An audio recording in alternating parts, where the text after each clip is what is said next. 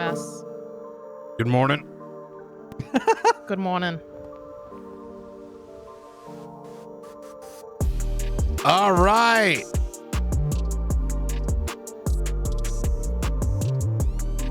You are not gonna like this mess. But it might be the key, you know? It might crumble LSPD. Ah. Are you going straight into that? Okay, yeah, no, I gotta be here for this one. I'll wait this one out. I'll be back.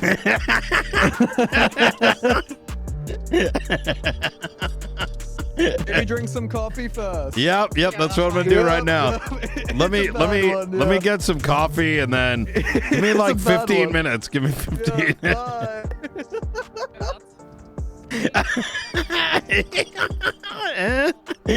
You know that emote where like the guy goes like in and then changes, puts his hat on and then sees something and then walks out.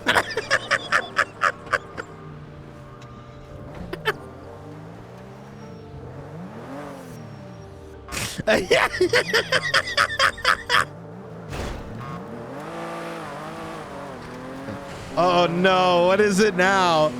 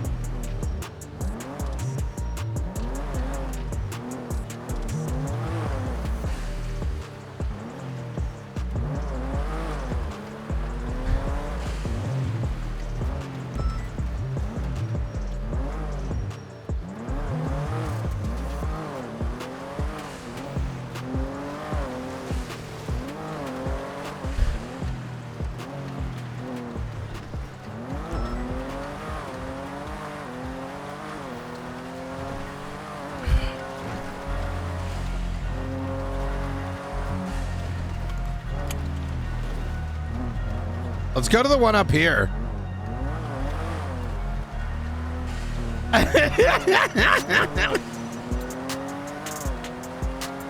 Yo, we got Academy today. Yo, I had a nice day off, by the way. It was good.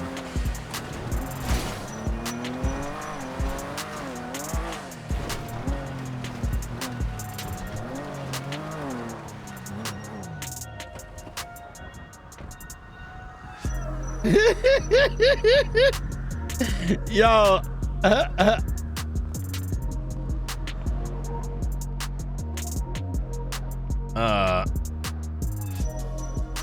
Okay, give me a sec. Let's get like, let me see.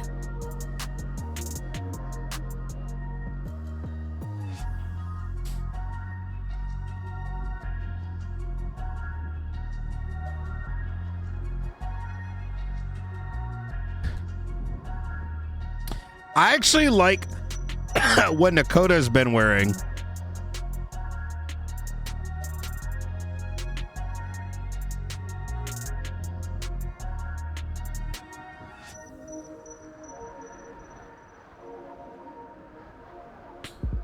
I kind of fuck with this.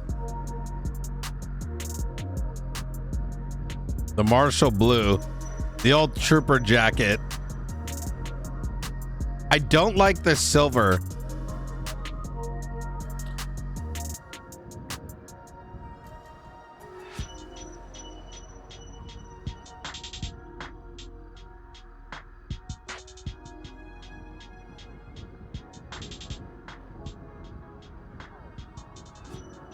Yeah, let me throw a coat on. Oh, shit. That's actually fire.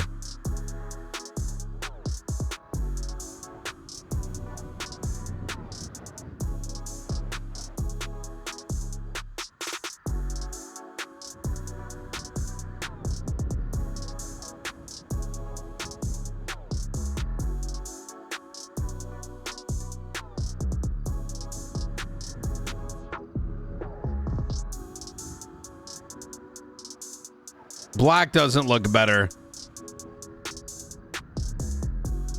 Nah, black is black. I don't like, listen, I don't like PD.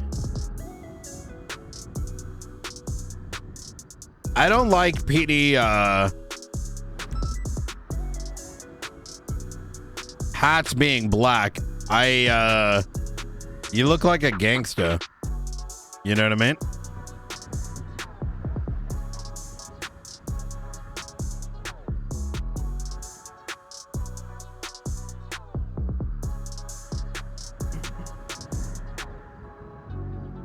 Yeah, I want to make it look like Brian's throwing the jacket on.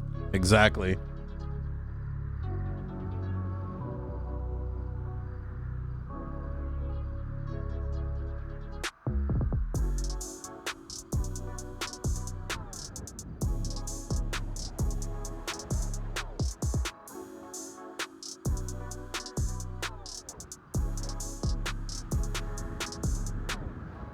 Unless they had a gray.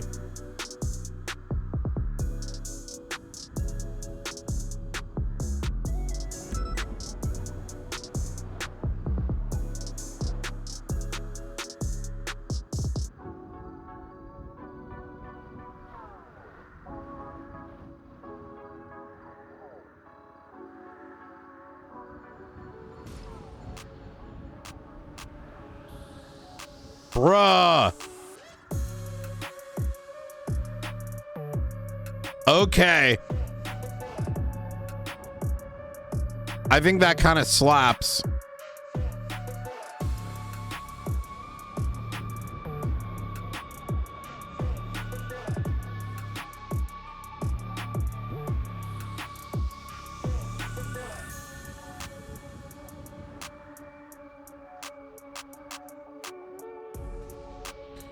Wait, where is the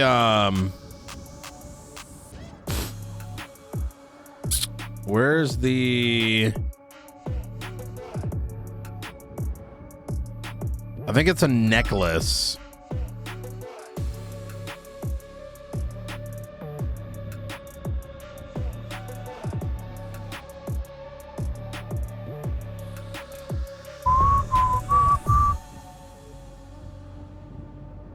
Is it not a necklace?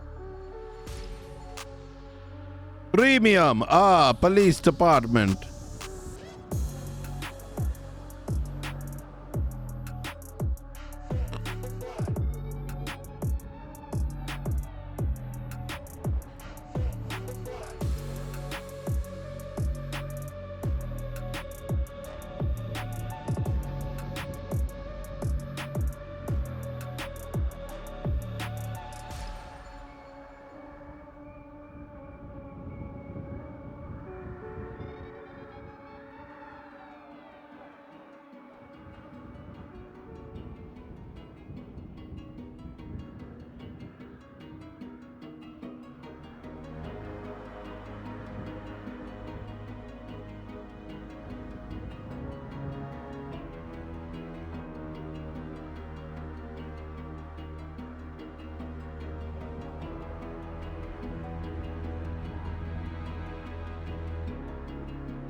We'll say this is underneath.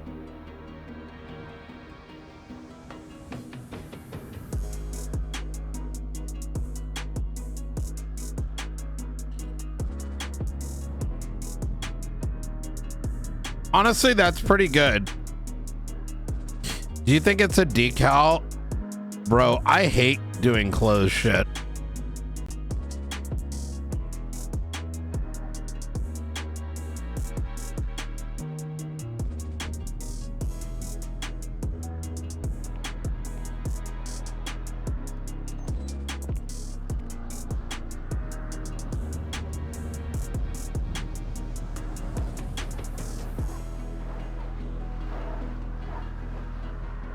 Winter.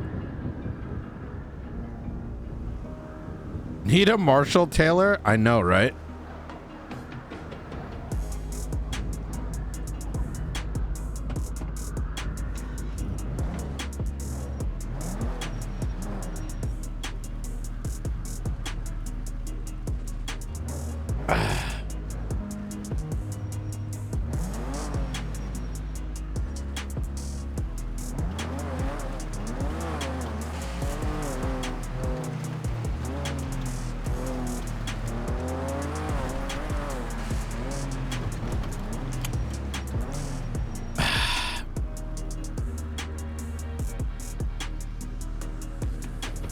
Wait, favorites?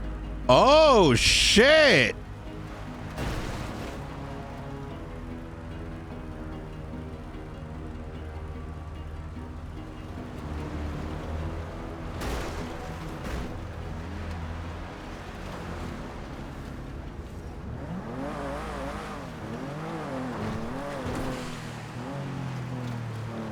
Okay, I'm ready.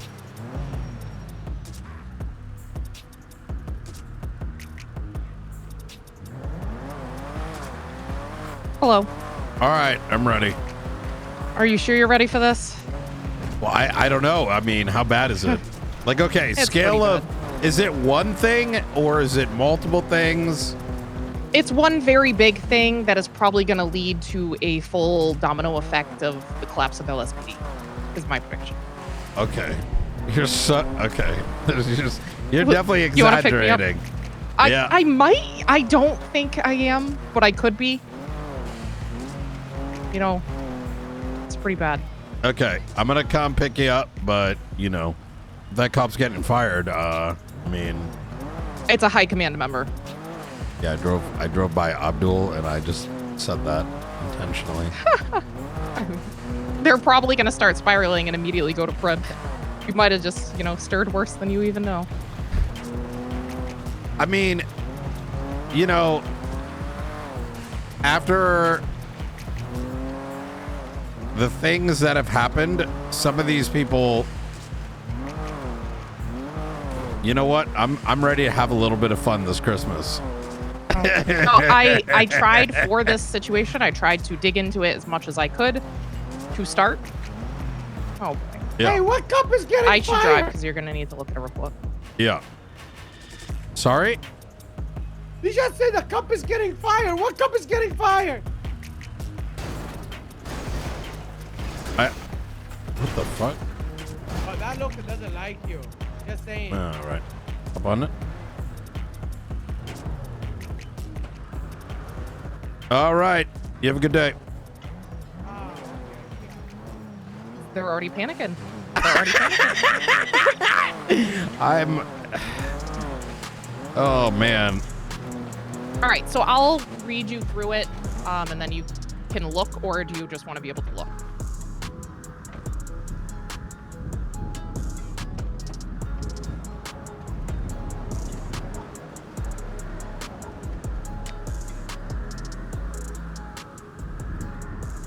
You know, I sometimes wonder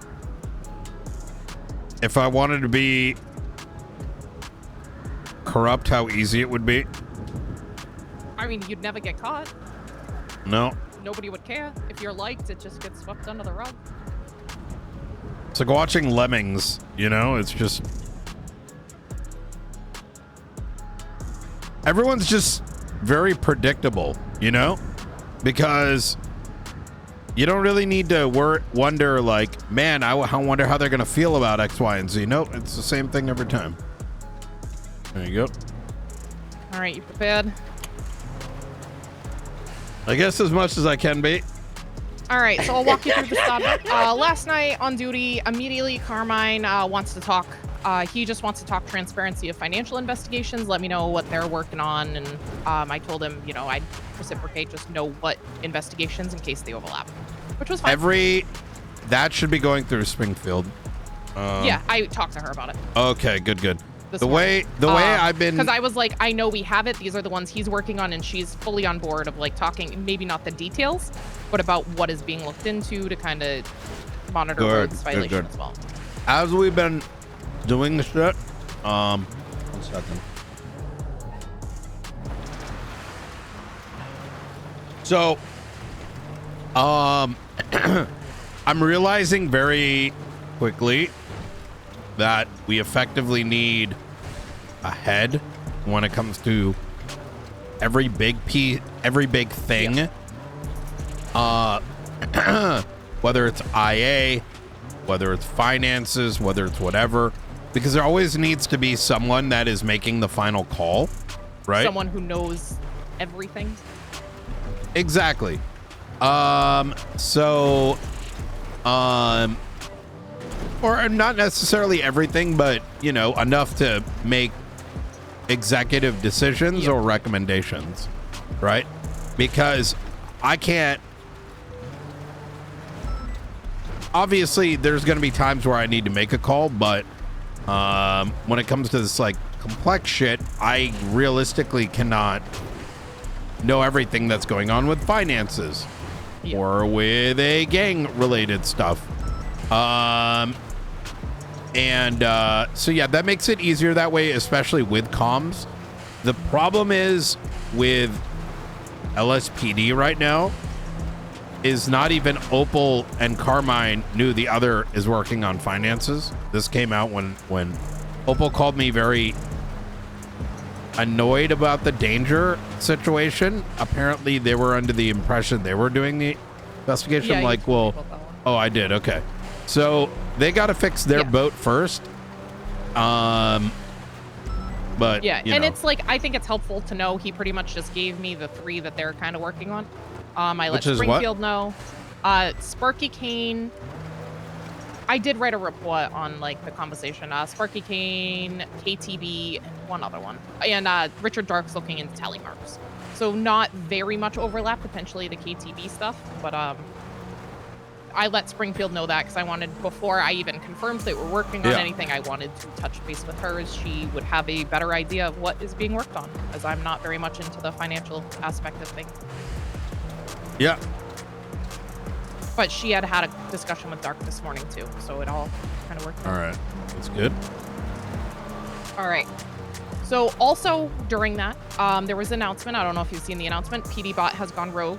Carmine put out a announcement, and while I was standing next to him, talked to Falconer, and had Falconer put out a state announcement that PD Bot is dangerous, to notify PD if he's ever seen. Carmine wanted him destroyed. Just if he's seen, just kill him. As you know, he's just equipment. So I, at the time, didn't think This too is much like into 2 it days besides- ago, right? Yes. I Red think so. alert. Oh, this is, yeah. Okay. Yeah. Yes. Yeah. All right. So after that, I was like, okay. He said they tried to take away his keys. He's able to hack in and get more, like an actual like concerning issue. So I kind of took note of it, but this was something we saw coming with PD Bot, so it wasn't very much a surprise. Carmine said that PD Bot was the one who shot Osvaldo.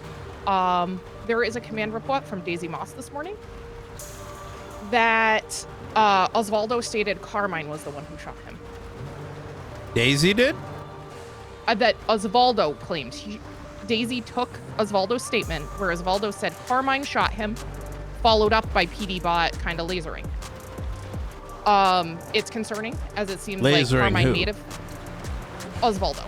So Osvaldo is actually crippled at the moment. What? His medical report was taken.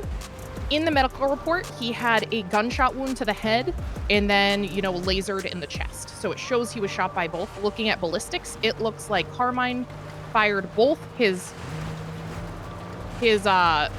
heavy pistol and his unregistered, likely his unregistered heavy rifle into Osvaldo. And then he's covering it up.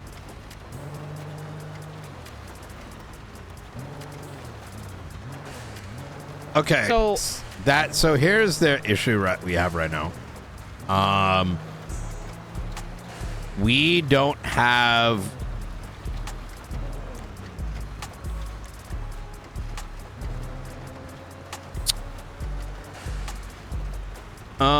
we need someone to take this on. You know what I mean? Yeah, so I've gone through. I've looked at the ballistics. I've matched the unregistered weapon, different scenes that it was involved in, that Carmine was in. I documented the VR scene. I have that all together, kind of just getting the I also pre-documented Daisy's statement and Carmine's statement in case those change. Oh my God. Oh, so you've already done the legwork.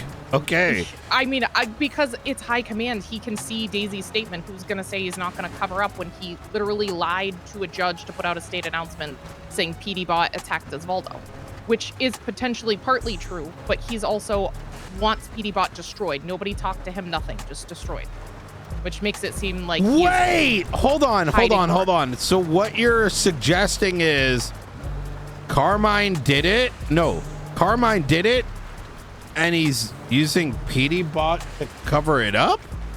That's what it seems like. Yeah. Oh my god! What the fuck?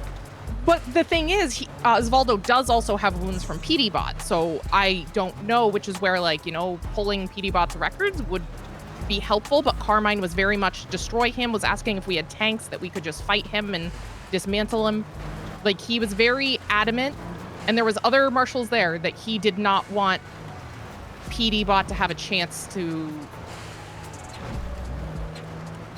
Look, I'm even, can like, I be honest? Yeah. I feel like doing IA shit's like a waste of time. I agree. I'm not saying don't do this. I'm just saying it feels like a waste of time because things are so corrupt that it'll get covered up anyways. So why waste our time with it?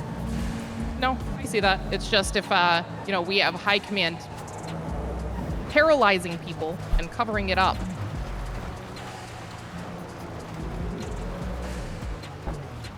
I agree it's an issue. I'm just seeing it play through, you know what I mean? Yeah. I mean, it's going to get covered up. It would be a battle if we want to fight it.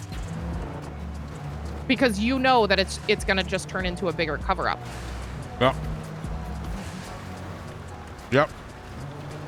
I mean, before I went on vacation, I dealt with a situation with Carmela Corset. Oh, yeah, I read that one. Yeah. She filed a report and no one's doing anything. Maxwell threw Sounds King bad. under the bus. What? Yep. She said, King told me. It was such a retarded conversation. But that's where it's like come down to, right? It's like people are just completely cooked at this point. But like I'll summarize it. 40 minutes of the call was like her saying how I never call her anymore. Then the other 40 is like how she personally needs to be made aware of everything over everyone else. To her getting offended and finally telling me that Ruby is in charge of both shifts. When I started pressing who do I talk to get these reports, because Carmela came in and asked for a FOIA. Bison documented she requested a FOIA and they still didn't have a report. King started to handle it.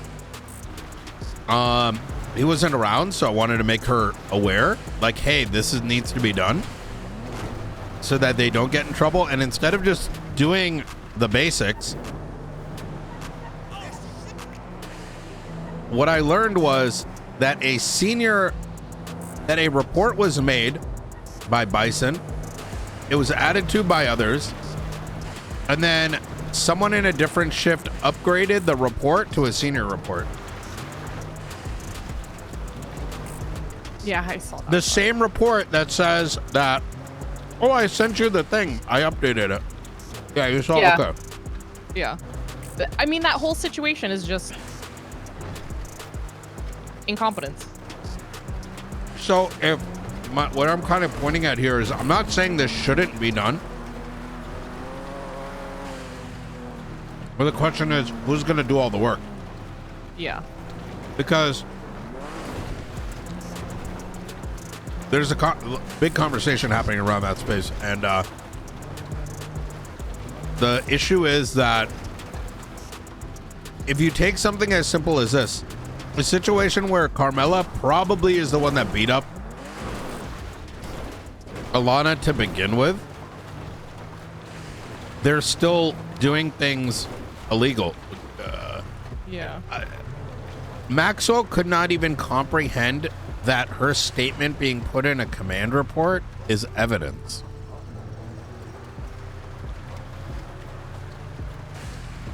I Like, mean, instead of Maxwell, it going into where it's supposed to be. right. I mean, Maxwell's never been the brightest, and she, you know, that is typical of her to blame somebody else. I mean, she did that to Miller. It was all Miller's fault the cars got destroyed, which it partly was, but she also should have taken accountability when she said to destroy the second one. Yeah. And then it went in front of a judge and let her lawyer say that they weren't involved. Which is just crazy.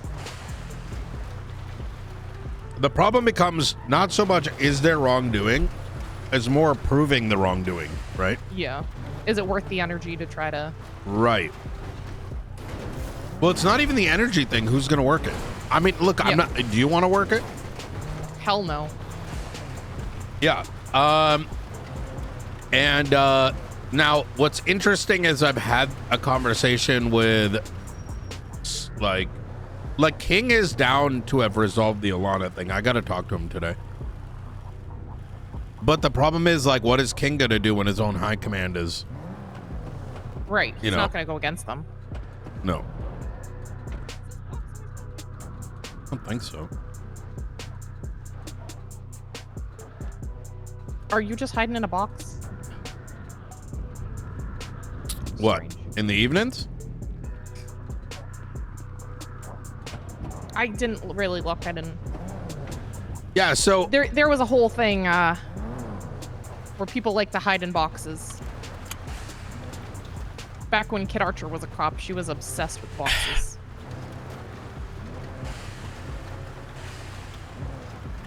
But yeah, that's my point there, is that if they're covering up meaningless shit, not just his recent situation, but even before that, with the Ruby situation, right?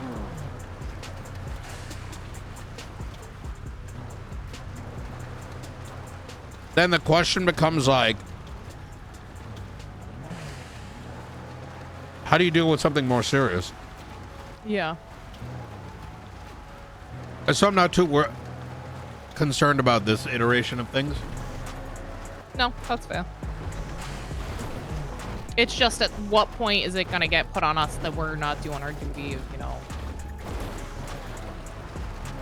You even said the main priority should be government corruption. You ready? Yeah. I'm not saying we don't fully do it. I'm saying y'all do what I did. Document that we're telling the LSPD to fix it. Oh, that's fair. And give us a result. And then you know what happens? It's not on us. And then No, when they do it in action, we just go for the head. No, you're not wrong. Yeah. Smarter, not harder.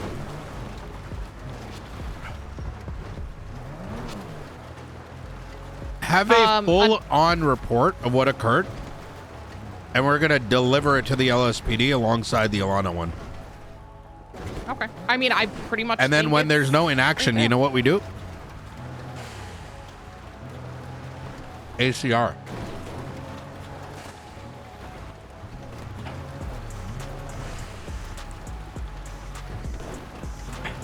And you know what the beauty about an ACR is?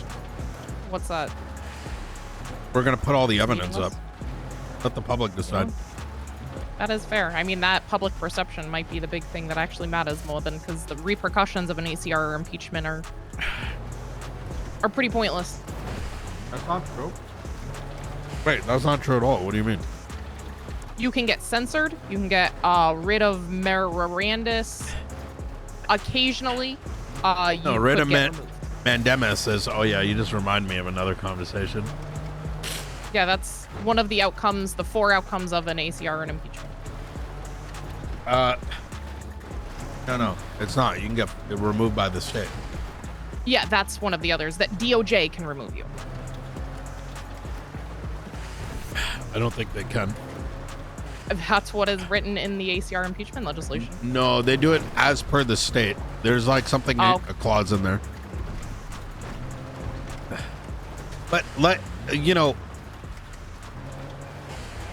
our bar is to make sure that we do our job, right? And I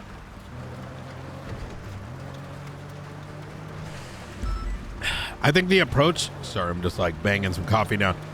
I think that approach that I just outlined is the best way to go about it.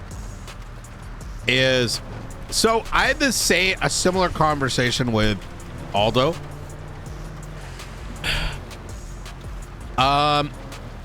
Aldo's great. I don't know if he had a mood that day or what. I don't know. But this is something I need you to be aware of. Is I got pulled into a conversation about the business licenses and not giving the $50,000. It was a very odd conversation. The best way I can describe it is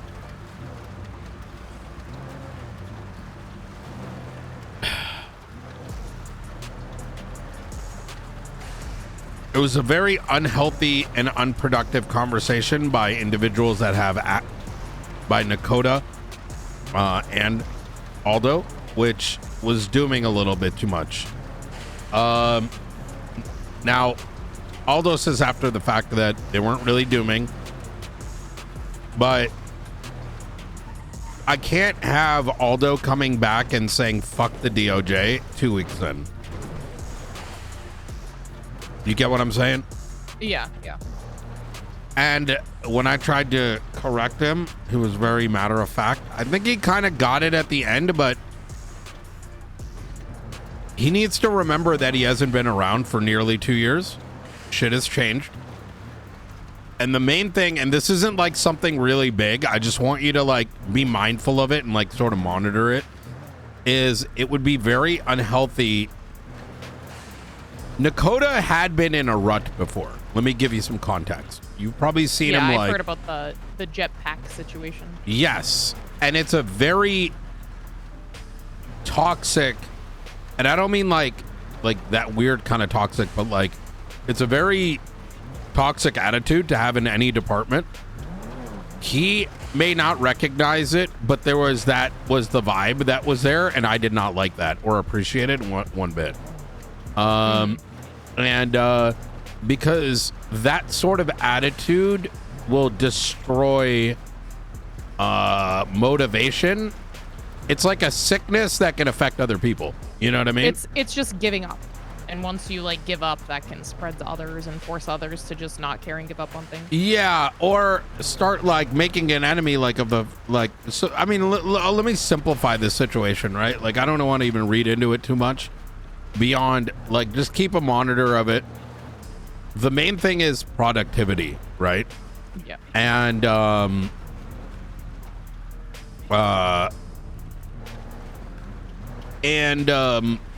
you know, effectively, and I get there's a lot of concern in like maybe the circle, like, you know, with Dawn having come around and them being around there is this perception of like, hey, the DOJ should have been doing their job, X, Y, and Z. But there's a reality here. No one fully does their job, right? Right. There's a lot of things that are mandated of everyone that, and they're not going to do everything, right? And the important thing is the correctiveness. Now, if we have learned in this particular case that the DOJ should have been mandated to scrutinize business licenses and they're somewhat culpable, well, we should get them to alleviate it, right?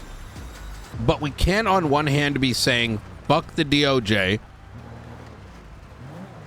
and not at minimum giving them a writ of mandamus to tell them, hey, we the marshals are taking this serious, fix this, right? Isn't the writ the outcome of a No, you do a ACR? petition. Like, no, it's not. It's a court. I mean, it's a mandate for a court order. oh, okay. I the only place I've ever seen it or heard of it at all is just the result of a ACR, because that's where it is in our legislation. That the court can order. Yeah. One of those.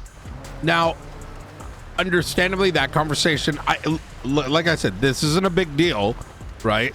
I'm just, you know, but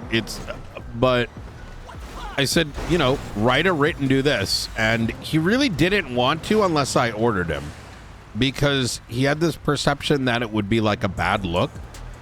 But I think Aldo doesn't realize that people aren't going to do things just because you ask nicely.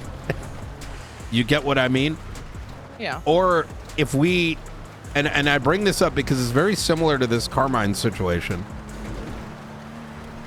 is that if we as a department are made aware that there's like negligence, gross negligence, or like a lot of wrongdoing, we have to do something, right? I mean, on and that asking same vein, nicely, the problem with asking nicely is that what that does is that if they don't do it, now it's your fault. It will be fundamentally Aldo's fault at that point. You get what I'm saying? Like, not like from a legal perspective. Should we do a writ when we hand over like all this documentation to the LSPD type stuff? We could. I mean, there's a couple avenues. Because isn't like that it doesn't. Sort of the same vein. No, I don't know where you're getting rid of mandamus on the impeachment. I'm going to be honest. I'd have to take a look, but it's probably like a specific. I only know that because I dealt with. It's one of the 4 possible outcomes of impeachment. But what I'm saying is, if we're handing this information over to the LSPD, don't we have to say like, all right, here's your writ. We're taking this seriously. You got to handle it. I don't know much besides the yeah. We can go into how we handle it afterwards. Like, even a writ isn't the only way to do it. I mean, it can quite frankly just be a marshal letter, right? And that's one of the things I've got Dawn working on is letterhead, because what we should be doing is, here are our findings. We're looking for y'all to resolve this. And if you don't, well, then we're going to need to, you know, take steps. I think that's where, like, I'm stuck is the only thing I've seen about the writ is a result of impeachment. And that's where I'm like, is the purpose just notifying them? No. A writ and mandamus is just it's like a court order, right? It's like a forcing a action.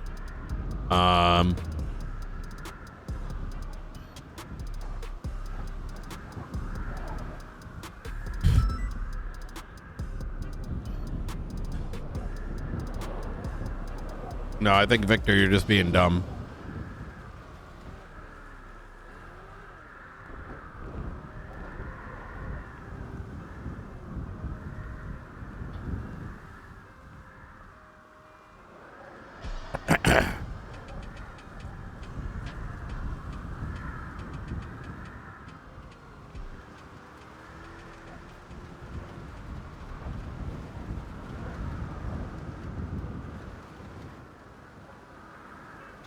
I think, like, in the grand scheme of things, though, right? Where shit's so bad that I think we need someone. I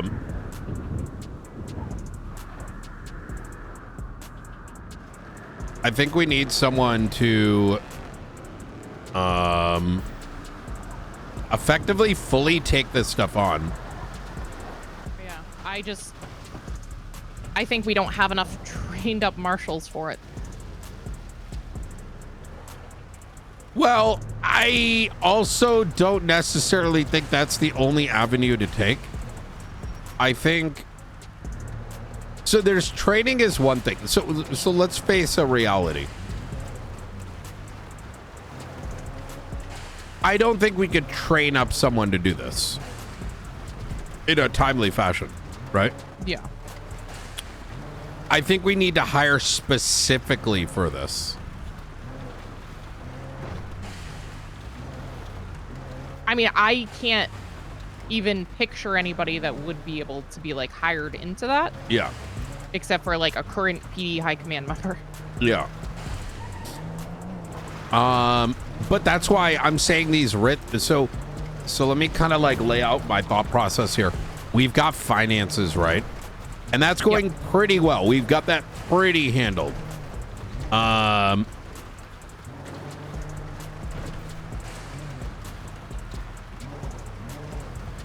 We then have the faceless stuff. And I would say that's not even fully handled.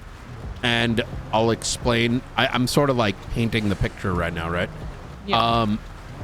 We're doing, between you and I, faceless investigatively is in a good spot. But we still require a lot of resources. It's a huge resource drain, right? Yep. Mental, legal, etc., etc. I mean, there is a lot more we could be doing in relation to it if we had more resources. Yeah, 100%. And I want to highlight something. We're kind of, this is no shot at you. I want to be clear here. But we've got those marshal warrants, and we haven't really done much with it, right? Like, that almost needs to... Yeah, we've been trying. It's just the only ones I can do is me, you, and I think you have, right? Yeah. And I get, and that's exactly what I'm getting at, right? Is we've got a lot of those. Yeah. And we need to be more people. We need to be a little bit more. I think we need to be a little bit more strategic with it, and we can talk through that. But the point of me bringing that up is more. It's a massive undertaking, right? It's like just simply from continuing the investigation to doing the apprehensions. Now, don't get me wrong. We could, let's say, even hypothetically, we turn these into regular warrants. It's not going to change anything, right? No. That in and of itself, like whether McQuillan's around or whatever, right? Because it's more, because you're right. It's not about the apprehension. If we just wanted to apprehend and charge, we could do that through local PD. There's an intention to arrest. Now, realistically, we should be working with the LSPD and BCSO on those apprehensions. If you and I are around, I think we, on that front, like we can start, we can talk to BCSO and have them start up a team on it. Now, with Crane being around, right, because he's going to transfer at this point, right? We can lean on him to run these ops as well as McQuillan. Yeah. I mean, and that's so a shift one now into shift 2. So I know Aldo wants to run them, but right now we have it so like unless we're around, we can't. And there hasn't been that many times that the person is around as well as one of us are around. And that's kind of been the issue they've been hitting. I know they're planning on doing one on Monday.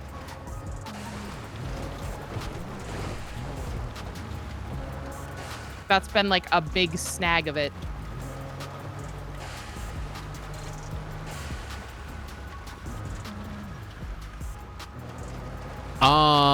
Yeah. So, but the reason I highlighted this is that corruption is as bad as faceless. Yeah. Like, what the fuck are we gonna do with that? Like, I spent like 5 hours, maybe. Okay, maybe not 5 hours. Let's say even conservatively 2 hours on the Alana thing, and there's still no fucking report. So you know what that means? We have to go and do like a bunch of shit because LSPD's got retards in it.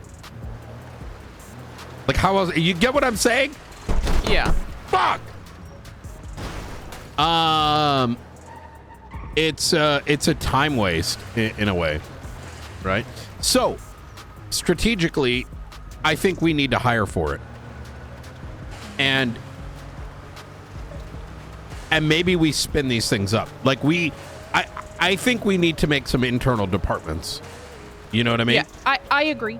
But my big thing about hiring for it is I can't see anybody hiring for it that would be ready. Like, I think we need to... Hopefully after this academy, we get people sorted so that maybe even the people we already have can take some of this. There ain't no way they're going to do it. I know the people, the apprehension part. Yeah. Chapman, Aldo, like, we have a group of people that would happily be like an apprehension team. That You're talking about apprehensions. Sorry, I'm not even... I'm not talking about apprehensions. I'm talking about You're talking for about IA. Yeah, like I don't even know the who we hire faceless for the stuff. We IA. can get people. That I agree with. I only brought up the faceless stuff just to highlight how over capacity we are right now. Right. Yeah. And then the finances, how over capacity. And let's be honest, the cost is doubled because of shitlording. Right. Yep. Instead of things just working, I mean, let's not even talk about the fact that there's no internal conversations with LSPD, right? Because they can't fucking communicate with each other for some reason. But that's affecting our own cases, right? So finances get doubled. Faceless stuff, God fucking knows. Like, let's see, even the Alana thing, us fucking learning that the bullets that literally Maxwell went and didn't even look for evidence in a shots fired. right? Which is insane. So now, don't get me wrong. I'm not expecting this stuff to get remedied soon. My point of all this was I want to start hiring for folks that want to take down cops. And what I'm going to do? Like have a corruption department. I'm going to hire Remedy Creed. What? Yeah. Why is that?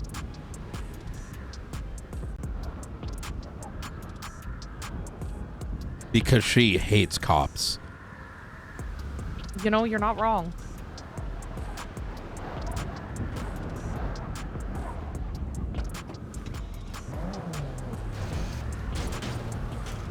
Can't repair this.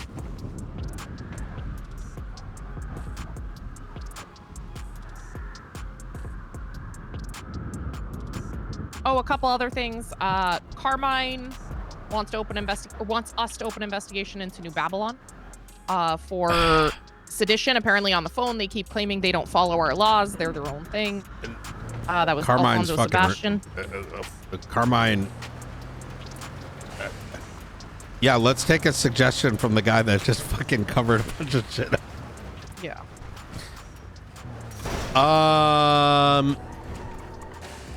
For sedition? Because they keep claiming they don't follow our laws. They're their own thing. They're not part of us. Which I do see that. I mean, they should be monitored, but why the fuck would we target them over like the dozens of gangs in the city? Not to mention it's BCSO shit. But you know, because sedition would be a state level threat type of thing. I was like, they haven't done anything to show their. Yeah, they have to do something seditious first. Yeah. Besides stating it. Yeah, like I mean, this goes back to their one attorney saying like, we don't follow your laws, but they literally came to court. They literally came to court on their own volition and asked for a plea deal. They've quite literally turned themselves in like their fucking leader. So, like, this is just more retard shit. Like, it doesn't make any sense. Yeah, I sorry I'm using that word so much. It's just, it's the best way to summarize it. It's actually brain dead. I do get some of the things that they should, like, we should keep a pulse on it. Yeah, but have we not? Like, I don't understand.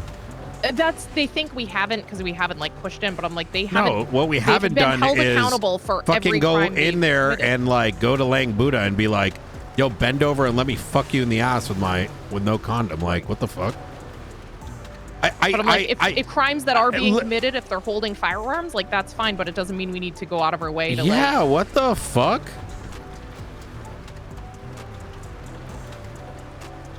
Let's recap this real quick. In the last month, they've gone into jail for multiple counts of murder. They've had three large cases pressed on them the last 3 months. We've gone into New Babylon more times than any gang in the city. Correct me if I'm wrong with any of that. No, Besties gets pushed in daily. Oh, do they in the morning? Oh yeah, it's very heavy. Everything is about the Besties component. Okay. I think they've had 2 shootouts with them today. I think they pushed a little that's a little bit different if you're doing a bank truck or you're going in there and like shitloading on their block. Like they pulled out weapons. The shootout the other day was they pulled out weapons, so Miller went on top of Brown Garage, took photos, so they shot him. Yeah. Led to a almost PD wipe. And like that's the daily stuff. Or they go in there to try to catch them selling drugs in the middle of their turf. A lot of brandishing. A lot of brandishing. Yeah, W Besties, to be honest. So yeah, I don't really. Besties turn into hunting cops. Any cop that's around, they try to take you out. It's literally a war zone in the mornings. if you're caught out alone during a bestie situation, you're getting shot, whether you're involved or not.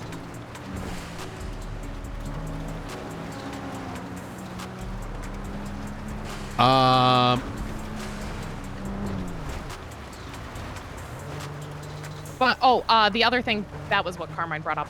They were doing a trading event, the besties, or not the besties, Babylon, where they are in New Babylon trading. So Carmine wanted to go after them for not having a business license. Poke the bear to hunt you down. And that's what a Sebastian responded with. We don't follow your laws. We don't need one.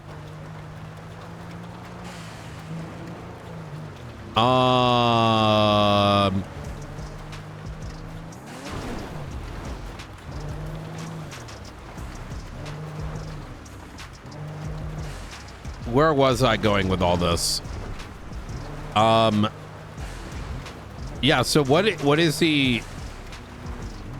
So what's the action? He just wants us to, you know, go in there and investigate and figure out their weapons trafficking. Because they've killed 2 cops and they're dangerous. Yeah, but like where is this coming from is what I'm asking. Carmine talking to them and them just claiming they don't follow the laws, I think. Huh. I guess what I'm asking is like, they believe there's like weapons. Should we be doing more? I mean, I think we could, but I don't think it's a priority with everything we have unless somebody really wanted to look into it. Oh my God. Like, I don't we think can see calls from the day before now. Yes. So here, look, let me chop it up like this. I don't care how other departments are doing shit.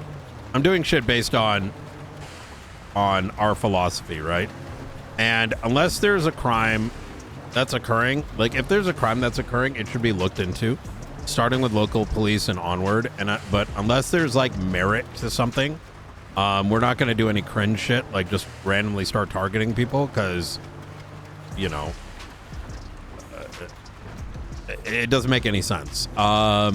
Yeah. I mean, the amount that Babylon has been quite literally farmed at this point, I think it's just kind of strange as shit, if I'm just going to put it plainly. I mean, they are daily breaking laws, and that's like, I think local PD can handle it. It doesn't have to be the marshals in what that's exactly what I mean. There's jumping to sedition without any evidence of it is fucking his just evidence retarded. Is they claim it, but I don't think he realizes you need actual I think they just got a hard on, right?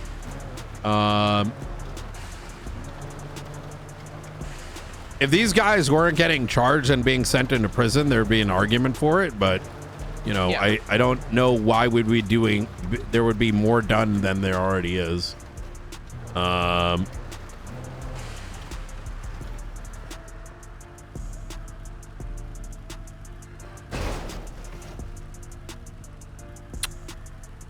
Tsunami time. Time. All right.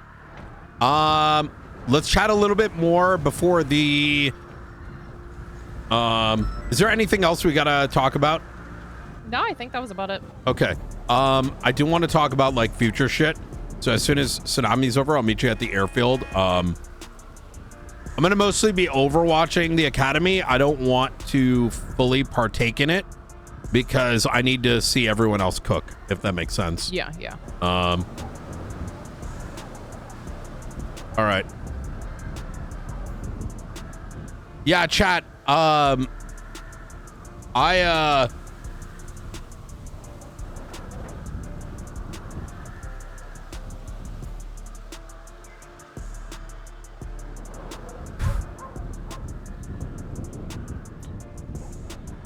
very confused about the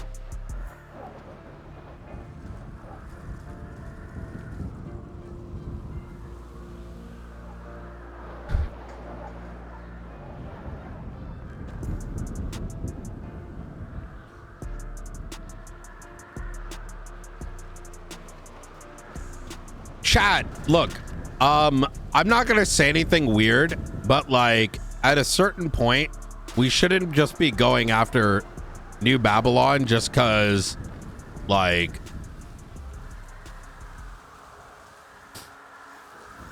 it's like targeting Changang back in the day, right? Like, bro, we're not gonna just go and like farm them just for fucking. We ain't gonna go to someone just to get some KSIP up. Like, I don't, you know what I'm saying? Like, I ain't trying to KSIP farm. Like, I mean, like, like, that's how I'm gonna chop it up. And this kind of goes across the board. You know? Because the thing is, there's like, yeah, like, I'm like, kind of like confused. Because at a certain point, that's what it kind of feels like. I'm putting it out there, not saying anyone's actually doing that, right? But like, people go in there, steal their shit.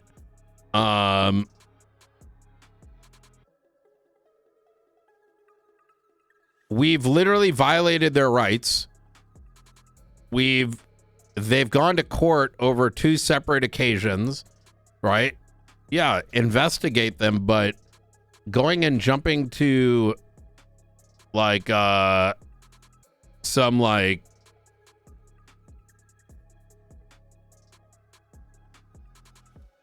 pressing charges of sedition on them is like skipping so much RP, to be honest. It doesn't make any sense to do something like that. Because at that point, we then have to also say every gang that ever says this is our part of the city is doing sedition. It doesn't. Ugh.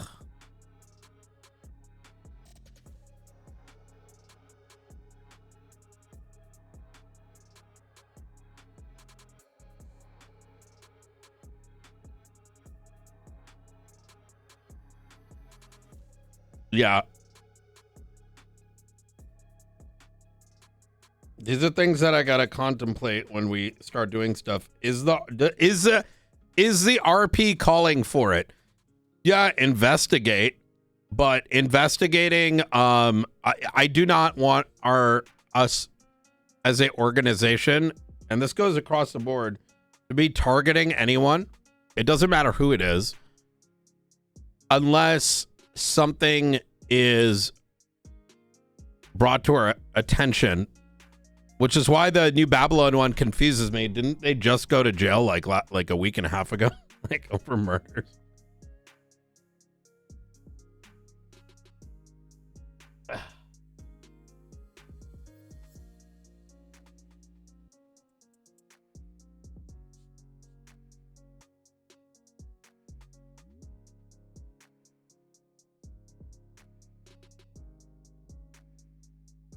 Yeah, exactly. No, it doesn't matter who you are. Everyone deserves equal treatment.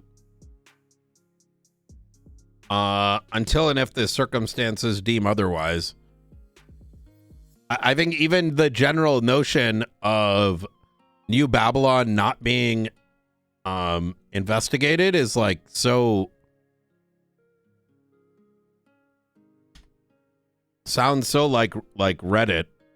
Sounds like a fucking Reddit argument, bro. Like, you know what I mean? Like, what? I'm like, what the fuck? I'm trying to think right now. Why would anyone think they're not being looked into? They're like maybe the most investigated, like, non-DM group. Especially off the back of like people not wanting to even raid the besties. Just because, like, I don't know, man. Fuck that. No.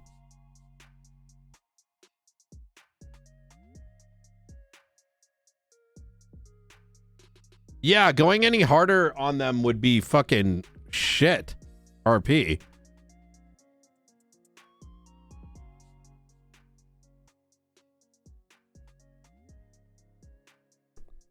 Yeah, exactly my point. Yeah.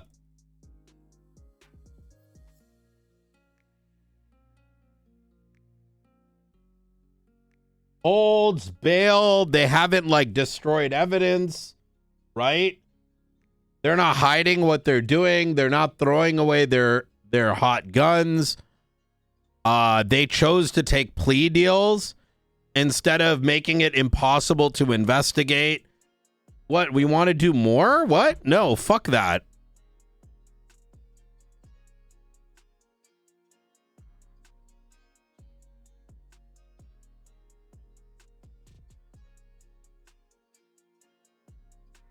And I'm being as like just straight up as I can, but like, you know, I'm like kind of like shell shocked here a little bit.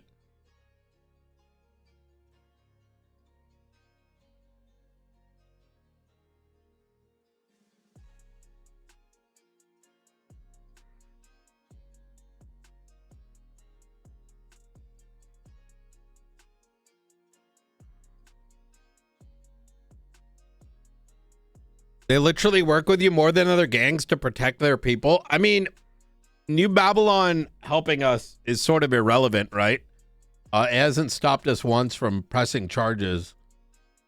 But like even with the recent situation with Mayor Max getting shot, like, brother, fucking Voss is the only one that showed up and didn't even put his fucking statement in, right? So, like, I don't know. To me, this is just fucking weird as shit. I want to be clear here. I by no means am pointing at Carmine, but the fact that the conversation's even happening in general, right?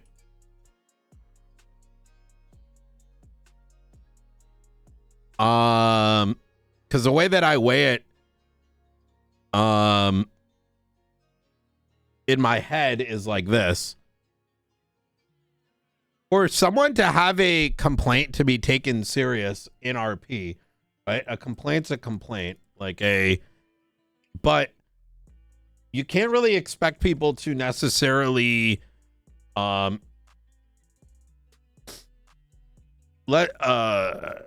know, like, your argument needs to have some level of like grounding to it, and cannot be emotion based or convenient based, like, you know,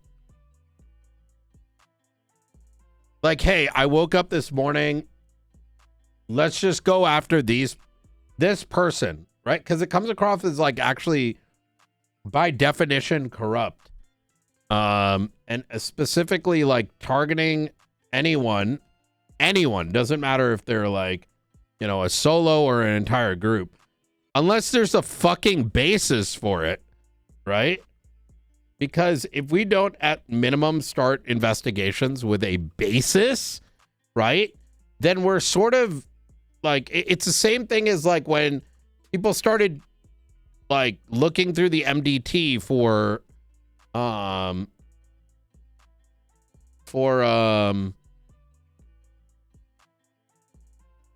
looking through the MDT for you know, finding for ADMC, right? That's why the ADMC thing was so ridiculous, because it was like, okay, they did these things there.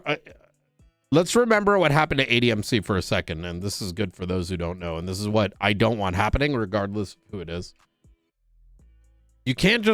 We cannot operate on the like presupposition of, hey, so and so bad, therefore, you know, find something that sticks. And that's what this is. Now, I don't think that's necessarily like the mental jumps that are being taken right now. I think it's just like I just think it's purely an emotion-based decision. And emotion doesn't mean you know, someone is liked or disliked or anything like that, but emotion based in that, like, hey, you know what, I feel like we should go and do this, right? You get what I mean by emotion based now? Like, it's kind of, it would be similar to an emotion based decision of saying, I feel like McDonald's is doing good, So I'm just going to go and purchase McDonald's stock and hope that stock goes up. That's what I mean by emotion-based. It's like there is no objective reason to be doing it. And maybe that's a better way to phrase it, because maybe people get confused when the word emotion's used. There needs to be an objective reason to put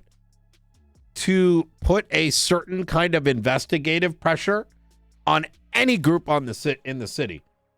And it needs to be objectively because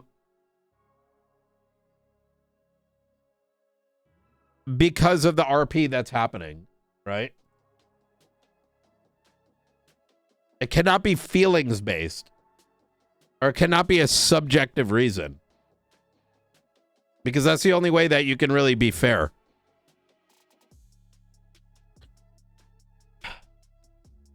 Yeah, does New Babylon do crazy shit? 100%, but they've also already went to jail for that shit. So, you know, searching for a reason to find charges is just cringe investigations. I mean, I dealt with that on Little Tugs, man. I ain't trying to bring that shit to the marshals. Hell no. Hell no. I know how that shit feels. That's not even fun for the criminal. Like, and just because someone takes it, like, you know what I mean, doesn't mean it's good either.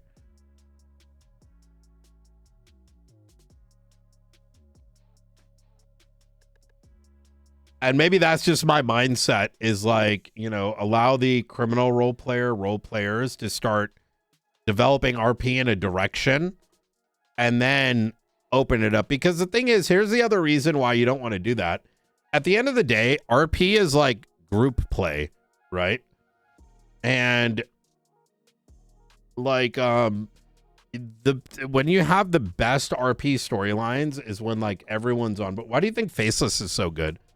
Because like at a level, I'm not, you know, like there's like a dance between, you know, captain all the assets and the marshals and the, you know, local law enforcement that are, you know, involved with it, right? And so there's like a fun little dance.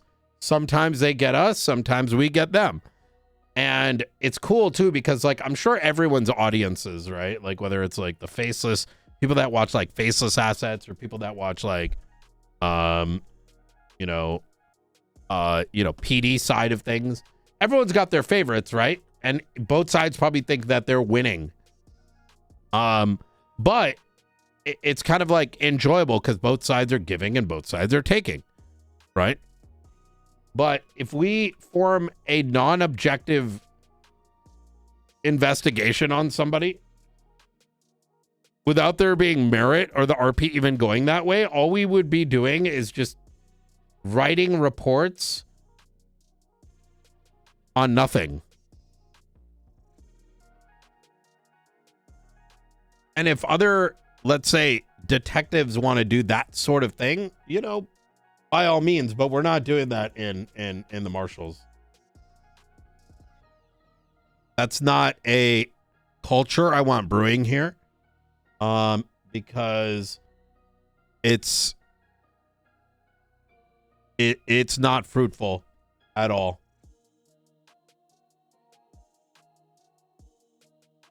For anyone involved. It's a waste of time.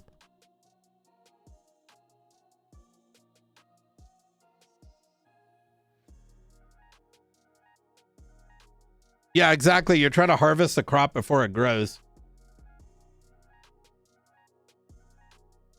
That's why we've never really gone for sedition related stuff. I mean, obviously they're doing sedition stuff, right? But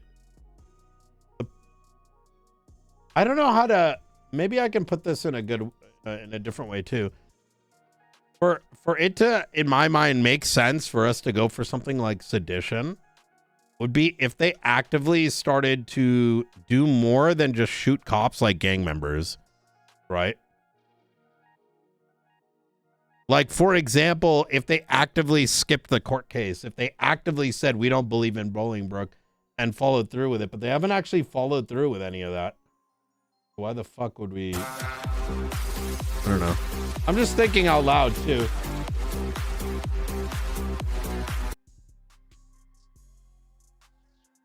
As I do my run here.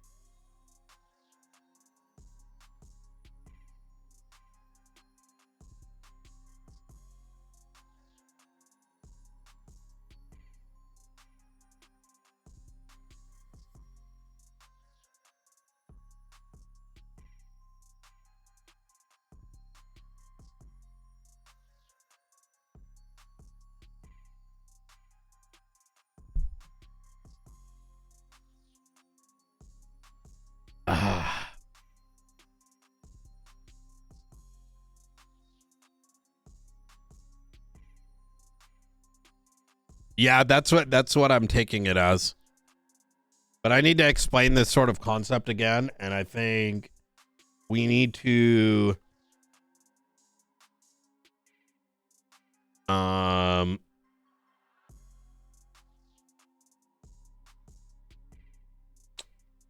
think we need to communicate that philosophy a little bit more through the marshals, because I don't even, it's kind of what I was getting at. The reason why I'm even thinking through this myself right now is like I'm trying to understand why we would even entertain something along those lines. Oh, they have, yeah. I think a lot of crims have been enjoying the marshal. I know a lot of people were scared about these marshal warrants, but it looks like they've turned out pretty well. But that's why I also don't want to distract too much away from that. At least not anytime soon. Ooh, Academy time!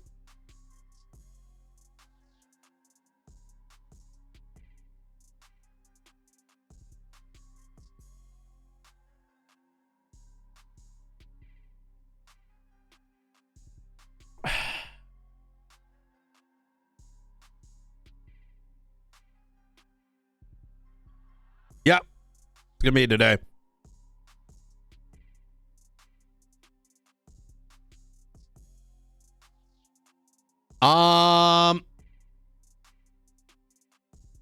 It kind of depends. I think wait, sucks the idea of Brian poaching when people literally want to join and do something new. I don't think we're gonna see a, I don't know where that topic came up, I'm gonna be honest.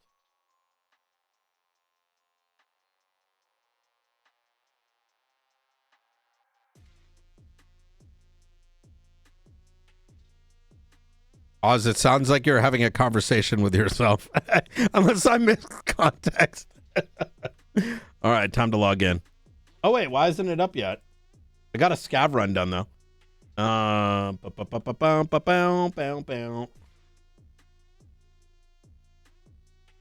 Oh, okay.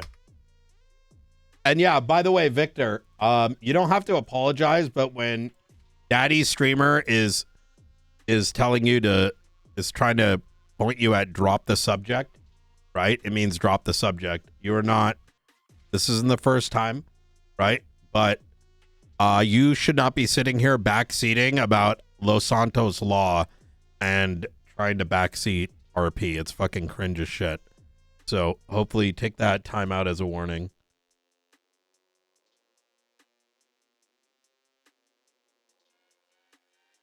It's also very distracting, just realistically.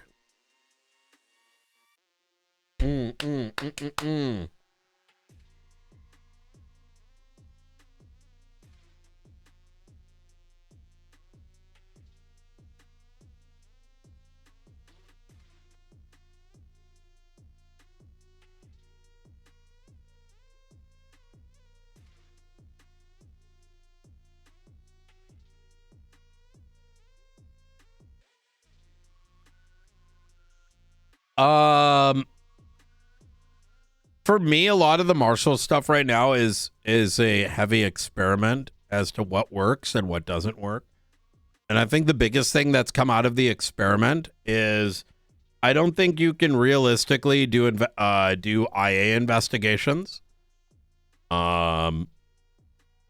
without willing participants or more invasive tools. And I am of the personal opinion that high command should OOC not be corrupt without admin approval. Because I think everything we've seen in front of us, because for me, I'm a big believer that there needs to be a good civilian force, right? Civilians that own own businesses and this, that, and the third.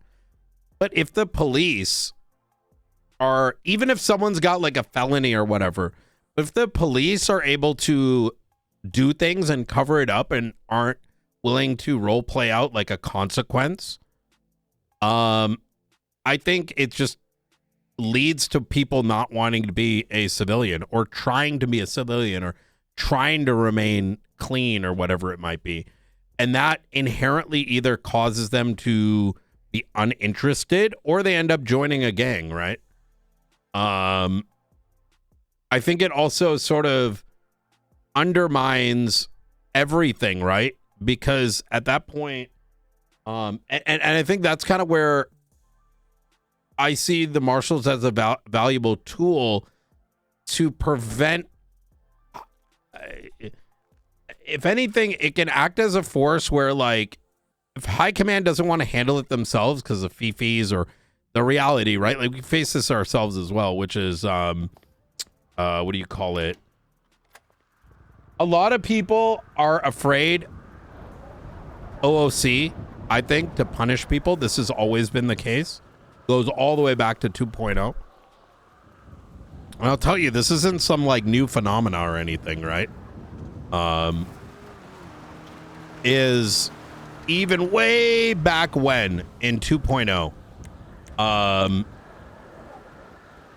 remember the first time I became command, I realized for the first time, and this was the most eye-opening thing, is that I got access to something called like the strike sheet.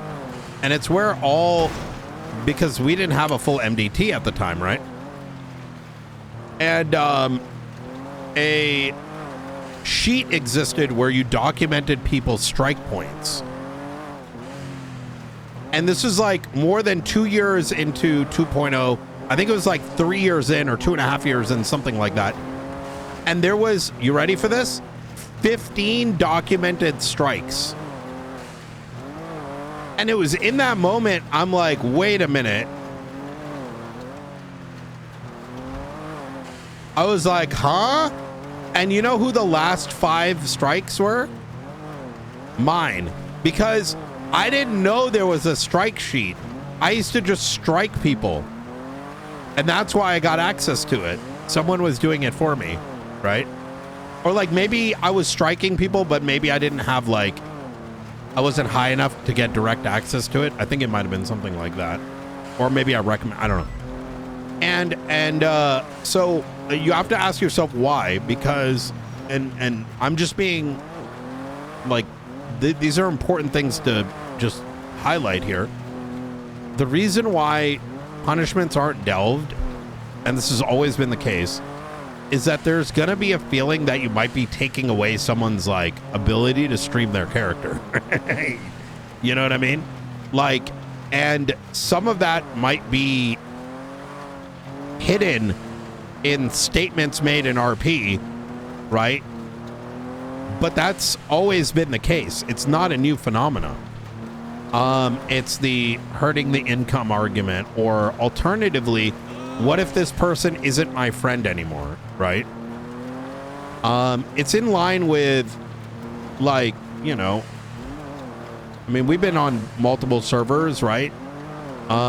It's why sometimes people are afraid to report others.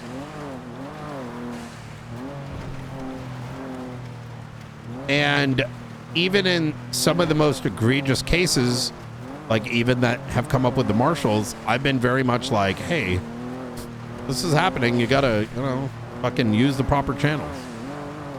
And it falls in that same bucket, right? Is even though it's not, it's similar in the sense that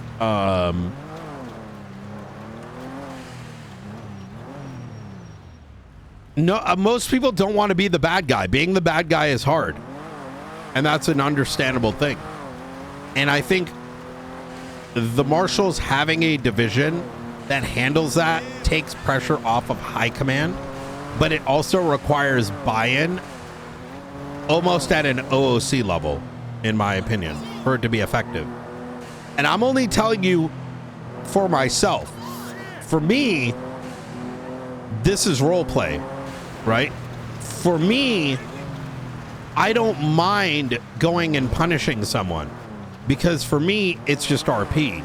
And for me, I know that, you know, if someone like me and Rami, we're good friends, even though I lied to him and said I was going to go play Little Tugs, which I didn't lie. It's just shit. RP still continued on.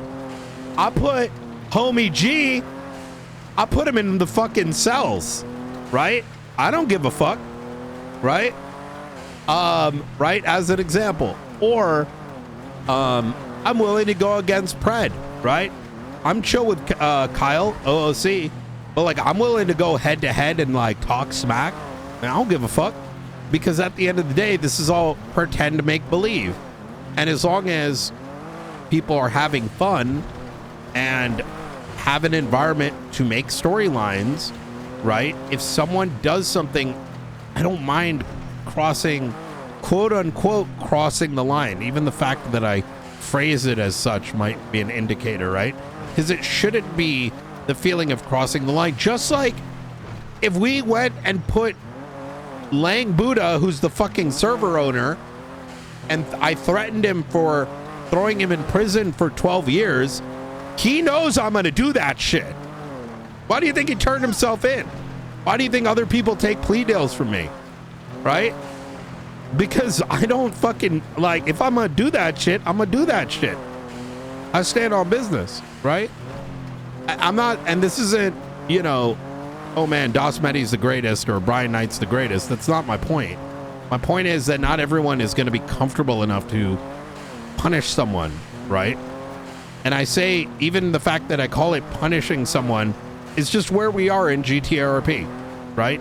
It's always been looked like that, is that you're punishing another player, putting them in jail. You're punishing another person. It's the same thing, but now it's with cops.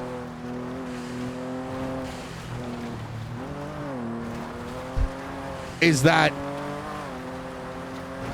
the corruption, a lot of it is stemming from, it can't, you know, why should someone be punished? It's also why I don't like this 30-day thing. 30-day thing is good. I remember when it came into place. The 30-day, you know, window was put into place as a way to allow cops to do something and get caught for it, right? And for that role play to exist. But at the same time, we shouldn't be RPing like that as a, like, as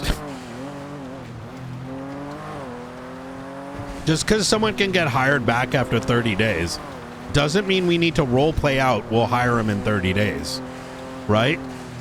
That should have always been like an OOC thing. Like, okay, we're not going to say this out loud, but after 30 days, if they reapply, we can entertain it.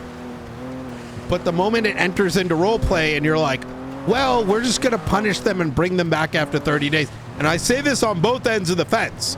I think it's just as cringe when cops or whatever are like, well, they're just going to get hired back in 30 days. It's like, that's not fucking role play, bro. Just as much as it, like, in my opinion, this is my opinion, it like, you're breaking the fourth wall, in my opinion, there, right? In the same sense that, well, they, you know, they only went to jail for 5 days for killing a cop. It's like, no, that's why we call it years, because we're role playing. They went away for a while. You get what I'm saying here? I think these are things that are worth like bringing in. That's why sometimes things don't make sense.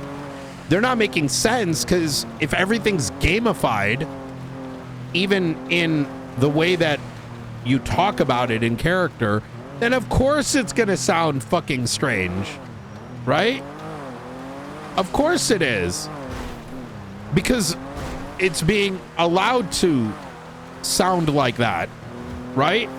If like someone got suspended for 3 days, right? That's good enough. But why, if I suspend someone, I'm expecting it to come with remorse, is because why does it matter as long as the other person's role playing out that they took the punishment? Because what that's doing is it's making sense in role play.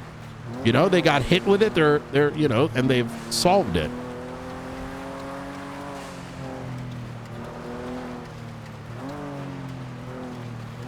Yeah, exactly. You need that sensibility, because otherwise it doesn't make sense, right? So, but that's why I bring it all, wind it all the way back, which is, you know, it cannot, how are you supposed to reason?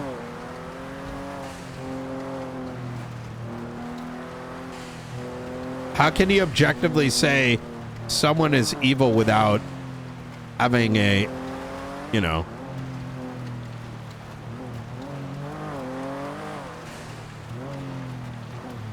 all right, we're about to start up. Yo, what up? The fuck? Which one is it? What? Oh, I'm talking about something in the one of the cars is like I can't find the right. Oh, there's 6. Are we, is the plan we get everyone over at Zancudo right now and then? No, everyone needs to be in the city. Yeah, in the city at Fort Zancudo? No, like at PD. Chavez. I think Discord is broken right now. Or it's your mic. I don't know which one. Oh, no, I was just looking away. It needs to be in the city at like Davis right now. At Davis. Okay. Yeah, everyone should be here. And we're not doing anything except doing this conversation for a little bit anyway, but I just wanted people in the city so that when we transition. Okay, this was the right one.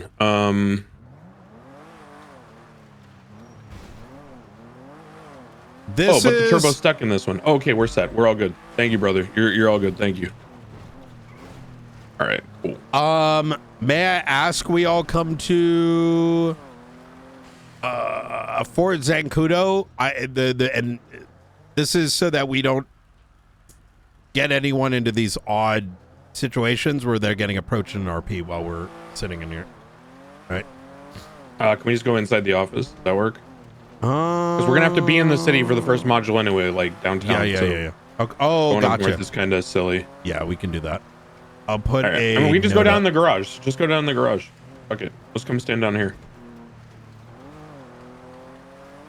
Yeah, this is perfect. You just come sit down here in the garage around the corner.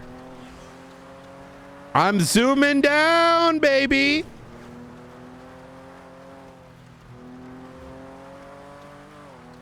The first portion on every day, we chose to use this conference call so we don't have to do like, well, you need to flex your G muscle in order to use this mechanic.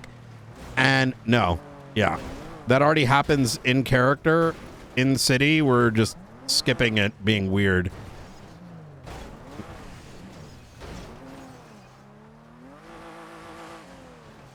Oh no.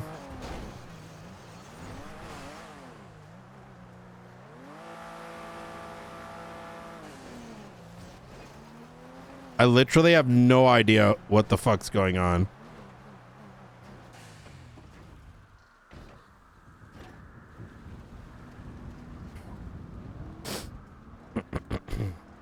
Ooh, this is updated too. I think I might be okay. No, I can't tell if it's like scuff or what.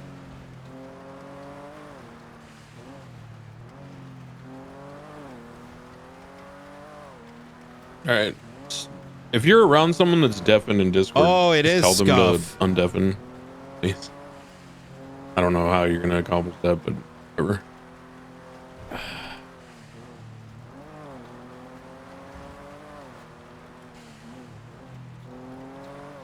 Looks like Blunt, Peters, and Granger are deafened.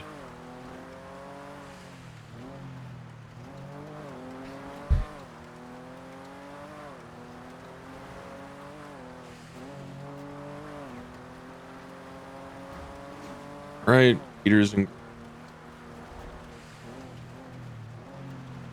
Do do do do do do do.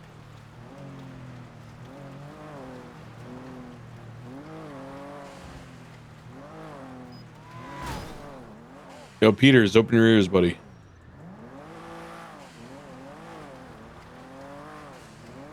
And 2.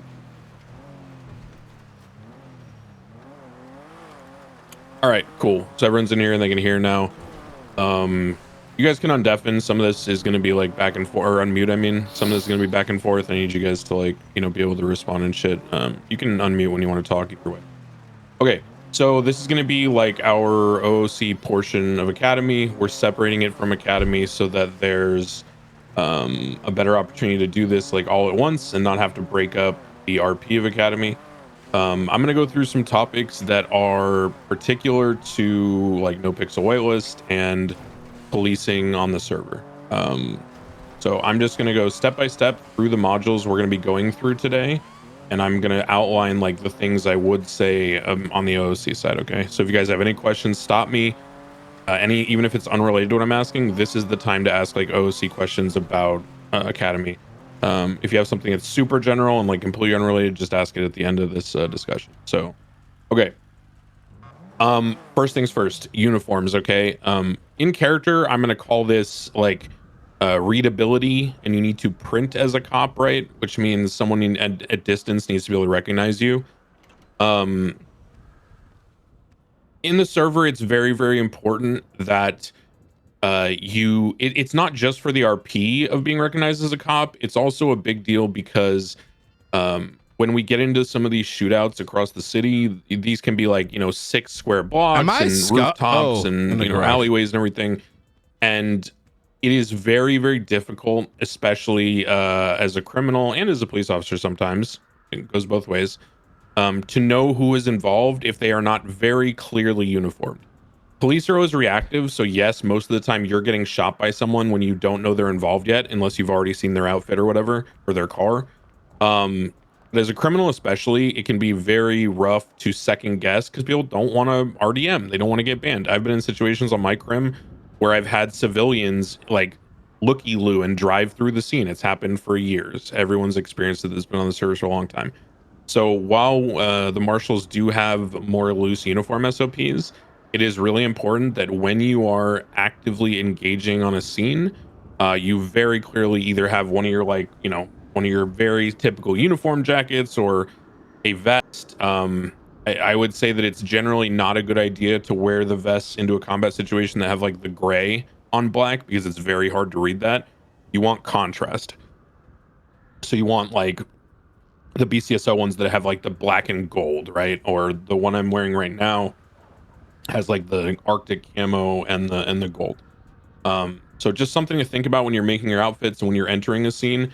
If you are completely plainclothes, please like consider how you look before you start engaging in one of these like wide open combat scenarios, because it can cause a lot of issues and it just makes everything awkward and kind of slows down the RP. So that's uniforms.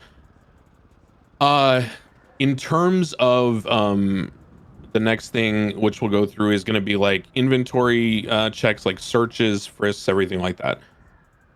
It's really important that you role play this out beyond the basics. Okay, what I would say the basics is like if I approach Knight on Declan, right, and I stand behind him, the basics of any patrol cop is like, all right, bro, you're under arrest, I gotta search you now, and then just like opens F1 police action search, right? And then you don't describe what you're doing, you don't narrate, you just stand there silently while you like go through their pockets and take pictures of shit. That's dog shit. Okay. So when you're going to search someone, you should always be under the impression for RP that you're doing it for your safety first and then going for the loot, right? And the evidence. So when I search Knight, my narrative would be like, all right, Mr. Knight, at this time, I'm going to be removing any illegal objects, weapons from your person, anything involved in the crimes you are suspected of. If you are found not to be culpable for these crimes, you'll receive them after this arrest. But for now, I will be seizing these items before transport. And then I'll say, do you have anything on you, you know, that'll poke, stab, stick, or prod me, right? So I'm prompting him to have some back and forth here. And if he chooses not to tell me, that's an RP avenue, right? There's things to come from that. But it's very important that you go through the habit of frisking first, right? The frisk has more RP to it. There's a different animation. It looks better. It goes more with the RP. You also can see different things which can progress the conversation, right? You can see loose cash in large amounts. You can see weapons and you can see drugs in separate responses, right? So you can then RP that out as, oh, it looks like I feel like, what's this? You got a big wad of cash here. You a drug dealer, sir? It's a pretty big roll. You go to the strip club, like what's going on? It's anything, right? And then finally, the other part of searching people, and this is going to be a general trend for all of Academy, you need to tell people what you're doing to them at all times as a police officer. Anytime you're on the server and you're using an ability that is granted to you as a cop to interact with someone's character mechanically, you should be telling them what you're doing. The reason is that, yes, there are prompts in there, like the handcuff sound and shit like that. But at the end of the day, and yes, like when you search someone, they get the little pop-up menu in the top right. Your inventory's been searched or whatever, right? That's kind of like the bare minimum dog shit that's just there so that there's some semblance of immersion when things are hectic and things are happening fast. But ideally, you should be narrating everything you're doing. So, sir, I'm going to be going through your pockets. I'm going to be patting you down now, frisking for any weapons, drugs, or money like we talked about. All right, sir, at this time, I've cleared you of your weapons. I'm going to be seizing anything else that could be dangerous, explosives, drugs, chemical compounds before you get transported by EMS. Sir, at this time, I'm going to be placing your hands behind your back. Please place your hands palm together behind your back, and I'm going to secure your wrists, things like that, right? When you uncuff someone through the cells, don't just walk up to them and hit the fucking down arrow. So, sir, I'm going to loosen these cuffs. All right, sir, now could you please face away from me? Sir, at this time, be reaching through the bars and removing the cuffs from you, all right? So every time you do something to someone, it should be narrated, and this goes for everything. A very hard topic for people to sometimes understand when they're new to policing is that cops are reactive, and I don't mean that like, we get shot first or anything stupid like that. What I mean by cops are reactive is we actually don't make choices until the other person has had an opportunity to make the choice. And you'll be like, well, that's not true. You pit people and things like that. Well, what's the warning before pits? Sir, surrender now. We're going to start pitting your car. What's the warning before tases? Sir, stop running away from me. I'm going to be forced to tase you. Sir, if you don't put that gun away right now, I'm going to have to open fire on you. Right? So the decision actually, when you're in the cop versus crim sort of dynamic, the paradigm, is always in the criminal's hands. They sometimes won't believe it, and that's how some of the molding comes in. But at the core of it, right, for the cop, a better role play is when you understand and embrace that concept. You always give people the out. You always give them the opportunity to make the decision in role play that is not the default. Okay, I'll give you an example. Bank truck holdout on Del Perro Pier. Hydra members jump off the back of the pier after shooting cops with class 2s. We are 100% authorized at that point to get in a boat, drive the boat on top of them, and while they're defenseless in the water, because mechanically you can't pull out a weapon in the water, we can gun them down with class 2s. I drive up the boat. There's 3 people with me with class 2s out aiming at them. I give them one final warning, right? Listen to me right now, guys. If you don't climb on this boat and surrender with your hands up and allow yourselves to be cuffed, you are all getting gunned down right now in cold blood. I am not kidding. This is your last and final warning, right? And yes, we do have the opportunity to just shoot them at that point. But as a cop, you should always, until it is lethal force, right? Until your character's life is in danger, you should always defer to allowing them to make the decision. You'll notice that a lot of the time when situations go bad between the criminal and the cop, it's because the cop does something without telling them, without warning them, without giving them an opportunity. That's why when we drive into gang shootouts, we yell on the megaphone, right? Like, everything is geared towards putting the decision in their hands. And the reason for that, as everyone should know, is that we are overpowered as characters, right? We have all these abilities and things we can do. Our guns are cheap, right? All these things. So, oh my God, it's really important to remember that. And your mindset as a police officer should always be towards communicating before you make decisions that affect someone else. Okay, so that's about frisks, about communicating in general. Every action should be communicated. Reaction. Policing is based on stimuli is a good thing to think about, right? I don't know if you guys even know this, but some of you might. If you approach someone and you open up your F1 menu, you can, where is it? You can check their status. This is very rarely used. It's very, very important. Yeah, go ahead, Manny, whenever. Checking status allows you to like RP out like a DUI stop. It allows you to RP out like, are you stoned? I just saw you smoking a weed cigarette before you got in that car. And sometimes when you look at them, you'll get a prompt back after you use the check status that'll tell you like red eyes, smells like marijuana, you know, things like that. Fists are bruised, right? If you're responding to a 1010, a fight call. So use that and use that to enhance the RP. Yeah, go ahead, Medi, sorry. On the point of communicating the actions that you take, it is incumbent on everyone in SASM that you do so in a way that kind of fits the vibe of your own person. Yes. Declan's gonna have a way of going about it. I'm gonna have a way of going about it. If you think of some of the veterans who've been around for a while, they all have their own sort of means by which they do it, and you'll kind of find that over time, right? However, the one thing that I'm very much going to look at very negatively is if it's ever done in a sarcastic manner, that where you're sort of portraying, you're stating it as a mechanic because you need to, otherwise you'll get in trouble. I'm going to provide a example just so my point is clear. Going for cuffs. Oh God. You know, that's the most immersion breaking shit ever as a crim. It's exactly that. You should say it in a way that makes sense for your character, and not as a, hey, I'm doing this so I don't get in trouble sort of way. That's all I had to say. I'll go a step further and give you guys a cheat code. I'm going to teach you something about policing that I learned very early on, and it's only because I did a lot of D&D. Has anyone here played D&D before? Anybody, speak up. Oh, yeah. Oh, yeah. Can you explain what a Mary Sue is? Okay, maybe I can't explain that. Okay. I can explain a Mary Sue. Explain Mary Sue. A Mary Sue is a character that pretty much has no faults and is like perfect, always achieves their goals, etc., right? Yeah, exactly. So the reason why I bring that up, guys, this is something you really need to learn about policing. And this is just a harsh truth. Because I know some people haven't played Crim, you know, extensively, etc. No one in the world, except for maybe like shitlord meme characters, right? No one wants to be arrested and chased down by the best driving, best shooting, most handsome, coolest dude ever. It is fucking boring and it is awful, right? Your character needs to have pluses and minuses. So for example, what Knight's talking about, if you're a super cop who's really good mechanically and then you fudge on the fucking, you know, interactions when you're arresting people, all it feels like to the criminal is that you're just a guy in a PvP lobby who's better than them and who's holding it over them by going for cuffs, dude, and like dabbing on them at the same time, right? Have some personality to how you do things. And as Knight was saying, develop your own personality.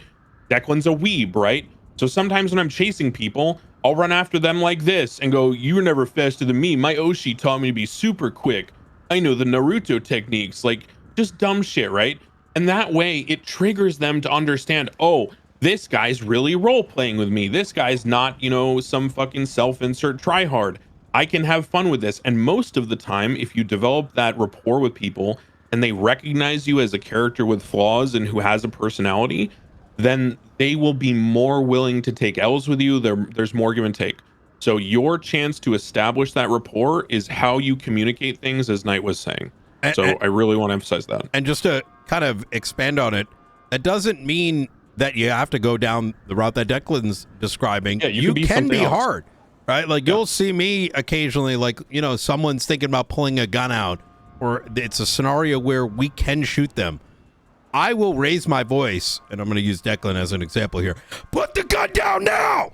Put it down now! I will fucking shoot you! Right? It is clarifying and making it really clear. I mean, this is the use of your vocals too, right? They know I'm making it clear. If they take that action, they're going to expect to get shot. And at that stage, you are forced to shoot because they didn't comply. I mean, that's kind of on them, right? Yeah. Well, and you know, I'm going to bring an example. This is the most extreme example of how you can do things in character that make sense for your character and make sense in roleplay that otherwise would be considered like griefing, right? If you weren't playing a character and you weren't doing it properly. So check this out. A while back, this is like a year and a half ago, we had a money run call. The gang, this was Old Cypress or Old Saints, I think. I forget who, it doesn't matter. They crashed out a car. We had a 95. We took some of the stuff off them. They had already tried to shoot to get him back. We fended them off. They came back with a hostage and then tried to negotiate after shooting at us for the life of the hostage to not only give their guy back, but also give the stuff on him. So we did it to preserve the life of the hostage, but we said, you know, this is happening. You guys know what's happening. So like that when we give you this, we can do it in you the give us that city, hostage and it gets clear, and they're like, yeah, it is what it is. And people don't walk into this conversation. We chased them down. Their car got disabled. The guy was running around. This is he put his gun away. The So I first wasn't going to segment shoot of the him. academy. And then I went behind him after tackling him, and I said, I am going to shoot you in the back of the head if you resist these cuffs. He resisted cuffs. I shot him in the back of the head, cold blood, with like 20 cops around me. Okay. The point is that makes sense for that moment with that character. And he knew why it was happening. And everyone in that scenario understood that you can have a serious tone. You can have a serious moment, anger, things like that. The problem is when it doesn't read as you RPing. Doesn't mean it has to be goofy. Doesn't mean it has to be over the top. Declan's a goofy guy because I mechanically am pretty sweaty, right? So I want to balance myself by being a goofy guy. But you know, that's just like a general topic that I want everyone to kind of think about as you develop your character. This takes me to the next thing. Traffic stops are the biggest cheat code in the server to establishing your personality and your character amongst other people. If you are a marshal and people don't really know you, attach to traffic stops, you know, sit there menacingly behind the cop cars. Don't say anything. Get out of your car, stroll up to the car, you know, do the like e-cop pose that Knight's doing, you know, like just stare at them, you know, as when the cops are about to leave, walk up to the way and go, hey, you know, Sergeant Declan Graham of the BCSO.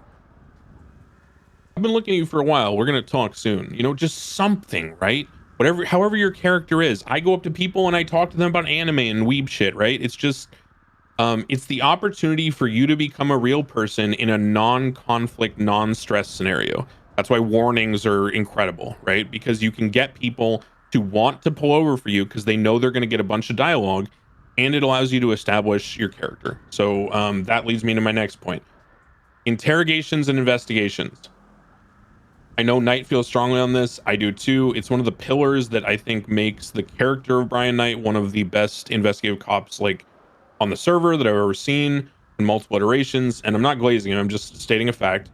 And criminals will tell you this too. And the reason why they're willing to work with him, and there's a lot of give and take with that character, even when it's like very high stakes, is because you always know when he's coming after you. Remember reactiveness? Do not be a detecto nerd who sits in the building. Never, like, do not investigate someone who doesn't know who you are. When you're and sometimes that can be different because the marshals, you might have someone who's doing all the back end and maybe that person isn't known. A criminal character should in some way know that they're being investigated for something. Now, if they want to be super sweaty and like power game and like, you know, get rid of all the evidence and hide everything as best they can, it is what it is, right? Don't assume the worst and make decisions about catching people out of some idea of like, oh, see justice or righteousness. Always do it for the RP. Always talk to people. Peppo's a good example. I'm going to single him out. On his crims. I've had multiple conversations with his crim, even though we've barely ever interacted in person. just because my name might have come up in connection with someone else that he heard in a conversation. And so his character will call me menacingly and like, you know, ask me some questions, try to pry information, you know, call me a fucking, you know, piece of shit dog or whatever the fuck, you know? And at the end of the day, that makes me have a relationship with him in RP that goes beyond just I'm a cop, I'm here to arrest you. So really think about that. Really try to make yourself a part of the city and the living environment. Don't just be a mechanic. Because the second you become a mechanic, that's when things become OOC during conflict, or they can be, because people stop giving you the benefit of the doubt. If you can maintain the benefit of the doubt, you can do a lot more in RP, and it gets a lot more fun on both sides. Okay. Community policing. I want to touch on go that. ahead, sure. Yeah, for sure. Since we spoke about investigations, yeah, everyone here at some point or another is going to want to win their court cases, right? We may have a target in mind. We suspect someone of doing something. Obviously, what Nathan here, Crane is saying here, this doesn't mean you can't look into things in advance of speaking to them, but the underlining point here is that everyone should be involved in that role play to the best of your ability. It doesn't mean throw them all your evidence or whatever, but rather, you know, bring him in for an interrogation. Pull up next to him and say, oh, you're that guy. Seen your name on some documents, right? You don't have to give too much away, but enough that they can feel a pressure without necessitating the jail time yet or the court case yet. And while that may in some of our minds make us feel like, well, aren't we kind of throwing away our ability to get that W in court? As far as SASM is concerned, no one is ever going to hold that over your head about your win rate in court or whether you're deciding to take a certain avenue. We want y'all to be a part of that. The journey, you'll learn this very quickly. The journey of an investigation is the fruit. What happens at the end, whether they land in jail, whether you win in court, whether the case ends up not reaching the point of a conviction, those things are never going to be held against you, nor do I want this to be an environment where you feel like you can't RP out in a way that is your little drama investigative serial or whatever it is. Just don't be the only actor in it is the underlining point. It's a really good way to put it. I'll give you guys I can give an example of that too. Okay, go ahead. Just from my experience, if you don't mind. Yeah. One of the first things Flores ever did was look into Cassie Carlisle, the lifer that escaped, right? Trying to find her, find out who was harboring her. And I mean, just like Mehdi said, like the journey of going through the subpoenas, like getting all the information was the fun part. Because I didn't even find her. Like she ended up getting killed by another group, whatever. But I didn't even actually ever catch her. But that didn't really matter to me. And also kept the other characters in the loop that I suspected were kind of holding her, you know, just letting them know like, hey, I'm coming after you. Yeah, it's I'm gonna try to make a couple analogies here so you guys really understand from the crim POV. The most immersive thing as a criminal is when you feel pressure but you don't exactly know where it's coming from. You'll get, you know, people get jitters when they first play crim in high stakes scenarios in RP, like when they're driving the getaway car or they're hacking the bank or whatever the fuck, right? But after a couple times, that shit gets real quick, and that's why people get casual at banks, right? That's why people start like fucking around. That's why people will stop dropping the immersion. But what you want to get as a crim and what cops, especially SASM, can provide is the fear of the unknown. So if you ever played StarCraft or an RTS, the fog of war. You know, is there a drop coming to my base? Is there a shuttle coming to drop a Reaver on my fucking probe line, right? Whatever, right? If you're playing Tarkov, was that footstep a scav? Was that a PMC? Like, you know, am I going to get naded? It's feeling the anxiety of your character kind of being boxed in, but not in a cheap way, in the atmospheric way. That's really what you want to go for. Okay. I got a question, if I may. Go for it. Yeah, go, bro. Earlier, you were saying about the police actions, the status. I've never really seen that used or used it. How do you announce that? Like you're looking at somebody's status? Let's have him come and use it on me so you can see it as well. Yeah. Try it, Peppo, on night, and you just walk up to him. You go to him like, hey man, you like, let's say you got him out of the car at a traffic stop. You got him out of the car, and you go, hey, listen, man, you were kind of weaving all over the road there, and listen, I'm not like a doctor or anything, but are you all right? You look kind of like shaky on your feet. Let me just take a real good look at you. Open your eyes real wide, you know? And then and your character does this animation of like, you know, this thing, you're kind of looking around, you check him up and down, all this, and you go, you know, like I said, not a doctor, bro, but bro, your eyes are fucking punched. Are you stoned?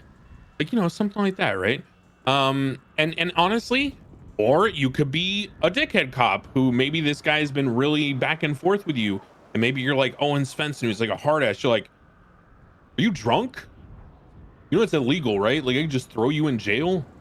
Can you even stand straight? You know, like it just whatever it is, and you can use that to then even just do the false positive of like, yeah, I guess you look okay for now, bud, but I'm watching you. You know, shit like that. Just. It's really good, and it gives you prompts. The number one thing that I use it for is when people are in fist fights. If you go to a 1010, by the way, some of the best calls for investigation ever, go to 1010s, because you know how people like accidentally punch each other or get in random fights. Let's actually show them, because I don't think a lot of people have seen this. I'm gonna be honest. Try it. We're gonna go through this in Academy, but try it. Yeah. I'm gonna hit you real quick. All right. Now, if you haven't seen this before, just go ahead and take a look at me. Yeah.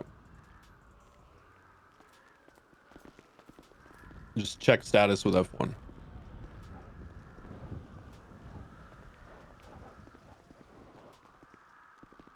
It says I can't smell anything, so it'll be random. Sometimes it'll say something. Sometimes it won't. procs, sometimes it doesn't. Oh, interesting. That's why it's good for the RP and investigation. Yeah. It's not a guaranteed. You may see something like that. Need RS for, because like it's something you nope, you just an observation. See, right? Yeah. If they're detained, then obviously you can do it.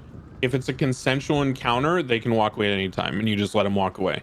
Oh, where you going, bud? You don't want me looking at your eyes, huh? You got something to hide? You know, whatever, right? Sometimes it procs, sometimes it doesn't. The point is, I think it says something like, it'll sometimes be like your hands are red, which could mean some of them are a little scuffy. I'm going to be honest. Yeah. Sometimes maybe like scratch marks on the hand or something along those lines.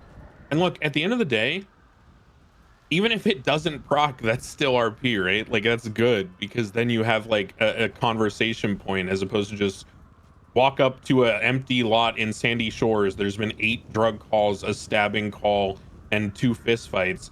There's 6 dead locals. Benji Ramos is standing there with OTT, and you're like, so you guys selling drugs? Like, you know, it's very awkward, because it's like either you drive up and they run and it just goes into a mechanics chase, which is fucking boring, or it's very awkward because you don't really know how to, like, you don't have anything to go off of because they're not going to give you anything. That thing is a way for you to kind of start the interaction, the conversation. Okay, let me get back on the MDT so I look at my notes. Okay.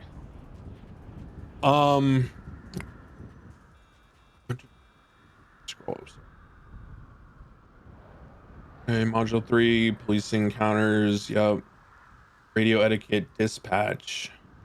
There's nothing really on radio that's super OC, except just try to make radio immersive for other people. The more you settle into your character, the more your character's personality can come out on radio. Like Declan is supposed to be 20 years old and like a fucking weeb loser who thinks he's the main character in his own anime. So like he's obviously going to be very like flamboyant on radio and kind of lippy. If you're a serious cop, be a serious cop on radio. It really fucks with other people when radio becomes like a Discord call and you just start like treating it like whatever. To that point, this is something I actually do need to say about radio. If your character has an accent, good luck. I wish you the best. You are very optimistic. Doing accents during high pressure mechanic scenarios is one of the hardest things you'll experience, and if you've been through this, you'll realize it. I had a cop in 3.0 who was like a church boy, and I was like, "Hi, my name's Wesley, and I love wrestling. My pastor used to tell me, yo, what's gotta get on top." And when I did comms, I could keep it up for Is a he while, breaking but like up? if I see a car out of the corner of my eye that we just VCB'd on, and I'm trying to tell fucking Casey in Bones in the driver's seat to U-turn, Might just be me. half the time my voice is gonna break into my normal voice. It's just subconscious. You can't handle it. The best you can do is play it off in RP. People will say things to you like, "Oh, you got a little deep voice there, Wesley," and I just got so excited. So really think about that if you are going through with a character that has like a strong accent. Just RP it off. Don't accept the Is Crane breaking up for y'all, or is it just me? I'm turning my voice down, probably. I turned my face away. I'm an idiot. Just a bit. Yeah, we can make out what you were saying. It was just a bit robotic. Yeah, I keep turning my voice over the mic. I'm an idiot. No. I think it's the. Oh, is it the Discord server? Yeah, let me migrate it real quick. You can continue talking. I might do a all right, switch the server location. So that's kind of like just a general note about communication in your character. It is what it is. Don't stress it. It's better that you try to do something and have an RP explanation for why it falls flat sometimes, rather than just like not doing anything. Especially if you play multiple characters, it's really important to. I mean, some people don't. It is what it is. In my opinion, it's really nice to play characters with some kind of accent or different voice, especially on Crim versus Cop, because if you use the exact same voice, you're gonna get memed on constantly about, oh, is that Liam Law or Ventura? It's just it is what it is. Okay, equipment. Let's see, flashlight, photographs. Oh, I got some for radio. Yeah, go for it. Those radio clicks are not just there for immersion. They're there as a cue. You hear a click, it means someone's about to talk. When you hear it click off, it means that they've ended their transmission. Obviously the immersion's there, but it's there as a tool to prevent people from speaking over each other. If you yourself notice that you're doing it, I would very much recommend trying to move away from that. Now, I'm sure we've all been on comms where that hasn't been happening. That is something we want to slowly migrate back to, because things have gotten very loose. We want to, at least in this department, try to bring it back a notch, because everyone wants to be immersed, right? Doesn't mean, you have to be a hyper, make a huge deal out of it, but try to do your best to try to not speak over others. It's bad RP etiquette anyways, right? Any questions about that, if that's not clear? Wait, do you guys all have clicks on? I do. No, I have it on. Trolls you? Not on radio. Get fucked. I have mine off for that reason. I don't use clicks, but Medi's right. If that's the standard you guys are use, then that's a good training tool. I mean, just the general consensus, just radio is a cheat code for cops, and it should be used to promote immersion in RP, not just to be, I have the power to talk to anyone at any time at any point in the city. Just don't do it. That's another good point. Because this is like one of the last things I need to talk about. Can anyone tell me why cameras are racist against women? Bit of a loaded question. Anybody know? Why are cameras misogynistic? Is it like a because females can't do the emote for the camera. Females don't have flash. Yeah. So when men use cameras in GTRP, there can be a flash. Like even at nighttime, you can see someone taking pictures with a camera. For some reason, the female head models do not have a flash. I don't know why. It's just how the animation is. So just think about that when you're staking someone out. If you're in a situation at nighttime where they might be able to see you, maybe use binoculars or RP something out, but just be aware of that. Oh, I am going to say something about cameras, because this came up with whatever. It doesn't matter, but someone who was banned for this, and not just this, but it was some other things, but this is something that I noticed that pissed me off. I need an example here. Okay. Does everyone know how GTA works with where your crosshair is versus where your gun is and how the bullet projectiles happen? Or do some people not know what I'm talking about? I'm confused too. I'm not gonna lie. Okay, You mean like if you're I'm shooting around streaming, a okay, corner? I'm streaming my 5M. Watch my 5M. This is very important for investigators to know, and a lot of people don't realize this, and they abuse it without knowing. Everyone tune into my Discord stream real quick.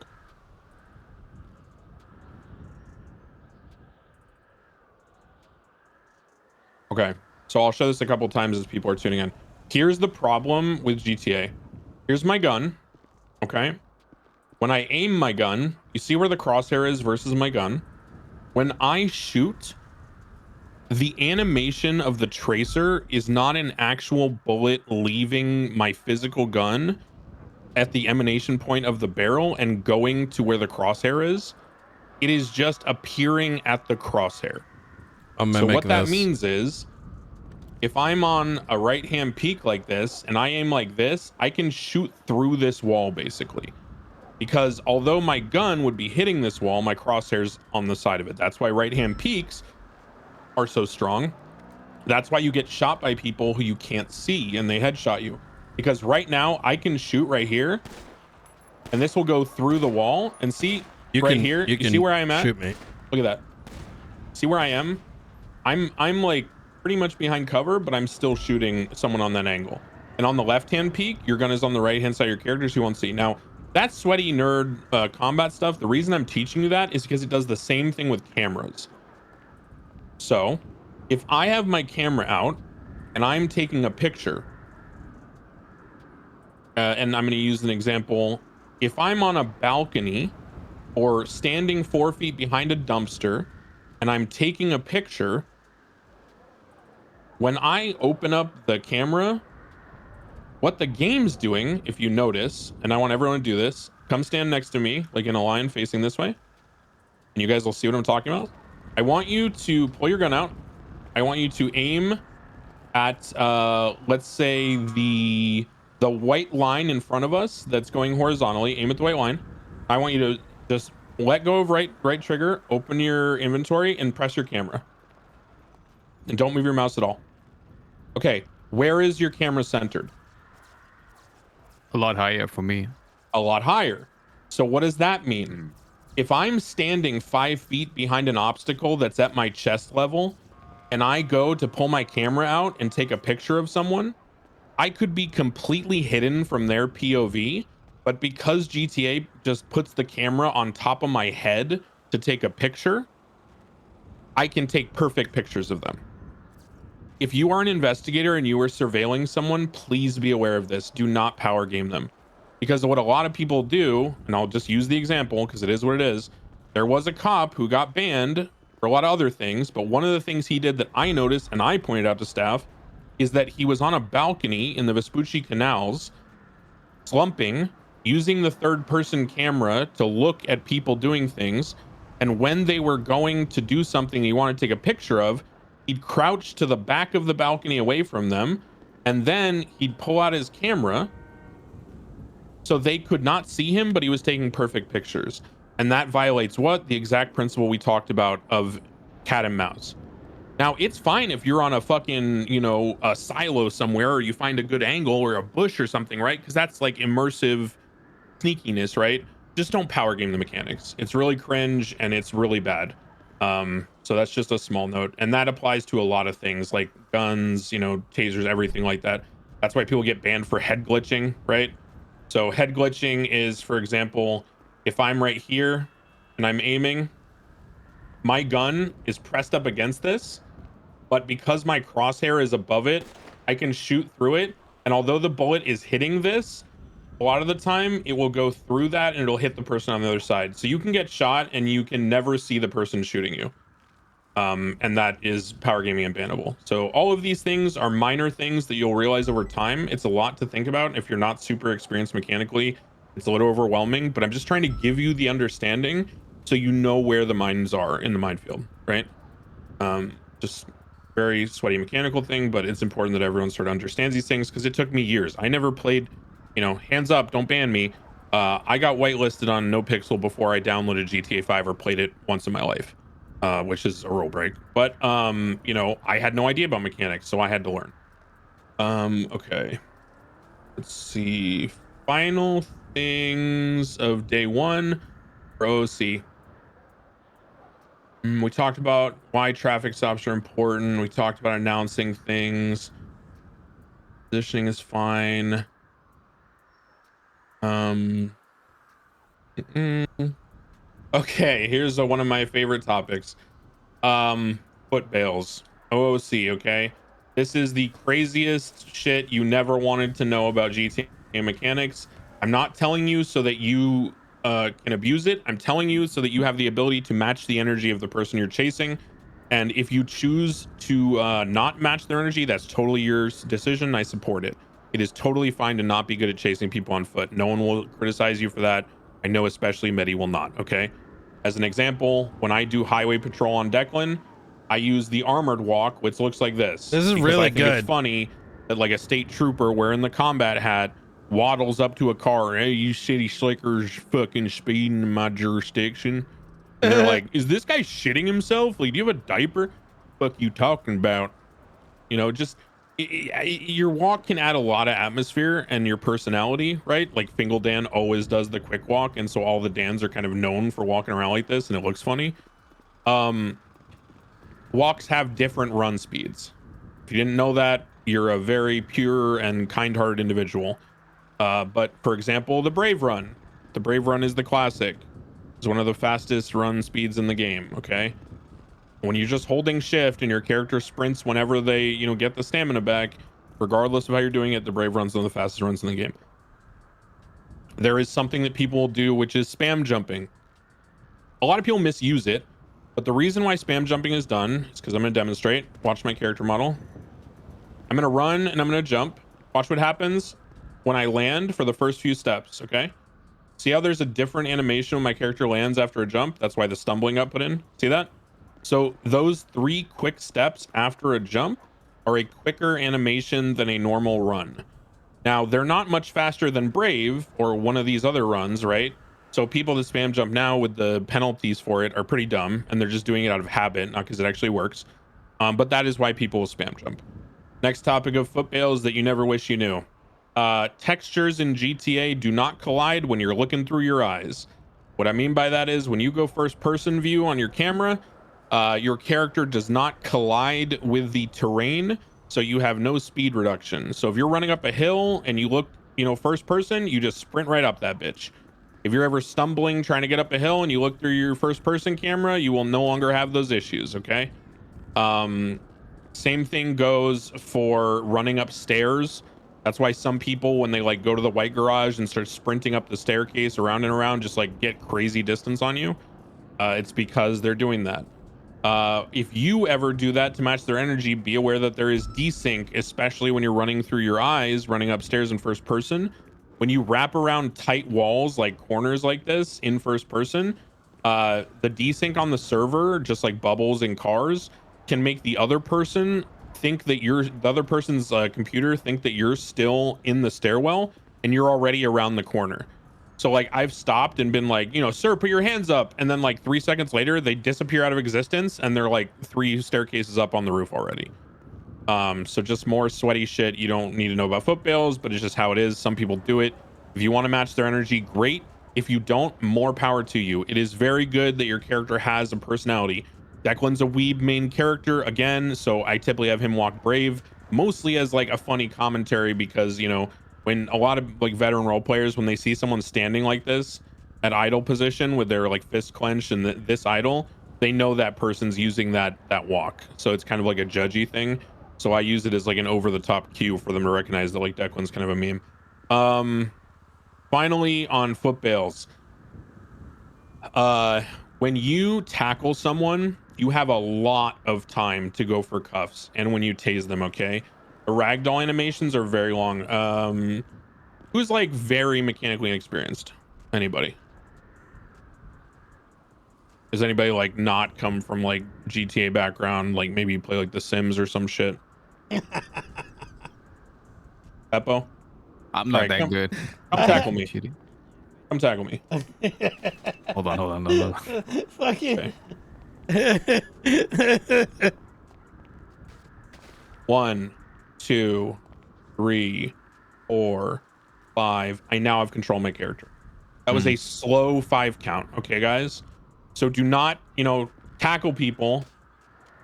Tackle people. Do not tackle people. And then are like, you know what I mean? Do not do that. Also, because it'll scuff shit out. Like, you see how I just didn't cuff him? Take your time. Say something to them. Got you, sucker. Put those hands behind your back. I'm going for cuffs, whatever, right? Make it immersive. You have time. Do not do things super fast, right? Like, the worst thing that we used to joke about was something called the triple threat, which I'll demonstrate on Mehdi. People used to do this all the time. You could like, it didn't work there, but you could literally like dodge, combat roll, tackle, and then cuff all in the same motion. Just be immersive when you're using the powerful techniques, okay? And understand you have plenty of time. Like, even look at the taser, right? 1, 2, 3, 4, 5, 6, 7, 8, 9, 10. It's a fucking slow 10 count. That is an eon of fucking RP dialogue, movement, whatever, right? So the worst thing you can do as a cop on a patrol scene is see someone get tased and like run up and try to go for cuffs, Make it immersive. If the other person shot the taser, let them go for cuffs. Keep your lethal out. Look for people flanking you, even if it's only one person, whatever the fuck, right? Don't get overzealous. Understand that you have time. It's built in so that you can RP it out. Next thing about cuffing. Peppo, come over here. Yeah, go ahead, Knight. So, everyone here, raise your hand if you're aware that we don't just start pitting at 120 miles an hour at the start of a chase. And the point of that is twofold. One is because we're cops, we do not use excessive force. As a situation slowly unfolds, the criminals are naturally escalating, right?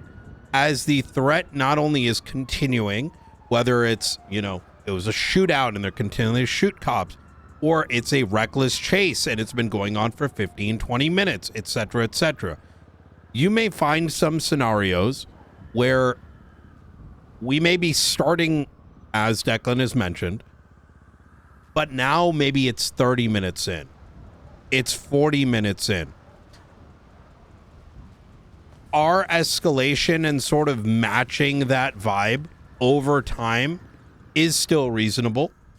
These are sort of how we should be approaching it once their car first crashes out and the first time they get tackled. That doesn't mean we ever skip the verbal cues, but understand that as things start to begin to escalate, our actions will as well.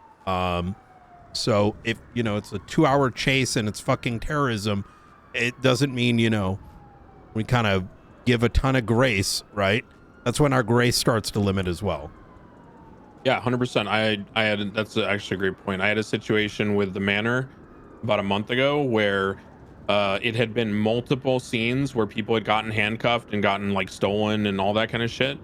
And we ended up catching one like out in the swamps by Zancudo out in the forest. And the car was disabled. Now there's 2 people cuffed. Another guy comes in, tries to like escort them to the car. There's 2 guys running around. And there were like more than 1 baton per person. And afterwards, I talked to James Walling in the cells, and Declan has a really good relationship with Krim. So he's usually like a go-to when it comes to like, bringing up dialogue about how things went in scenes. And one of the things that I communicated to him, which he ended up understanding and accepting, is, look, bro, if we're 2 hours deep, you've disabled cop cars through heavy pits, you've had multiple swaps, pickups, foot bails, people have gotten cuffed and then stolen from us, you're splitting the scene, it's all started from you shooting someone and then running from us. At a certain point, we're gonna up the aggression, and you need to understand that, right? And if you choose to shoot us in that moment, that's your choice, right? So I'm communicating the reactiveness to him and making him understand that yes, we escalate, but it's always their choice. They can choose to just try to drive away from us. They can choose not to pit at 130, right? It's always their choice. But when, like Mehdi said, there's a switch that you have to have, and we do flip it when needed. Okay, final things about mechanics for day one, because there's a whole bunch of shit for day two. Mechanics for day one, the last things I want to talk about is the concept of bubbles, because they apply to foot bails, and it's very important you understand this. You need to learn your bubble.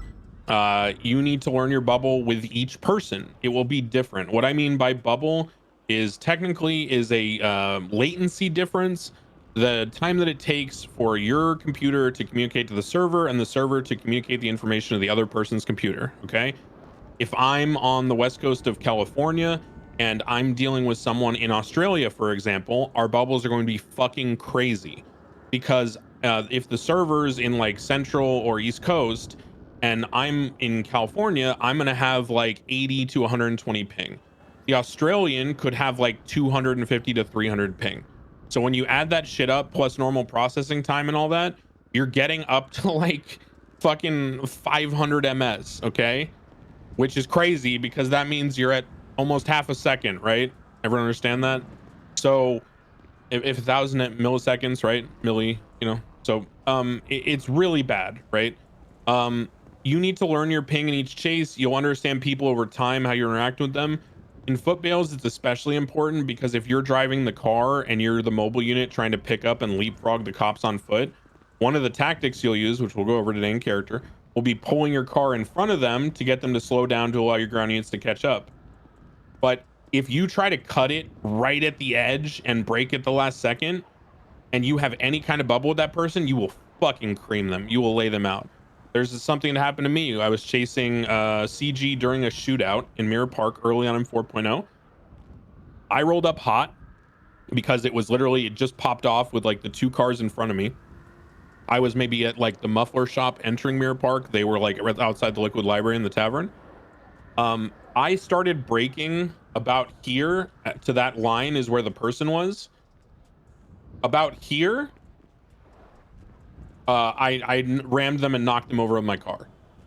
So what did I do? I got out of the car with my gun drawn, didn't point it at them, and did not shoot them, because that would be what's called warlording, where you know, and if you guys don't know that, I assume you should, but maybe you don't. Forgiveness. So if I tase him and then I switch to my gun, because it takes, you know, a good like 10 seconds for him to get up, and then I start fucking mag dumping this guy, that's abusive in power gaming, right? Because he's animation locked. So it's the same thing with knocking someone over with a bubble when they're on foot. And yes, you know, criminals will try to abuse it. People will be sweaty and they'll be like, well, you know, like criminals like Future Hendrix, Drip, okay, good friend of mine, good role player. He in character is a shithead criminal. He is a shithead, okay? He tries to abuse everything he can about the police. He's a scumbag, okay? And that's fine. That's his character. He will intentionally knock cops over during like tackle and foot bail scenarios with his car. And then he'll go, oh, I didn't mean to, my bad, my bad, my bad. That's in character, right? And that makes sense. As a cop, if you bubble someone, do not roll with the RP in the way that gives you the advantage. That's the best way I can describe it. When scuff happens as a cop, roll with the RP in the way that makes things fair for people. So if I knock someone over with the car, I'm not going to instantly go run up and try to cuff them. Things like that, okay? This is going to bring us to the final topic for today, because we're at the point of OOC comments for practicality, and the rest will be for tomorrow for the other subjects. Final comment, and this is very important. There are things that happen in the GTA server in roleplay that are uncontrollable by either party. What I mean by this is, let's use a desing example. If I go to Tay's Nest's character, why is your name hard to say? Nest's, dude, saying a possessive with your name is fucking impossible. Nest's character. Skill issue. Dude, it's actually tough. I'm usually articulate, but that's fucked. Okay, so if I go to Tay's Nest's character, and let's say he's trying to get into a car. Remember how I told you there can be like 500 ms of ping between us, right? Latency. Sometimes you go to tase someone and you think you hit them and nothing happens, and they're just like electricity's coursing on their body. The animation's happening for you because it's your client side, right? But they're not getting tased because on their client side you missed. Don't comment on that. Just fucking roll with it. It is what it is. You're a cop. You're powerful. Okay. You always have the advantage. Your life is fucking easy. Okay. So just roll with it. Now, if you try to shoot him and he's getting into a car and you do a, fucking running, diving flick shot to try to get him at the right angle and he's getting in the back seat and it desyncs and you hit the tire and the tire gets popped. Okay. Now, what do? Right. Let's go with McAllister. What do you think you do in that scenario if you accidentally tase someone's tire in a pursuit? You let them repel, because that's what we've done before. Okay, so that is what I would do as a veteran cop on the server who has a rapport with both criminals and staff and community members, right? If I was a cadet or I was someone who was less established on the server, I would defer to someone that felt comfortable making that call. And I don't want you to feel comfortable making that call because out of like arrogance or anything. I'm not doing it out of arrogance. It's actually not fun. Being the person who makes that call is not a privilege. It is a responsibility, and it's sometimes a burden because you are effectively you're not mini adminning, but you're inserting an OOC judgment for the scenario that ultimately changes the outcome of roleplay if it was to be untouched. Okay, and that's a serious thing. Normally that's bannable on the server, right? Going OOC, like, doing things like that. But it is understood amongst people that have interacted for a long time that there are certain expectations that when something happens in a scenario that cheapens the roleplay because it's neither person's fault, a lot of the time it will be fixed. We will pause, right? Head pop happens. Sometimes you'll get scuff where you try to load someone in a car and they'll disappear under the car. And until they /E/C and cancel that animation that they're locked in of being under the car, no one will be able to see them or interact with them. So you're literally going to have to like stop the scenario and like, and like OOC local to the guy under the car to like /EC, right? Or if you tase someone, there's a scuff mechanic that most people should be aware of where, and I'm just going to use Peppo as an example. Come over here, Peppo. Stand by the blue dumpster. Okay, so let's say the back rolling wheel of this blue dumpster is a car tire and he's going to get in the car and I tase him right next to the car. No. See the animation? Do you see how he started falling backwards? Right? And see how his character model tried to go backwards? But because the dumpster is a solid object texture, there's nowhere for him to go. Cars are not stationary solid object textures, right? They are movable entities in the world. What does that mean? Well, that 500 ms of desync and the other scuff that can happen based on computers and processing time and all that bullshit, it could mean that when I tase him and he falls back, the server thinks that he should be he should have 5 feet of space between him and the car, but maybe his perspective is that he's under the car, or my perspective, or whatever, right? So basically when you tase people next to a car, they can get sucked under the car, and then what happens mechanically is their character takes like 15 lethal hits to the chest as if they've been a car dropped on them in the span of 2 seconds while they're tased. So oftentimes you'll tase someone next to a car, you'll see them get sucked next to it, and all of a sudden they'll be limping and bleeding, or they may just get knocked out instantly. In that case, it's really fucking awkward because the only way to pick them up, just so you guys know, I'm not saying do this. I'm saying so you have the knowledge of why it's being done and how. Again, defer to someone who feels comfortable making that call. Always defer to someone that you view as more senior and established in that scenario and ask them what you want to do. But I want you to know what it looks like so that you can communicate, if you're the first person on scene, the only person that saw it or had the good eyes on it, to communicate to those trusted people that something might need to be done about this, and you're deferring to their judgment, right? You have to, at that point, again, I'm going to use Peppo, and I want everyone to come here. I want all you guys to look at this because we're not going to talk about this during Academy. This is a menu item that no one should use. Just stand here, Peppo. Okay.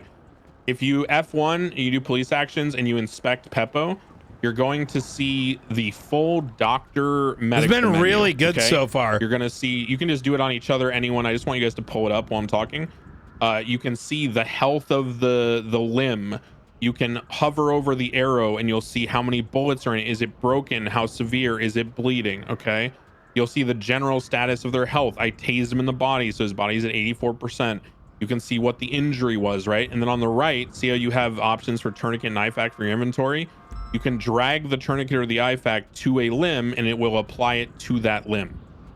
I am not telling you this because I want you to ever use it. I am telling you this so that you understand, if in a situation you are told to use it by someone on a scene to pick someone up who got sucked under a car, you know what to do. You have to tourniquet each of the bleeding limbs until he has no bleeds, and then you use the F1 revive.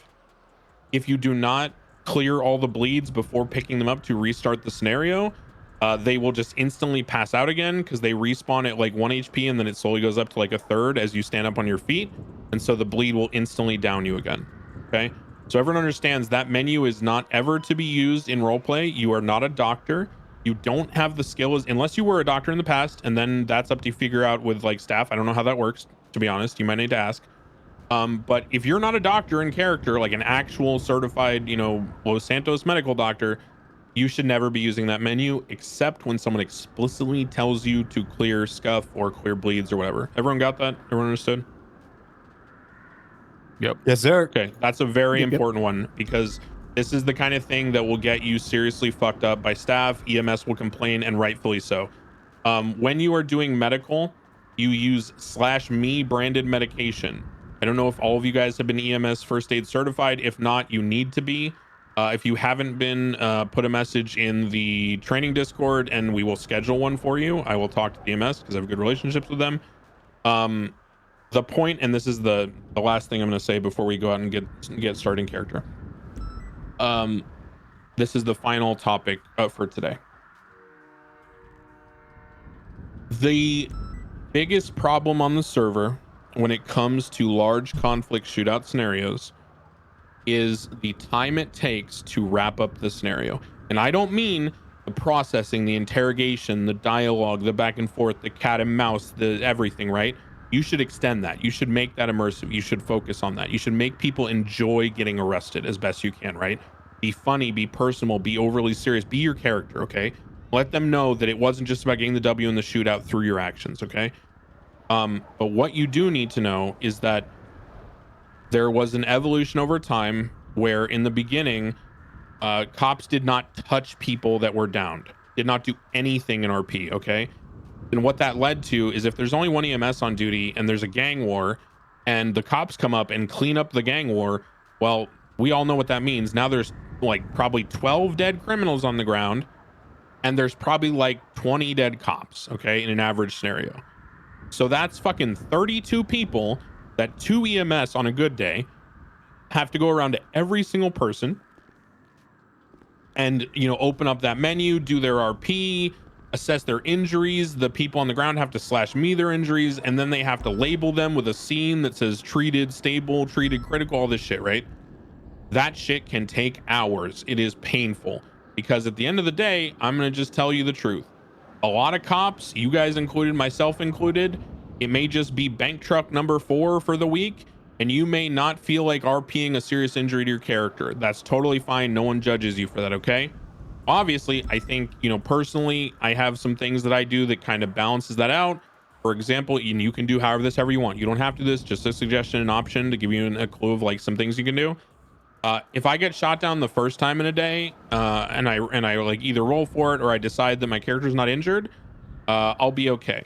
If I get shot down or downed the second time in a day, I make myself walk with the injured walk for like mandatory an hour.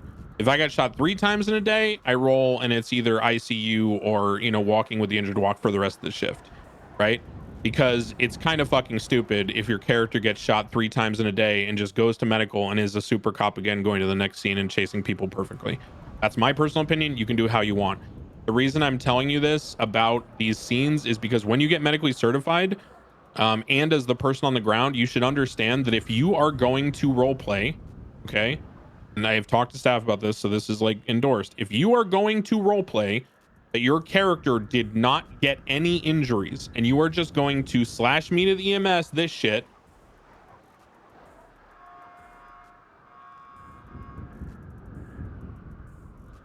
and that's it, right? And your character is just role playing that they got the wind knocked out of them because they're wearing a ballistic vest and it was a blunt impact that, you know, caused a little bruising and, you know, made them want to lay down for a bit. You should try to communicate that to the cops on their feet. And the cops on their feet, and this is something that's slowly being pushed out to more people. I do it, a bunch of people do it, but it's a lot of people are tense because they're not sure where their boundaries are with the EMS.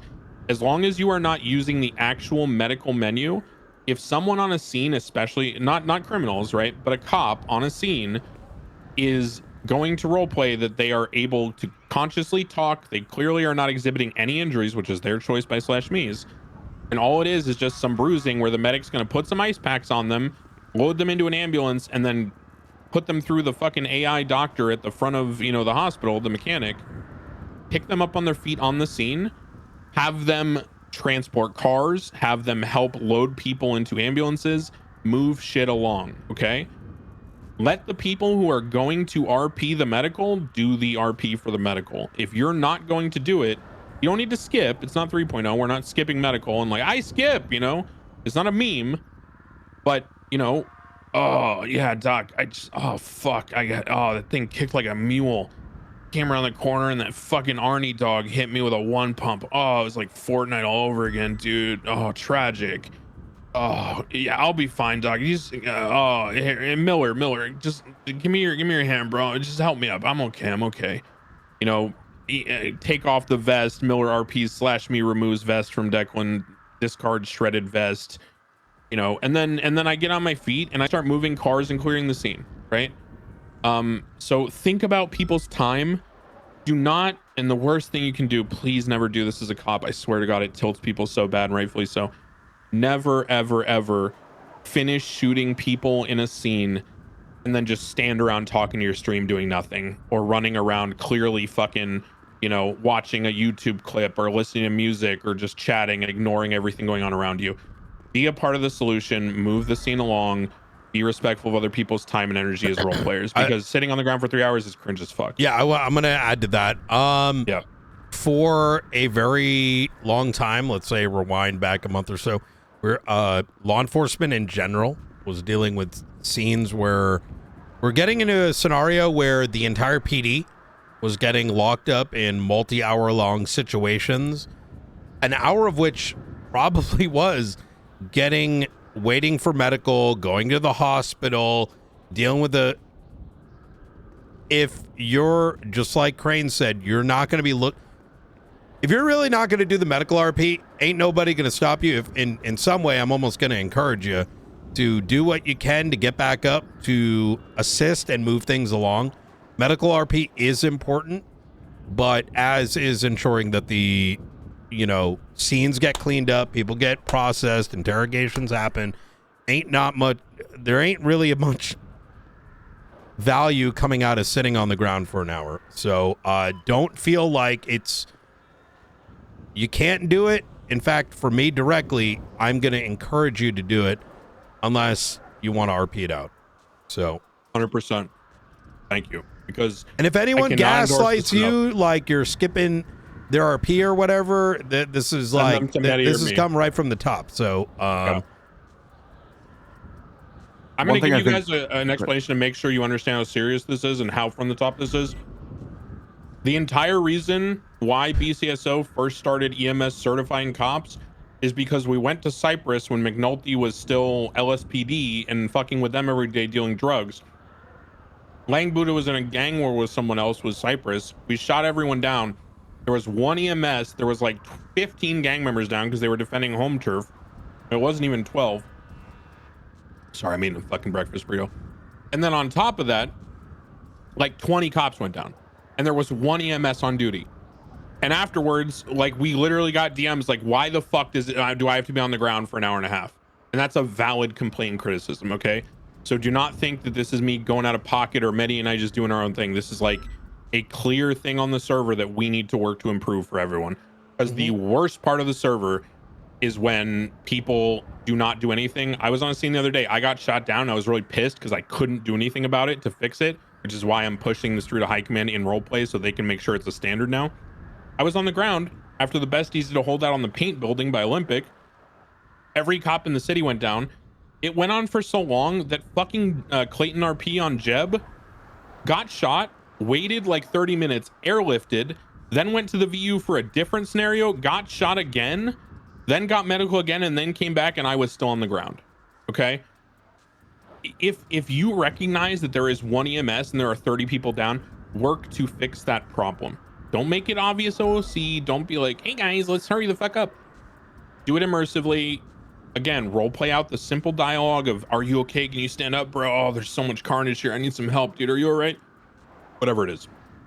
Okay, that's real it quick for on the OOC. note of what you just Yeah, go touched ahead, on. Can you just cover for some of the folks when it is acceptable for using local and airlifting out of the? Okay. Yeah. So if you don't mind, I'm going to give the latest on this. Go for it.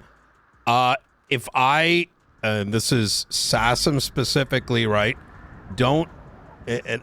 Let me put it this way. There are probably a lot of things that you might see on the field that are actually unacceptable. So if you see anything happening outside of this department, don't assume it's the correct way. If you ever have any questions about it, bring it to us. And I'm going to do my best, especially with the full marshals here that are your command, to get the answers that they need. So this kind of goes to command as well. If you have any questions about something, don't just assume that just because it was away for a while that it's not supposed to change.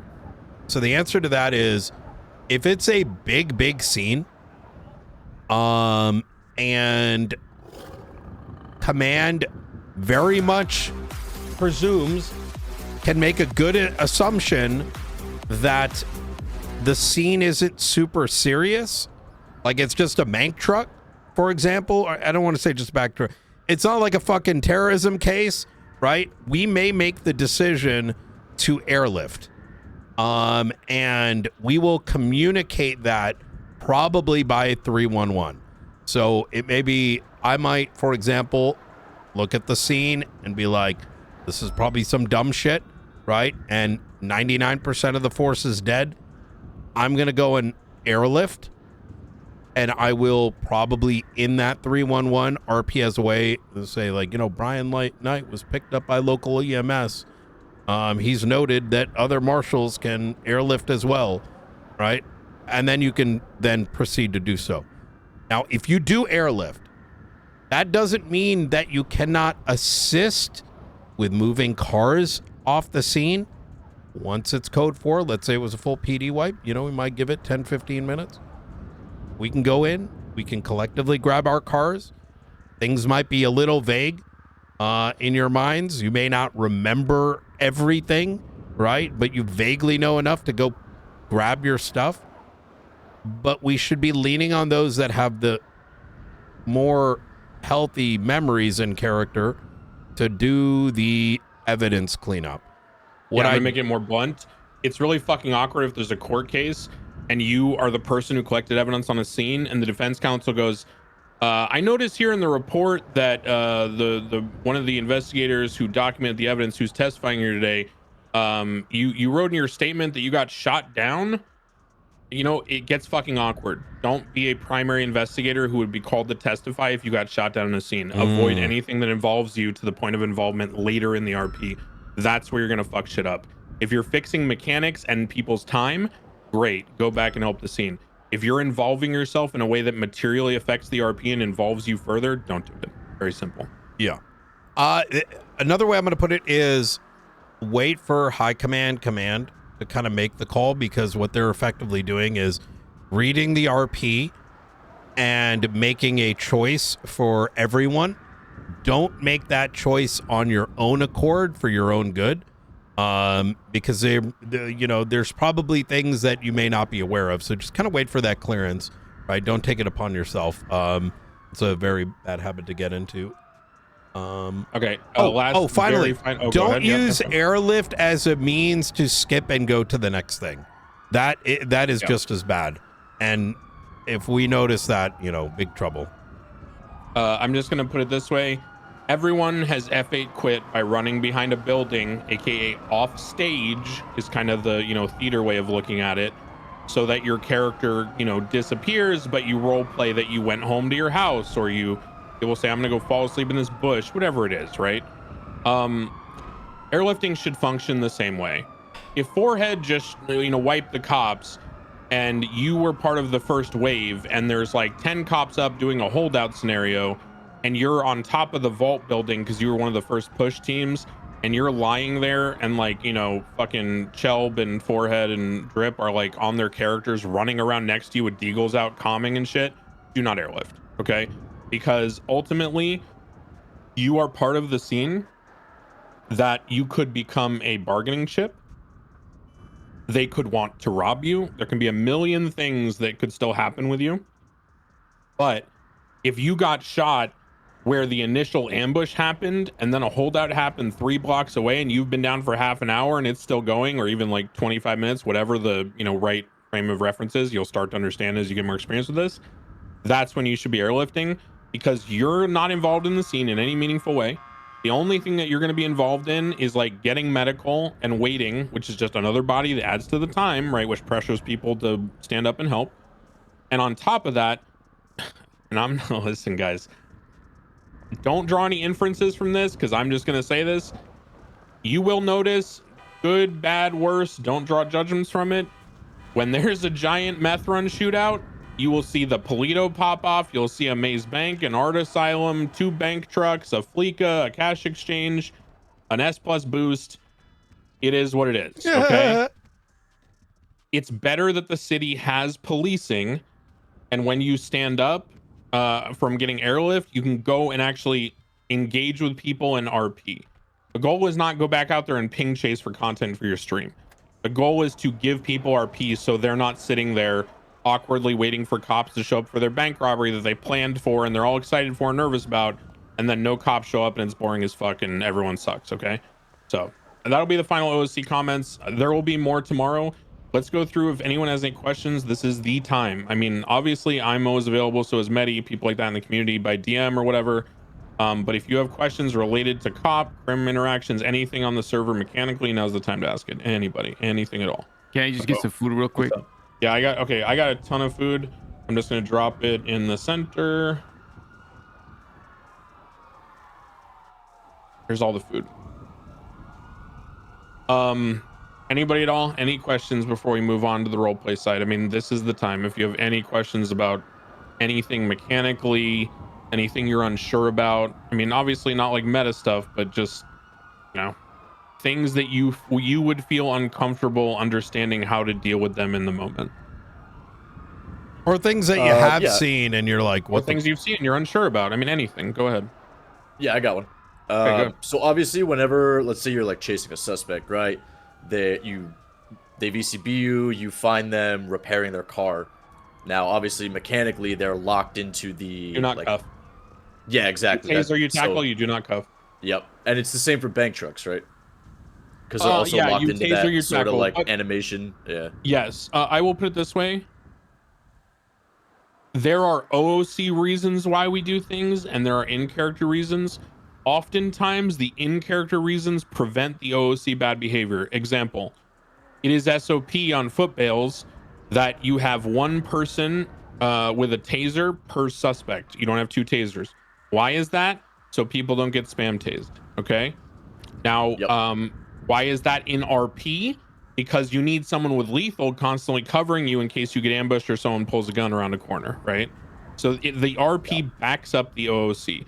Same thing about if I'm cuffing someone and at the same time I pull out my taser and I start reloading it so that I have the extra shots to now get him the second he tries to run away. Now that's power gaming OOC because I'm animation canceling. In RP, it makes no sense because how am I cuffing someone using both of my hands while I'm also reloading a taser, right? So things in RP will often support the OOC side of things. And yes, when someone is locked in animation, you should not be going for cuffs on them, especially repairing, because guess what, guys? It's the same mini game.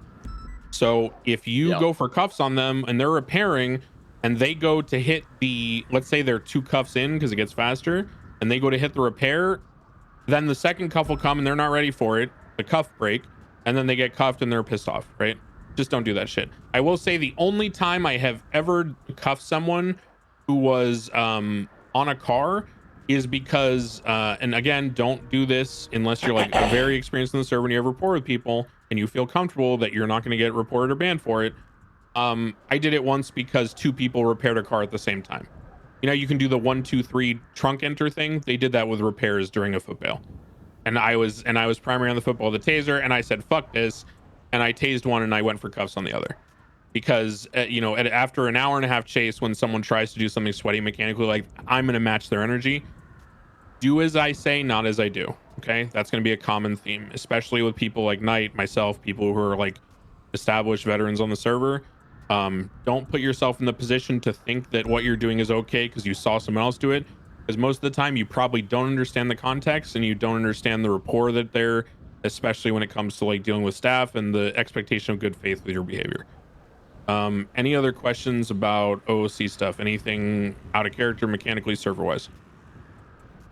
Yeah, I have one. This is something you might go over later, but what's the idea and the concept behind the beating up part when it comes to people trying to save their friends and throw them in the car and stuff like that? You know, actually we should talk about that today because it's going to be a little part of it.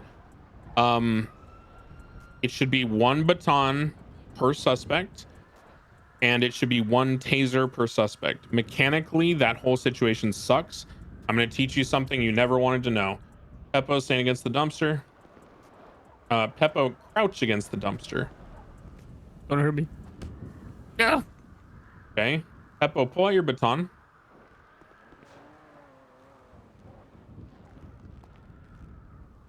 Peppo, hit me with your baton.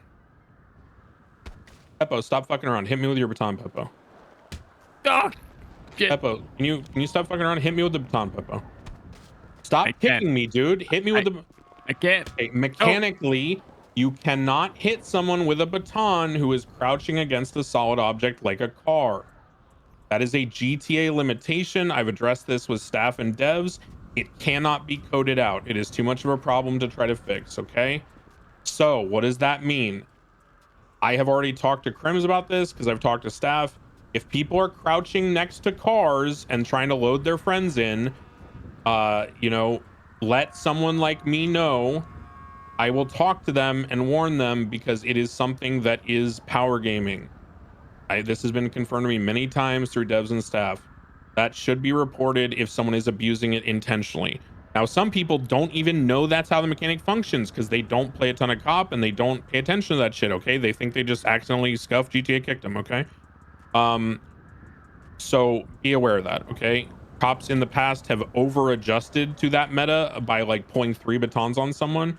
Don't do that, okay? And to that point too, the reason why Nathan here is saying come to him, come to me, come to someone who is equipped with handling it. Do not admin for the admins, right? Never break character. Yeah, never insert yourself into that conversation in the RP. And if you see someone doing it, and I'll give you an example, being like, bro, that's cringe, bro, dude, what are you doing? Like, you know what I mean? Keep it in that character. Hey, move away from there. Maybe transition to a tackle. Just continue role playing. And let someone, you know, myself, Crane, Blunt, probably handle it because we'll probably know what you're talking about and sort of handle it appropriately. Deal with an RP, maintain your composure, address it privately OOC with someone like us. If you have relationships with staff or, you know, whoever, then that way, but just address it through a conduit so that you're not taking it upon yourself to be an admin in person. That's what Knight's getting on. That's exactly it. And in fact, this goes the other direction too. If you hear someone like me or Nathan hint something is coming from the state, don't turn it into some cringe, let me punch the God in the dick type shit. That makes it weird and uncomfortable. And with me, I'm just going to break the fourth wall, quite frankly. So if you don't want that, and you're not picking up on RP cues that something's coming from the top, don't be surprised if I break character and just tell you straight. Yeah, like we will try to make it very like. Don't put me in that position either, because I find it cringe. We will use hints, but people force our hand, and it sucks. Yeah, it's very cringe because we're trying to maintain the immersion by saying something that's a euphemism for staff or development or management. By saying like, yeah, I talked to the federal government about that one. That's a no-go, right? Just fucking leave it at that. If someone ever says federal government to you and they're like an established person on the server, yeah, you think he even has any chance of being in the know on those things, let it go and accept it, because guess what? Yeah. If they're lying, it's going to be way worse consequences for them than it would be for you going along with it. Exactly. And that includes arguing those points as well. Yes. It's very, because at that stage, you're sort of leaving that individual having to be like, send you a DM or whatever. And that's just, you don't want to do that to other people. You know what I mean? Any other questions? Anything else you're curious about? I think I saw Sean Duncan unmute. Did you have a question, or was that just something else? No, I'm good. Okay. Anybody else? I got one thing I want to clarify. What's up? Yeah, the camera thing. Like, if I'm spying on somebody, it would make sense, right? Like, I'm behind the dumpster here. Yes. Correct. This is totally fine, right? To do this. Yes, because it's the distance effect, right? Because if I stand back here, Peppo, and someone's on a lower elevation than me, my camera goes above my head, right, in the game. So now I have an angle from above my head looking down, like an aerial view, that I should not have in RP, because my camera is at my chest level. If you're right next to something and someone's across from you on an equal plane, it's not going to apply. You see what I'm saying? Yeah, I just can't imagine like taking pictures of it with being sneaky and just being out in the open, not having some sort of cover. No. You can have cover. Like I said, you can be in a bush, behind a rock, all that kind of stuff. But the same way that you can head glitch with a gun, you can head glitch with a camera. Let me give you an example. And someone's drug dealing at the Sandy Shores Motel. There's a mountain ridge line that runs east to west that separates the northern side of Sandy Shores from the airfield.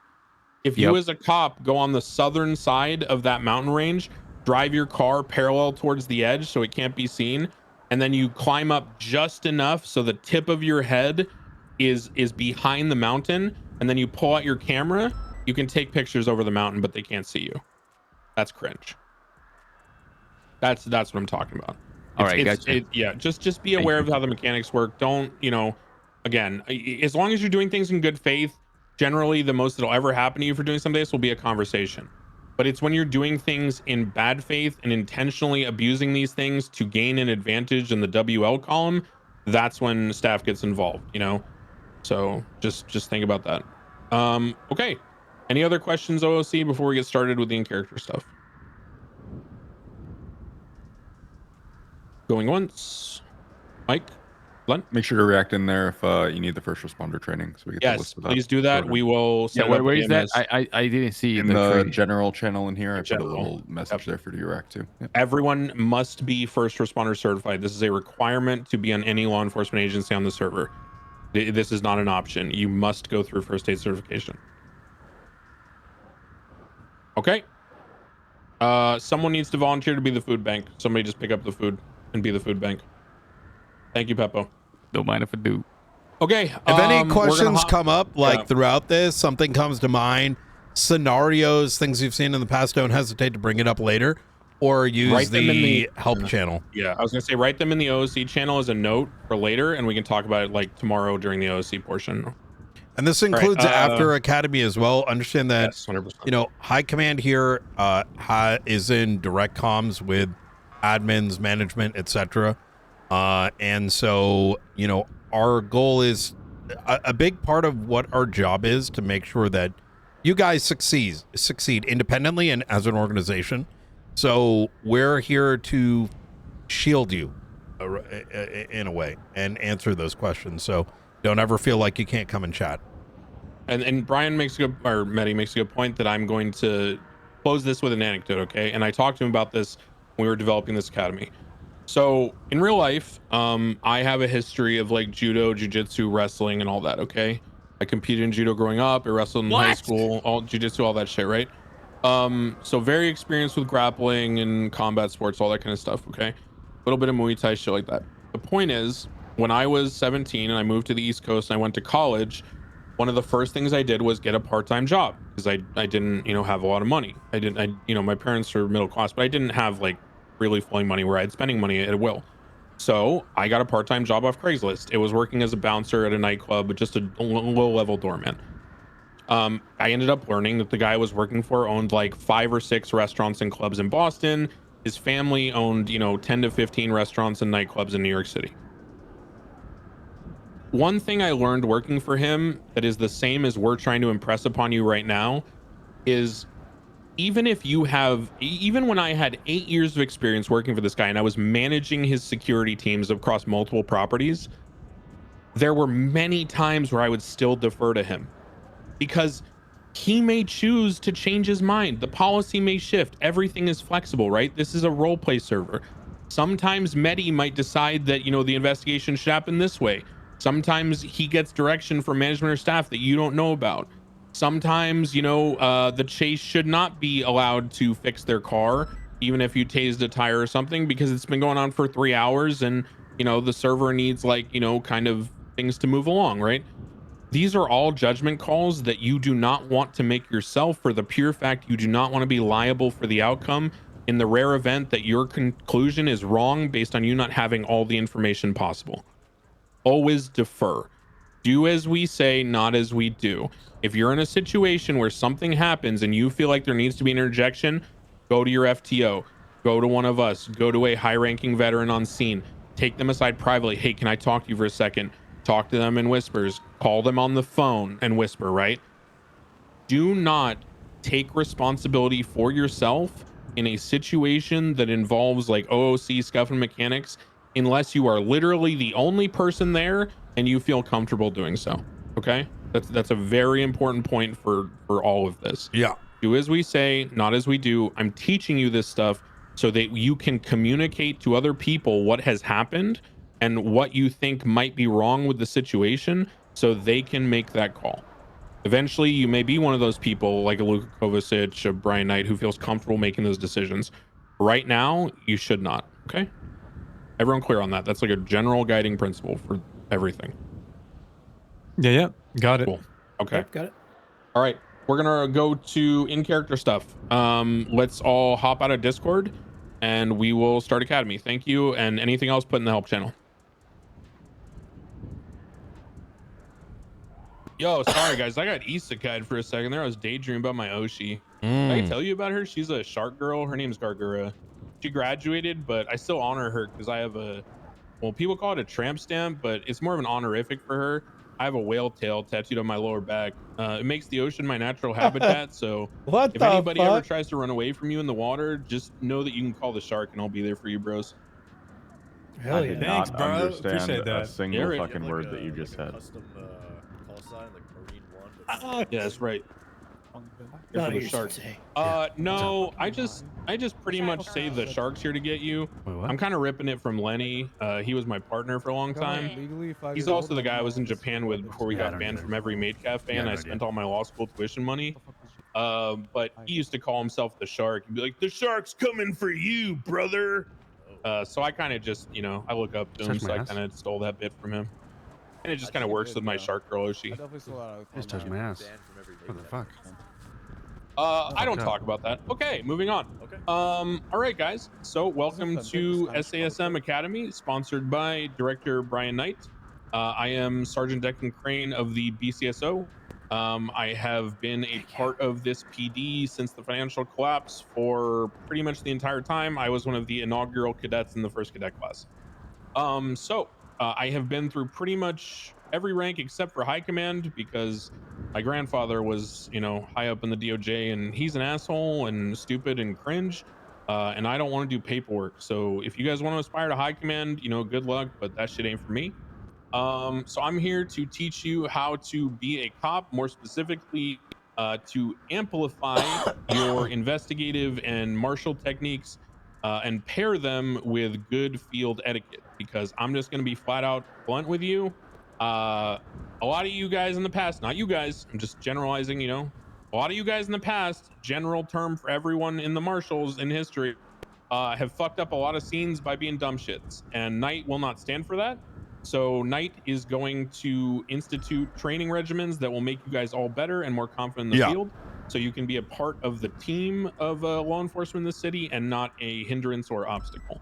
Yes. All right. So we are going to move through what I like to call a day in the life. That is kind of the theme of Academy, guys. Okay. So imagine, you're the main character in your own, graphic novel, manga, anime, whatever. I'm the main character in this story in this city, so the writers love me. As a result, if you ever see me 13 Bravo, you probably don't need to respond because I get 3 Senzu beans a day because Shenron blessed me and King Kai visited me once. There's a whole side arc. So I get 3 Senzu beans a day. If I like you, I might give you one if you're a bozo and you eject from your car, but probably not. I might give one to Knight. I'll probably just throw one on the ground at Peppo and then laugh as I pick it up and put it in my pocket and make him crawl to the hospital. But yeah. So that's me. The day in the life is meant to immerse you in the idea of what it's going to be like going on duty. Now, you guys have already been like signed up to be cops, but what we're going to do now is we're going to talk about the different steps to being ready to go on duty and the things that you should consider when doing that. And even though some of you are already done with some of this stuff, I'm going to kind of walk you through maybe a deeper side of it or things you haven't thought about before. So does anyone know what is the first thing you need before going on duty as a police officer in the city? You got to sign on duty. That's correct. And to sign on duty, you need to be given keys by a member of high command, okay? Or someone like myself who's not high command, but has hiring privileges and such and firing privileges. Those people usually are very busy. If you are trying to help someone get onboarded or anything like that, make sure that you reach out to them in a productive way and don't harass them by spam calling them 6 times. So once we sign on duty, what is the next thing we do to be ready to go out on duty, Mr. Coyote? Well, you want to make sure you have all your supplies ready before you want to get on the radio and. Nope. Okay, shut up, Coyote. Granger, what do we do next? 10-8, announce ourselves 10-8, maybe? Nope. Jesus Christ, guys. Okay, I'm just going to tell you because apparently you haven't thought a lot about this. Hey, guys, don't sleep in your fucking uniform. Have some off-duty clothes because when you get done with work at a long day of shootouts and stakeouts and investigations and being a law enforcement officer or a marshal, you want to get out of that work uniform, get it, dry clean, whatever you do, and you want to put on your, comfy clothes, right? So that way, when you wake up in the morning and you come to the office, you're fucking feeling good, right? Everyone get that? So, the first thing you do after you sign on duty is you change into your uniform. Don't be one of these fucking idiots who sleeps in their clothes and smells, because I will make fun of you. If I never see you in civilian clothing, I know you smell. Like, oh my God, you smell fucking bad. Because let's be real, none of you make enough money to have like 10 identical copies of the same outfit. So you fucking stink and you're gross. So please make sure that you're showering. Hygiene is important. And make sure that the first thing you do after you sign on duty is you change into your uniform. All right, now that you're in your uniform, what's your next choice? Equipment. Yes, correct. Okay. That is the first thing that we're going to talk about. As far as uniforms, Knight has his own standards for the marshals. The only thing that I will tell you about uniforms, the number one thing that I care about is readability and printability. Do you know what that means? Making sure you're identifiable. You look like a cop. Yeah, exactly. Correct. Right now, this is what I would consider a community outreach uniform that I am wearing. I would not wear this if I was responding to a serious situation that was going to turn into a shootout or something. In fact, if 78s pop off and I'm wearing this, unless I'm in a car of other cops in more readily identifiable uniforms, I'm probably going to change. Now, sometimes, I keep a spare set of clothes in the back of my cop car so that when I'm doing community outreach, I can change into a more readable uniform. Something like this is bad, and I'll show you why. I want you guys to look at me from the right side, from that angle. And I want you to notice how there is no identifying marker if you're looking at me from this angle, okay? I could literally be anyone. In fact, it gets even worse.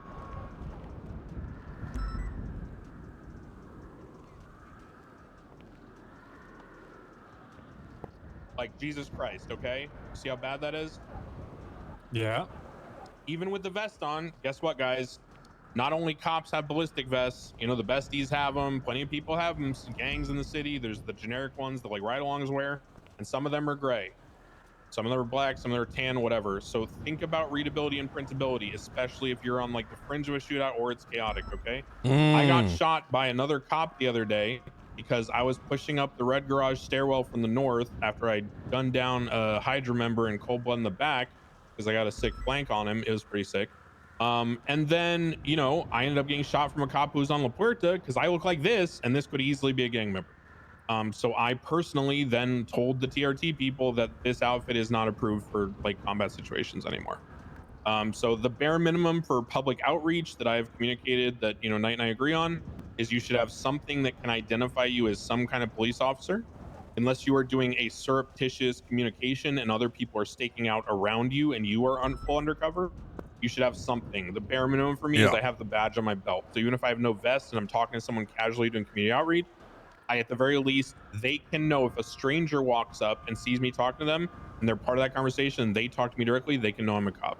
The vest is a, you know, cherry on top, but again, these uniforms should be very identifiable for combat situations. I will say right now, fucking Coyote, sorry, I call him Peppo sometimes because he's got pep in his step and he's an idiot.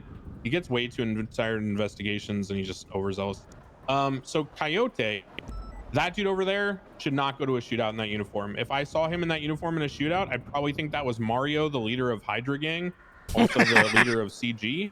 And I would probably shoot him because fuck Mario, okay? I think we can all agree on that. So do not wear something like what Coyote is wearing to a shootout. Everyone else here looks okay, except for, sorry, I don't know everyone's names, sir with the iPad.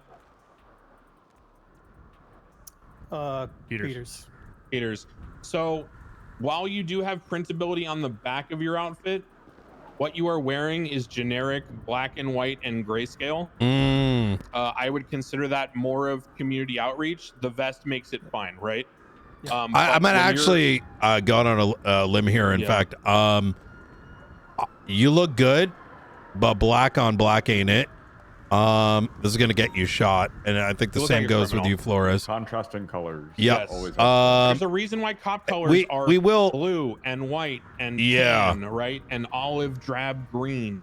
It's because it's not for camouflage. We're not fucking paramilitary, you know, troopers from Kentucky who got a state grant to buy an APC, and we're like, yahoo, I'm gonna kill all those gangbangers. We are, you know, we are normal cops and marshals who need to be identifiable. So think about what you're wearing. Think about when it's suitable. I think the blue is very good for you guys. I think it prints very well as a marshal, especially since your unmarked cars are also that dark blue gray color. Okay? 100%. So you know, if you're doing investigations, if you're doing, you know, community engagement, black and white's cool. But if you are going to be wearing full black or things like that, make sure again that there's contrast. See how my vest has the orange letters. I don't wear the black vest with the gray letters, okay? Yeah. Just think about things. And, one thing I will say is understand that SASM is being developed from the ground up. That includes like the creation of this academy this week, all the documentation around it. We will have clearer SOPs around uniforms. It's not going to change much. I do want you guys to be able to walk around business casual, etc. But, you know, things for shootouts and whatnot, especially with their ability to, you know, pack up some clothes in the back of a trunk, will some of those things will be clarified. So, I mean, everyone in the circle is looking pretty good. Just like Blunt said, contrast is very important if we're going to go into combat, unless we have like a specific utility. For example, I'm sure you guys have seen my blacked out uniform. I'll be wearing that if I'm going UC or like hiding in the dark, right? But that's got a very particular situation as opposed to a general outfit, right? Yeah, and I'll say one final thing on this before we move on. My personal pet peeve, and I'm violating it right now, which is why I don't approve this outfit for combat. If you are going to wear a non-branded, non-uniform piece of headgear, I would remove that in a shootout. The reason is if I'm behind a wall and all someone can see is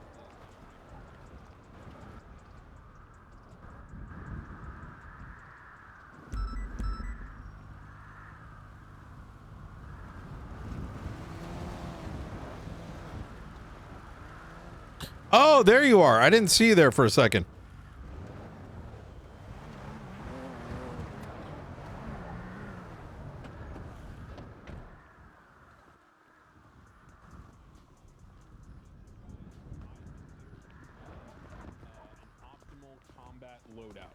Now, I don't mean that because I'm starting to really like this.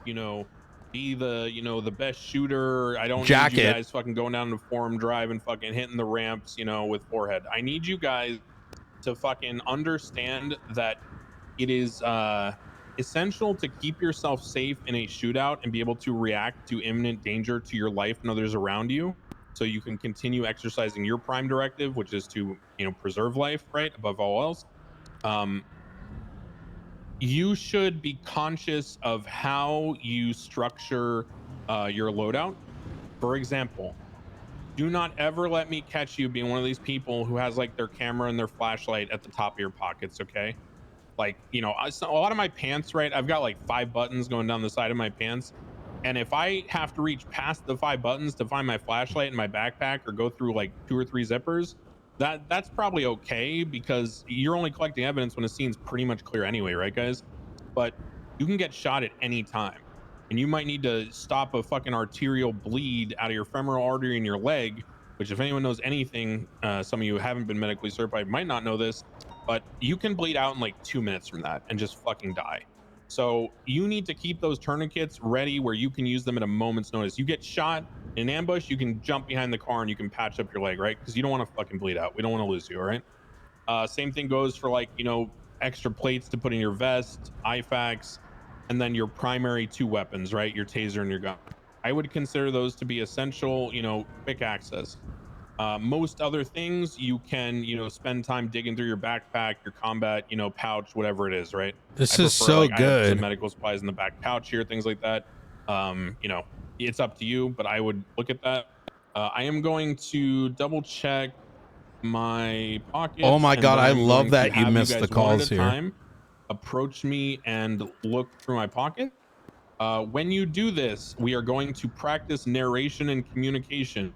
So do not just start rifling through my pockets. I want you to pretend that I am a criminal in the field that you have detained or arrested, and you are searching my pockets, and I want you to, communicate to me what you're doing and why. And take a look at what I have in my pockets, understand That gives why me it's such a probably hard on. laid out that way, and any inferences you can gain from that. Okay. So just let's go. I'll just walk around the circle. Just when I come in front of you, just do it. I'll face away. All right, sir. I'm gonna be risking you down right now. Do you have anything on you that's everybody yell? I'm yelling, right?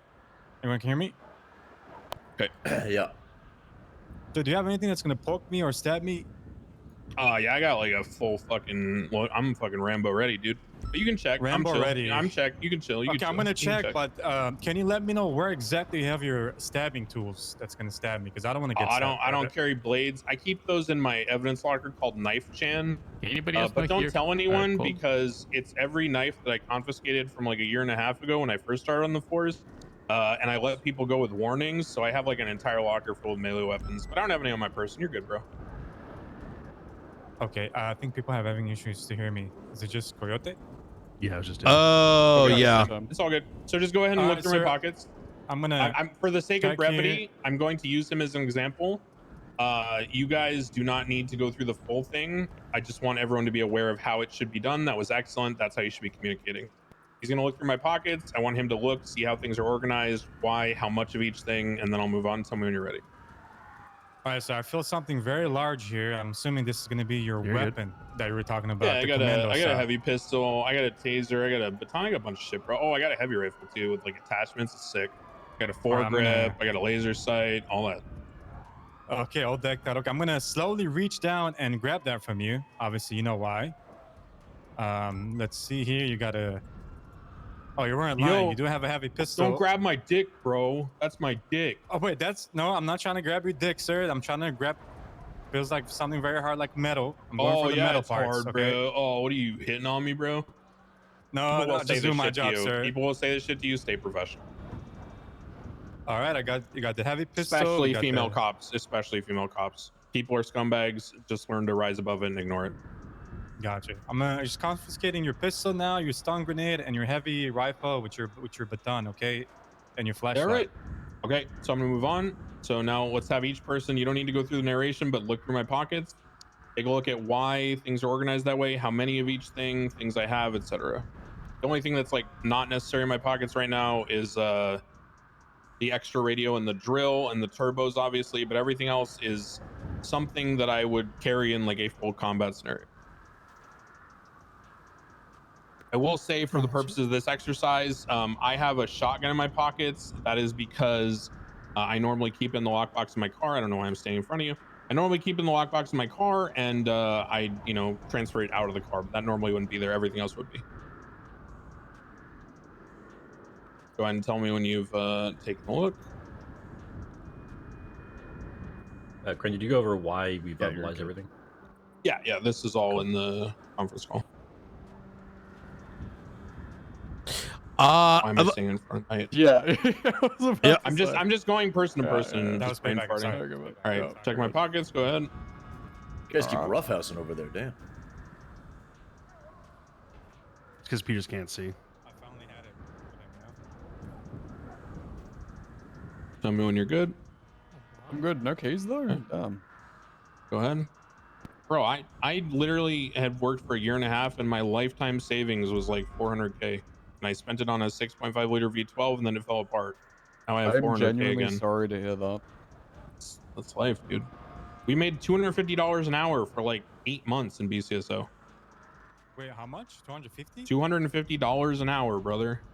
I found it crazy that DOC got paid more. Yeah, everyone got paid more. Oh. They hated us. When this department used to be under the DOJ, they used to pay us 100K a week. Yeah, no, you guys always made money. BCSO was like the redheaded stepchild who had like an alcoholic uncle, dude. We got fucking beat constantly. You say that, but it turned out that for about 6 weeks we're getting paid $250. People will be getting back paychecks eventually. Yeah, that 250 is fucking awful, dude. It was hard. We were losing money on patrol, dude. We had to ride 3 deep just so we could afford repairs. Oh, what the fuck? It was awful. All right, so everyone look at my loadout. Okay, I consider myself pretty like, I said I'm the main character. I obviously am currently TRT lead for BCSO. I consider myself pretty knowledgeable on tactics and all that. There's a reason my pockets are structured like that. I hope you guys understand. I'll go through it just to reiterate. I have 5 extra armor plates, or about 6 usually, 6 or 7. I usually keep a couple in the lockbox. Reason is because if your vest gets completely shredded, and you have like the shell left, but all the plates are crumbled, you need probably about 4 or 5 to, fully fill every compartment on the vest. These have a lot of different areas. For example, there is in this vest in particular, I have 2 side profile plates. I have a front plate, a back plate, and I actually have like a clavicle plate up top that covers that as well. So you need about 5 of those plates to fill up the vest. As far as magazines, I keep 3 extra pistol magazines because in a shootout with class 1s, you're going to need probably at least 3 magazines. I prefer 4. Tasers, I only keep a couple taser cartridges because you guys know how it goes. You tase someone, you don't want to foot bail after you tackle him, you go for cuffs. Guy gets away, he's slippery, you tase him, gets away, he's slippery, you tase him, gets away, he's slippery. By that point, if you have to reload your taser, he's probably getting in a car, getting on a bike. It is what it is. We stick to the SOP, 1 taser per suspect, right? So I keep extra cartridges. That's only for like if I don't have time or I forget to reload mid scenario or reload the cartridge manually. But just how it goes. I keep my heavy rifle on me, but not at the top of my pockets because class 2s are not default authorization. I always keep an advanced repair kit. Make sure you have one if you don't. If you don't know, you can go ahead and repair the repair kit with the minor ones. So you just like take out the guts and you refill the tools that you had in there. So if you're like your all or your Dremel or your file or whatever gets like worn down, my you just take one from one God. of the shitty ones at the tow yard. Or from the armory, actually, and you can just refill the advanced one. I always carry bullets, probably in excess, but I usually carry about 100 spare of each, just because they last a long time. They're built to last, good casings and metal and all that. Baton is at the top of my backpack because I don't always use it, but when I do, it needs to be kind of, you know, towards the top. Everything else besides that is extra shit. One thing I will say, because you're investigators, always carry binoculars. Okay, binoculars are awesome because binoculars do not have a flash. They don't make clicking noises. You can use them from a bush and people won't know you're there. Always carry binoculars. Do not be the bozo who's on a stakeout and pulls out their camera and starts popping the flash and clicking sounds and all that shit. Yeah, so that's the loadout. I keep a badge, obviously. Tactical watch. I don't think I need to say this, but if you don't have a tactical watch or know why it's good, you're fucking crazy, because as I learned navigating Harajuku and going to my different maid cafes, it's really good to have a compass watch because you can actually, like, you know, map directions without knowing the street names, because I don't speak full Japanese. I mostly just know speeches from Gundam Wing. So yeah, that's everything with loadout. Any questions about loadout? You give a quick pro tip. I personally don't have 5 pockets. I only have 4 that I can access quickly. I'm going to strongly recommend that all of you choose which pocket you put your taser in and never ever move it for anything. If you move it, there's going to come a time where you try and draw your taser in your car and you don't. You draw your firearm and you don't notice that you have a gun in your hand, and you go to tase someone and shoot him in the back of the head. So we call that a 9mm tase. Don't do it. Who sent we've me all done it. the It's gonna happen to you at some script? point, but I managed to go 2.5 years without doing it by keeping my taser in my second pocket and never ever moving it for anything. Yeah, I do the same. I think that priority should be your gun, because you need your gun at your fingertips to preserve your life at all times. I prefer a leg holster. Some of you may use a belt holster. That's a personal decision. Tactically, I think the leg holster, the drop holster, is better. It's really up to you. Okay, so that's equipment and loadout. There are some other things that we'll talk about, but they'll be done in the practical sessions. Those things will be other things from the armory, all the way from fire extinguishers to barricades to spike strips to sledgehammers. For We'll talk about all the that once we get into the photos. building and start going through the stuff. 1 second. I don't remember for my notes. Someone made it for me. Everyone, Was by the it way, Thor if you see Star? Dawn Winters, thank her for assisting Knight and I with documenting our rambling info dump of Academy practices. Ooh, I She got put something for together the everyone. report. Go ahead. For your camera, I am going to be posting our ShareX script. Yeah. When you run this, it will allow you such that every time you take a photograph, it will embed your name, your call sign, and localized date.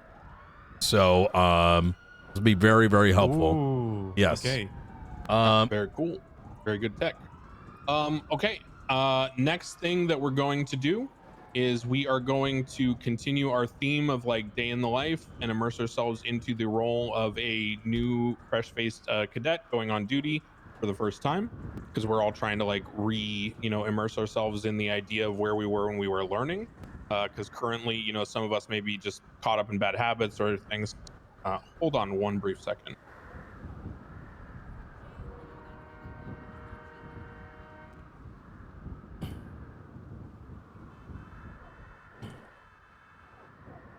Sorry, it's just something very crucial just came at 1 second.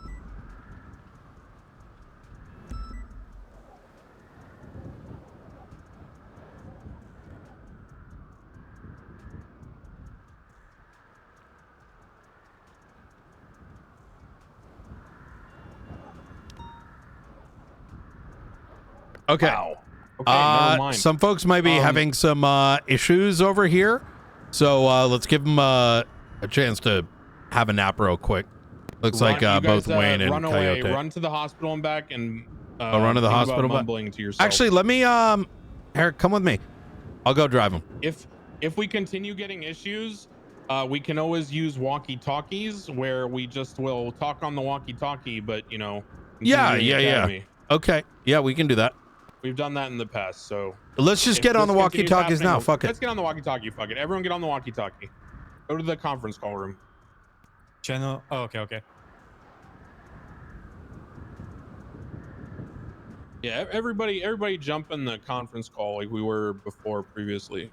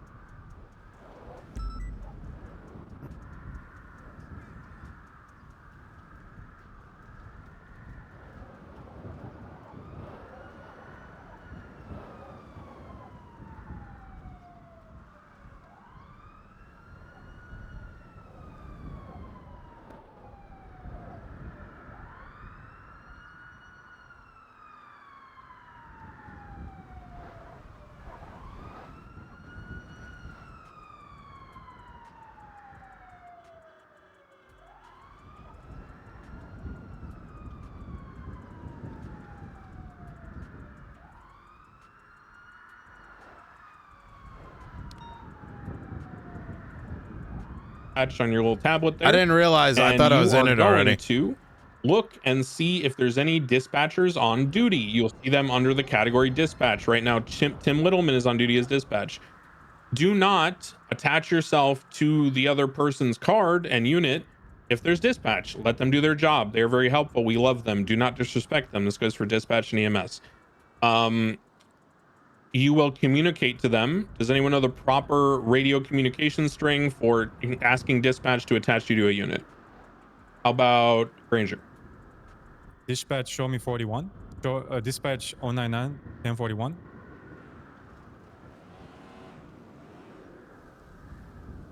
Nope. Do you want me to say it on the radio? No, just say it on the conference call because we're not using the radios. So I would say dispatch, show 099 1041. Okay. I don't hate that.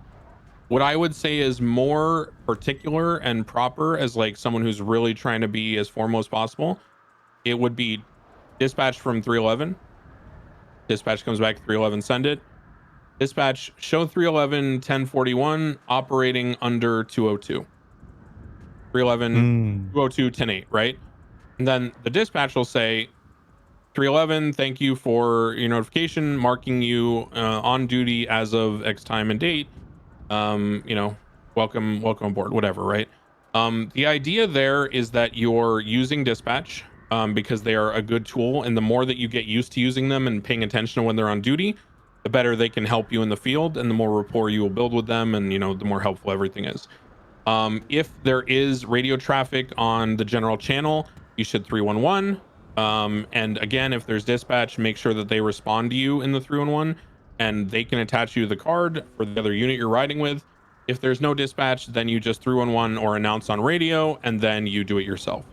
I still will address it to dispatch because you're kind of addressing the entity so that everyone else knows, but I'm not doing that.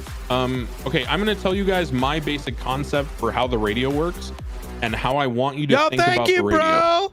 Bro. The radio is not a private chat line. The radio is not a group conference call playing Tarkov and joking about the Raiders game. The radio is a professional tool that is used to enhance communication so that we can preserve life in the city, protect the public, enforce the laws. So here's the way I want you to think about the radio. The radio is like if you're in a giant basketball auditorium and you want to talk to your friend who's on the other side of the auditorium. You'd be a fucking asshole if you just yelled out, "Yo, you going to the Raiders game, bro?" Because first off, no one else knows who you're talking to, so they're going to listen and think it's going to them and then get annoyed. On top of that, when you continuously do things like that on the radio, people will turn down their radio because they're getting annoyed, and then they will miss essential comms. The skill that you need to develop is very particular. The radio is always structured in the same way. Who you are talking to, who you are, and then what you have to say. If you've already established communication, meaning you've talked to them on that shift already, they're on duty, they're involved in the call with you, for example, then you can say, you know, Ventura from 311, be advised there's a black and color coquette following the pursuit. But if you're not sure if Ventura is on the call or not, you would say Ventura from 311, Ventura from 311 direct, right? And then you wait for him to respond, just like dispatch. So again, imagine you're in the auditorium, you're trying to communicate with someone, there's music, there's a party going on. You yell out who you're talking to first, and then who you are, and then what your message is. If you hold the open radio, you're doing comms, you're having a private conversation on the channel, whatever, then obviously you don't need to communicate that every sentence. But to introduce the fact that you are the one occupying the radio, that's how you would do it. Some people have radio clicks and beeps turned on. I do not personally. They are a very good tool. They promote discipline. I know that Knight wants you guys to use them, so I would suggest you use them because that's his directive as the director of the marshals. Now, in terms of other things about the radio, there are a bunch of things that you may not know about your radio. What I want you to do is I want you to just go in your pocket. Just to interject real quick. I know the radio clicks can be annoying. Trust me, I'm aware. The good thing is you can alter the sound if they're too loud. There is a way to reduce the sound of it so it's not annoying. Yeah, so if you guys go into your pockets, like Knight's saying, and you open up, I gave you a little tablet along with the booklet that Dawn made for you guys. So if you just want to open up that HUD tablet, everyone just open that up. It's labeled right there. It's the /HUD tablet.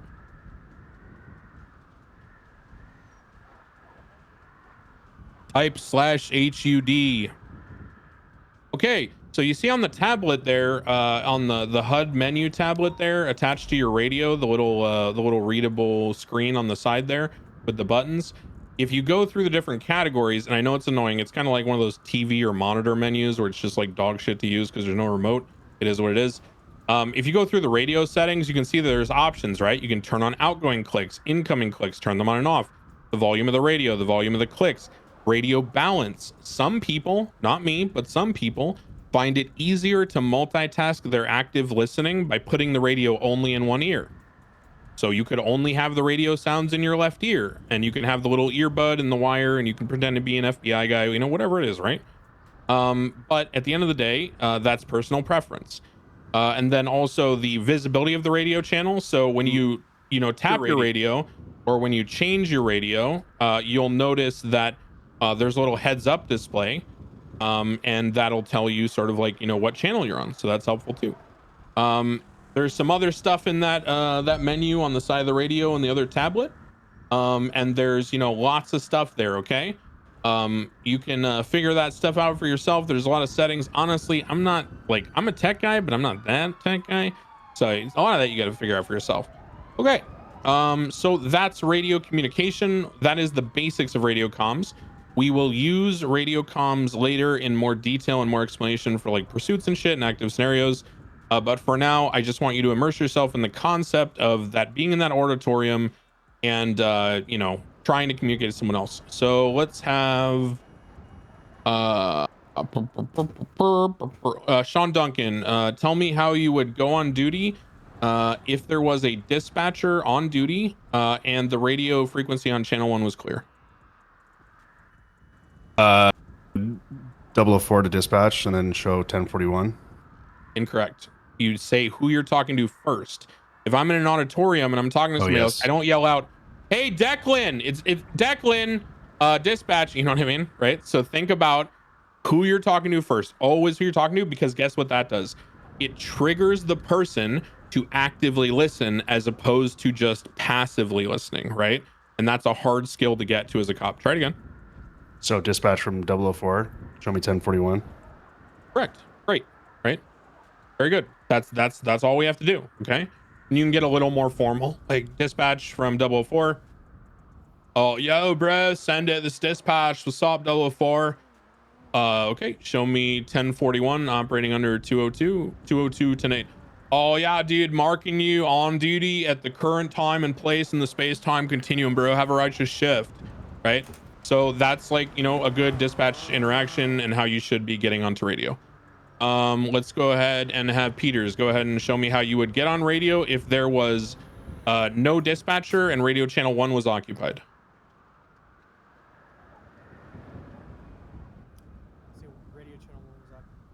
Radio channel 1 is occupied, and there's no dispatcher. How do you go on duty? I'll use the 311. Yeah, go ahead and send one.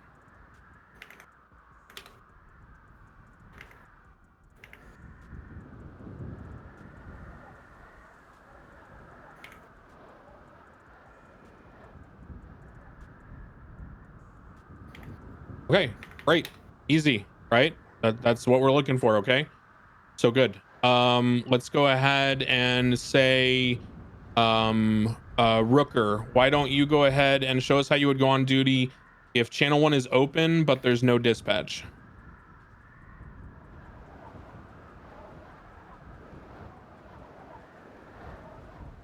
I mean, just verbal or 311? So if there's no dispatch, but the channel is open, then you'd still do it verbally because you're announcing to other people for their benefit as well. So just go ahead and announce how you would go on duty if channel 1's open and there's no dispatch. 009 to all units, 1041. Yeah, perfect. All good. The only thing I would say is, remember, you said your call sign first, right? So try to say all units or be advised or just dispatch or whatever, right? It's a habit everyone needs to get into. You're going to learn over time. Do not take me ever correcting you guys or calling on you to be like a criticism. I'm just trying to get you the experience in this isolated environment so everyone can learn and progress and not feel nervous about doing it like on the radio, right? Yeah, go ahead, Coyote. What's up? Wait, you said that she's not supposed to say her call sign first? You're just supposed to say all units, like, listen to me? Who you're talking to, then who you are. The colloquial term for this that some old school radio people would say that's more casual, like, is, hey you, it's me. Hey you, I'm saying this. Hey bud, I'm me. I want to talk to you, right? Because again, if you're Coyote, you're a great example. Let's imagine you're on a stakeout. You're doing one of your investigations, right, bro? And you're all locked in. Remember, like, how I got mad at you because you like didn't even do your patrol work and you didn't pass your PPO stage, but you kept going on investigations. Then you lied to me and you said you were only going to do one more, and then you did another one after that, and then you just bullshitted your way through it. And you tried to go to my grandfather and get him to help you. Remember all that? What happened to your grandfather, by the way? So anyway, so remember, like that situation. Imagine you're like in a car doing a stakeout, or you're having a conversation with my grandfather or whatever, right? And then someone talks on the radio and says something like, yo, it's 311, yeah, hey Coyote, and you see what I'm saying? That's very different than if you're having a conversation. I say Coyote, or I say 311, like your call sign, right?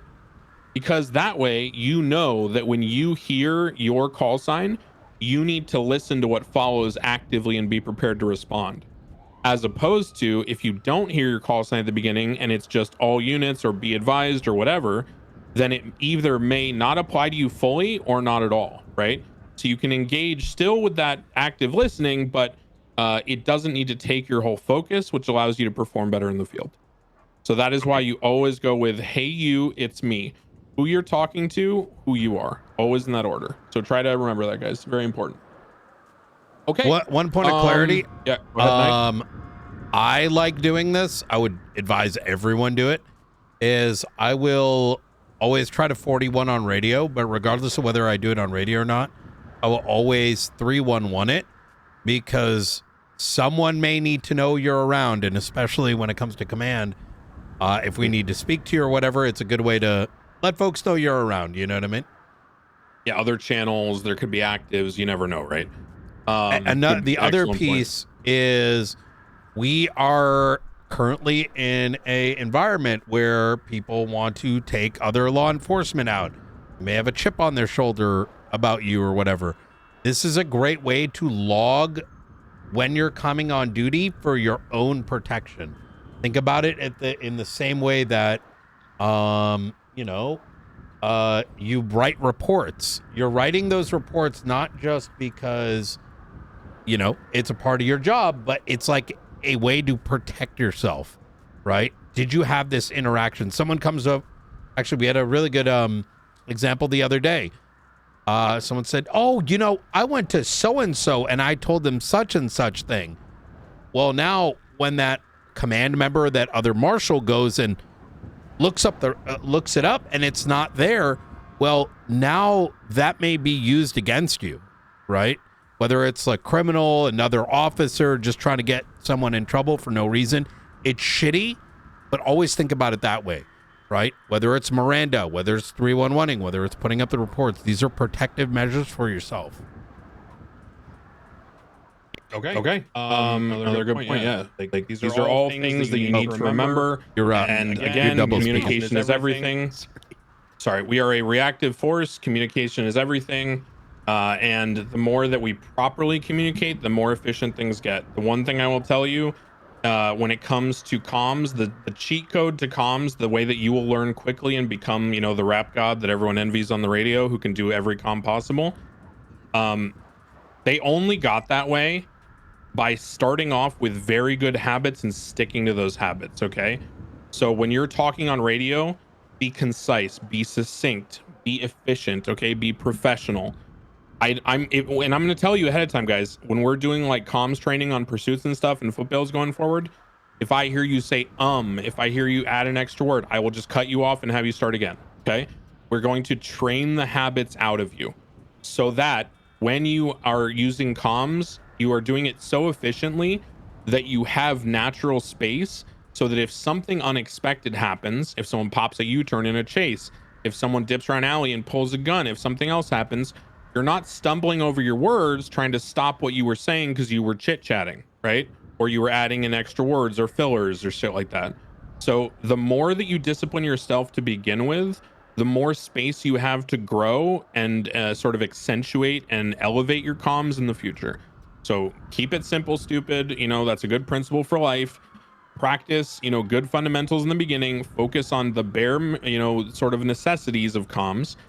You know, accept the training, accept that you're going to fail, correct yourself over and over until it becomes a habit.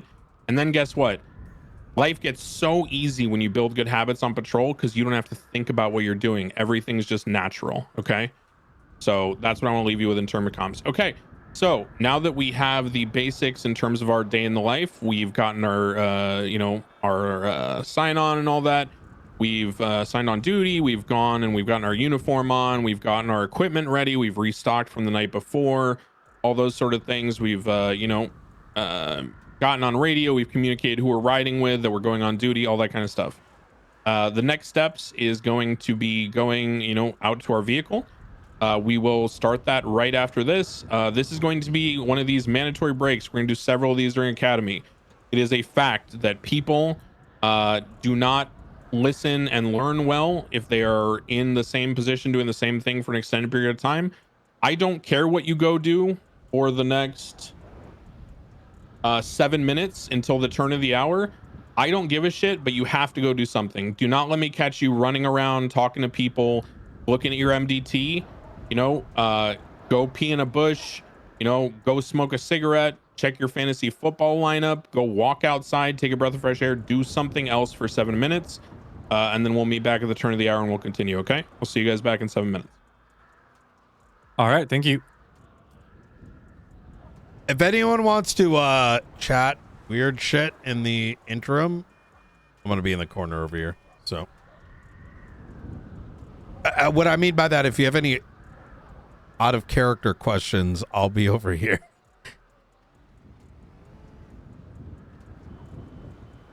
Yo, this is going really well so far. And by the way, I fully mean that, both OOC and in character.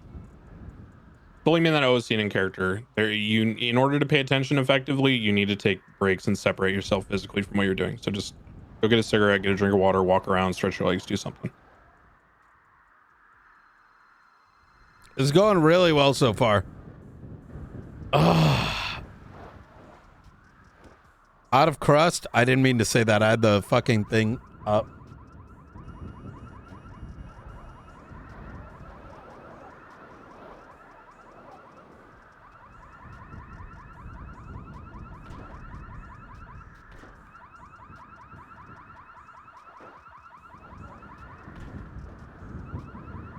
Yeah, we wanted to do it a little bit different because there's never a opportunity, I feel, to appropriately have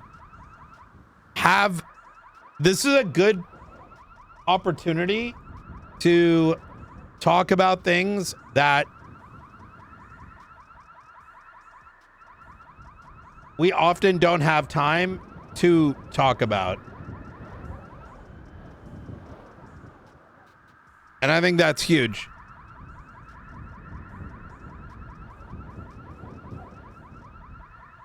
It is huge.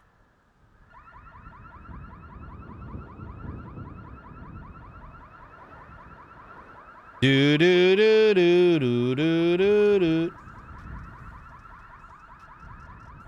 I wonder why my game ends up going so slow when I alt tab. I've been having it in the background. What do you guys like about the Academy so far?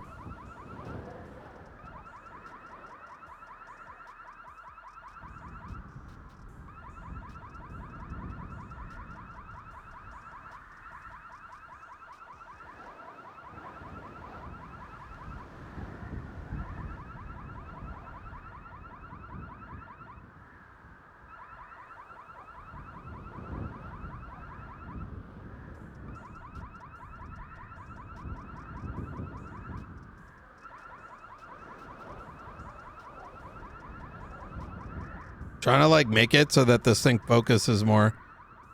I mean, I got like 3 or 4 in, something like that.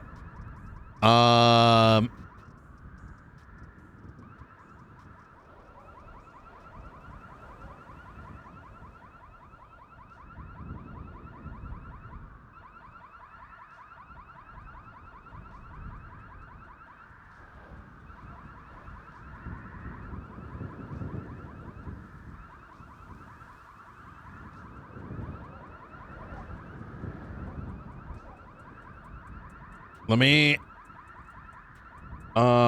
everyone,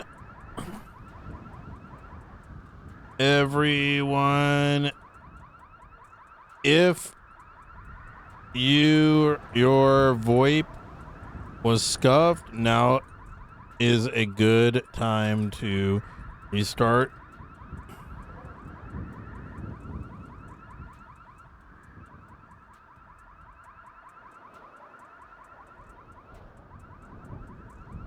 Wait, really? Not Dota?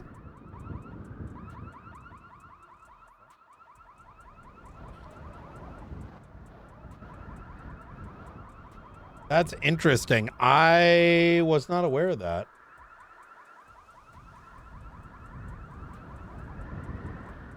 I was not aware of that, actually.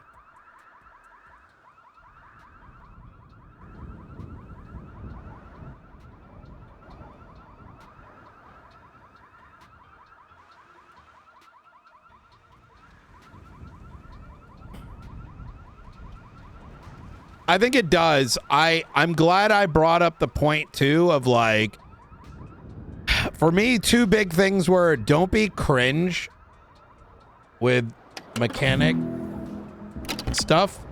Like, you know, I don't want people like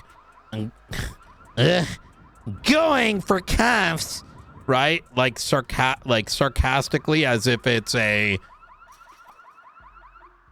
being sarcastic about it is just as bad, right?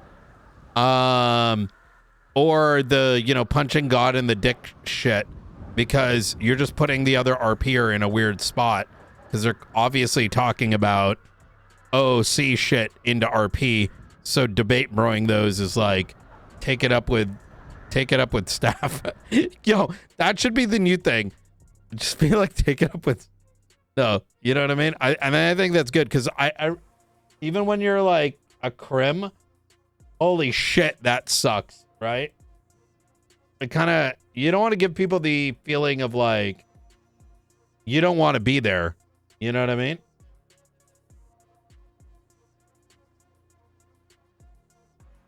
Yo.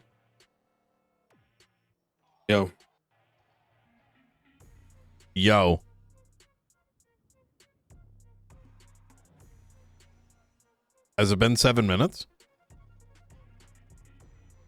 I think some people may be attempting to take a nap right now.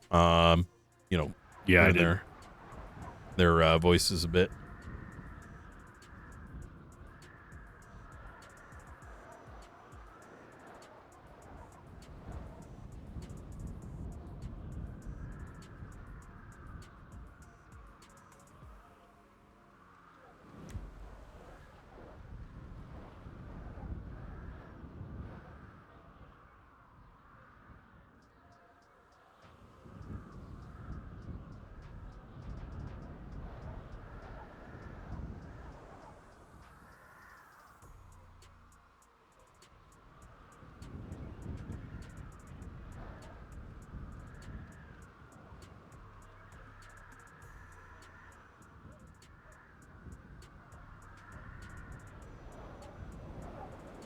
Yeah, Oraz, that's him right there.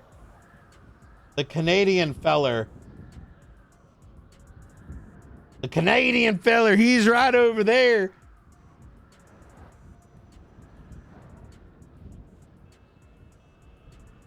All right, we're gonna resume. Honestly, it's just more efficient that we just fucking use the conference call for Academy. Obviously, you should, if you're, you know, on normal duty or anytime else in the city, you should never use it. The reason we're using it for Academy is because we don't want to waste people's time by waiting 10 minutes for someone to, like, you know, take a nap and wake back up and clear their ears and all this bullshit every so often. So stay in the conference call, everything will be good. Let's get everyone out to the cars, please. Oh shit! When you guys are back, just come over to the cars where I'm standing, please. Just to make sure we can ensure that everyone is here. Bro, did Duncan just take an oxy? Yo, you popping pills, bruh? Yeah. Nice. You got a script? No, they're Tic Tacs. Oh, okay. Well, that's boring. I got bad breath. That's boring. Okay. So, I think the other people over there are just helpers, right? Flores and I'm still VOD. waking up. I had to. Okay, you're chilling. Coyote is changing real quick, I think. Coyote's changing and Flores. Okay. We'll wait a couple seconds here. Big Dick, I gotta go. Riker will take my place. All right, you're chilling. Today's not super active, so it's not as big of a deal to have. I won't be here tomorrow. I didn't know there was a tomorrow. Well, thanks, bro. See ya. Not a problem. Where is Coyote? He's not in the conference call. This motherfucker. He might be taking a quick nap.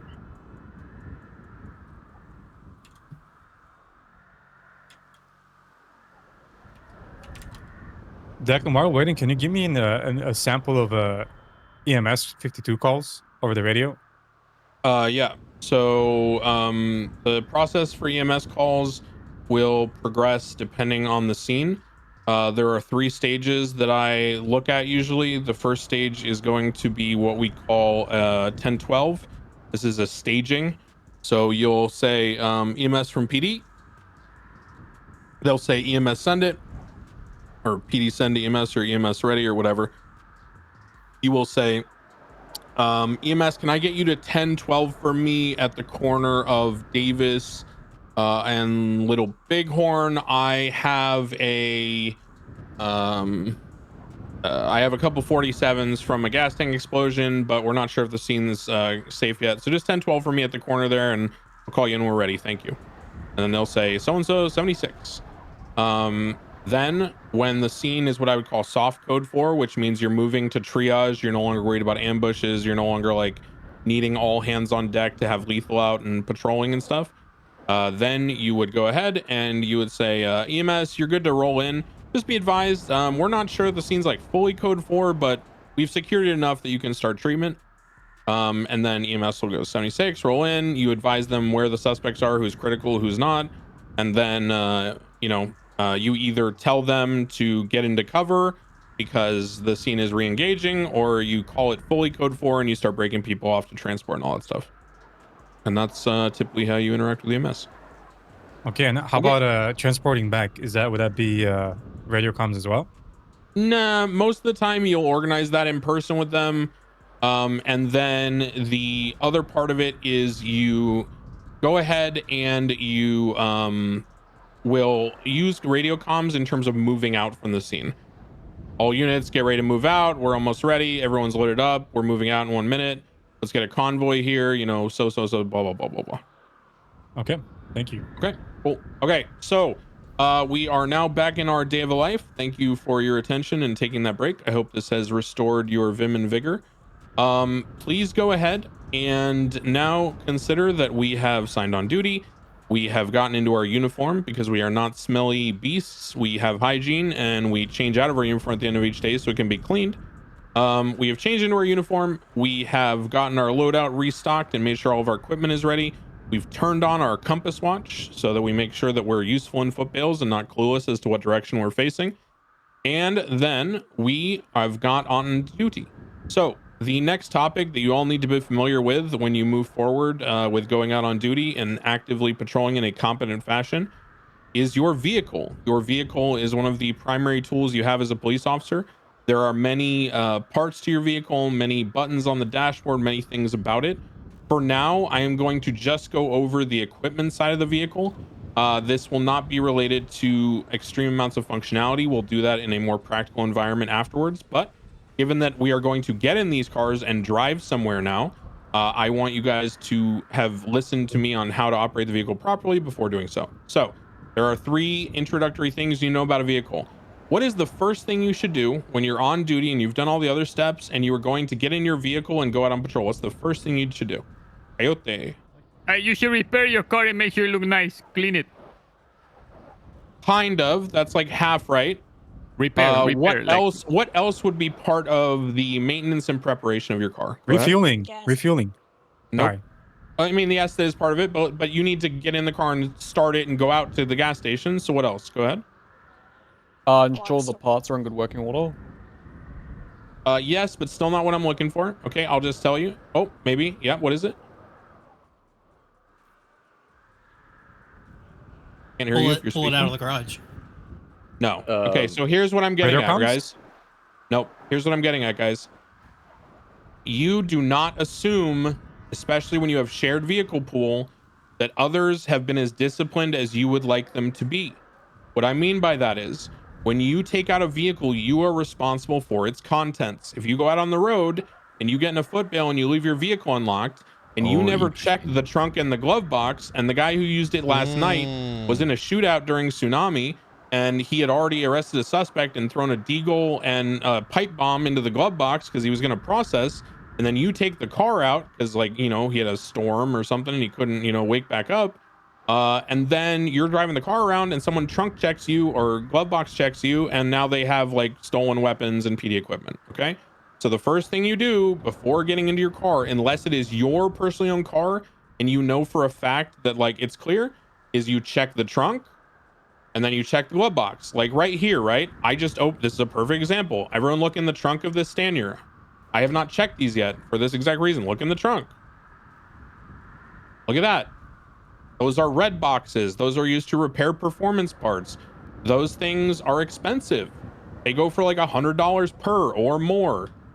So that is, you know, what is that? $11,000 just sitting in your trunk that some criminal can just take. Okay, so always check your vehicle before you go out on duty. That is the number one thing you need to do. Now, you need to also check the lockbox, okay? The lockbox is, I'm not sure, Night will enhance for you guys in the future in terms of your SOPs as marshals. I will tell you my perspective on the lockbox. The lockbox is used differently by different people. Some people exclusively use it for evidence bags, spike strips, barricades, things they don't want to carry on them usually. Maybe they're class 2, maybe a shotgun, stuff like that. I personally have been involved in the hellfire of shift 2 for a long time. So I keep a spare service weapon, a spare radio, and some extra like armor plates, tourniquets, and IVACs in there. But that's like me, right? Because I'm like TRT lead and I generally get involved in a lot of those situations. It's really personal preference. Either way, your lockbox is yours. We don't have the Neuralink set up yet, but there is a what's it called? An ocular scanner in the dash of your car. So if you go ahead and you look just above the cold air vent for the driver's side, so on the right side of your person, but on the left side of the center dash, and then you press the release button on the lockbox, it will scan your ocular signal and it will open it. Do not ever open this for a criminal, even if you are held under duress. The state secrets as to how those things function, the items inside them, the weapons, the technology that we use on duty is extremely dangerous and sensitive. Not only is it protected, design and engineering, but on top of that, it's just illegal and dangerous for other people to have. So, and they can also get the black box out of the car, which gives them way too much info. So, Are you do not talking ever about open that for someone. Are you talking about the stash, Mr. Declan? The lockbox. Okay, that can be removed out of there? I would say. Sorry. Well, they could, if they get into it, because they hold a gun to your head, they could like take the lockbox, they could take stuff out of it. So we get shot rather than give up the stuff? 100%. Aye, okay. That is a problem for the federal government or someone like myself and Knight. You do not ever open that lockbox under duress as a negotiation tactic. Under no circumstances do you give anyone access to that does not have it themselves by registry with the ocular scanner as a member of law enforcement. And if that happens to you, definitely let us know. Talk to someone. Like, yes, definitely let us know. Right? That should never happen. It is not your choice to make that decision. You do not have free will in that moment. I'm making that's the final thing I'm going to say on it, and we're going to move on. I've made myself same goes very clear. with the armory. The armory. Oh, that is PD well, accounts. okay. Well, so with the lockbox, definitely let us know. Do what you think is appropriate. But when it comes to the armory, if someone tries that shit, just don't do it, because there's someone. You've probably seen Stanley, right? He sits right by the armory. He's sitting behind a glass wall. There are swarms of armed local workers in PD besides us, because we're just the active cops, right? But those mindless drones that work there, there's no chance that they would ever allow that to happen. So it's just not an option. Just don't do it. Don't let people in the lockbox. Don't get people shit from the armory. If you have access to a PD account, don't allow them to hold you up and pull money out of an ATM. Just don't do that shit, okay? Period. All right, moving on. Now, when it comes to operating your vehicle and being familiar with the very basics of patrol, I do need to confirm one thing. I want one at a time. You guys should get into these 3 cars. I'll make sure they're unlocked. And I want you to show me that you know how to turn the car on, turn on the lights, turn on the sirens. I want you to show me that you know how to change the type of siren. And then get out of the car, and next person. Go ahead whenever, just use these 3 cars one at a time. When you're done, go to the right over here by the bushes, just so I know. Declan, I need keys for this one. Actually, I can do it without it, right? I can't turn it on.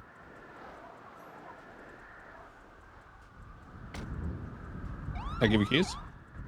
No, I'm in the car to your right. I need you guys to turn the sirens on and toggle them to a different siren type as well.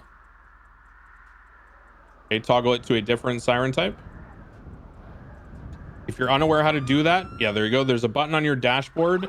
By default, it should be the R labeled button on the dashboard of the vehicle, and that will allow you to change the siren type. So turn them on and then toggle through all of them real quick.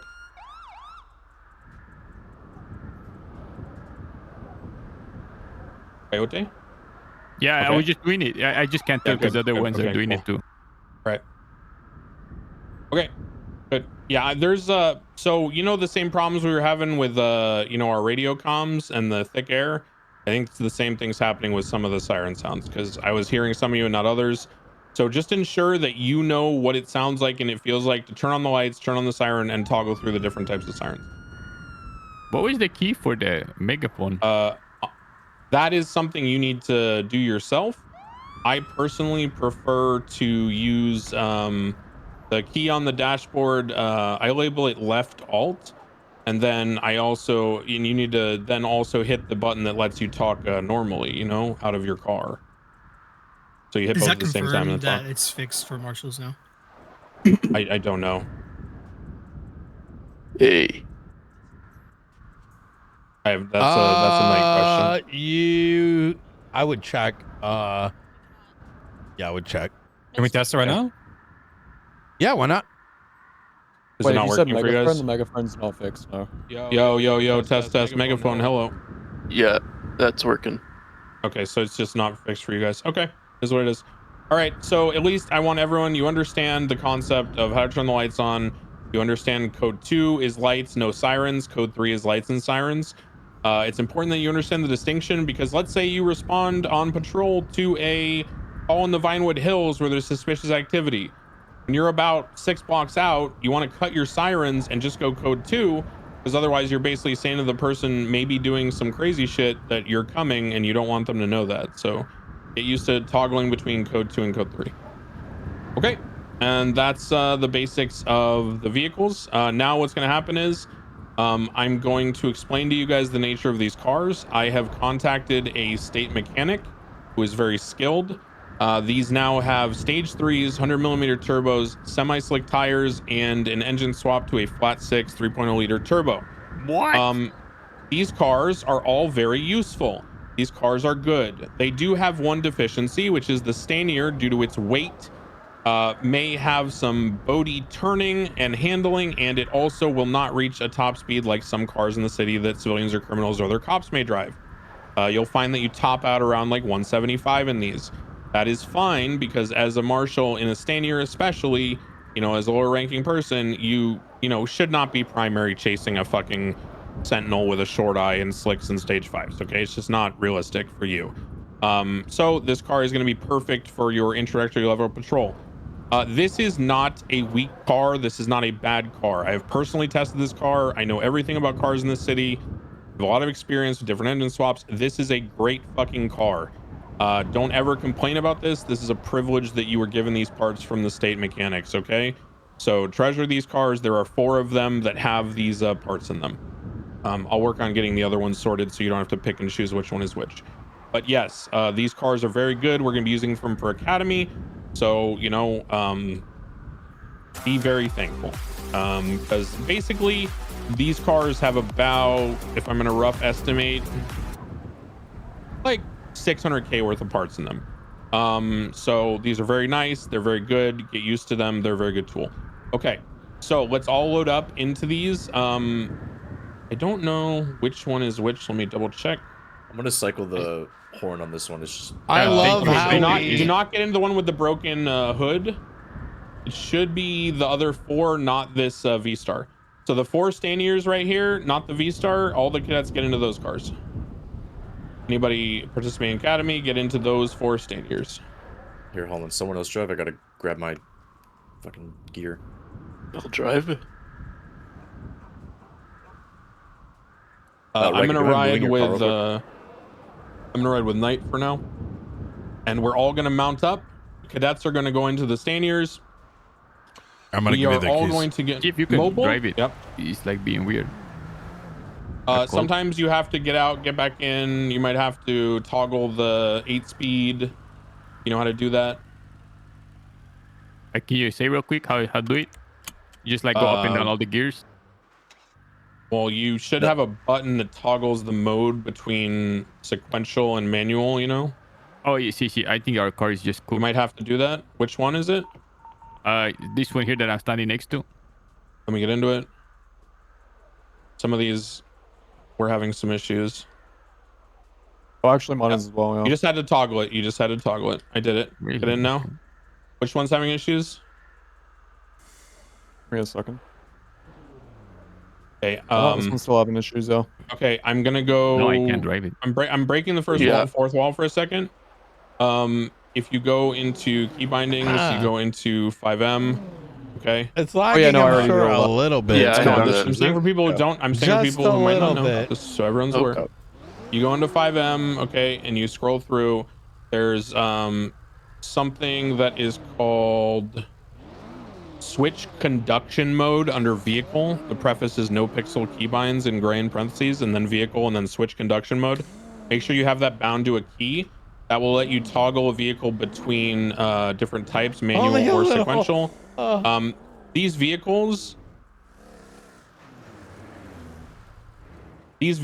do not need to be re-toggled once they've been done once and put away that way.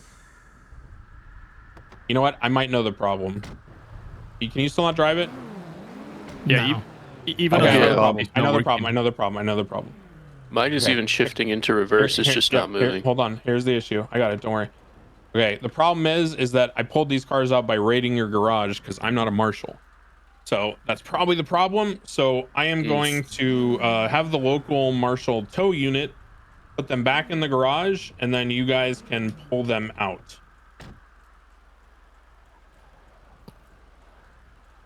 So pull out one at a time and load into it.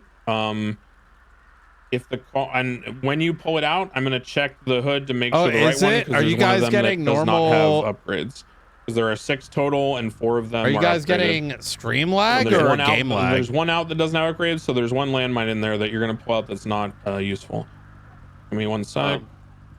Just don't pull out the one that's not S-class.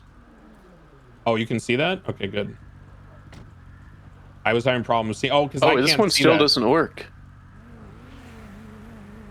It still is bricked.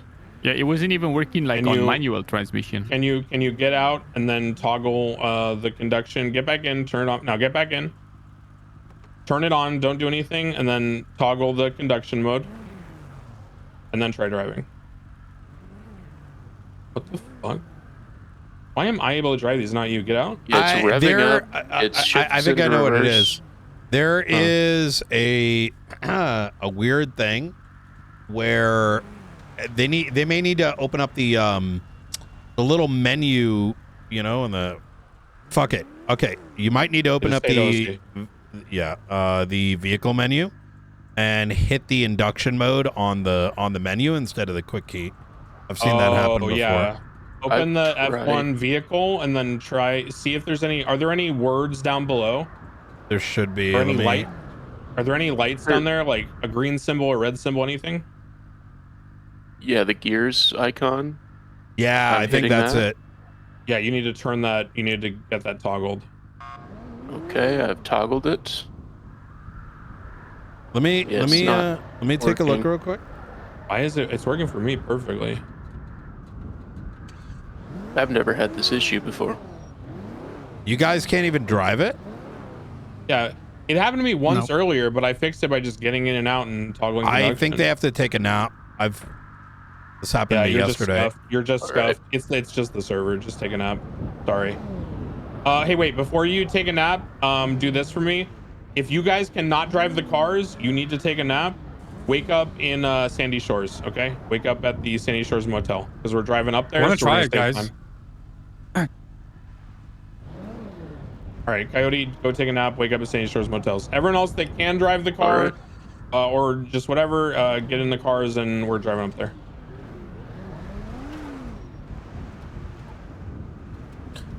Now, I'm going to say this just to make sure everyone understands. When you are not conducting official police business, aka you're not on actual patrol, you're not chasing a call, you're not doing anything serious, you should be obeying the road. Sorry, what was that? Oh, I can't even hear you talk right now. Send me a text. Yeah, send me a text. Yeah, I think it's really laggy down here. I need him to move so I can The hood? Open the hood? Okay. All right, let's open the hood. Do you want me to ping the devs or no? This is the server scuffed. Okay. Hey, this is a good one. You guys can load up into this and drive it up north. Go to Sandy Shores at BCSO. Okay. So do we have 4 of the standing? When you drive that one. Pop the hood of this. I'm just gonna make sure it's the right one. I'm having hearing issues, even though I can drive. I'm gonna take a nap quick. This is the wrong one. Don't drive this one. This is one of the ones that's not upgraded. Grab one of the other ones out from the shared. Just park that, yeah. We're just gonna need to talk on the conference call, guys. The city is really scuffy right now, and we're gonna waste too much time trying to do this. Okay.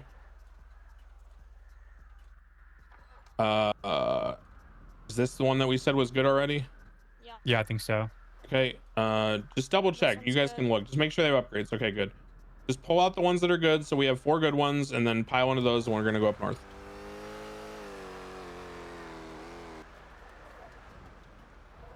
Should be 861. Yeah, they're S class if they're upgraded. There's a third one. Good. Okay, and then get the 4th one, and then we're gonna move. Anyone else who has to take a nap or whatever, just wake up at the Sandy Shores Motel. The local bus driver will take you up there. There's a fourth.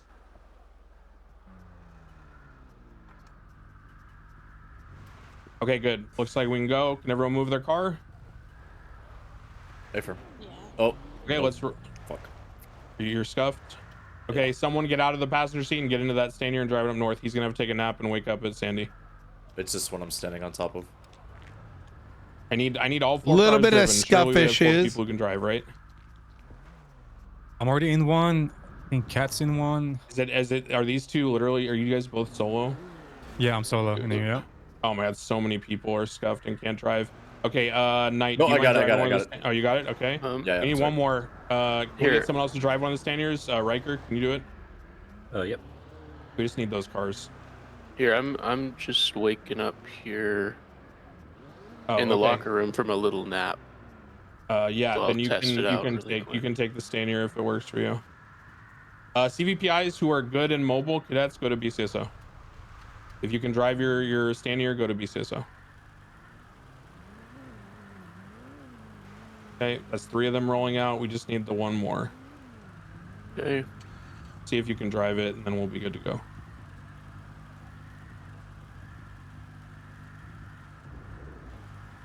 Good. That's Hope you weird. move. Try the I'm not seeing any conduction now. Try the movement. conduction now. You moved forward when you turned it on initially and went forward. I saw it. Okay. Did you toggle conduction? Yes, it's shifting into reverse, shifting into first. It's revving It's to not like moving? 2,000 RPM and it's not moving. fuck it. It's like All right, the wheels I don't are know. like locked up or something. Take a hard nap. Don't do the thing where you take a shower. Take a hard nap and wake up in Sandy. Knight, can you Yeah, I drive the other did. stander? Yep. Okay, well, try again. I don't know what to tell you. Alright. Knight, drive the stander that's over there to the right, please. The Sandy. Thank you. Okay, let's go. Let's go up to Sandy Shores. At the end of the day, if you take the last nap that you're taking right now and you guys still can't drive the car, then we're just gonna move on and you'll just practice the passenger stuff because it is not worth delaying this much time. Wait, because yeah, really it's not something really- we're gonna be able to fix. I think there's, yeah, it's just general scuff right now. Oh, this is the heavy snow. Be careful. This is the nasty shit. This is the black ice underneath the snowfall.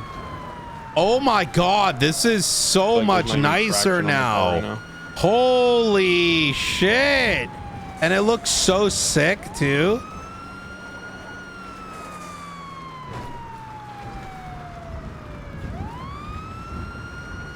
I'm gonna double check to make sure I took the right one. We confirmed that they're the right ones. They are? Okay, the other one got put back.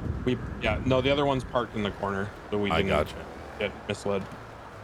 I'm gonna have the state mechanic make sure they're all equal so that you don't have to play the guessing game in the future, but for right now, we just got 4 for Academy. Makes sense. Okay, so we are going to BCSO. The primary purpose of this is I want to go through what proper processing. Oh my god! Looks like at a basic Yo, level. this is And sick! I know that, the Davis station No, is a no, little no, no, no. different. The cars. I'm just doing this because I'm the most The familiar with this entire one. You can car got apply what you're updated. learning to your station. Just doing Yeah, this for it's not continuity, just so car my parts. explanations are efficient, This only as has opposed to me stage fumbling around 3s in having it to right explain now. around your station.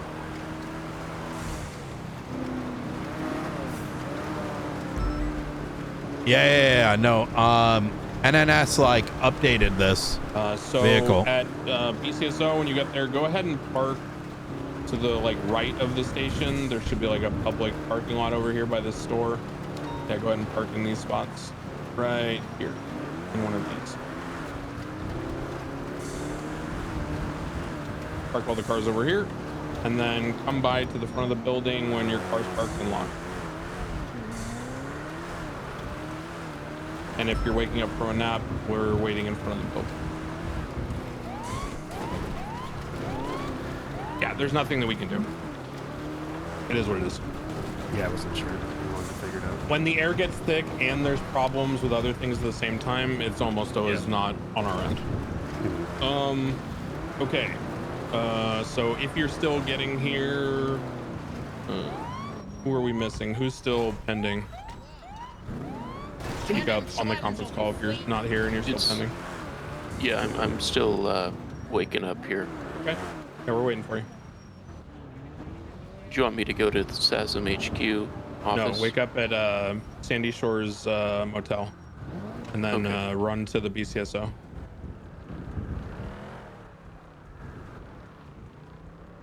Okay, for the sake of brevity and because we've had some delays that are going to throw off our timeline, I'm going to attach my GoPro that I use on my Mitch TV stream to my shoulder, and I'm going to broadcast it to the conference call. So everyone just look at my GoPro for a second. On the conference call software, and this will just speed this up to make up for the lost time from all the We should go inside somewhere just so while that's happening, you know. Everyone go to the meeting room, which is in through the double doors, then into the left through the door. Just follow Riker. Everybody go in the meeting room. Either way, let's make sure that everyone is looking at my camera so that I can go ahead and sort of run you through the things that are important to understand regarding the basic use of the facilities, how things work, how to not mess things up, how to like keep everyone safe. Okay. So, in terms of the Davis PD and your facilities, like the what the fuck is it called? Holy shit, I'm drawing a blank. What's the place that you guys have the secondary office at? Observatory. Thank you. I kept saying like observation tower or something. Okay. So, here is where you interact with the office manager or the receptionist or whoever's working here. Sometimes it's just, the locals that we hire and we pay in scraps. You're going to go ahead and get on duty here. Again, you should be, in your civilian clothes because you're not a stinky loser. Here we have a fridge where you can get food. That one's empty right now. These are offices. Now, the things that are most important about a police department, number one, if you are the last person through a door, you make sure that it is locked. You never assume that the person next is going to lock it. You do not forget to do that. Restrooms, shower, keep yourself clean. When you're going off duty at the end of the night, take a shower. Swap back into your civilian clothes. Don't dirty. Locker room. Very simple. Change your clothes. Personal locker. Utilize this, okay? The personal locker is there so that you do not carry valuables that are not related to your job on duty. So if you have like a favorite plushie, if you have a nice watch, if you have, a pet ant farm or something, put it in the personal locker. I also use that to store like car parts. I use that to store, extra barricades and things like that. Things I don't want to store in the lockbox or on my person. Use the personal locker. This is where your locker is. You have one assigned to you. It is based on your unit number. No one else can access it. You have a private, again, like ocular scanner that works and just lets you in. You don't open this for anyone. You don't let anyone into this kind of stuff. Okay. So yeah. Now, next step, armory. Okay. Armory is very important. There's a couple of things you need to know about the armory. Trash. When you are using the trash can, do not put guns in the trash can. Whoever did this is an asshole. Guns do not go in the trash can. If you found a gun, it should be in a report. Even if the report is, I was looking through a dumpster next to Senor Buns and I found a deagle. Because guess what? If you just throw it in the trash, then no one knows if you actually did your job and ran it for being a hot gun. It could have been a murder weapon, could have been anything, and you have no idea. and you know, it could just be you being lazy, whatever. Do not put guns in the trash. This should not happen. Okay. Armory. Again, no one else goes into this. This is based on your personal authorization from PD. Very basic. IFACs are better than bandages, obviously, but very heavy. You do not give these to other people. These are PD equipment. Tourniquets, same thing. Normal tool sets you can use to repair your advanced helicopter repair, whatever. Evidence bags, if you don't know how they work, they're like magical bags of holding from D&D. They are very, very large, so you can fit like a ton of blood samples and casings and projectiles in them. Large evidence case. Don't touch this unless you're told to by someone like me or Knight. You're specifically instructed to. Security cameras, same thing. Drone, remote controller, same thing. Sledgehammer, same thing. I'll tell you what they're for and how they're used, but you shouldn't be doing it on your own. PD sledgehammer. This is used to break down barricades, false walls. Basically, during raids, when we think someone's hiding something, we can use the barricade to do it. Do not use this to destroy people's property out of malice or a joke or claiming ignorance. You will get sued and possibly fired like Miller did. Okay. Drones, remote controllers, pretty straightforward. Cameras, pretty straightforward. Again, you should get authorization and training from your command, aka Knight, and the other people at the top of the marshals on how and when to use all of these things. This is not something you just come on duty and grab and do what you want with. Okay. Barricades, very useful. These are great for scene control. I personally try to keep one with the lights and the concrete in my lockbox. I also keep one of these and then spike strips. Okay. I usually try to keep one of each of these things in my lockbox. You can do some really cool stuff with this. Like say you want to set up a barricade, but control entry and access to a triage, put down one of these halfway through the road and then put down one of these through the gap. And then when you want to let PD cars through, just move this out of the way. Very good. And yes, thank you. You saw that, right? Yes, I appreciate it. So ammo and all this stuff, attachments. If you don't know how this works, I'll go through this briefly now. These attachments, like a Glock flashlight, rifle grip, rifle scope, rifle flashlight, they can be purchased and attached to your weapon by using the bench over there. Everyone has the basic ability to do it. If you don't know how to do it, there's instructions on the bench. These are our watches. Scuba tanks. Don't wear scuba tanks outside of the water. If you emerge from the water, especially if you're in a shootout, take them off immediately. Does anyone know why we take them off immediately in a shootout? Can't get shot, headshots.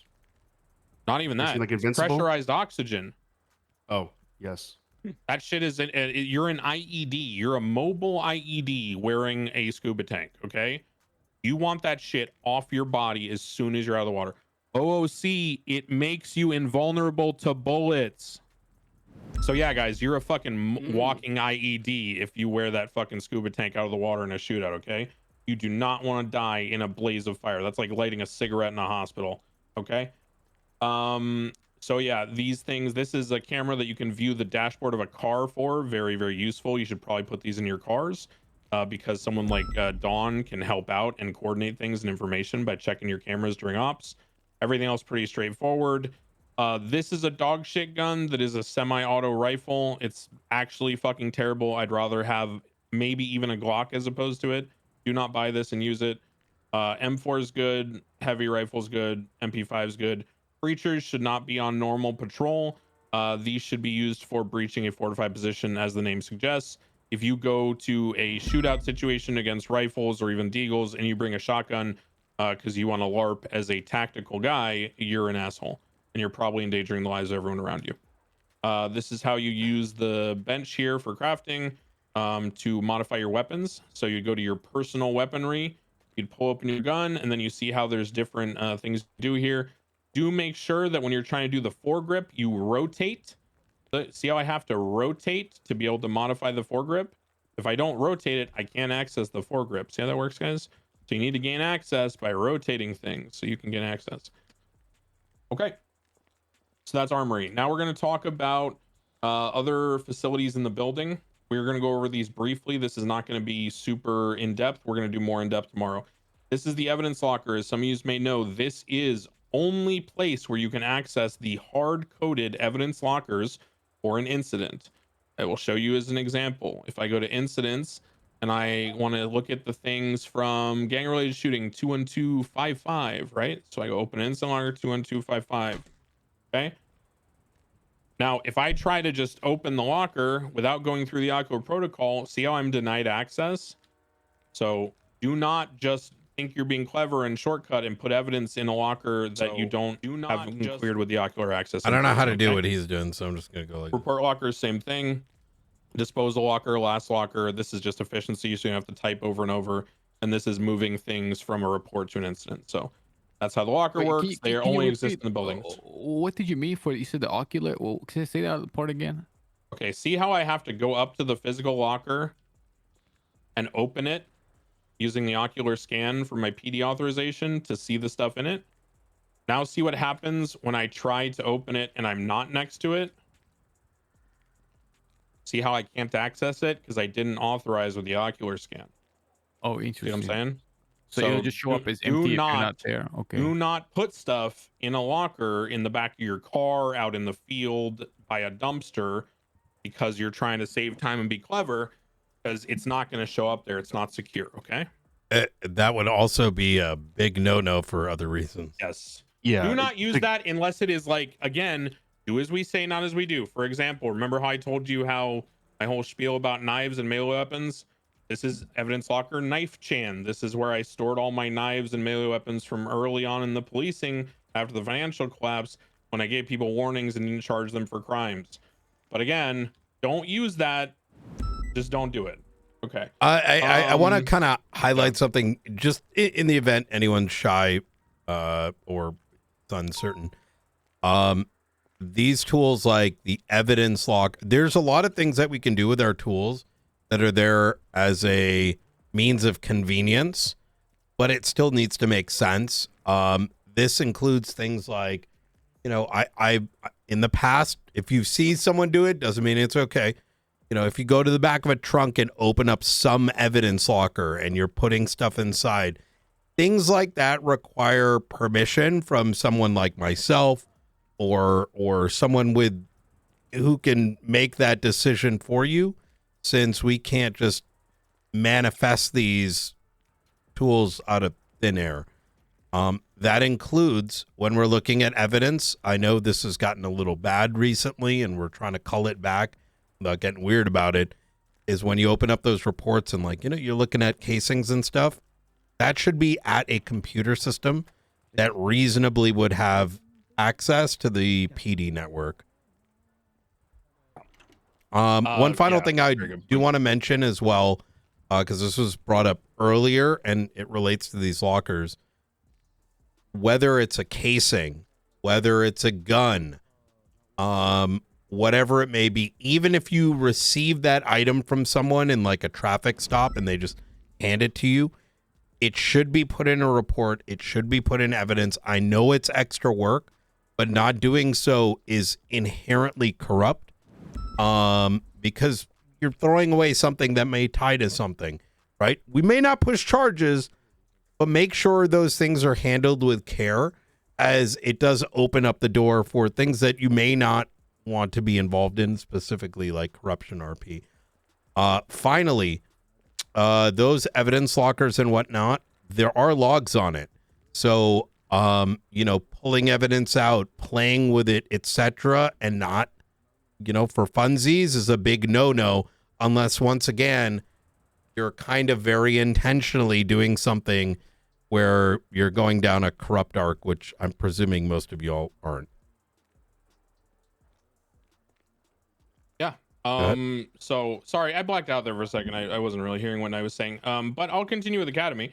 So basically, guys, there are two tools in here. Oh, this is still in character. Number one, this is a fingerprint scanner. If you haven't used this before, when you find a piece of evidence and you're not sure whose possession it was in, you can place it in here and see if there's any trace evidence, fingerprints, hair, anything like that. It'll analyze everything, full spectrum.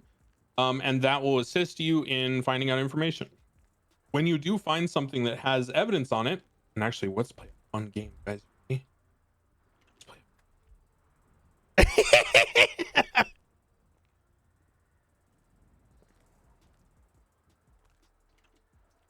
So when you find something like that, sometimes you'll find trace evidence.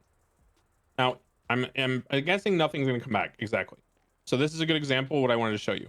The reason why sometimes no DNA will be found is because sometimes there's no trace evidence. Maybe they wear gloves, maybe, they're very meticulous with their grooming, whatever it is, right? But if there is trace evidence, and again, it's not consistent, so don't be surprised if, you don't know when, you will see who has touched it most recently, and then older fingerprints, maybe they're more degraded. Maybe it's a hair sample that's like, clearly been like detached from the follicle for too long, et cetera, et cetera. You will get these responses from the machine in terms of the identification string that is attached to that person's DNA genetic profile that may or may not be on file.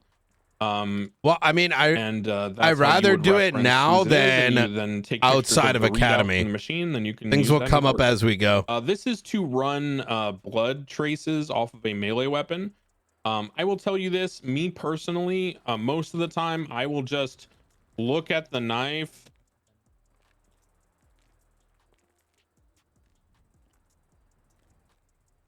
Okay, I will look at the knife like so in the field because, I have eyes and I can see if there's blood.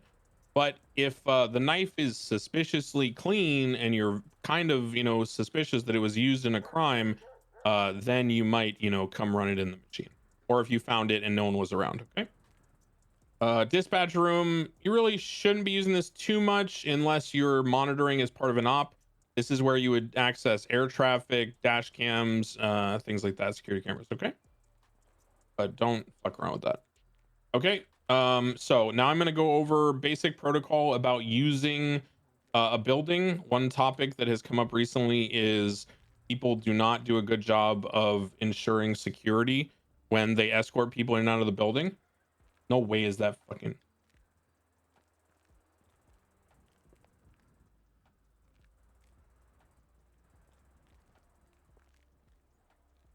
Okay. So when you're dealing with people getting... Is that Garcia? Sorry, intermission there.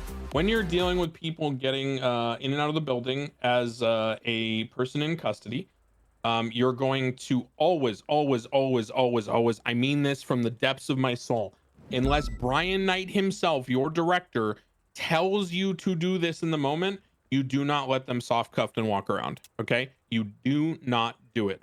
I have been Molotoved, I have been shot in the cells, I have been stabbed.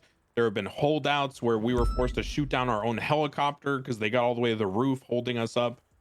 Do not do it. You are not clever, you are not unique. Do not do it, okay? They stay cuffed, they stay hard cuffed. Protocols. Before you get someone into the building, before they get medical, does anyone know what you must do before they get medical, before they go in the ambulance? Use their object, or take off their weapons. Dangerous weapons, anything that can be used to affect their escape. Knives, guns, whatever, okay? This is what would be called for a Rust player an airlock, okay? So use it as such when you come into the building, whether it's your foyer, whatever is the secured portion before you go into the cells, double check, make sure you took all their weapons, Then, and maybe the scene was chaotic, double check their ID matches them, double check it's actually who you think it is, check their pockets, look for like surprise boxes that could hold, drugs or whatever, right? Thoroughly review their contents, their pockets. This is where you would document their mugshot. You just walk up next to here, face yourself against this, and then just turn around while escorting them, and they'll be perfectly in line for the height measure. You're going to take a picture of them. This is the only place where you have DNA scanners and fingerprint scanners is in these types of rooms.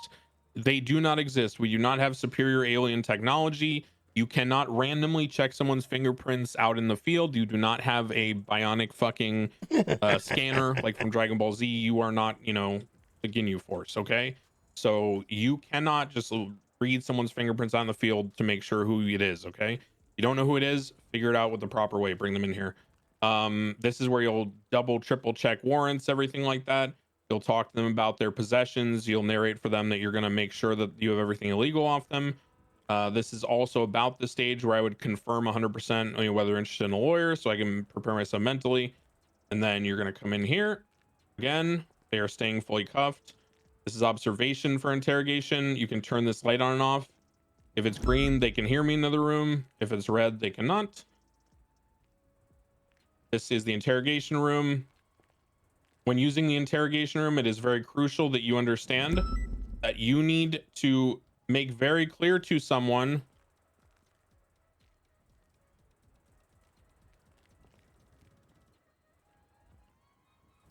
you need to make it very clear to someone that you have turned on a recording device. Okay. Now, there is a presupposition that in an interrogation room in a PD, there's a recorder, but do not assume that the DOJ is going to be intelligent or use logic. Okay. So always communicate when the recorder is active. And if you're going to leave the room so they can talk to their client privately, make sure that you put the recorder off.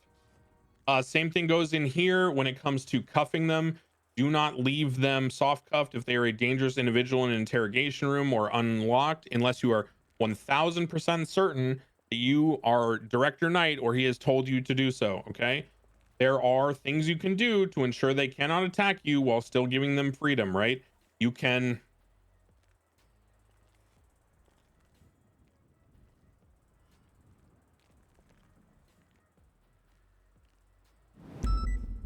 Okay. So this is a steel bar riveted in this table, which is riveted into the floor, okay, with a deep concrete foundation. So no one is going to be able to break out of this if you properly attach them to it. They'll still have the freedom to sit down, but they're not going to be able to lunge across the room at you or anything like that. So if you maintain, your space and you're intelligent, you should not get attacked in these rooms. So use your intelligence, communicate properly. Finally, when it comes to the cells, it is very important that you understand, okay, how these cells work. Sometimes if you take some of these cells and you're escorting them by the hand, oh, sorry, I'm just walking through my daily routine. Sometimes I do like the intro from Superman, where you like slowly arise out of the shower and you ascend, and it kind of gives me like confidence for my day. But sometimes the shower curtain gets stuck on my leg and it kind of breaks the whole thing.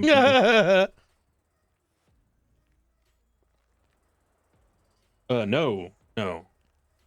Anyway, sorry, I had to talk to that guy. So basically, be careful. There's some things that can happen with temporal wormholes when you go into the cells. Imagine this is the cell when you bring them in here. Double check, ask them, hey man, we've been experiencing some temporal wormholes lately. Are you in the cells or are you outside the bars? Because sometimes when you carry someone in here by their arm, they're slippery and they'll end up outside the cells. So then if you uncuff them, you're fucked. Once you confirm they're in the cells, you exit the cell, you lock the door behind you, you ensure everything is locked. Then you reach through the bars, loosen their cuffs, you instruct them to turn around, place their hands through the bars, you remove the cuffs completely. That is the way you should take people into the cells. That is the way you should handle their possessions. That is the way you should secure everything. Are there any questions about that? If you do it differently than that, you're doing it wrong and you're going to get someone held up. You're going to get the entire station shut up. Anybody have any questions about that? Oh, sorry. I'm on a conference call for Academy. It's good to see you though. Yeah, sorry. I got to talk to you later. I'm on a conference call for Academy. You can all hear me right now. Okay, bye. Yeah, so everyone understands that, right? So that's how we're going to handle moving through the building. That's how we're going to handle using the different equipment, everything.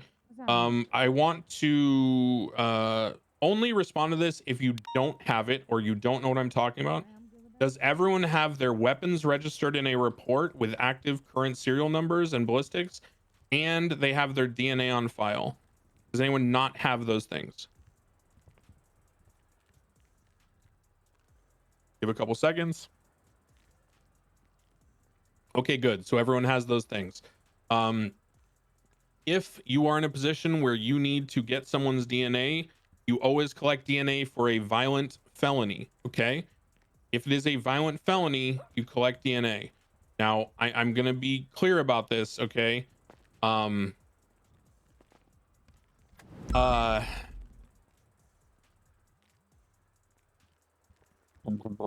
phrase this? There are common sense crimes that you collect DNA for, like shooting a cop. There are some crimes that someone would try to claim are not violent, like let's say you're part of a group that robs a bank, but you never held a weapon and there was only a knife. You are an accomplice, okay, guilty as an accomplice to exchanging the threat of someone's life via a murder for financial gain. That is a violent act. You do not need to stab someone to commit violence. Okay, that's the same reason why assault doesn't require touching, right?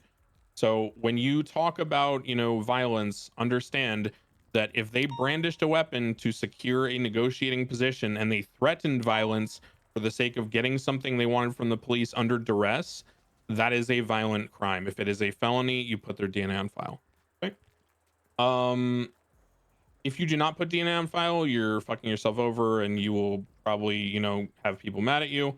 Run warrants. If you do not run someone's warrant when processing them, then the warrant is usually null and void. Martial warrants may differ, but it is considered a form of double jeopardy. If a person has an active warrant, they are fully processed by a police officer for another crime and the warrant is not served. So the warrant will be null and void by default if that happens. So always check if they have warrants. Running ballistics is the same way that you ran your stuff, and we'll go into that more in the future for tomorrow. So that is the basics of the building. That is the basics of the tools in the building. That is the basics of how you escort people through and how you engage on a basic level with the gates and the structure of all that. Any questions on that before we get in the cars and drive to Zancudo and we start doing the fun shit, aka practical application?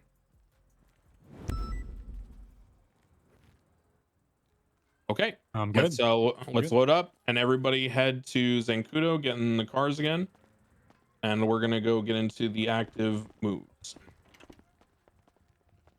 I will say it sounds kind of nitpicky regarding, and you can close my GoPro. It does sound kind of nitpicky when I talk about, do this the exact way I'm teaching you. Again, this is the same thing as the radio comms and doing them the bare bones way first.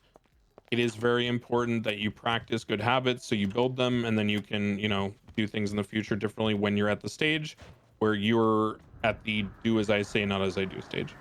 Right now, you need to focus on just doing as you're told, not using creative ideas. Hey, I'm gonna pee, okay? I'm gonna you're good. this bottle. Oh, yep. Oh, sorry. Just get into a car. Okay, you're good. Okay. Let's all get into these cars and let's head out. Make sure you can drive them. If you can't, have someone else drive. We're not gonna take any more naps.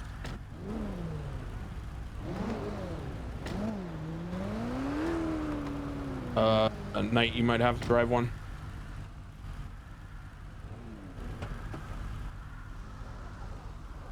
If you can drive the Stanier that you're in, pull it in front of BCSO. So I know which ones are like actually mobile. Okay, good. All of them are mobile. Okay, let's go to Zancudo. Take Route 68 west and then go into Zancudo over the bridge. Let's go. Don't need to speed like maniacs. The county roads are 75, so that should be plenty of speed. You keep your lights on because it's wintry and we're on a convoy. And some of these need gas. Should probably do that now. Yeah, go to the Sandy Shores gas station if you need gas. If you're below half, go to Sandy Shores gas station. You're above half, you're fine. Because we're not doing pursuits today. So if you're above half, then just come to Zancudo. If you're below half, go get gas.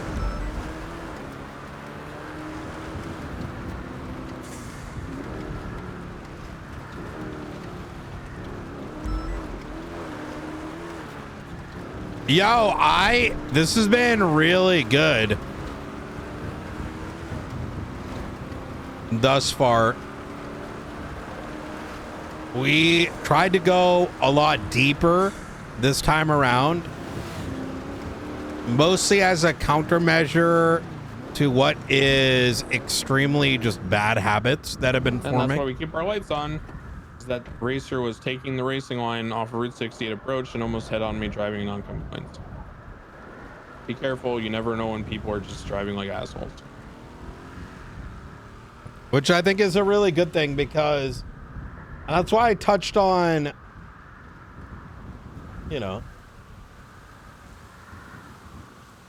unless you're trying to become a criminal, you know what I mean?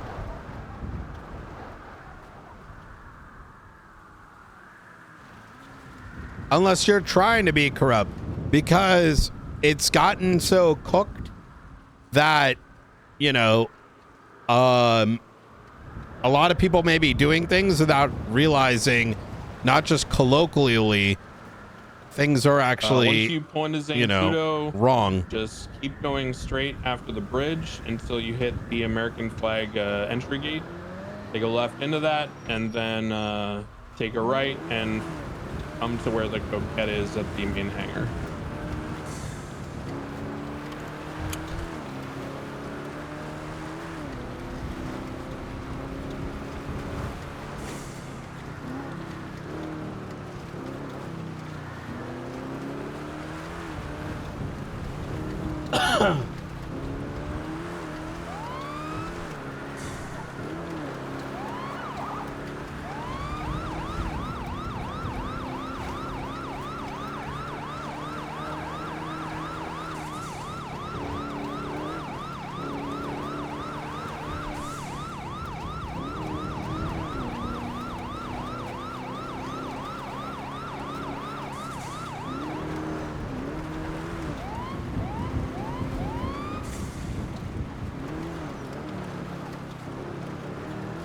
We're waiting on, oh, we got all the cars. Okay, perfect.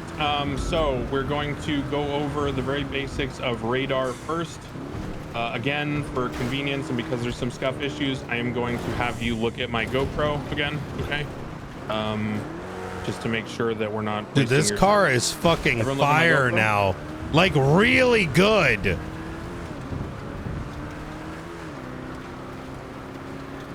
Like, it drives fucking nice.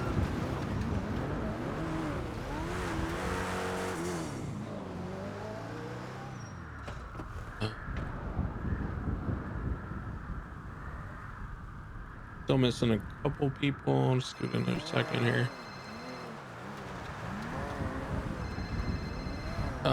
Anybody still need to access the go? I'm in we're in a Marshall Academy right now. So Oh, okay. yeah. Is it urgent? Not really, no. Okay. I All mean, right. he's going to be in the ICU for a while, so. I see. Yeah. So academies today and tomorrow. When this ends, I'll give you a ring if you're still around. Okay. All Thank you right. so much. Yep. I probably won't be around for too much today, but we'll catch up when your academy's over. Okay. Good luck with it, Brian. Sounds good. Thank you. Bye. Take care. Them, right? Because they're not equipped with PD equipment. They don't have a lockbox. They don't have my clothes in the back. You know, they don't have my gear. It's not a PD car. You don't have radar. Do not use radar in pure undercover cars. When you do turn on the radar, you will notice there's a bunch of fields here. One says front, one says rear. The way that the radar works is it is called an ALP, or automatic license plate reader. It is a cone of vision from where I am standing all the way to here, and then the same cone on the front. So 45-degree angle coming off of the right front fender all the way to the left front fender, okay? So this is why if you're in a pursuit angle doing like highway interdiction, like just real quick on that point.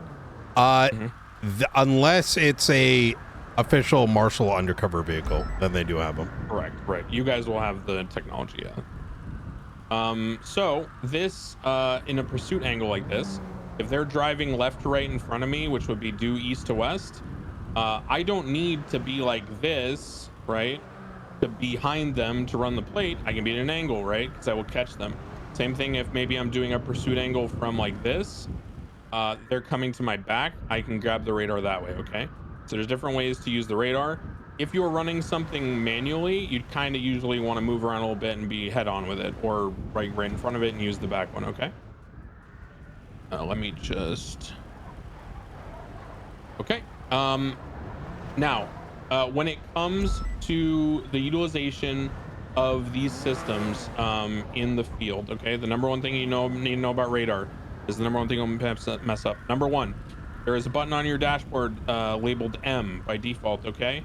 These are a bunch of options. You don't need to know all these. I don't use 90% of them. Leave them as they are. If you have different settings than this, then you may want to consider changing some of them. You don't want to do this. This always needs to be off, this plate locking. This is a manual reset for the lock fast, toggling on and off the radar. Most of this stuff, you know, just leave it as it is. This is the only thing you're going to really edit.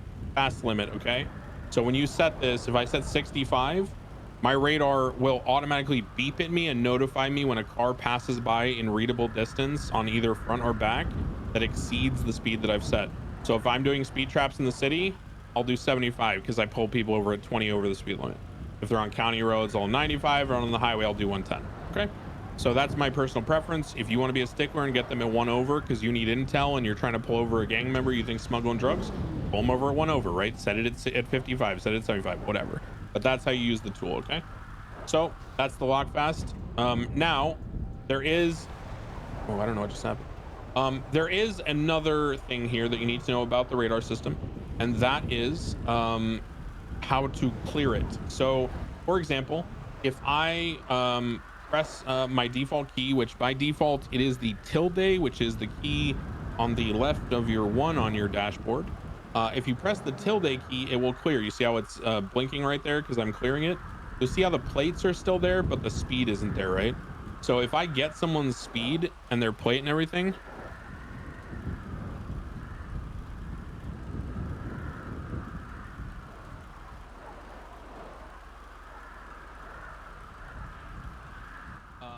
so when you get the speed and everything, you basically can reset it. This does reset the lock on the plate, but it won't clear the plate from the bottom. So now if I manually press the up key on my dashboard and I run the key in front of me, see how it comes back to Mike Blunt? Oh, the local mechanics just dropped off my car. Thank you, local mechanic. Thank you, local mechanics. So if you clear it and then you run in front of you, see how it went now and it's showing Riker's plate, Sniffa. But let's say I run Wait, Sniffa, what the and then let's say I go to run That's this his plate, bro? What the I just press the up arrow again and I'm still getting Sniffa, right? That's because manually pressing the up arrow, bro, if there is a plate already recorded, does not run the new plate. When the fuck? It only prints out what you have stored. Same thing with the back one, Yo, right? So in order to run a new we plate, need more always police hit cat the in clear chat. before you run the new plate. Police This will cat, fuck up police your cat. investigations, because if you guys don't remember to clear it and you run a plate and you're like, oh my god, that's the car, that's the guy we're chasing. Well, you're just printing out the read you got from 10 minutes ago and you're completely wrong and you're fucking everyone over. So understand that you always hit clear before you rerun the plate, okay? That's the basics of radar. Patrol speed is just your speed, and then, you know, the locks. In practical use, there's some other minor things about radar that we'll get into. They're not super useful. FTOs can go into them with you. It's not crucial. Yeah. Okay, so let's have everyone get into their cars. Not enough police cats, I'm gonna be honest. Like so. Get like parallel with me, back tires on this line facing forward. And then once you pull the car up, whoever's driving, Chat, I heard yesterday that some of y'all show your presence in other chats with the let's call it 55. with the, you know, cat emojis. Let's get all the Staniers up here. Oh my god, that's so funny to me. There's one more. Somebody grab the other one. It's over to the right.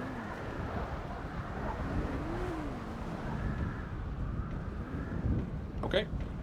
So whoever's driving, make sure you have the radar menu up and make sure you've set the speed trap limit to 55. Tell me when you're ready by turning your lights off. Okay. So what I'm going to do is I'm going to have you guys hit your reset several times. It's like, it's how you communicate with each other. Everything's clear. And now I'm going to drive in front of you at a faster rate of speed, and hopefully they will trigger. Sometimes there's scuff and it won't, but hopefully it will. Okay. Really? Yes, it was the max of the 52s and the chats yesterday. I can't just Not showing yet. like I'm here. We did not. It's like you don't even got to say anything else. It's just you just put that. I It's am like driving. it's like Okay, saying pull out a little hi bit more in front of without that tanker, just acknowledgement. Forward a little bit. Stop there. Okay, there we go. Got it? Okay, good. Sometimes the angle is just scuffy. So that's what it feels like to lock up. You do a polite now cat. You'll see that We know if, you're a you Medi one by chat one, contaminated. Like person who's right next to me on the far right, hit your back arrow on your dashboard, and you'll see how that reads the car behind you. That's funny as right? shit, dude. Now don't. I noticed some hit people the get clear, triggered so you by should it still too. have Wait, what do you the mean? coquette read in front of you, right? Now if I go in front of you with this car,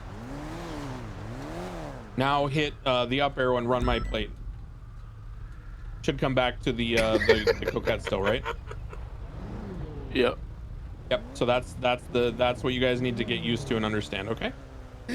So that's the basics of radar. Any questions about radar? Anything you guys are unsure about? Okay. Cool. Oh, good to have you back, the next Kibla. thing we're going to Wait, talk how do we about- pull up the menu? I only the driver can do it. The left arrow. No, passengers can use the radar. It's right there on the dashboard. Cody, you just reach out. The menu for the radar. Oh, by default, it's the M key on the dashboard. Okay, copy. Got it.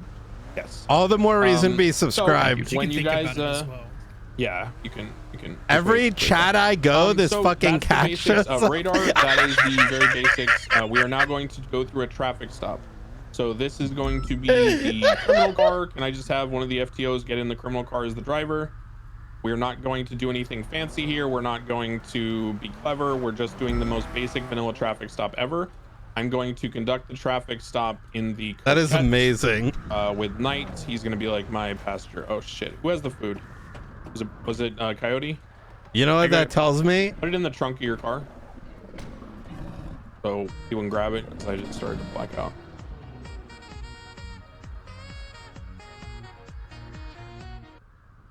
It's a little scuppy. Oh shit. Can you? Okay, no. Okay, it worked now. Jesus. Okay. All right.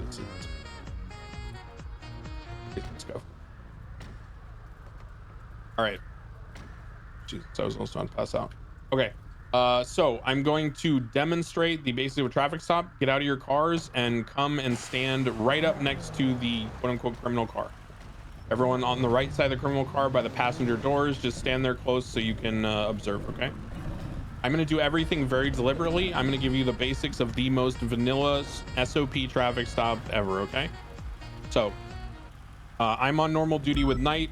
We're operating under my call sign 311. We observe a vehicle that ran a red light, okay? It did not stop, nothing, okay? So, what we're going to do is we're going to activate our lights, sirens. They're going to pull over. We're going to get in the pursuit position. Once I am in the pursuit position, I am going to ensure that radio is clear. If it is not clear, I will ask Knight to call it in over 311. If it is clear, I will say the following. Dispatch, show 311, 1038, westbound Fort Zancudo, next to the main hangars. Vehicle is a green in color Progress, occupied 1 times. Now, personal preference, okay, because that is like the most vanilla how you're trained at Academy. I'm going to teach you something that I prefer, and this is something that I think you should be trained on, the Knight and I agree on. When, for the most part, when you pull people over and you don't know the status of the car, you don't know the status of the situation, it is very important the order in which you say the information. Can anyone tell me why it's important to say the description of the car before the location? Because they could attack you. Okay, and why would the order matter if they attacked you? Because that would be the only thing that would be relayed over radio before you'd be incapacitated. Correct. And other officers would be able to step in. And the reason why the order matters is because if you go down, other officers or dispatch can look at your GPS tracker and know where you are. They cannot look at your GPS tracker and know what kind of car shot you.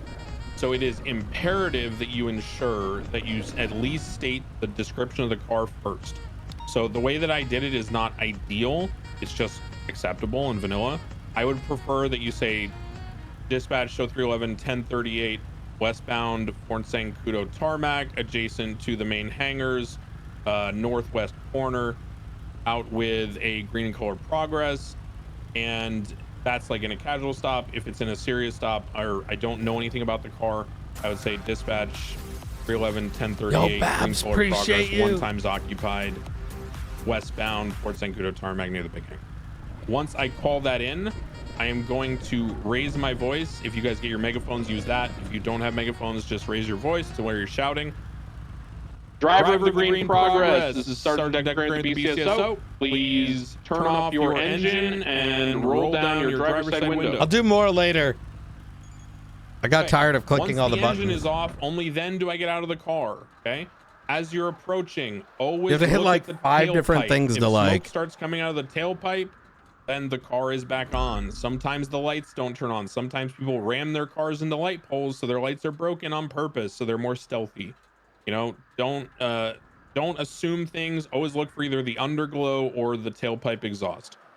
Once you go ahead and approach the car, scan the car. You should have already done so, but this time you can double check, make sure no one's lying in the back you seat. did too, Scuba. And then you approach the car.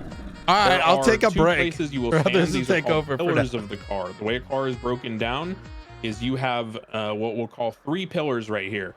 So the part between the windshield and the passenger window, that's the first pillar. This part between the passenger and the rear window on the passenger side is the second pillar. This behind the rear view windshield and the rear passenger seat is the third pillar. If there are occupants in the back seat, stand at the third pillar. That way, go ahead, driver, point a gun at me out the window. Keep it on me, like aim at my head the whole time. Here's what happens if I'm standing right in front of him. He's got a clear shot at my head. Here's what happens as I move back. See how his angle gets worse and worse, and it takes longer to aim at me with his gun, thus giving me more time to react while my gun get in cover. So keep yourself safe. Identify the Police threats cat, in the police car, cat. okay? It doesn't mean you need to be hostile. Just this is the discipline that will keep you alive. It also tells them subconsciously that you're not an idiot and they won't try to pull shit on you as much, okay? The more competence you display and the calm assertiveness you display, the less people will try to get one over on you. Okay, so if there are no passengers in the back seat, you approach this pillar. Hey, sir, thank you for your compliance. As I said before when I pulled you over, my name is Sergeant Declan Crane with the BCSO. The reason I stopped you today, I just saw you run through that red light. It's not a big deal. This is a stop and go state. You don't need to wait the whole time. But we do prefer that you come to a full stop. And I get it. Maybe you're busy, something like that. But, just wanted to talk to you about it. Any reason you're going so fast through there? I just got an appointment to get to, you know. Hey, I get it, man. We're all in a rush. Not a big deal. Like I said, it'll probably just be a warning. Do me a favor. Go ahead and slide me your ID. And I'll just go back to my car over there. I'll run your information. As long as you don't have any warrants or anything, you'll be good to go. Hey, I'm bad with like memory. Could you hand it to me so I can reference it when in the car? I don't want to waste a bunch of your time trying to remember how to spell your name and stuff.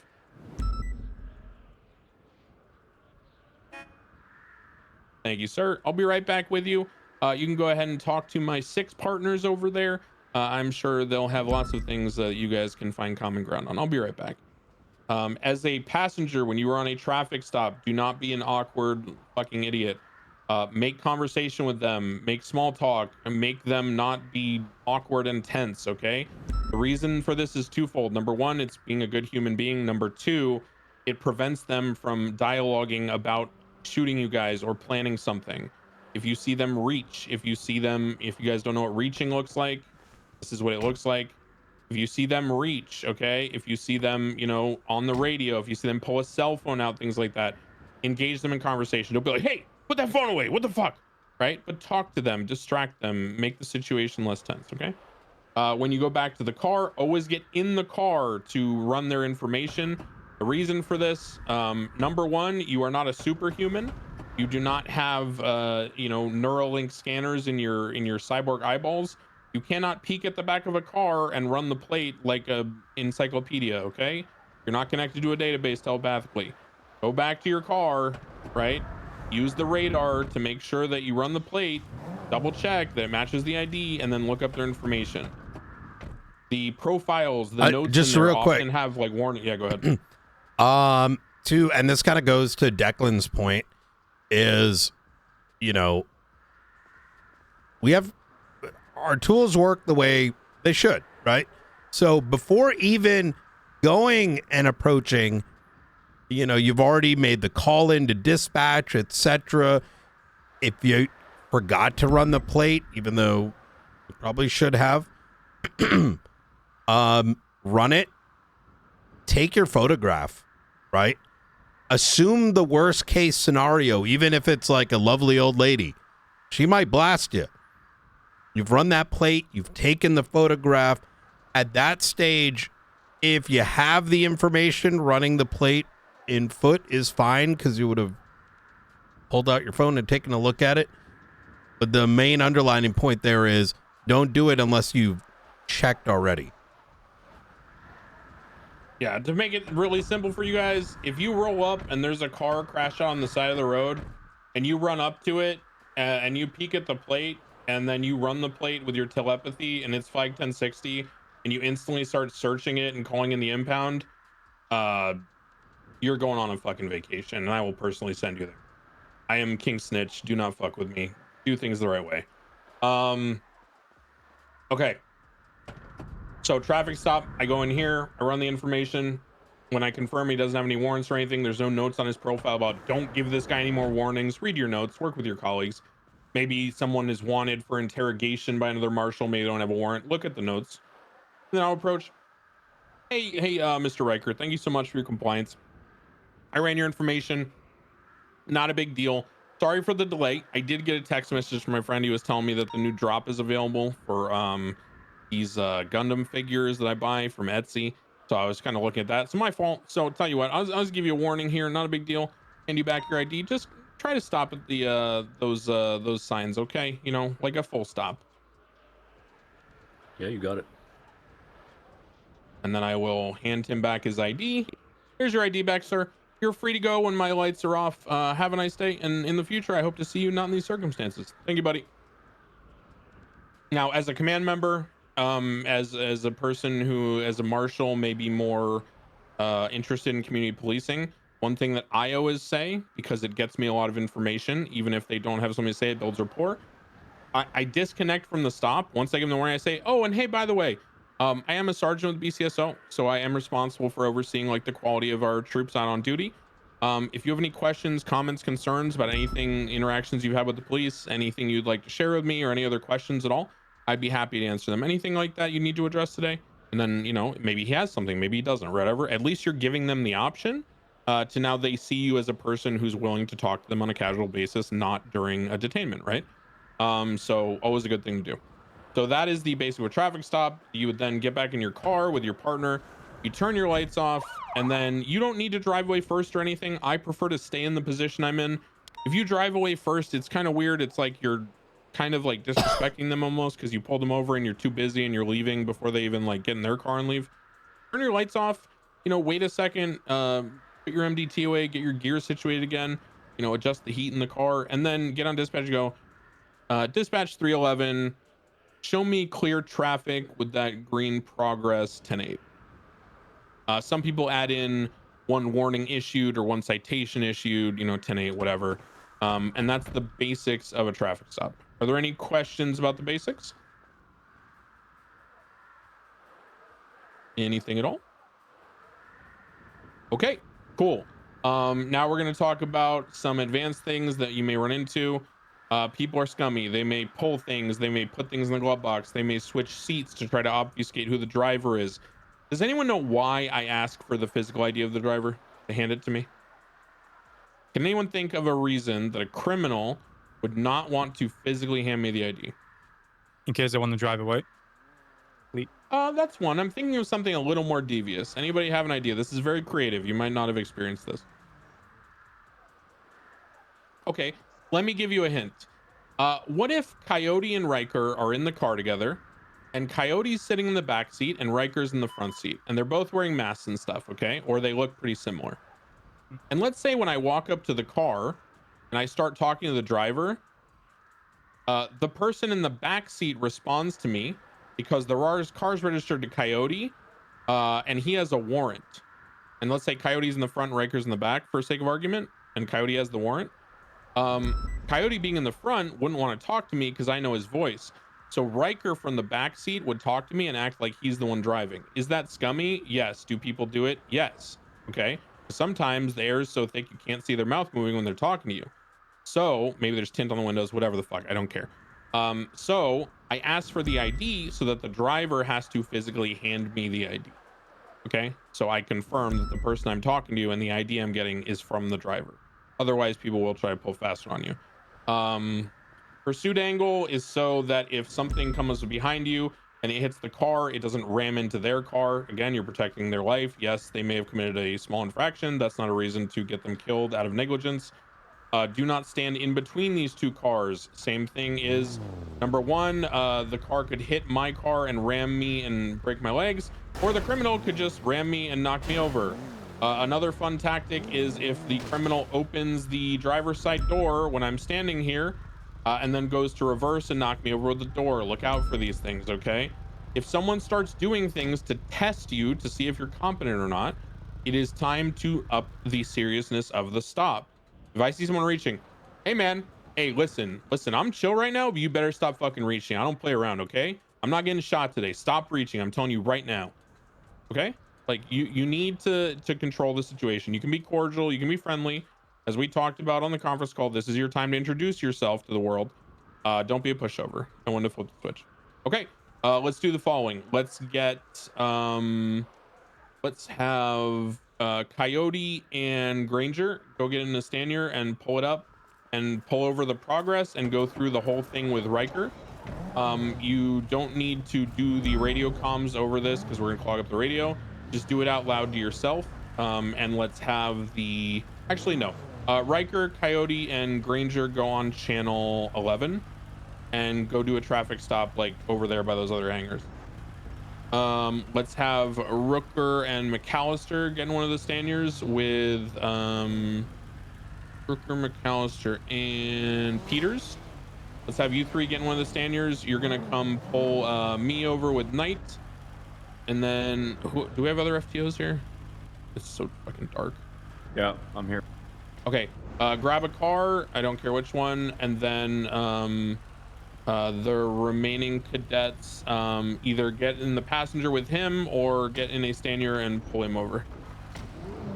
Oh, there's 4 Staniers. Oh, I think we only have 3 FTOs. Unless Knight, can you get out and do one via criminal? Yep. I mean, I'm available too. Whatever you want me to do. Oh, you're here. Okay. Yeah. Oh. No. Lucas here. Yeah, that's what I was trying to figure out.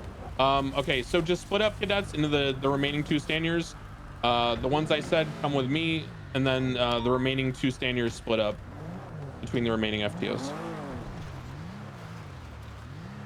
And my group would be channel 12, Lucas group channel 13, last group channel 14. Go to your channels and just do a traffic stop, not on top of each other. McAllister, can you drive this? No? Okay. No one in our group can drive. No one can drive? All right, swap a person around so you got someone who can drive.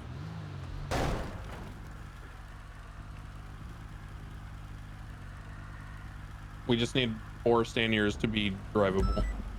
Hey, what channel was it for my group again? 12, you said? No. First group, Riker 11, me 12, you 13, last group 14.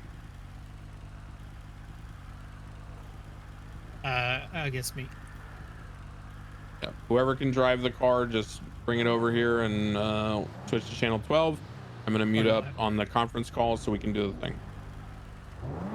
Please tell me we have 2 drivers.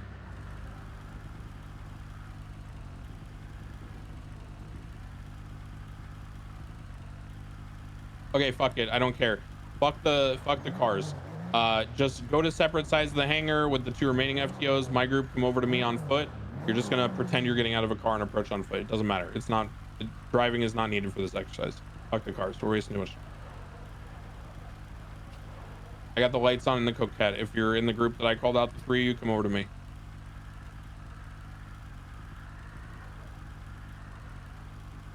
Yeah, run. Let's go. Okay, so you 3 are on patrol together. I'm gonna switch to radio. I'm gonna mute the conference call now. Radio check. You guys hear me on 12? Which we should all be on 12. Yep, thank you. Radio check. You guys all on 12? radio check. Okay, great. So it doesn't matter who's who. One of you guys just volunteer. You're the driver. You're gonna do the comms. The other 2, you're passengers. And we're just gonna do a basic traffic stop. Yep. Okay, I can't hear you guys. I'm gonna take a quick nap. Fuck's sake. Wait. I can hear you guys now. Okay. Well, no, I'm talking on Discord. Fuck. We're talking on radio, bro. Go to your radio channel.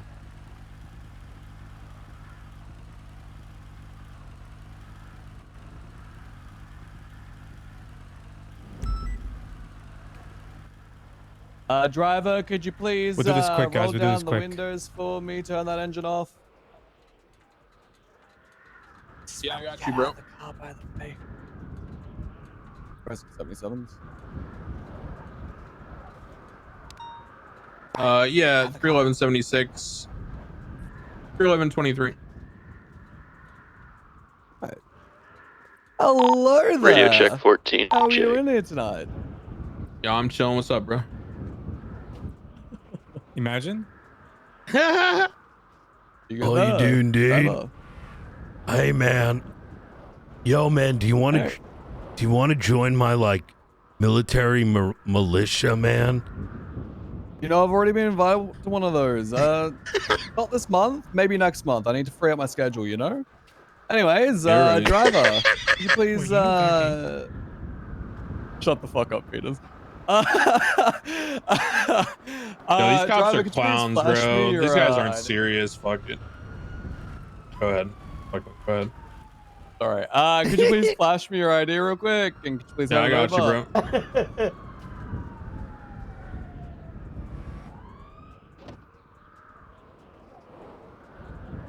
I think he wants you to talk on the radio. Oh, he wants me. What? Yeah, there you go, bro. All right, thanks, mate.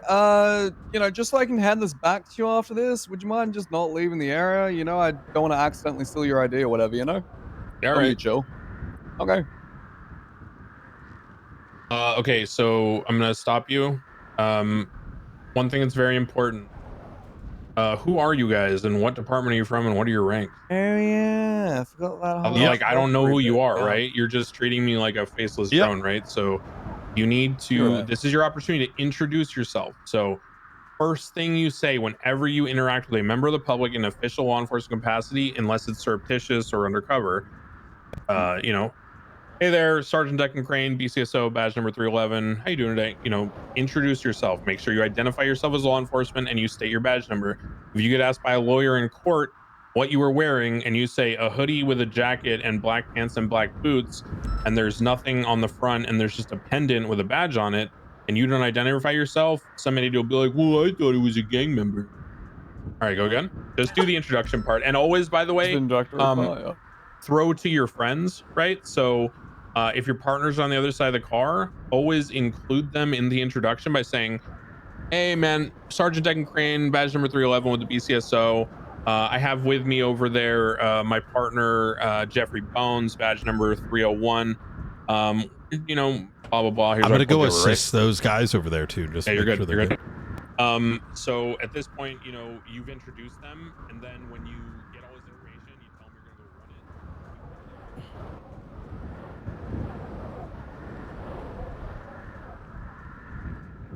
Well, I would imagine it's you know, the pretty standard speed limit. You do know the standard speed limit, right? Well, yeah, just down the road. It's like it's an enclosed area. I just wasn't sure if there was like a special speed limit in here or whatnot. Well, sir, speeding is speeding, you know, regardless of, you know, whether you're on a county road or a military base. Right, but I just pause. Like I said, I was. Why do you got your hand on your gun? Just in preparation. Is the vehicle 60? No, it's not. Negative. Has he done anything to induce a escalated response? No, he hasn't. Yep. All right. Continue. Yeah, I was just curious, you know, I'm just making sure that I like to be well aware of the law, you know. Whenever there's doubt, I figure asking an officer is probably the best bet. Oh, of course. Well, look, sir, you know, like I said, speeding is speeding, regardless of where it may be occurring. But you know, you seem earnest in your desire to do better, so I'm happy to, you know, just chalk this up to a learning moment, if you want to call it that. Where's the other yeah, group? You know, just, as a driver, you know, you are beholden to know. Oh, they're speed way the limits. You know, fuck over negligence here. Is not an excuse, unfortunately.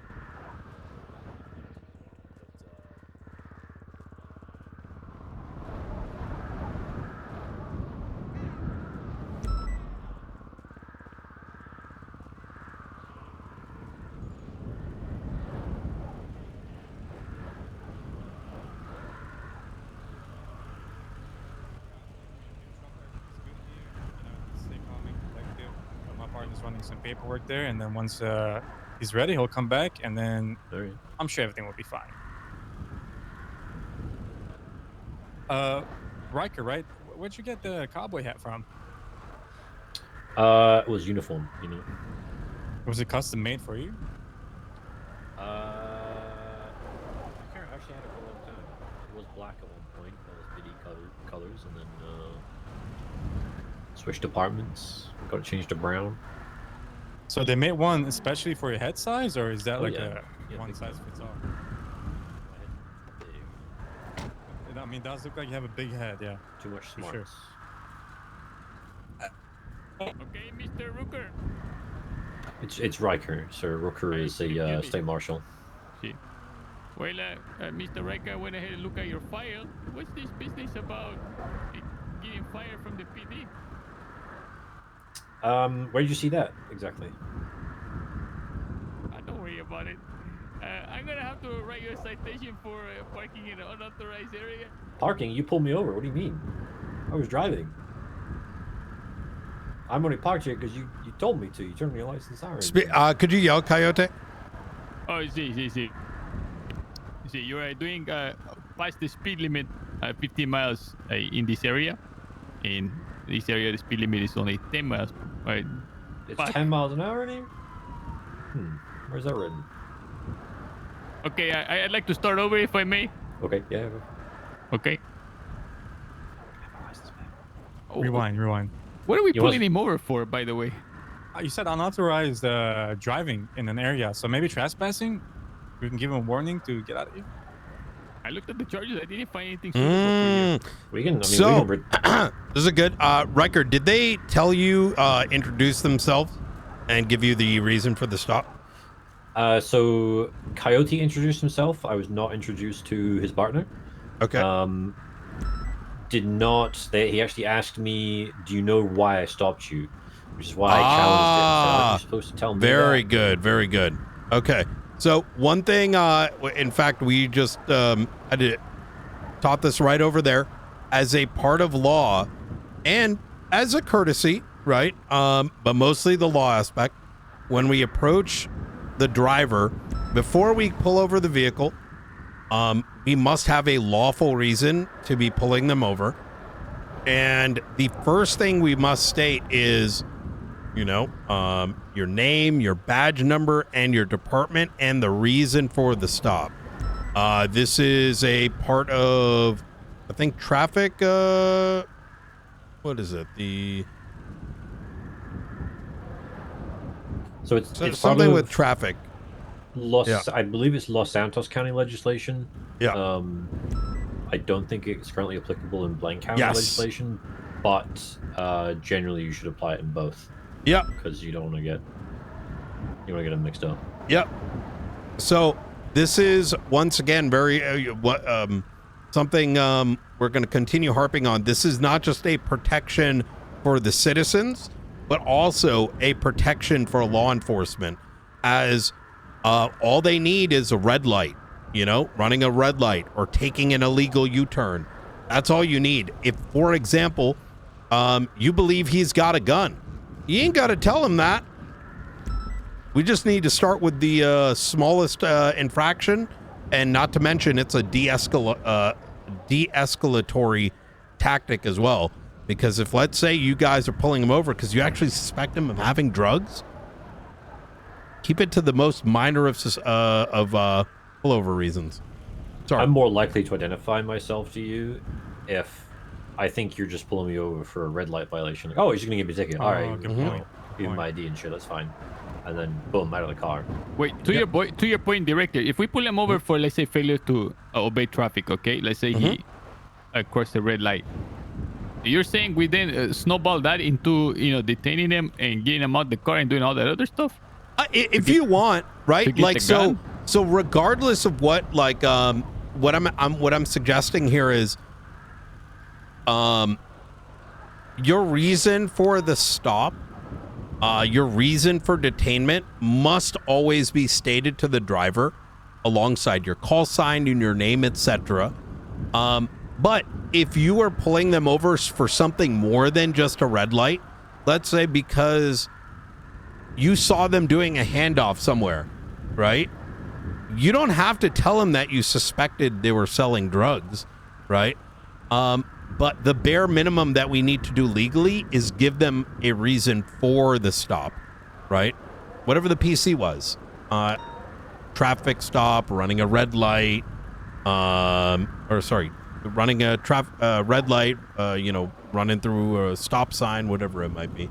But my question is, how do you get him from like failure to obey traffic signal to now, searching him for the drugs that you saw that he had, or you assume that he had? Depends on the situation, right?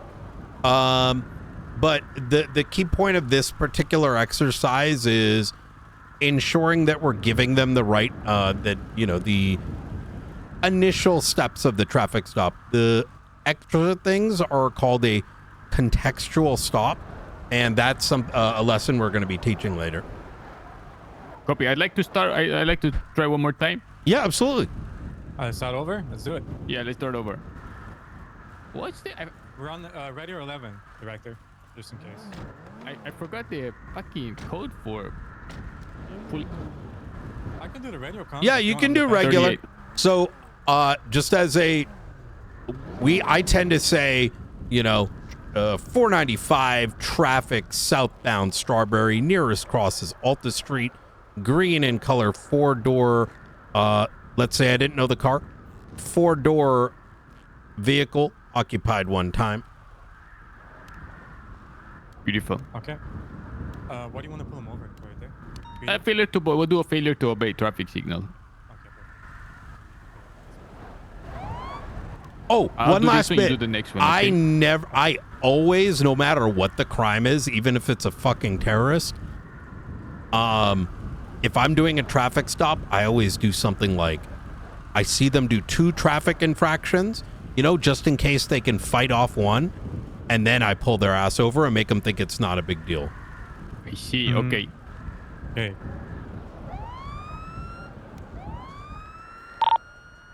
Okay, windows down. Engine off, please.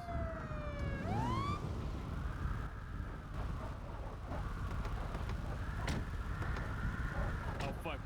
Start over. I forgot the radio. Okay, so. 021, I got a 1038. Zancuro Airfield Base. We have one green in color sedan, occupants one wearing a cowboy hat.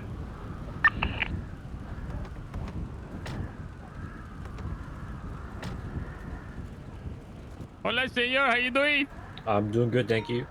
Hey, this is Marshall Coyote, vice number 021.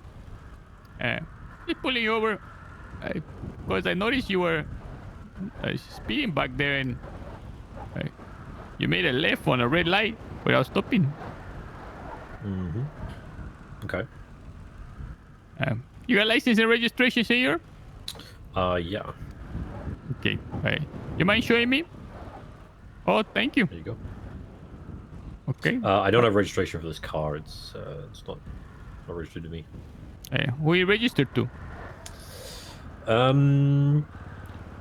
Great question. I'm not sure. Just kind of gave me the keys and just taking it for a spin. Who gave you the keys? Just an acquaintance. Oh, I don't know his name. He just said, hey, check out my car. Go take it for a spin. Just a random guy give you the keys saying you're driving his car? Yeah, well, a friend of a friend. A friend of a friend. Cheap. And how long you been driving a car for him? How long you been borrowing? Oh, like 10 minutes. Oh, just now. Okay. Interesting. Yeah. And did you notice that you were speeding, senor? I didn't. Things kind of got away from me a little bit. Is there a reason why you didn't stop at the red light? Well, it's stop and go, right? Just kind of slow down and then go through. No. You have to do a complete stop at the red light. Oh, is that what stop and go means? See, especially when making a left turn. Okay. Well, you go ahead and wait here. I'm gonna go and just look up the information. Okay. I'll be right back. And all right. See. Thank you. Yeah, for the record, Code Ranger with the Marshals, badge number 099. Oh, good. I was wondering. I was thinking to myself, who's this guy on my right? I didn't catch your name there, driver. What was your name again? I'm Riker. Riker? Yep. All right. So you said a friend of a friend gave you this vehicle? We didn't give it to me, but he was like, you know, we're just standing around in a circle, you know, just shooting the shit. I was like, hey, nice car. And he was like, yeah, you want to take it for a spin? I was like, yeah, all right. You do that often? You just take cars from people and just drive it around? And I didn't take it from him. He gave me the keys, you know? Gotcha. Okay, senor, I got some interesting news. Yeah. Car coming back is reported stolen. Damn. Well, that's crazy. Because, I mean, I didn't steal it. I mean, I don't know, like, I don't know what the owner did with it. See, if we can find out who the owner is, all we have to do is call and verify. Otherwise, I'm going to have to ask you to... Sure. You know, well, I mean, you know who it is, right? So it's important for you to know who it is. Otherwise, you've taken this car without permission. Well, I don't know. Well, how do you... He gave me permission, but I don't know who it is. He was like, hey, you want to take it for a test drive? Because you like it. And I was like, yeah, all right, I'll take it for a spin. Well, senor, the car is reported stolen by the owner. So... Okay. Well... And in this moment... I'm sure if you call the owner, it'll work out. I don't think we can do that. I'm going to have to ask you at this moment, senor, to step out the car. Okay. Okay, at this moment, you have the right to remain silent. Anything you say can and will be used against you in court of law. You have a right to an attorney. And if you don't have one can be supplied to you. You understand this myself as I have read them to you? What am I being detained? You are currently detained, see. Oh, I see. Okay. See. Very good. Very good. Okay, where do I go from here? Okay. So, this is very... sorry, actually, Riker, you know what you're doing. Go ahead. Am I free to leave? No, you are currently being detained. Gotcha. Okay. All right. Okay. Yeah, well, I have some questions now. Let's say that did happen. Does the potential that the car is stolen and he's driving it, like, what happens to the ticket? Do we cite him the ticket, then move on to the detainment? Like, how you go about this? Well, it sort of depends a little bit. It is contextual. There are some context clues you can use as well, right? In fact, actually, we have had times where this has happened, where somebody reports their car stolen. Whether it's legitimately stolen or not, they may just be using it in a crime and falsely report it stolen. Dispatch will flag the plate, and it remains flagged until it's manually unflagged, and then they're just driving it the next day, right? So what we can do is you can take a look at the car and see if there's any signs of it being stolen. For example, if there's a screwdriver jammed in the ignition, that's a huge clue that the vehicle is actually stolen, whether they actually have the physical keys or not. And you can do that with any vehicle, right? Scratch marks on the driver's side door, for example, as well. Broken windows. In this instance, how do I check to see if it's tampered? I don't see the. I 11. 11. Okay. Is there a reason why I can't run the? Oh, I see. Okay. There you go. From the rear, we try from the rear. Yeah. So in this instance, there's no broken windows. There's no scratches, right? So this kind of, it might lower the probability that it is actually stolen. It could be something else. So if they give you a story of, well, I don't actually know who the driver is. They just gave me the keys to kind of take it for a test drive, like I was saying. That's possible. It might not be probable, but we still need to actually find out, right? Because, you know, you haven't necessarily proven beyond a reasonable doubt that it is stolen, right? So in this instance, getting them out of the car, at that point you are potentially going to escalate the situation. That might escalate them to the point where they're going to retaliate because they feel like they're cornered. So in this instance, what I would do is I would keep them in the car and I would say, okay, no worries. I'm just going to go ahead and verify that, okay? Just hang here with my partner. I'm just going to go make a quick call. I would see if I can get in contact with the owner. Fortunately, we have a fantastic administrator who has been periodically going through the Lemon list and making a note of people's phone numbers on their profiles. Pretty sure if you open anybody's profile in the MDT, there's a good chance that their phone number is listed. You can give them a call. And so this vehicle, I'm assuming this is... Sydney Martinez. So we would take a look, see if Sydney Martinez, if we have their phone number. If we do not, if we have no way of contacting the owner, then we would ask the driver, do you have any way of contacting the owner? Yeah, so yeah, we can yeah. verify this. Yep, we have Because that at info the moment now. you have information the vehicle is, it's been reported stolen. So you would fall back on that, and you would, have them step out of the vehicle for now. If they cannot tell you who it is, if they cannot contact the owner, then at that point, you may not necessarily have probable cause to arrest them, but you could at least have the vehicle towed back to the owner or back to impound until the owner comes to pick it up. And then either cite them for joyriding if you have probable cause, right? Or just give them the ticket for the infraction that they committed and then send them on their way. Have them come picked up or let them walk out. Okay, I'm going to add something here. So one thing I want to be clear about, it is an option to draw the conclusion when you can't get a hold of the owner that they don't have affirmative permission proven to you to drive the car.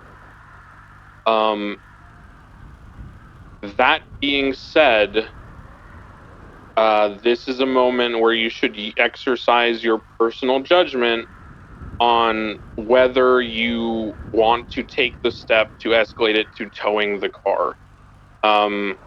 As you know, sometimes people are careless and just leave their keys in the car. So if a criminal, opens a door that was left unlocked in a parking lot and someone's really lazy and left their keys in the car, there won't be any signs of tampering, and the person is just driving around a car that doesn't belong to them.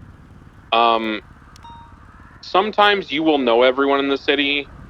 Sometimes you don't. I had a traffic stop the other day where the people didn't have MDT profiles yet. They both did not have profiles. They didn't have information in the system.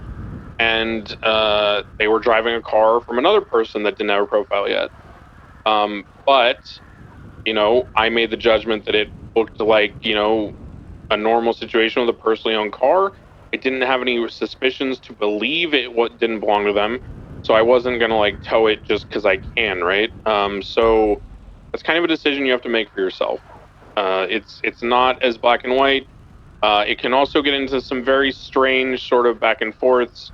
The best example I can give you is establish, if you ever played like D&D, establish your own personal bar. So for me, if I go to a house robbery and the person comes out of the house where the alarm came from and a call was reported a burglary, and they run from me, they don't say anything, and then when I get them cuffed, they say, "What are you doing, man? I just got scared. I'm a pizza delivery guy. Look in my pockets. I have a pizza from my store." I'm not going to be like, "Oh my God, I shouldn't have arrested this pizza delivery guy."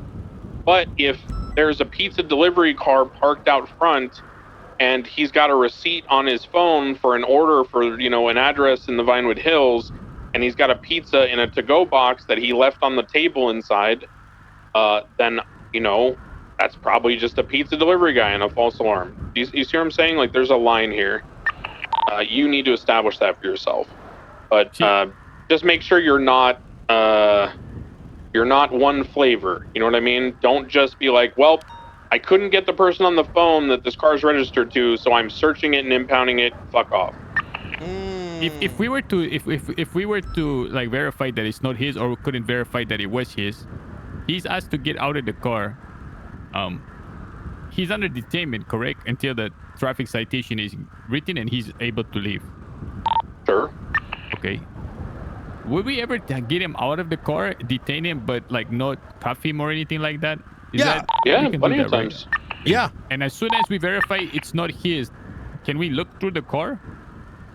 Okay, so legally, you mentioned there like, is look through it. Legally, there is something that is called an inventory search.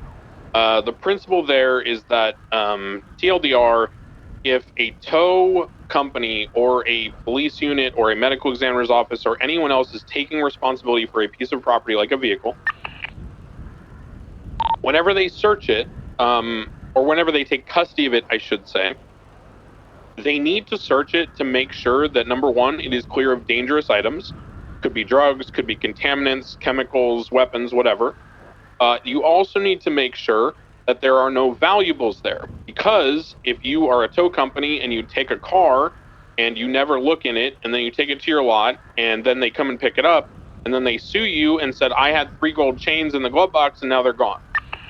The way to protect yourself and to avoid scams and or legitimate issues is you document the inventory of the contents before you take custody of the vehicle. So if you are towing a vehicle as a police officer and you have the right to tow the vehicle, you have the right to search the vehicle. Some people will abuse this by seeing like a car parked on the side of the road a little bit on the curb and be like, oh, sick, that's Future's car and I'm investigating him, so now I get to search his car because I'm going to impound it. If you're going to do that, that's fine. You're acting within the law, but you need to impound the car and you need to take a picture of it being parked on the curb and you need to properly document it. If it goes in front of a judge and it comes out that you used that excuse of towing it to search it, but then you didn't actually perform any of the protocols associated with towing it, it's going to be in bad faith and your credibility is ruined. Does that make sense? That actually clears up a whole bunch. In fact, that very situation you just mentioned has been brought up in court where the judge said because things are a lot more different today than they used to be, where back in the day when a cop said something happened, there was an inherent understanding amongst judges that the cop's not lying. Unfortunately, that world no longer exists. Yeah. And that's why SASM exists now. Holy shit. So keep in mind as well that, sorry, carry on. Examples are now legally we need to document it. I always like to put a report up, even if it's a very small one, that I did with the photo of the ID. Takes 5 minutes once you get real good at it, right? Just slow it up. Hey, I pulled this guy over for X, Y, Z. I let him go, right? Whatever it might be. Or I towed this vehicle, blah, blah, blah. That's one way of doing it.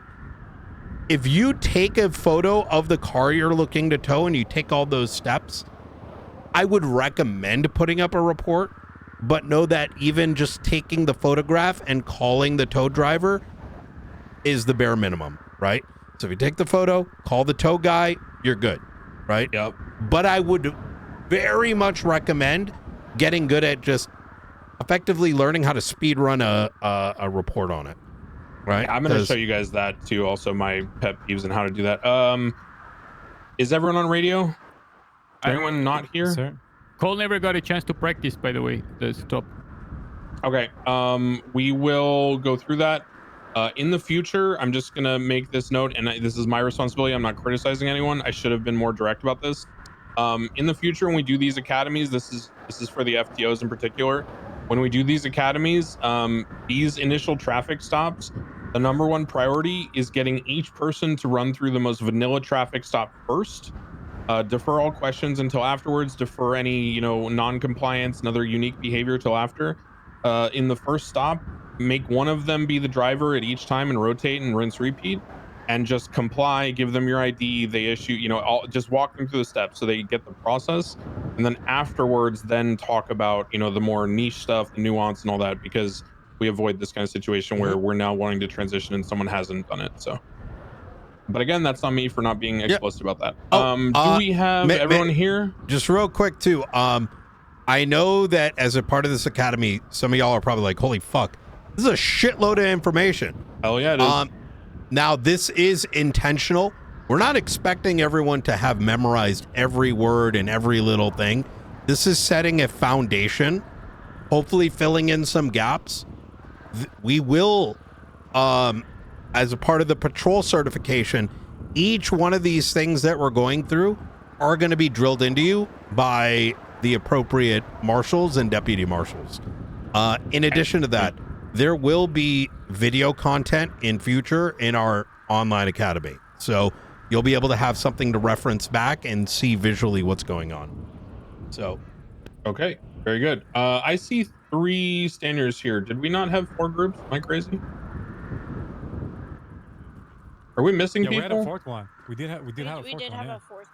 Hey, can everyone group up on my location? We're at the southeast side of the tarmac. I think we're all already here. Yeah. I don't. Oh, you guys were just in the car. My group was just in the car. That's why. Okay, that's why. All right, no problem. We're all here. Okay. I'm gonna switch back to the conference call because it's easier to talk to the whole group. So make sure you can hear me. Okay. So that is the basics of traffic stops. I know one of you didn't get a chance to be the lead on it. If you feel like you're not properly prepared or you don't understand something, grab me afterwards. But I want to move on because we are getting to the point where it's getting later and we want to get through this stuff. So I am now going to take you through what is the next evolution of your first day on duty exercise. Okay, so to recap, guys, right? We come to work in our civilian clothes because we're hygienic. We change into our uniform after signing on duty at the desk. We get our loadout ready. We restock equipment, ammo. We make sure everything's prepared. We then get on duty with dispatch. We assign ourselves to the right unit. If there's dispatch, they do it for us, blah, blah, blah. Then we make sure that the vehicle we're pulling out is clear of anything from previous scenes, evidence, guns, etc. We check the lockbox, make sure it's stocked with everything we need, and we're ready to go out on duty. Once that happens, we take our vehicle out, and then we begin patrolling. We ended up, pulling someone over in a traffic stop. We conduct ourselves professionally. We introduced ourselves as the first thing we spoke to them is, hey, Sergeant Declan Crane, BCSO badge number 311, how you doing? Because we are a police officer, we are, yes, friendly, we are sociable, but we are professionals on duty, which means we need to clearly articulate to them who we are and what we're doing. People will try to claim that you didn't tell them or they didn't know you were a cop, okay? Don't even entertain that argument. Just identify yourself, make it very clear. If they don't believe you, flash your badge, right? Now, what if they don't comply? Because in those traffic stops, you guys should be learning what happens when someone complies. So what happens if they don't? Well, there's several options. You can escalate by raising your voice. You can escalate by giving more direct commands. You can get them out of the car, et cetera, et cetera, et cetera. It all scales based on, again, their behavior because we are a reactive group. Now, if they do not comply and they refuse and they drive away, that's a pursuit. That's for tomorrow. But let's say that you pull someone over and for whatever reason, their car is disabled. Let's say you were driving along, you saw them run a red light, they hit a tree, they crashed out, and the car is disabled. You go up to talk to them. If they're out of the car, you get them back in the car, you do your traffic stop. And then when you get to the point of asking for their ID, they're like, fuck you, man. Okay, and then they refuse to get out of the car and they're on radio like, yo, I need help. I need to pick up gem sales, right? At that point, what do? Well, here's what we do. So everyone should have a baton on duty. You're going to go over use of force. So let's do this. Let's. Oh, we can now. Okay, We cool. can now, Great. yeah. We can now, yeah. I'm gonna go over this real quick. So the way the baton functions is you're gonna use it to basically leverage open the door if they're trying to hold it closed because it's stronger in someone's hand. I'm going to be like, all right, sir, listen, bro, this is your last warning. If you don't get out of this car, and comply with what I'm telling you, I'm gonna have to pull you out physically and you don't want to get the stick, bro. And then he's like, fuck you. I'm like, all right, sir, I'm gonna be pulling you out now. So I go ahead and I try to pull him out of the car. I'm successful. I pull him out of the car. 1, 2, okay. So it's a little shorter than a tackle. You can still wait a beat and then go for cuffs. Yes, it is okay to go for cuffs after pulling them out of the car. Just don't do it the same second you open the door, okay? Just be conscious. When you try to pull them out, it feels the same as when you try to break cuffs, right? That's how it feels. But what a lot of people don't know is that the person in the driver's seat can resist by wedging their door closed, or when I open the door, kicking my knee so I fall over. So I'll demonstrate that now with Riker.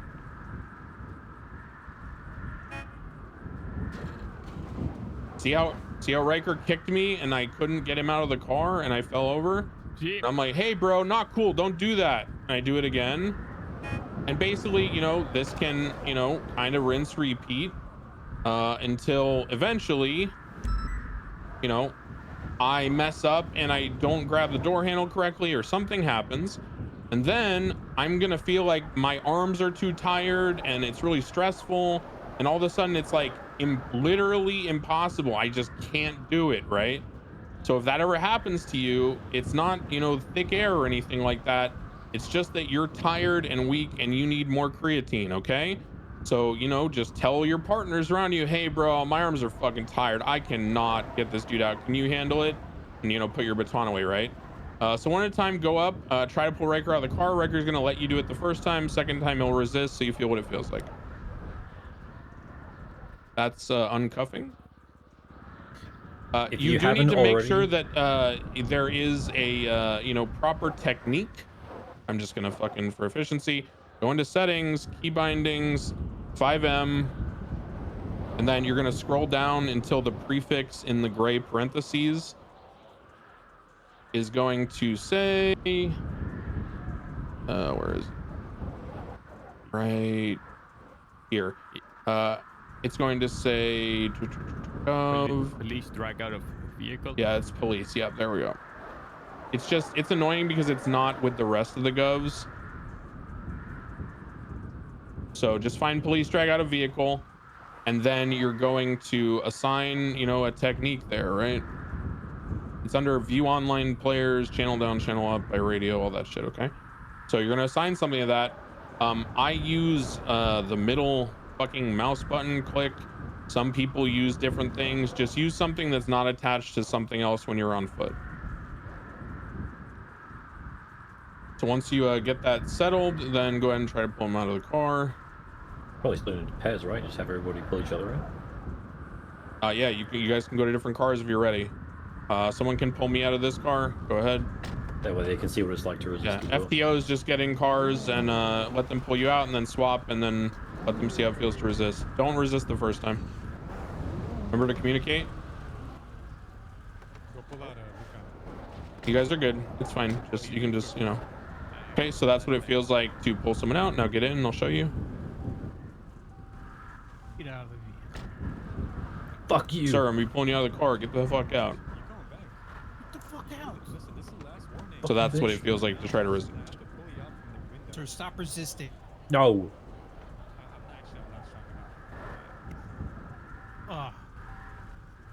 Here, Flores, help. I'm just so tired. Fuck you too, Flores. Yeah. Hey, man, listen, you've been extremely non-compliant. That's right. You're refusing to make this easy for you and me.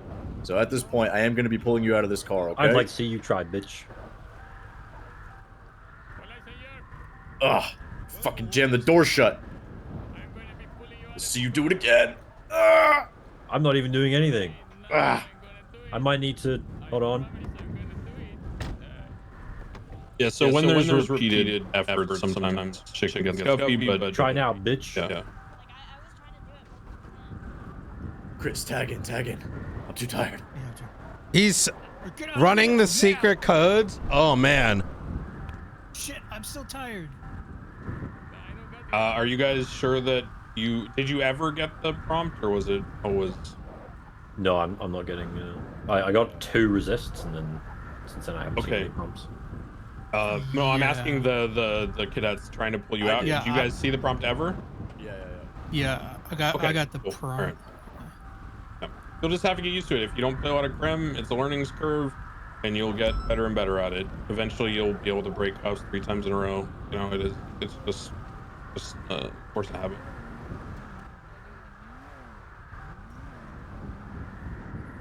All right, let's have everyone just keep trying. If anyone hasn't done it, you can come over to me and run around with the bunny ears. If anyone's waiting to do a try, otherwise, I'm gonna assume everyone's had a chance. Give our group just 1 second here. We just You're chilling. Having a couple muscle issues. Yep.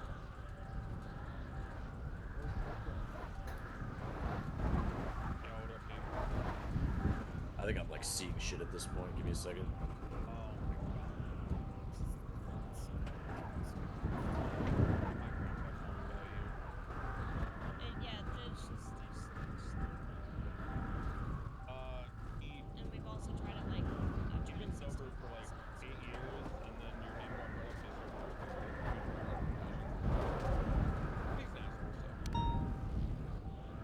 Yeah, the biggest thing about Academy is less so about like having all the details necessary.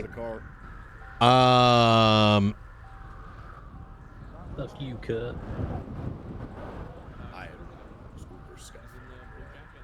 Do you feel like you're pulling me out? No. This is a primer. Yeah, that's the word I'm looking for. Right.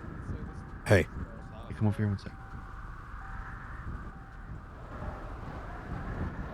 What's up? Howdy. Hey, how you guys Brian, doing? How are you? Pretty good. How are you doing? Good to see you, Claire. Good to see you as well. I'm getting a rundown. Oh my God, welcome back. Yeah, it is my first day back in a very long time. Okay. Yep, she's coming to the BCSO. Probably. Ooh, hell yeah. She was weighing the LSPD. Hopefully. But we Alright. were trying to.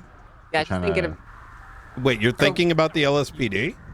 Yeah, Well, that's what I was saying. I didn't know you're doing a corrupt arc or something. What does that mean? Oh, she doesn't know, Brian. She doesn't know because Fred lied to her about a lot of stuff down there. So. Well, I'll give you a summary. Fred doesn't know police work, so he had inherited the LSPD. Put in place probably the most corrupt individuals in high command positions, and the marshals, whose big role is looking into PD corruption, questions whether to deal with it because they work together to hide every breadcrumb possible to do anything actionable, to the extent that if you're planning to join there, you know, you might want to dye your hair red. Yeah, maybe. Yeah. Yeah. Huh. You ever join like a chase that goes like 6 hours long and it's just like, you know, vehicle swap after vehicle swap, and then there's just a PD wipe? Then you go get the evidence, it's a PD wipe again?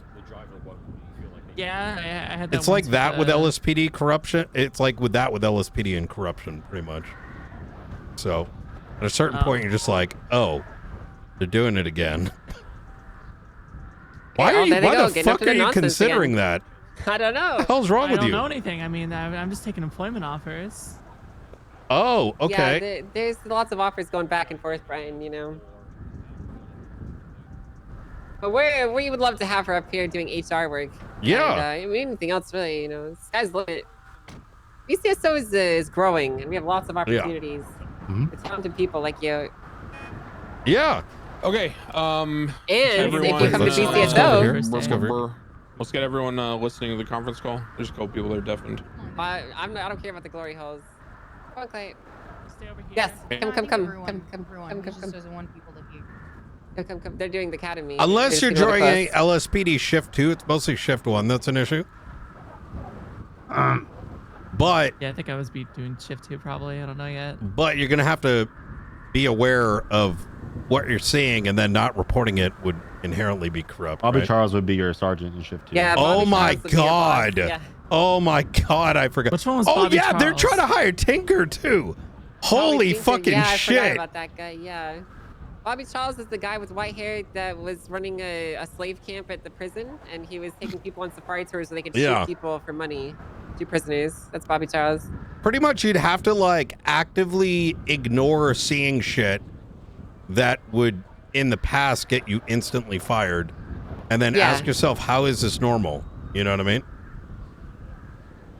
There's no way they're that corrupt, guys. In broad daylight. Yeah. We Oh, yeah. have so much. I swear to God, my conversation this morning over with Ruth was, I think the marshals pretty much have to hire 6 people just to handle the report taking, the interviews, and the effort required to handle some of those situations in any kind of reasonable fashion.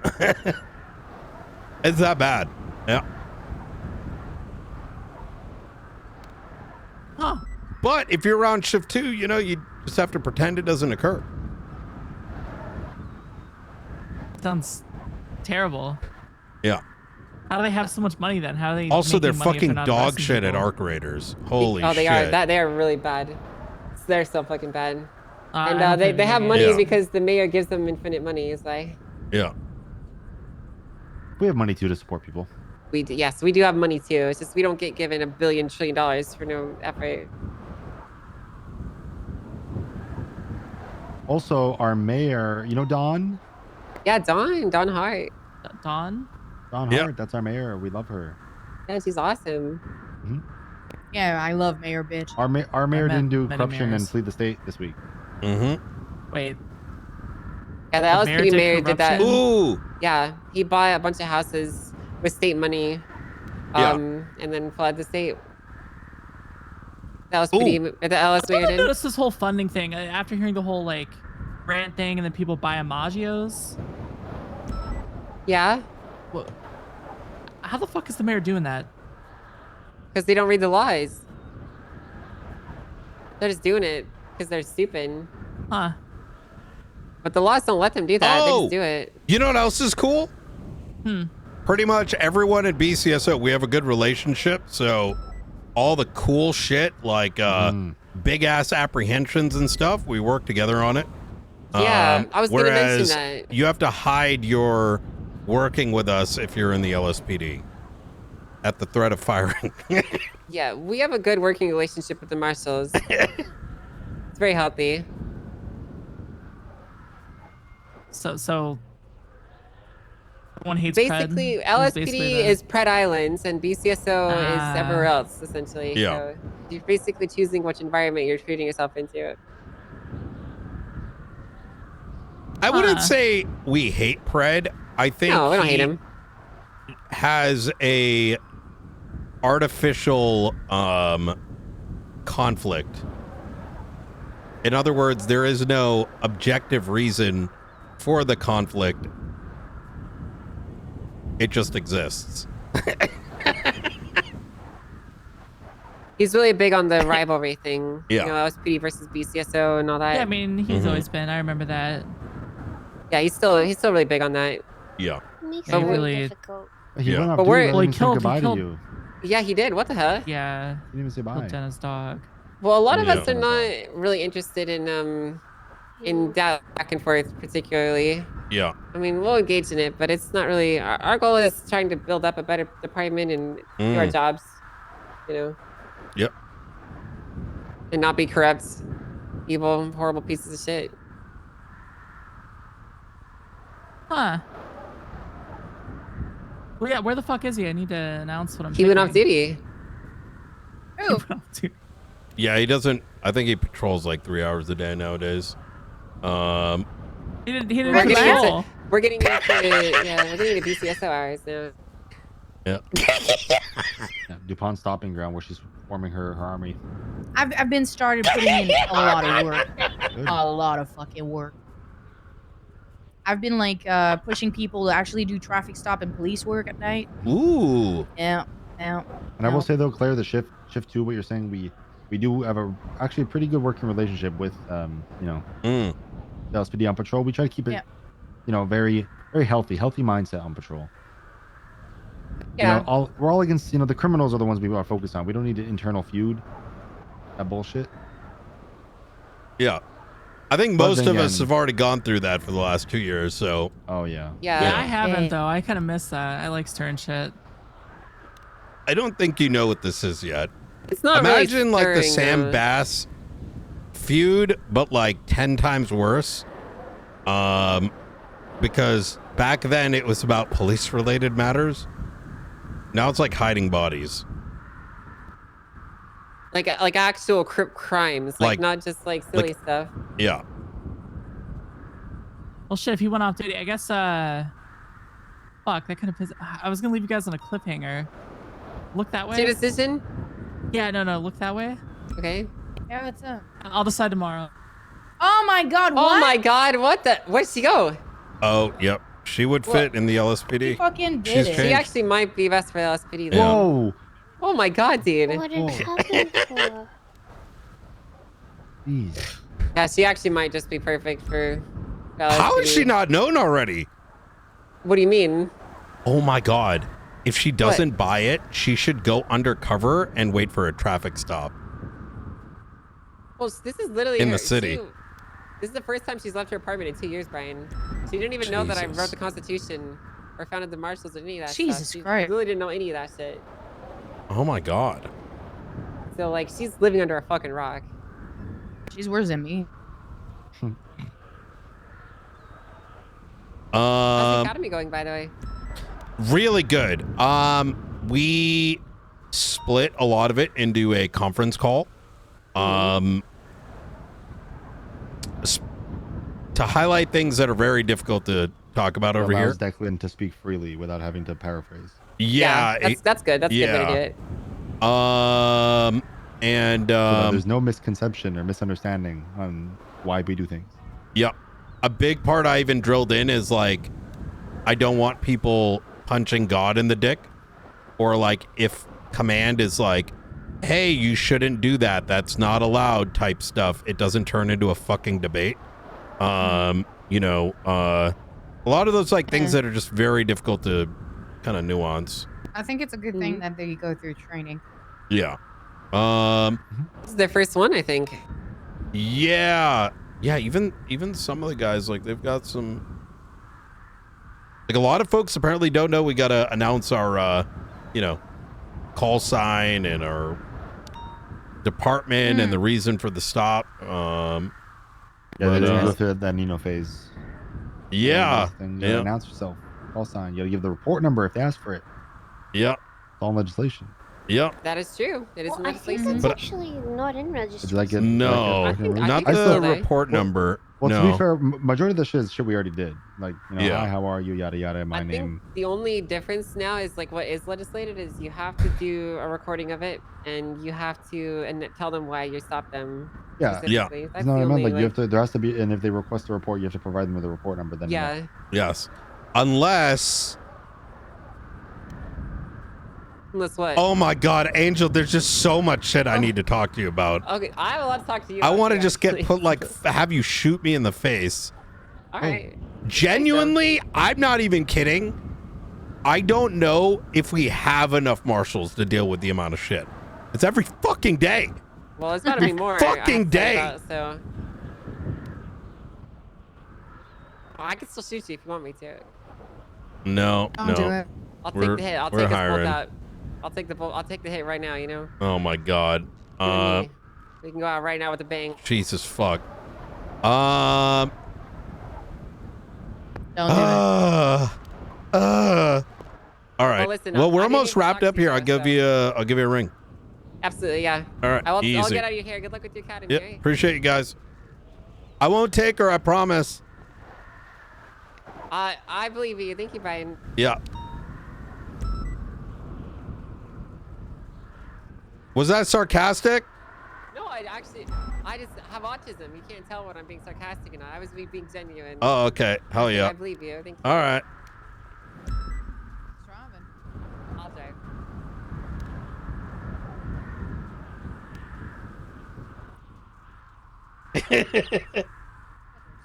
Well, you're in a sense forcing someone's. You're in a sense like forcing someone's like injury RP because like you're like, hey, I shot you in the Wait, head. what the Okay. fuck? Wait, are we breaking the no, wall? No, he's saying if we Conference wrote a call, story. conference call. Yeah, we're Conference playing call, D&D. fucking coyote. Oh yeah, Let you're me- saying it here.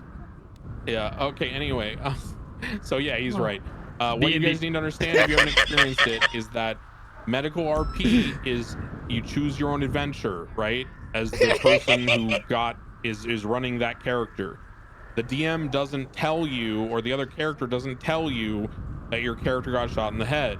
Just as a cop, you don't tell your friend, dude, I totally fucking one-tap that dude in the head. Because guess what?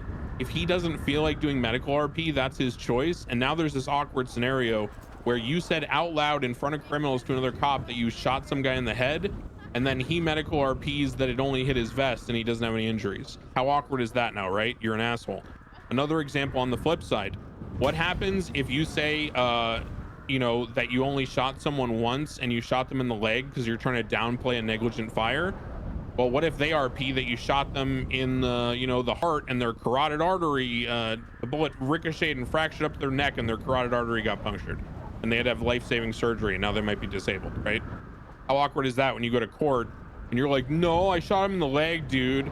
And then he's like, well, this medical report and this doctor testifying says I got shot. You know what I mean? So if someone's trying to power game it to win money in a lawsuit, let staff handle that. Let admins handle that. It's not your job to contest it in the moment. Just avoid yourself the hassle. Don't tell people what you did to them. Let them tell you. Let them / me. When you look over a body, you'll say things to cue them in. You'll say to someone, even if there's no one around, oh man, I wonder if this guy's okay. I can't tell if he's breathing or not, right? And that'll prompt them to / me, has a pulse, right? So never say where you shot someone, never announce it. It's really, really bad. Just don't do it. Okay. So I'm gonna change tone again. All right, so guys, all right. So Argura anime, I love weeps. Woo. Okay, so if we now are at the point where we understand the use of force, we've talked about how our batons work, we've talked about how to properly exercise the use of force with tackles and tases. Now we're going to get into the fun part of today, which is the most active thing we're going to do. We are going to talk about the protocols for foot bails, okay? And then we're going to do foot bails in breakout groups, and you'll get to chase them. Yeah! Here is how foot bails work by default, and these measures are meant to keep you guys safe and keep things orderly for both the public and yourselves. When someone bails on foot, you have 2 officers on foot per 1 suspect. If there are multiple people in a car, you will typically call out who you are chasing. You'll hear me say something like, 311's got the guy with bunny ears, right? Very simple, right? And because 311 is operating as a unit, and when we went on duty, Knight attached to my card through dispatch, everyone should know that 311 means Knight and Declan, right? So when we say 311's got the bunny-eared guy, Knight and I are chasing the bunny ears guy. Everyone will sort of call their own shot, who they're chasing. If there's limited numbers of suspects and you're on the call, stay mobile. Do not let me catch you running around in a conga line like a jackass with 4 of you guys chasing 1 suspect. Because guess what? I've already told you that suspects are very crafty and slippery. And I've also told you, and I'm going to go through now, how it matters how much, you're carrying, because it's really awkward to carry 50 pounds of weights on your back and try to run from someone who's carrying nothing, or alternatively, in our situation, chase them. You guys are wearing a full loadout. I mean, look at this dude's loadout. This guy's got on a tack vest. He's got ballistics. He's got duty belt. He's got heavy combat boots, leg holster, pistol. I mean, he is carrying a fuckload of shit, right?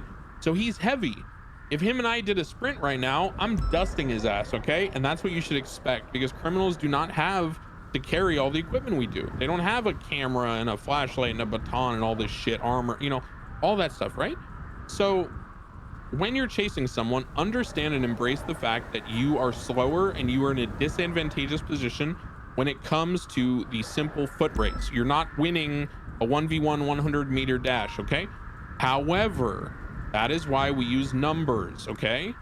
That's why we use teamwork, communication, right? We are professionals. We know how to operate to effectively enforce these laws and get people arrested who deserve to be arrested, even though they may have certain advantages over us, through their tactics or whatever, their cars, it doesn't matter. Now, it's 2 individuals, 2 cops per suspect on foot bail. It is 1 taser and 1 lethal. If there is only 1 cop on a foot bail, you should always have lethal. You should never have a taser out solo with a suspect.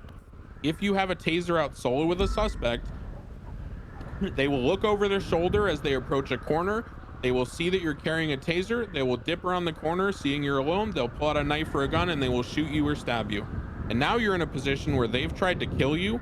And if you happen to get the tase off on them, because that's what you're carrying, now you're in a position where you have to pull out your gun. I love this phone remember update. What I told you about, that special technique that's forbidden, the forbidden jutsu, where you tase someone and then you shoot them while they're on the ground? Now you have this awkward situation where you have to figure out what to do there. Do you let them get up and try to shoot you? Do you shoot them while they're down, right? So you've put yourself in a shit sandwich. So when you're solo on a foot bail, do not carry taser. Only carry taser if your partner confirms to you, or you know for a fact that someone is covering you with lethal. So when you get on the foot bail, I will yell to Knight, Knight, I got primary, I'm gonna go taser, get my lethal. Or Knight will say, Declan, I got your lethal, go for taser, whatever, right? And remember, When it's on the primary foot bail, you tackle first. Once they resist cuffs from a tackle, or they fall off a building trying to be clever and you manage to try to cuff them, or you pull them out of the car and try to cuff them, after that you can, you know, escalate to taser by communicating. Use common sense with tasers. Do not tase people when they're standing on the edge of a roof. Do not tase people when they're, you know, 15 feet high on a ladder. You know, if they get to the ladder and you're there within 2 seconds of them starting to climb, tase them off the fucking ladder. I don't care if they fall 6 feet. It's not going to kill them. It's worse for them to try to run from the police and get chased like that in dangerous situations than it is to get tased off a 6-foot ladder. No one cares. They will cry about it. That's just them trying to manipulate you. Don't give a shit. They're always trying to manipulate you, especially people like Future. Okay. Those are the protocols for the basics of foot bails. So once again, it is 2 people per suspect. It is 1 taser per suspect. And we've already had the conversation about when we reload our tasers, how many shots we have, the time between tasing and cuffing, communicating, and all that stuff. Okay. There are some other things I'm going to show you guys, and then we'll break out into groups, and the FTOs will put on some casual civilian outfits, and we'll do some foot bails on different channels so we can listen to your comms as you're chasing us, and we'll take you through some exercises. There is another component to foot bails, which we'll do when we reconvene after the initial phase, and that's like using cars to pick up and drop off people on foot bails, to leapfrog, to get ahead of the criminal, things like that, to slow them down. But I want to do the basics first. Everyone follow me real quick. I'm going to show you guys something. This is something that I show all the groups that I go with, and I think it's important that I just show you guys all at once before we do foot bails. So remember how I told you about the forbidden techniques where people are really fast running upstairs? So there's something that can happen here where, let's say 2 of you are chasing me, okay? Let's go with, okay, why don't we have Rooker and Peters? Why don't you 2 come over here with me? Everyone else stay where you are. Okay, so Rooker and Peters, I want you to wait like a 2 count. So basically when I get to about here, and then I want you to start chasing after me, okay? And both of you chase after me, okay? Ready, set, go.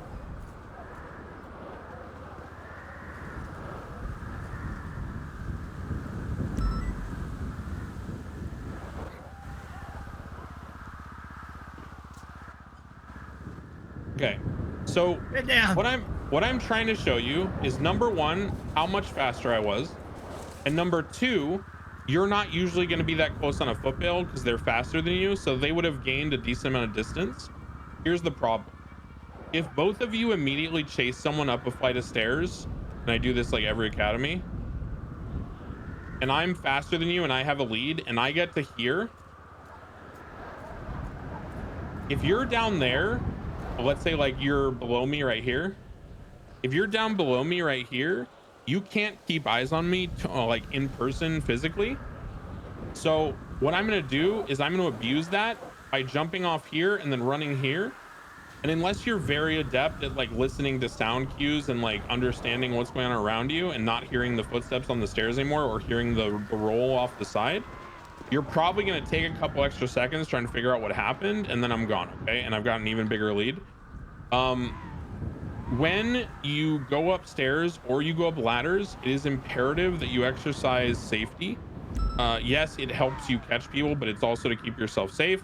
So for example, if Rooker is chasing the suspect and I'm her backup and she goes to the stairs, I'm going to stand about here with my lethal out. I'm going to say, I got you, Rooker, go after him. She's going to start chasing up. So that way, if he gets a lead and he stops on one of these platforms and pulls a gun or a knife, I can warn her and shoot him at the same time, okay? And it also deters him from doing that because he can hear me saying, you better not try any funny business. I got lethal on you, buddy, you know? So it deters that behavior, and it not only prevents it, but it also mitigates, you know, her vulnerability and your lack of like keeping eyes, right? So you don't get juked. For ladders, this is also especially important because what people do is, you know, the classic, they'll just climb onto the top of the ladder. They'll stand on top. When you climb up and you're getting off the ladder, you're kind of tired from climbing. So they'll grab you, hoist you over their shoulder in a fireman's carry, and then throw you off the roof and then run away laughing. Okay. But if your partner stays at the bottom of the ladder with lethal out and gets an angle and holds the angle and says, I got you, go on the ladder, push it. I can see if that guy is hovering at the edge trying to, you know, take my partner out, tackle them, shoot them, pull a knife, whatever. So be disciplined on that. Be aware of those techniques. There's a lot of shady shit people can do. Why are you recruiting more marshals? It's getting ridiculously big. So let's split up. We'll get into channels to piss you and off. we'll do this again. So I'll take Rooker and Granger because I just had them with me. Come over here with me. Knight take McAllister and Shore. Knight take McAllister and Shore. I'll take Rooker and Granger. I don't know how to close it off my phone. Hey, there's a guy here named Josh Grimm said Frodo is a photographer. Let's see. Blunt. Who? Josh Grimm. Blunt grab Peters and McAllister. Hold on, I got something in my ears. Come over here. Josh Grimm is over there. He's saying Frodo sent him as a photographer. For what? Sorry, I also need to plug my ears. Go ahead. Oh yeah, for what?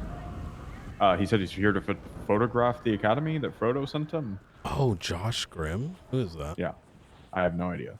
Just rolled up here. Grimm available for event hire. Let me ask him. He's standing right over there by that Audi over there. I gotcha.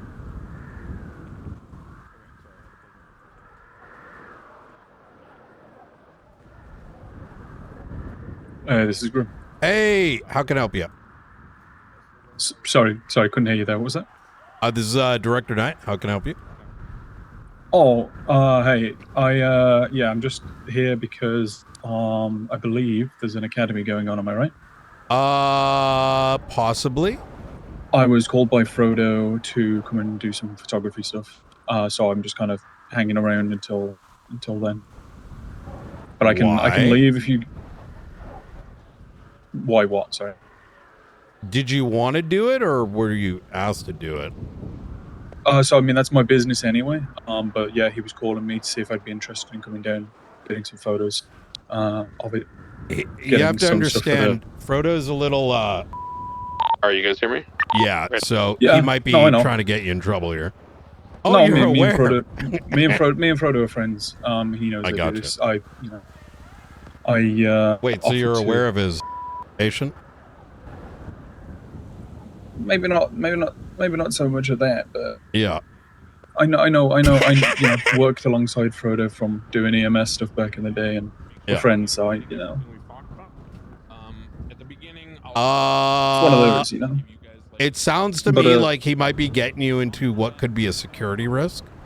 So I mean, have you obviously, I know you guys a higher authority. Have you had a chat with him though? Is he around or?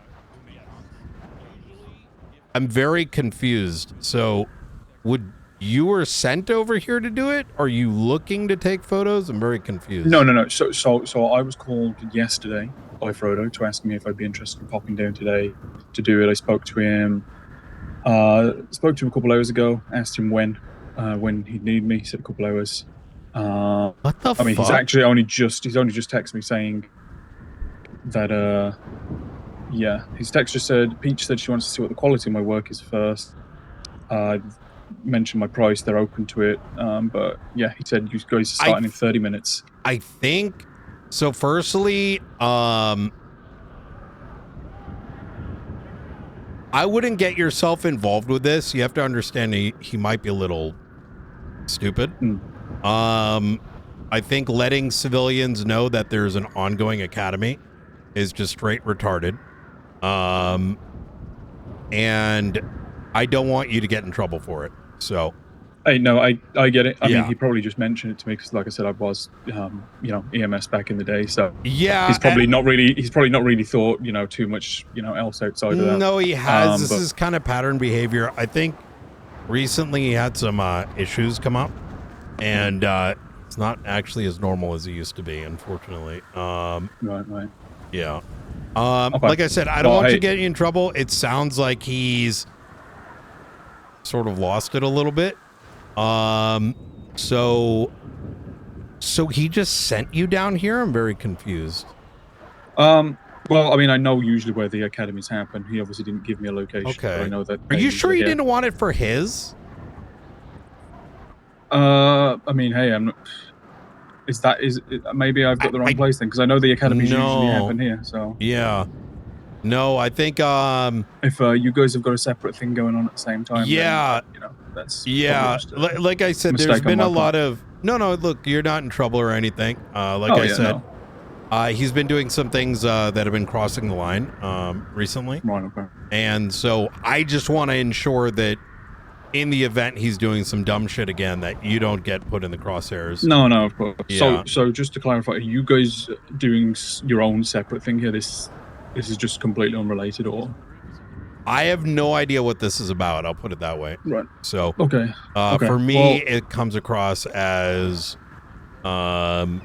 someone in law enforcement telling a civilian there's an active academy, thus opening up a security risk. So I get it. Yeah. Yeah. I mean, by all means, I can call him anyway and see what he says, and then report that back to you if you'd like, and then yeah, sure, I absolutely. can just leave the area Yeah, as well for you guys, so you haven't got to worry about that. Yeah, I mean, look, if we had arranged it, I think that would make sense, but without context, this comes across as very weird. So yeah, no, I get it. I mean, yeah, this is kind of what I do. I do a lot of the photography all around the city for various things. So obviously, from my side, this isn't unusual. Obviously, I get how it could be from your point of view. Nothing prevents you from doing photography, right? But if someone else is telling you to do something, it's kind of they haven't told you why. That's a very well, strange. No, I mean, he was just hiring me on to come get some pictures of the whole thing. And we were talking about potentially just grabbing some headshots for the cadets and stuff for them to use for their staff profiles and whatnot. Yeah, but he has nothing to do with that.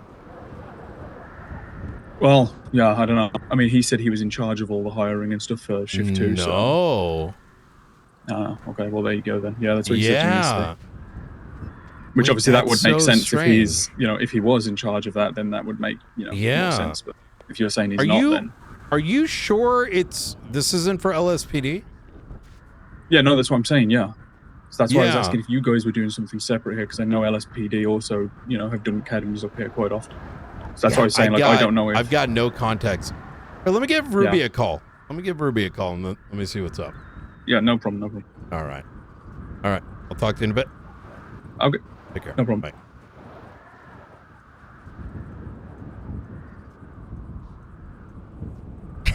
Yo, what the fuck?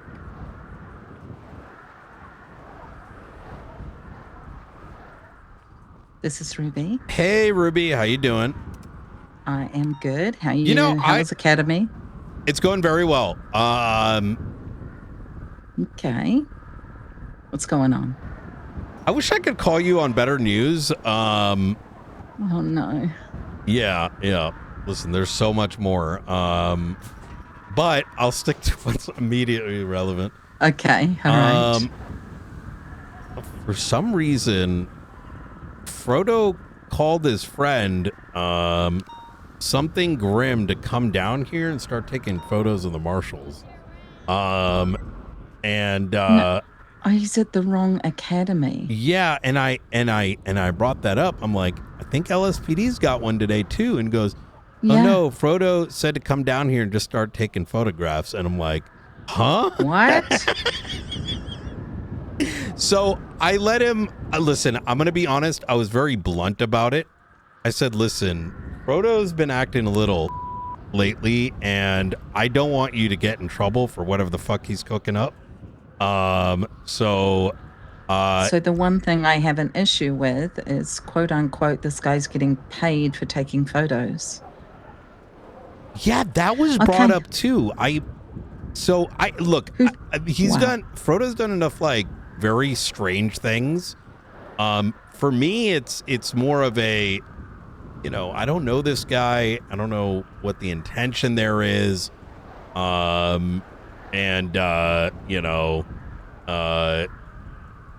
Okay. Yeah, so I figured I'd let you know. It could be nothing, but like I said, he's got a bit of a he's been on a wild one lately. Okay. Separately, All right. He said he runs the Shift 2 Academy, which I thought was strange. This is what Josh Grimm told me, so I figured I'd let you know. And that's that somewhat didn't correct. I can't imagine that in a million years, especially given what happened to dispatch. So, well, that was Peach's decision. But Gravy used to do P&T after I kind of gave it to him. But Gravy's got too much on his plate right now. He's more interested in investigations and things like that. So yeah, absolutely. For me, whether Frodo knows it or not, this is kind of a trial for him to see how he does. And wait, we'll with see. what? For Academy? Yeah. Listen, there's more going on. I can't tell you about it. I don't need to know. I get it. Yeah. I truly do. And I got you guys. Yeah. So, Yeah. all right. But Academy went well. You guys are good. Yeah, we're good now. I'm not going to make Okay, a stick yeah. of it. No report, nothing like that. I don't think it's that big of a deal. I figure I'd just let you know. Okay. All right. Thank you. Yeah, Easy. we're about to start ours up now. All right. Appreciate you. You take care. Okay. Thanks. Bye. Bye.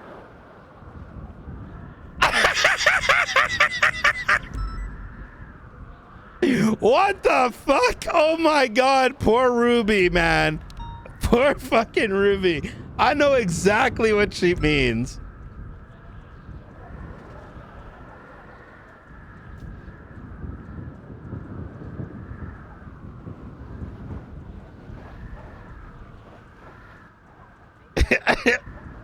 Oh no, dude, poor Ruby, man. Going for cuffs. Stop right there. So let's say for the moment, real quick, that hold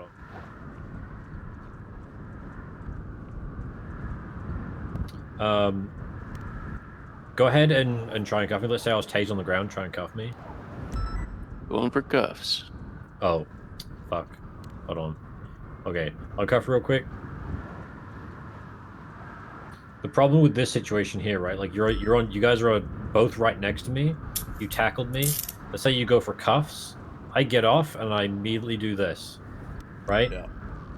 I shoot this guy because he's still getting up off the ground. You're fucked because you still have your taser in your hand.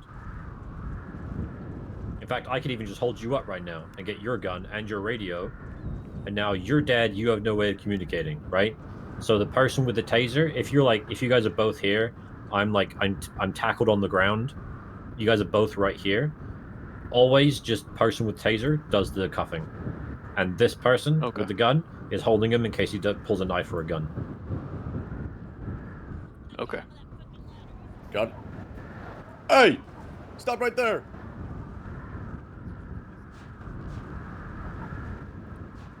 We're doing laps. Gotta anticipate. Good shit. There you go. Perfect. 195 secure. Exactly. I'm out of breath. But don't be afraid to fire off tasers. Yeah, I didn't bring a lot of cartridges with me for the exercise, okay. so I was trying to be more sparing with them. But Hobbler, one other thing, and this is something I learned in DOC: when you're holding lethal, try to hold it at a 45 or a 90-degree angle, because if I'm cuffing him from here, and you're holding lethal from where you're standing, like there is a much higher chance of you hitting me than if you held it from this way, right? Okay, true. So just always think about the angle in which you're holding the lethal, in addition to the fact that you're doing it. All right. I also would encourage you to figure the chest, right? Like when I'm chasing somebody, I'm not like, hey, can you stop running, please? Like, yeah, I'm gonna tase you. It's like, stop running, you're gonna get fucking tased. It's kind of like if you're ever listening on radio and you hear someone go, 386. I'm getting shot, I think. People on radio are gonna be like, what? So did someone say 78s? What? Are you? Yeah, hello? Okay? Are you good? If you're like 78, they're getting fucking shot at. Everyone perks up immediately, right? Same way if you're chasing a criminal, and they hear, They're gonna be like, what the fuck? And then it goes to court, right? And you say, well, Your Honor, I told him to stop running. It's a lawful order, and he resisted me, so I'm charging him resisting arrest. He's like, well, Your Honor, I didn't actually hear him say anything. You also don't want people to walk all over you, right? That person just jumped off the hanger. Oh. They're gonna. Oh, damn. You know what I'm saying? Are you smelling what I'm stepping in? Yeah, I understand. Perfect. All right, let's go. Speak with authority. Speak with authority.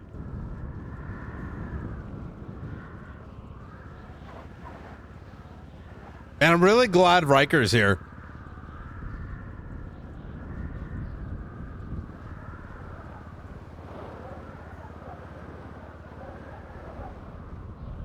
Someone asked, did I stir that a bit? A little bit. The ladder is kind of slippery. It's a cheaper way to go for the bite. You know what I mean? Away, so we'll need to. Oh, you guys got them? All right. The wild thing is, though, I can't believe I heard all that. That is fucking insane. I was not sure how you want to do. I'll get you. What would you like? What would you like, sir? Would you like some EMS to come and treat you, sir? You know. Yeah, you know what? Let's have. Yeah, let's have. You know what? Bravo up, bravo. Let's get you out of the snow. Yeah. Okay, this is perfect. I need to take like a 5-minute. Sure, take it. Is this this is from today, right? This stuff on the ground. Yeah. They tried to tase me Okay. going up the ladder right Yep. now. We'll clear it up in a. I'm gonna get EMS up here for him because he wants EMS. As a point, since I just did it, never ever clear evidence unless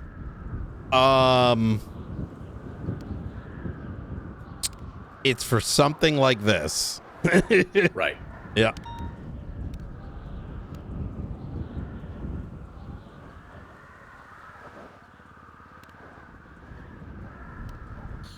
I want to share with you guys something that I learned as well when I first came back to the BCSO. We never really have somebody ride the lightning, right? So I'll give you an example. Ready, set, go. I got your lethal. We go find him. Yeah, I'm just gonna go here until you guys either subdue me or have UCB, okay? Okay, sounds good. Suspect running northbound He's getting tased between right now, the fences. right? My taser has a built-in safety mechanism. Gaining a lot of distance. Going left, west, between the hangar and the wall. Suspect jumping over the electrical box is going on the roof. I got your lethal. He's continuing running. He's doing some parkour shit, going eastbound on top of the wall. I believe he fell down. He's climbing back up. I have no idea. All right, y'all run the exercise so far? We did, yeah. Yes. We're just talking All right. about arthritis. Ooh, all right. Let's run it back. I wanna see how y'all do this. Well, I have a bunch of shit on me now, but yeah. Yeah. Act it Now my out like it's arthritis real. is What acting channel? up. God, fuck. What channel for y'all? 13. Boy. Sir, stop running.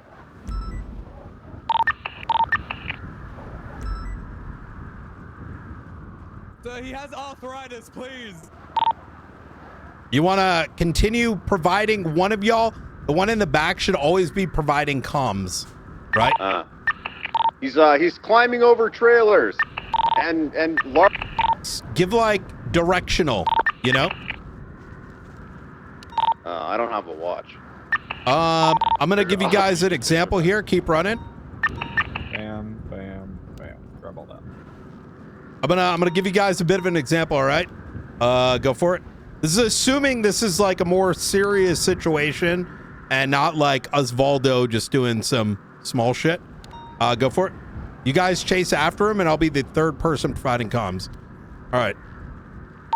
All right. Suspect's gonna be running northbound. We're still at Fort Zancudo. Individual dressed up as a marshal. He's not heading towards the direction of the radar. We're still in the center of Sir, Zancudo. stop running. Yep. Good, good, good.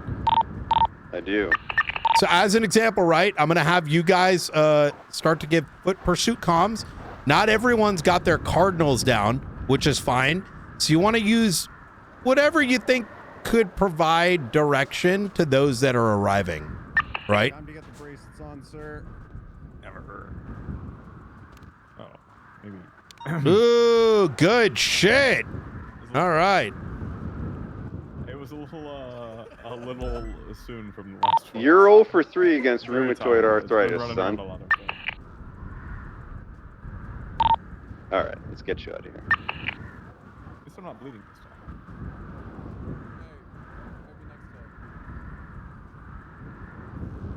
Here, let me hand you your stuff back. You guys want to keep going? It seems like they're still going for it.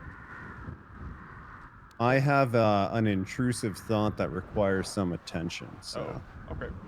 I'm gonna step away quick. But if you want to have McAllister here tase you endlessly, I'm down to watch. Oh shit! Okay. All right.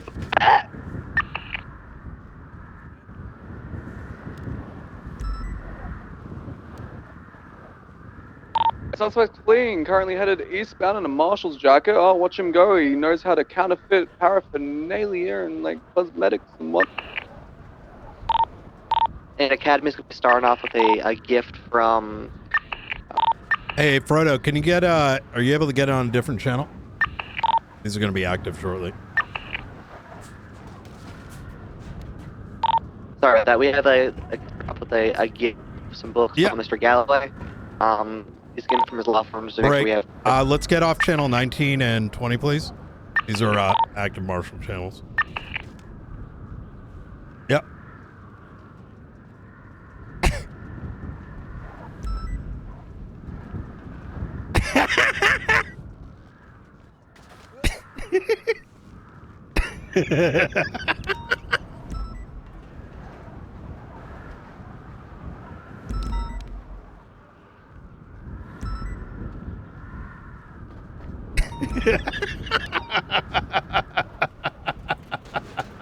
Yeah, I hate to say it, but you do dumb shit. Don't be surprised when you start getting called out. All right.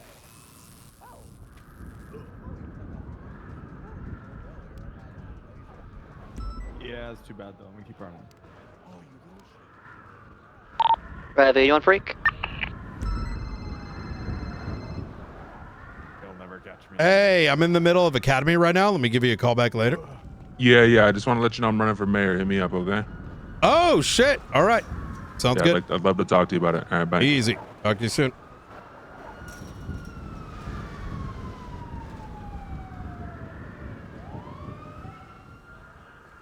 Let's go to the next group.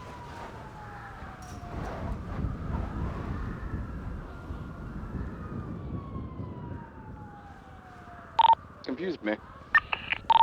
Where's Freak has a visual, the he's now other southbound. group? Left east. Hey, Blunt, if you come back here, I'll give you a cookie. Oh, he's climbing up the bloody ladder. All right, let's go to the next group.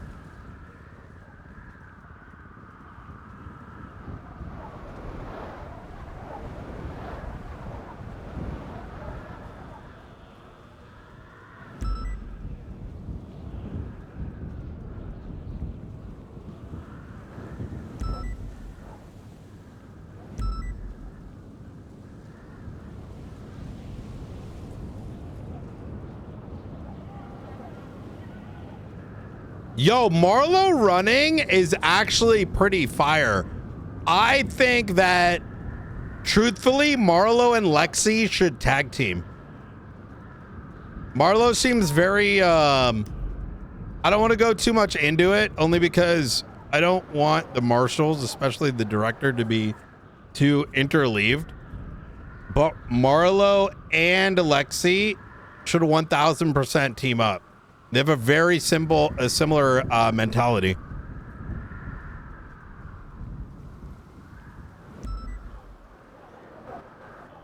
was like a C boost or something pretty minor, and like I was just tasing as much as I could, right? And We did end up getting him in custody, and I got pulled aside by a captain afterwards and was like, "Hey, like, just remember, like, you know, despite the fact that our tasers have a safety mechanism built in, we don't want people to ride the lightning like that." True, that is a good point. Which made sense. Yeah, that And is a since good then, point I just actually. alternate between tackling and tasing. Keeps But them safe. Marlo as a deputy mayor would make a million times more sense. Yeah, I'm just thinking of an extended foot pursuit. It's more about not the number of times that they're being Mostly tased, because he's it's so the amount of openly times Habibi. Like to me, within that's a little small period it's kind of of time crazy. that they're being tased. Correct. Yeah. All right. Cool. I have another question, but it might be more suited for when you have your gear back.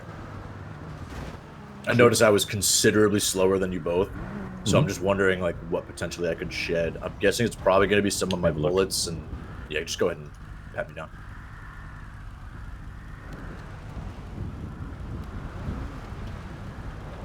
Yeah, your bullets. Police cat. Toolkits as well. I keep all of my toolkits in my car. Okay. Because they weigh 10 kgs each. Right. That is pretty massive. Though advanced tool set is huge. Yeah, I need to get my hands on one. Very cheap. I might try to remind myself of getting a bunch and throwing them in a locker for us. Every kg matters, right? Me personally, I do not carry.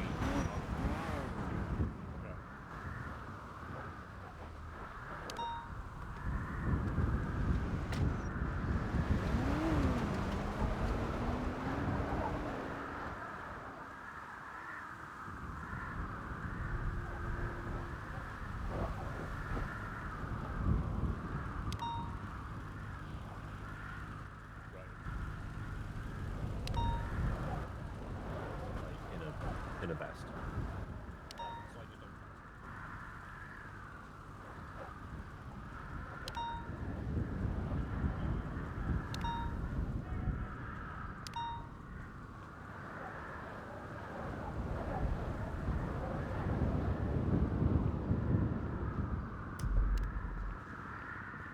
Where'd everyone run to? I have no idea. Trying to check the blips right now. I think, oh, they're over this way, I think.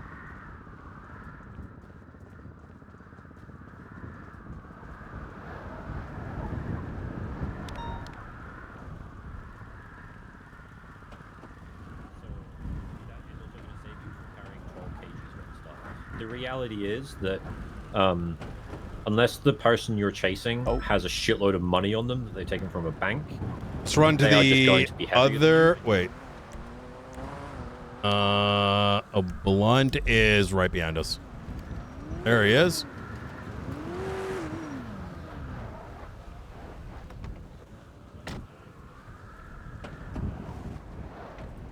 I think we lost what's his face, McAllister. He's in my car. He was coming to pick you Oh! up, so you didn't have to run back. Ah, he's right here.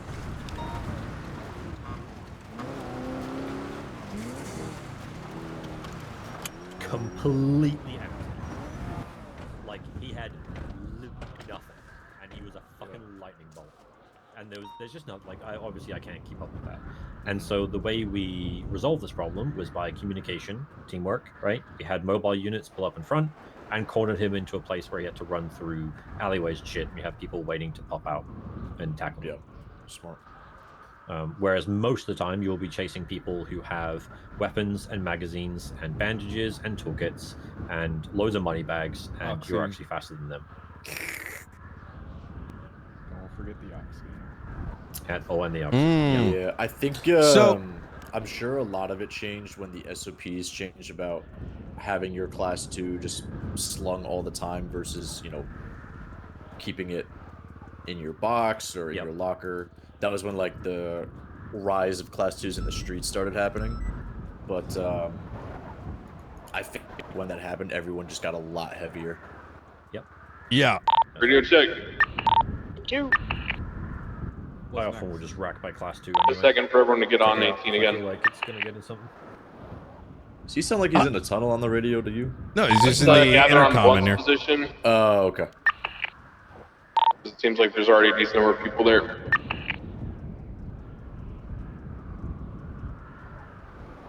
Kind of cold out. Sorry, can you 10-9? Just gather on Yeah, no one shit. position. I see already a lot of your group there, so the remainder is just go to that position. Yeah, copy. All right.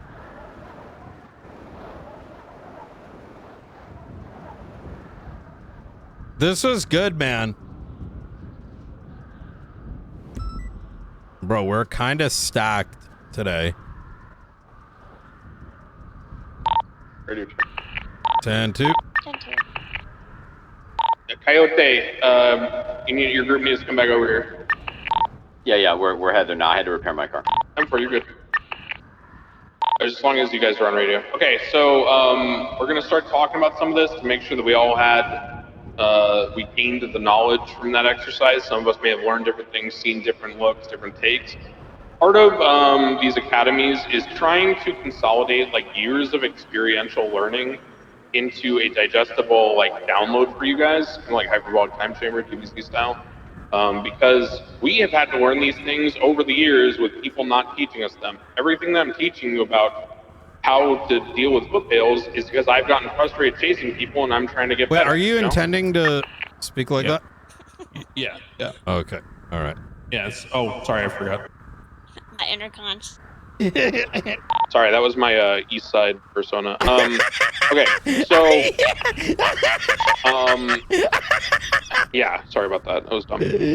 Okay, so foot pails are meant to this training is meant to kind of accelerate your learning curve. So you don't have to go through every exercise with every slimy person in the city who's really slippery to try to understand what it feels like to catch someone.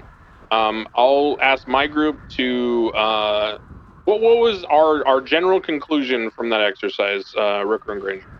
I need mobile units. Correct. Absent some kind of interceding circumstance, okay, you will not catch people on a straight foot bail if they know what they're doing. That doesn't mean every criminal knows what they're doing. That doesn't mean every criminal is slippery. But someone who has the experience that I have, for example, you're not catching me on foot. Unless something goes I hope tragically they get wrong. rid of the click first You thing. need mobile units. Criminals will be I think you faster should than be able to They're just lighter than see it. you. They know the terrain better. They will drag you into places that you're not familiar with. Rooker, why don't you go ahead and tell them about that lip on the edge of this building over here? That lip is slippery and you will fall and it will hurt really, really, really bad. So I know that there's a small lip when you get to the top of that building where you can, from an angle, drop off of it carefully and land on a smaller outcropping below. She didn't know that because she doesn't know the terrain like I do. So she chased me at full speed on a direct angle and fell off the roof from a great distance, okay? Criminals will do shit like that to you. I know stuff in the South Side that you guys will not even understand what I'm doing. You won't be able to follow me, I guarantee you. So you have to rise above your knowledge gap and your experience gap through teamwork and communication, right? So the foot bail, while it is nice sometimes if you and your partner can manage to catch people, I'm trying to train you against the highest echelon of criminals because you guys are marshals and you're going up against the people that, you know, have the biggest warrants and the most serious crimes. These people will know how to get away from you. So any other lessons anyone learned about foot bails? Any experiential knowledge anybody gained they want to share? Yes. When two people are chasing a suspect on foot and one has lethal and one has taser and they're tackling, it's better for the person with the taser to go for the cuff because then the person with lethal can maintain contact with like lethal contact on that person if necessary. Police Very cat, good police point. cat. That's the same thing as I showed you guys about chasing up a ladder or a staircase. The person with the lethal should always be in a covering distance, holding the angles that the person who's up close and personal is vulnerable to. Very good. Anything else anyone else realized from this?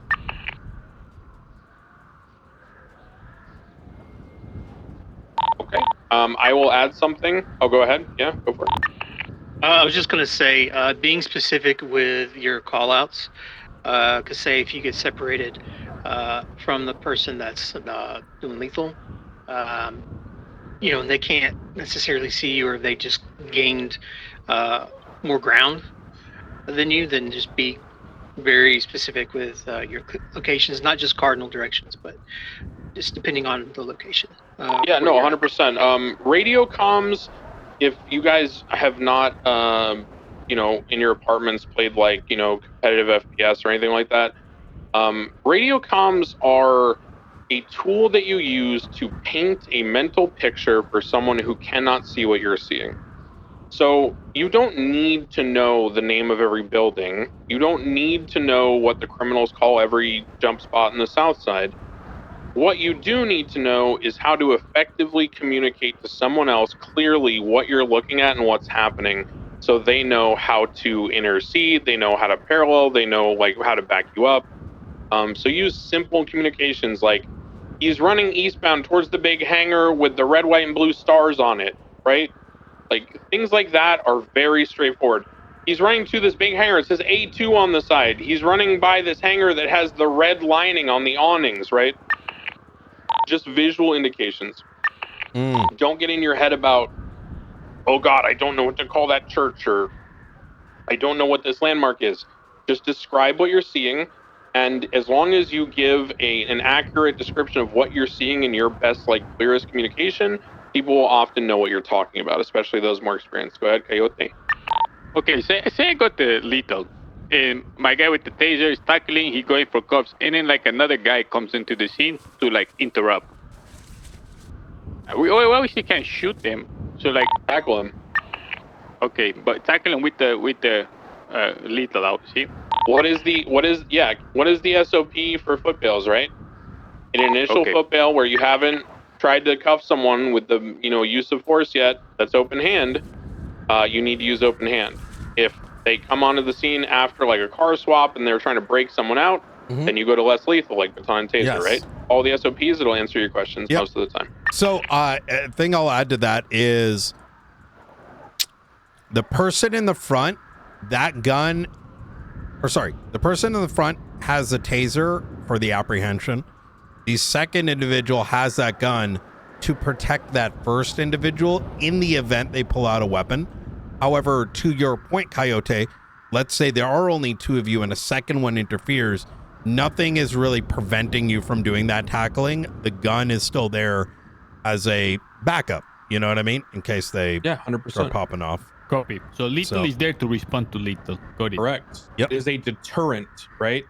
Police employ a variety of deterrent techniques. Things I'm trying to teach you are deterrents, right? Standing at the pillar of the car, deterrent to someone trying to shoot you at the traffic stop, right? Leaving your partner to talk to them while you're occupied looking at your MDT, deterrent. Having your partner watch the top of the ladder while you climb up, deterrent, right? These SOPs keep you safe. Yes, they're used to more effectively apprehend criminals, but part of apprehending criminals is staying alive, right? So they go hand in hand. The other thing I would say in that scenario is like, obviously asking for 77s, but, let's say you can't 311 in the moment. What I would actively be thinking about if I was the primary in that two-person chase is which of the two is more dangerous and which of the two is more important to capture and focusing them. Which that's a very good point, because that's something my group talked about. So it's good that was brought up. How do you delegate which chase should hold comms, right? Well, there's a hierarchy ladder, okay, like a flow chart. So if it's multiple chases and you're trying to figure out where to delegate units to, you either are delegated by the scene lead or the highest on duty, depending on how things are being run. And then from there, the typical, and I say typical because again, always defer and always ask unless it's explicitly clear, is through a direction. The typical approach is to prioritize foot bails over vehicle chases, because vehicle chases you can more easily keep eyes consistently, whereas on a foot bail there's more danger. It can go south a lot faster. People can just pull a knife around a corner in 2 seconds. Now, sometimes the primary target may be in the vehicle and the foot bail may just be a secondary interference person, like a hacker in a boost. You're not so much worried about the hacker, you're worried about the car, right? Because we're preserving someone's property.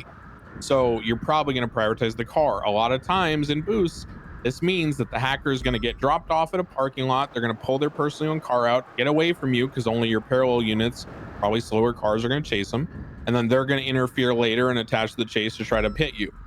It is what it is, right? You can sometimes do things like silently have one person without comms stay on that interference car so they can't interfere. But ultimately, you need to prioritize whatever your scene lead or director in this case tells you to do. On foot bails, it will be again the priority target. So comms will go to whatever is the priority target, whoever is maybe has been armed, has been known to be violent, things like that. So it's all dynamic. Listen, and to that point, another point about things being dynamic. Has anyone here ever played baseball, specifically outfield?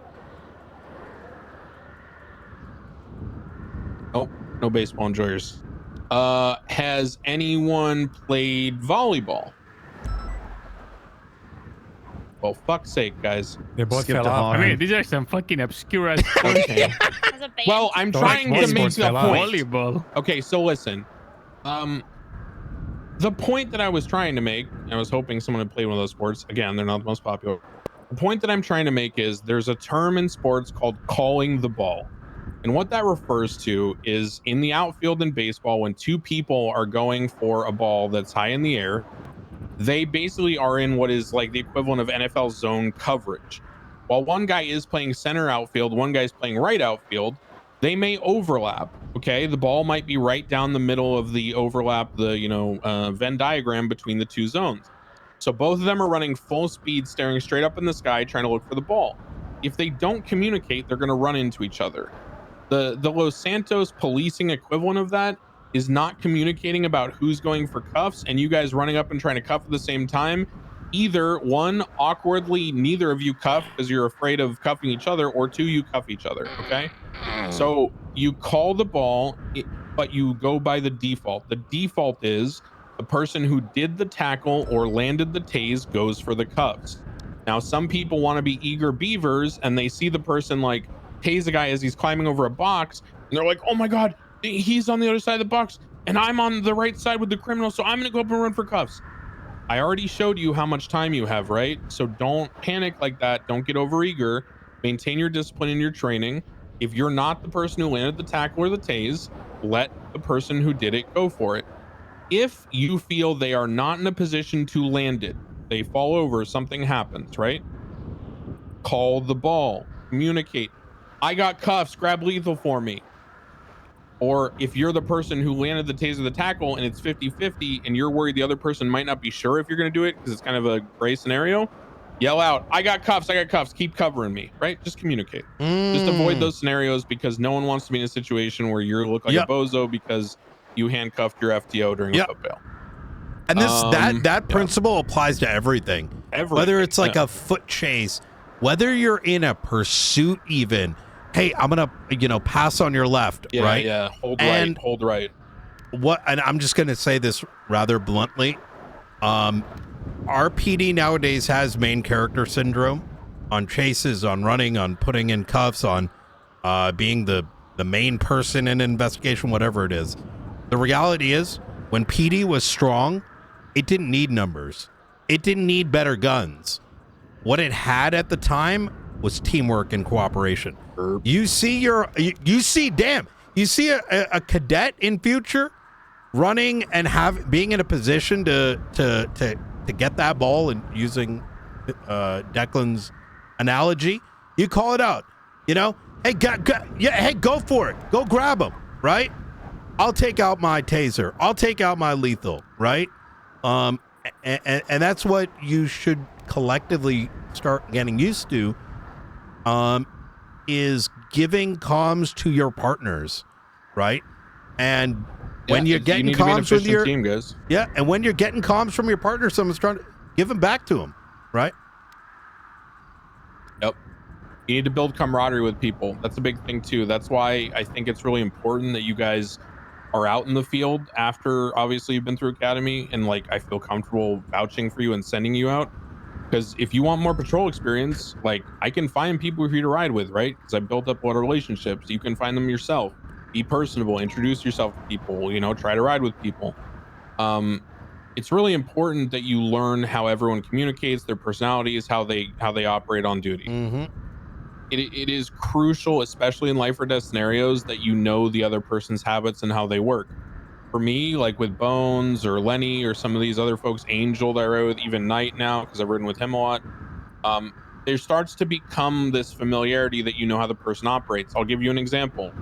One of the most common things that people fuck up as police that criminals are very good at, but they fail in the beginning too, is how to deal with when you get out of the car and pull out your gun and shoot versus when you get back in the car. Because we all know what happens when you pull into MRPD or Davis PD and the driver, you think they're stopping, but they're still moving a little bit, and you go to get out of the car and you fall over and you break your leg or you get knocked over, or you go to get in the car and the driver pulls away before you get all the way in, and then it's awkward because you got to run up to them and they got to stop and all that. So, you know, communicate. When I get into like shootout scenarios, when I get into missions for Knight, even Sheriff Frost, even people I trust and respect, Angel, Ventura, experienced cops, I will declare to them ahead of time, here's how I'm operating this car. You do not get out until you see my door open. I don't care if the car fully and Knight can vouch. I've said this to him, have I not? Right? Yeah, 100%.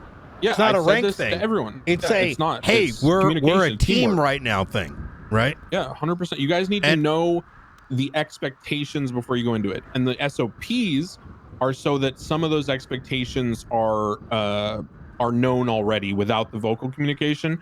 But anything else past the SOPs, anything that modifies those things, anything that changes in a dynamic scenario, you need to communicate it, okay?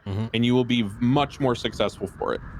Okay, so any questions? We are going to get back into the conference call before we end Academy for the day.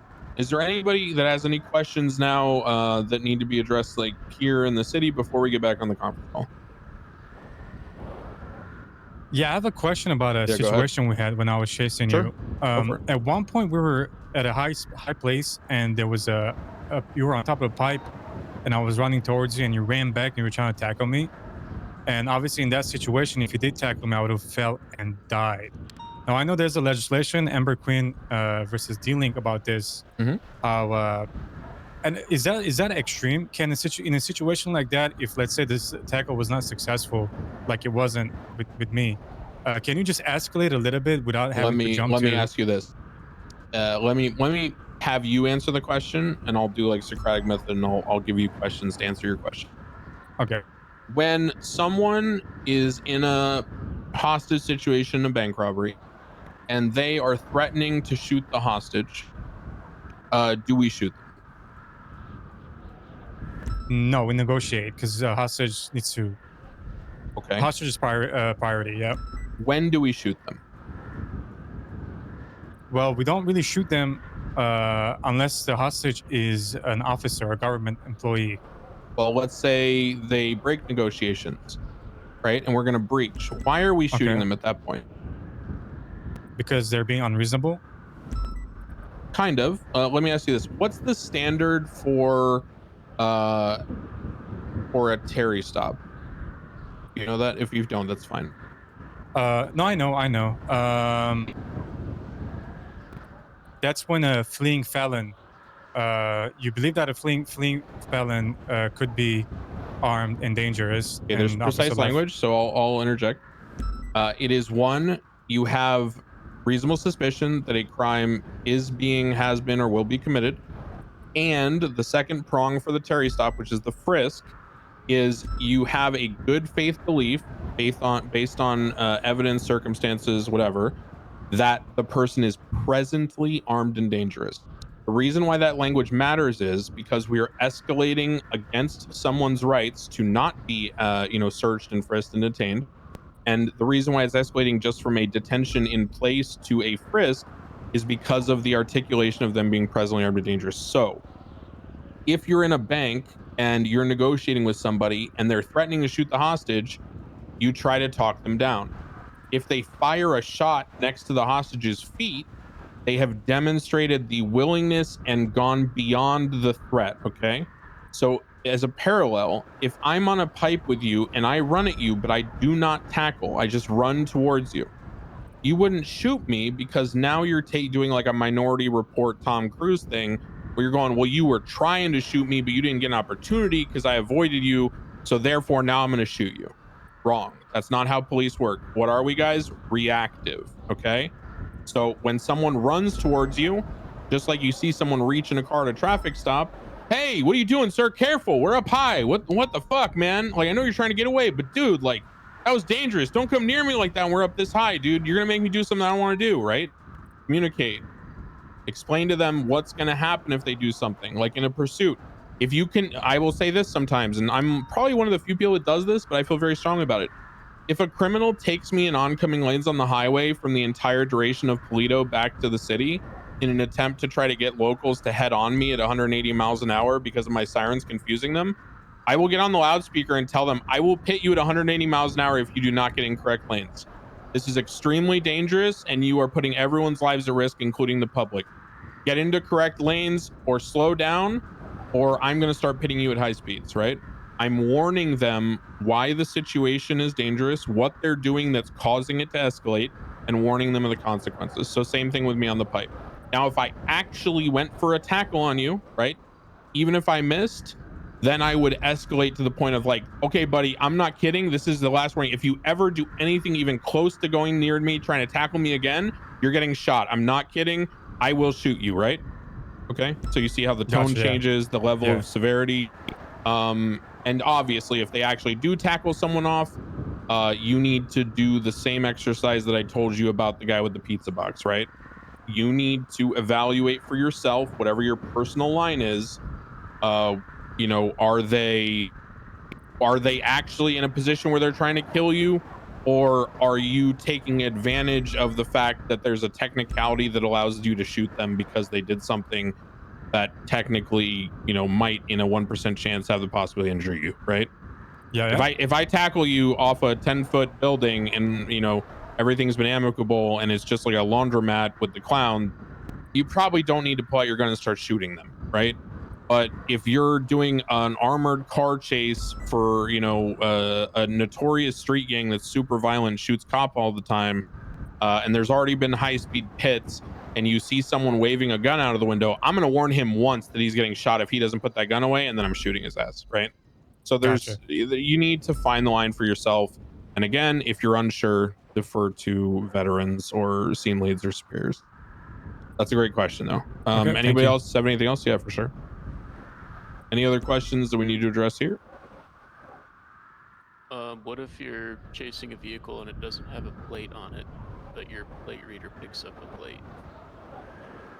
I'll answer that. Yeah, there's every car in San Andreas has a microchip in it. The license plate is there for us to visually confirm one.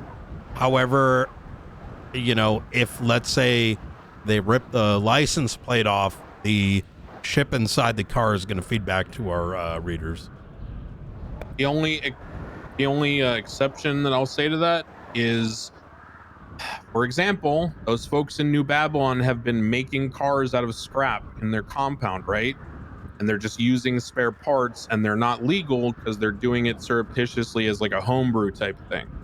So you might think you get a plate read on those, but you know, you should probably defer tonight on that one because that's more of a gray area, right? I'd run the plates on those. Yeah. Oh, you would? Okay, cool. So yeah, I'm just, you know, but see, I don't even know that answer until I talk tonight about it for sure.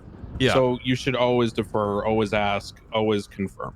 I would say the good rule of thumb is do everything normally until and if there is a reason not to, but that reason should always be confirmed. I'm going to give you an example. Long time ago, someone robbed a bank, but the way that they did it was they sort of dressed up like cleaners, They had some really good invoicing information, right? Well doctored documents that it fooled a lot of law enforcement. Over the next week, there was 15 copycats somehow learning to do the same thing.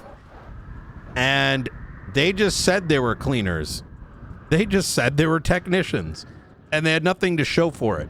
The level of scrutiny in that second case was upped significantly, right? So, does that answer the question, kind of? Yeah. If you guys aren't following, that's the same thing as the pizza example, right? It's the same thing as anything, okay? You choose, personally what makes sense to you reasonably. To me, Declan Crane, or him, Brian Knight, right? I'm going to give you another example. If you're chasing someone and you've called out there's two people in the car, and then all of a sudden you see someone, or you think that you might see someone, develop the ability to phase through solid objects and stick their head out of a trunk that is clearly closed, you probably didn't see that, right? So there are things that you need to make judgments about, and you need to think truly to yourself, do I, Declan Crane, think that, or, something else, right? And that's a very important thing for you to process and understand, because in the heat of the moment, when you've been on a chase for 2 hours, when there's been a lot of shit talking and the criminals are, threatening to kill hostages, and it's a terrorism case, and, the big investigation for the marshals is riding on this, a lot of people will be very tempted to be like, oh man, I think there's someone in that trunk. But if you don't have a good reason to think that, you probably should keep it to yourself, right? So try to be smart about how you judge things, and try to think about what you're putting out into the world. Because and anyway, let's transition to the conference call, because there's some topics we need to talk about to wrap up today. So everybody, if you could jump on the call real quick. This is perfect timing. We've already broken character, right? Fuck it, I did it now. I'm gonna say it a little bit more bluntly, because I think trying to word that in RP is fucking difficult. That's annoying. That's why I jumped on here. The mechanics that we got in game, like the MDT, the running the place, etc., they're there for a reason. Obviously, we should be role-playing out scenarios where someone provides us with something that might provide an alternative, using that cleanup service as opposed to a bank, right? You roll up to a bank and, there's a bunch of people dressed up, and, you see it. Your first reaction should be, oh, maybe it's a mistake. Like, maybe they are cleaning the place up, and treat it like maybe they did set the alarm off unintentionally. But the same might also go with if you just see people inside that Fleeca bank. Now, what we have seen in the past is some people might put in a ton of effort into it, and I think it should be entertained. However, that doesn't mean you shouldn't be skeptical, right? And let me give you two different ways it can play out. You can do it the lazy roleplay route, where you're just like, oh, cool, it's cleaners, dude. And then just like let them do whatever the fuck they want. Or the better approach, which is, hey guys, what are you doing over here? Oh, we're cleaning, we might, the alarm tripped, our bad. You have the conversation. Hey, I understand, can I see the paperwork? You take a look at it. Maybe it's a really good, well-made document. All right, that sounds pretty good. The alternative here, and in such a scenario, you may look the other way. If you're uncomfortable making those sort of choices, once again, this is why command is there, right? To help not only facilitate those circumstances, but also to guide you through those scenarios. Let me give you the second example. You arrive on that scene, and there's one guy dressed up as a cleaner, and the rest are wearing gang uniforms, and they just slash emote broom, right? You might go there and be like, yo, fuck out of here. What the hell are you guys doing inside? Why are you guys cleaning something that you're robbing? That's fucking weird. Exactly. Anyway, what do you want for this hostage, bro, right? Match energy is what I say to cadets and PCSO. Match energy. Same thing as foot pails. If they're spam jumping, I don't care if you spam jump, right? Match energy, right? adjust to read the room, right? And that's good and bad. I'll try to give you 2 real world scenarios that have happened actually fairly recently. One went one way, one went the other way, and they're both very close, okay? Doing a chase, it went on for about 45 minutes. We get to the point where we are going out of the alleyways off Popular Street that go to the east up a big ramp. People typically drive up that super fast and take a jump that they land on Elysian Fields Freeway down below. The circumstances are relevant. What you need to know is there was a box truck waiting there to block the cops. The box truck successfully blocked the cops because it's a huge fucking truck. We all ran into it. The bumper cars, the guy did the, oh man, I'm just trying to make deliveries. What's going on, bro? And then, you know, he ends up crashing. We go to chase the car. We can't find it. Someone calls out on comms that the box truck is still here flipped over and the guy's trying to flip it. What do you want me to do? I said, detain his ass, right? We got to investigate this. Now, I'm not telling them, put him in cuffs. We're arresting him. He's getting felony obstruction. He interfered with that chase. Because while everyone knows realistically, OOC, that that's just a block and it's one of their friends who's interfering as one of the 6, right? You don't operate off that OOC knowledge. So start with benefit of the doubt, like Knight said. I go into the situation, I get him detained. He's immediately telling us he's just trying to flip his truck. He needs to do his delivery. His boss is going to be mad. All that's fine. And you know what? The normal individual who wasn't intending to block us would say the same thing. So you don't know at that point, right? Don't assume he's a liar unless you know particularly that he's like a notorious gang member. From there, we finally get him detained, escalate properly based on what he does, warn him, right? You know, all that stuff we've communicated about. Once you get him in cuffs and the scene's secure, talk to him, read him his rights, tell him he can have a lawyer, start asking him questions, inform him, de-escalate. All right, sir, this didn't need to be so hard. This is exactly what I did. Now that you're in cuffs and the situation's clear, just let me ask you some questions and we'll probably be on our way. You know, it depends, you know, what you tell me, right? So, okay, so you're wanting to talk to me about a lawyer. So what's going on here? You were in that alleyway, you knocked into a bunch of us. It looked like to us that you were trying to block us to help the criminal get away from us. And he goes, no, I'm just doing deliveries for my boss. And I go, okay. I go, is this your truck? And he goes, no, it's a company truck. And I go, okay. So I walk over to the truck and I take a look around. I do some like /me's, right? And then I run the tampering check, the OOC mechanic, right? Because that's one of the tools we have that advances the investigative RP to determine whether it's joyriding or not. I role play it out and I go, man, you know, I understand that you're saying this is a work truck and I know these things are shared sometimes, but why is the compartment underneath the shifter like open? Like all these wires are kind of torn up. What's going on down there? And he's like, oh, that's nothing. It's just old. And I'm like, okay. So now my character is getting a little suspicious, right? I've given him the benefit out up to now, but now I'm suspicious. Then I don't even go there. Now I tell him, okay, man, look, I understand maybe it's a shared truck. Maybe the other guy didn't take care of it. So what company are you working for? Oh, I work for, and then he said, I don't even remember what he said. He said some name. And I go, oh, so they don't got you wearing a uniform or nothing? He's like, nah, we just, you know, wear whatever when we drive the trucks. And I'm like, oh, not even like a high vis vest? And he's like, no. I was like, oh, I thought you had those for safety. And that's weird.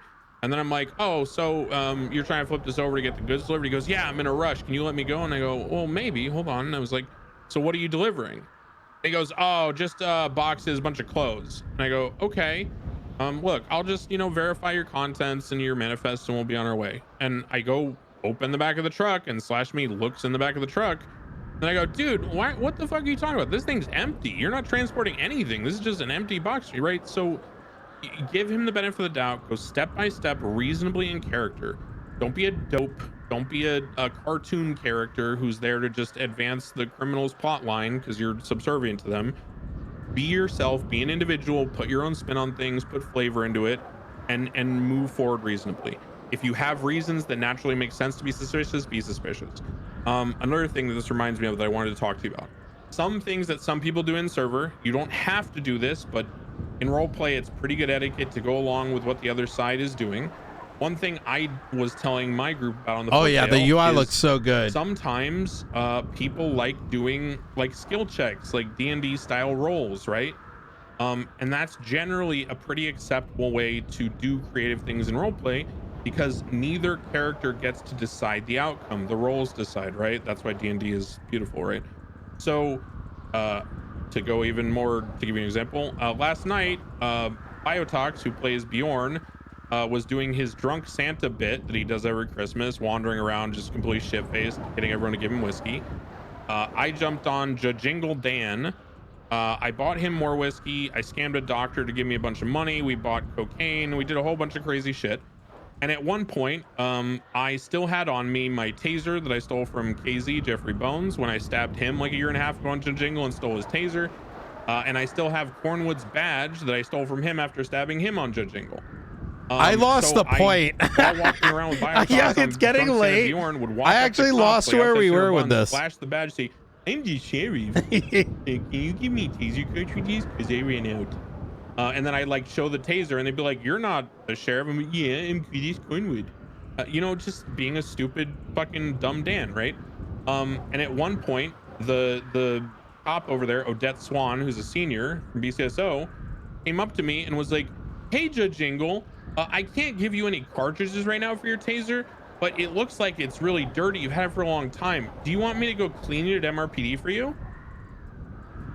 And now you're like, do I want to go along with it? Do I want to not? So what I did is I did this.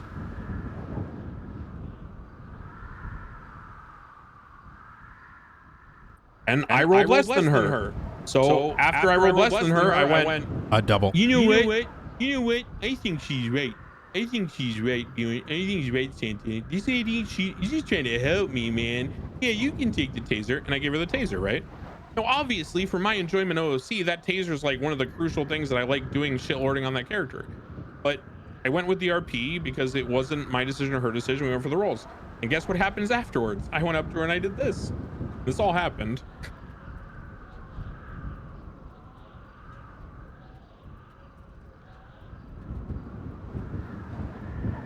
And then I rolled an 18.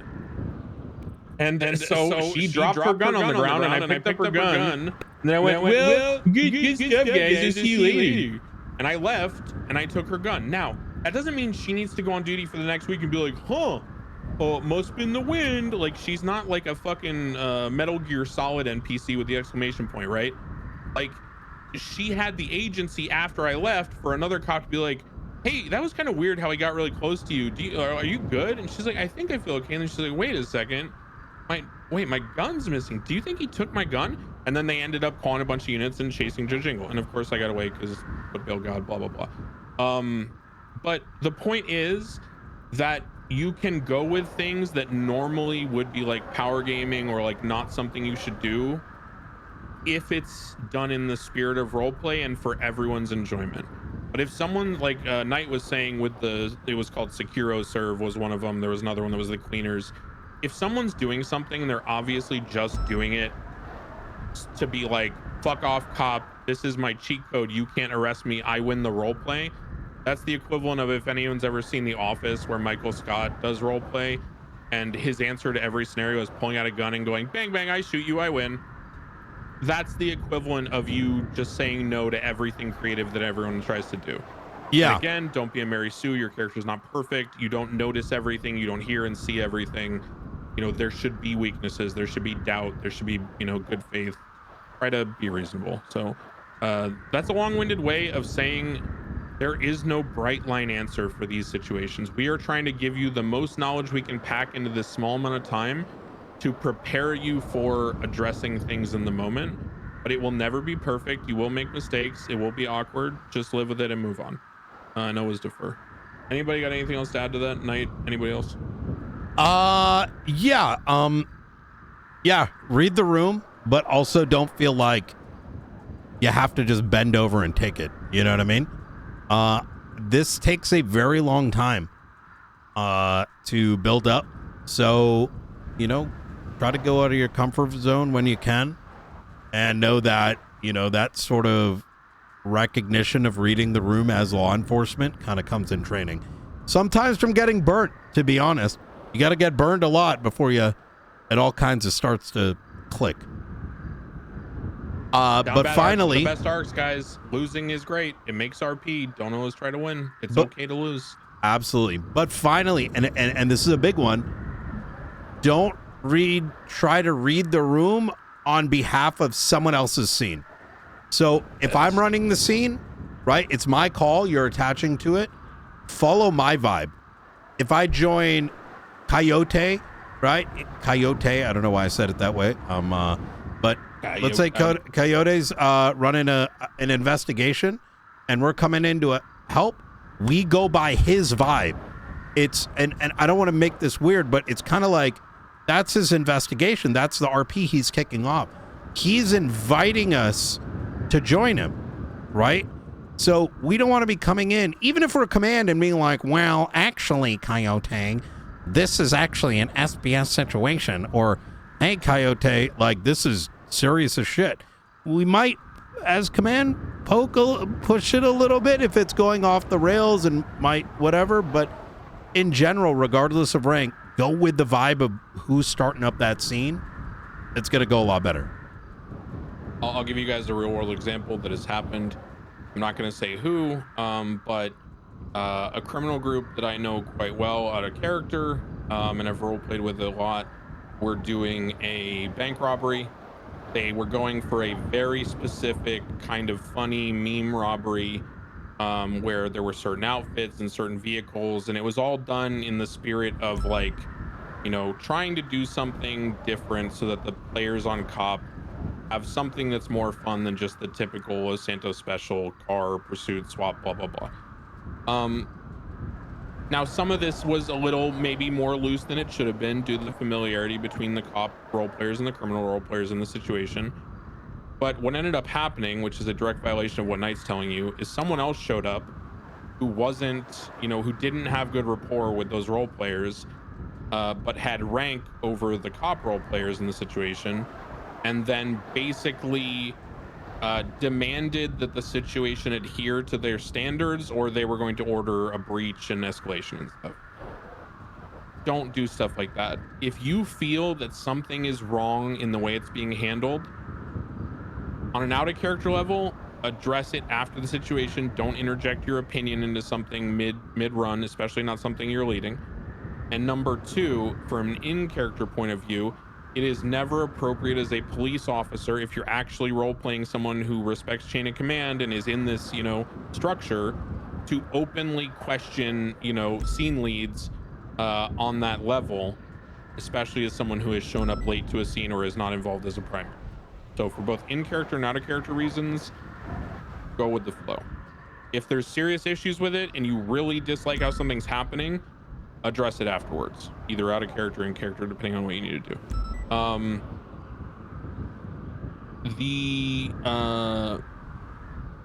The amount of stuff, like Knight said earlier, that we're going over is immense. We are trying to condense. I don't even know how many fucking years Knight has. I'm sure he was like an Arma guy and shit, so probably infinity. I myself, my first cop was at the opening of the SDSO on Whitelist in 3.0. Okay, I have played Wesley, Walter, Butterfly Cop, and Declan, and various other big characters are associated with PD.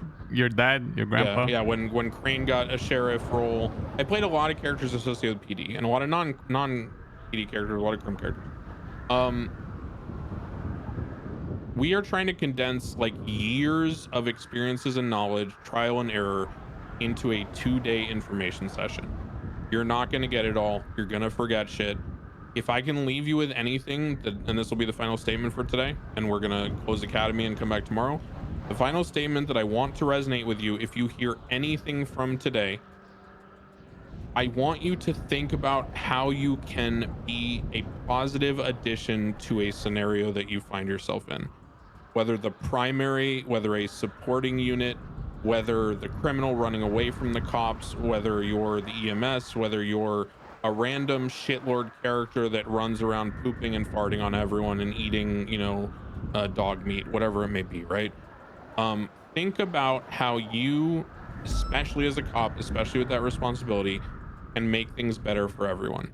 Like Knight said, that doesn't, or Medi said, that doesn't mean you need to let someone win all the time. That doesn't mean you need to bend over backwards. But it does mean do unto others as you want them to do to you. Golden rule type shit, very basic, right?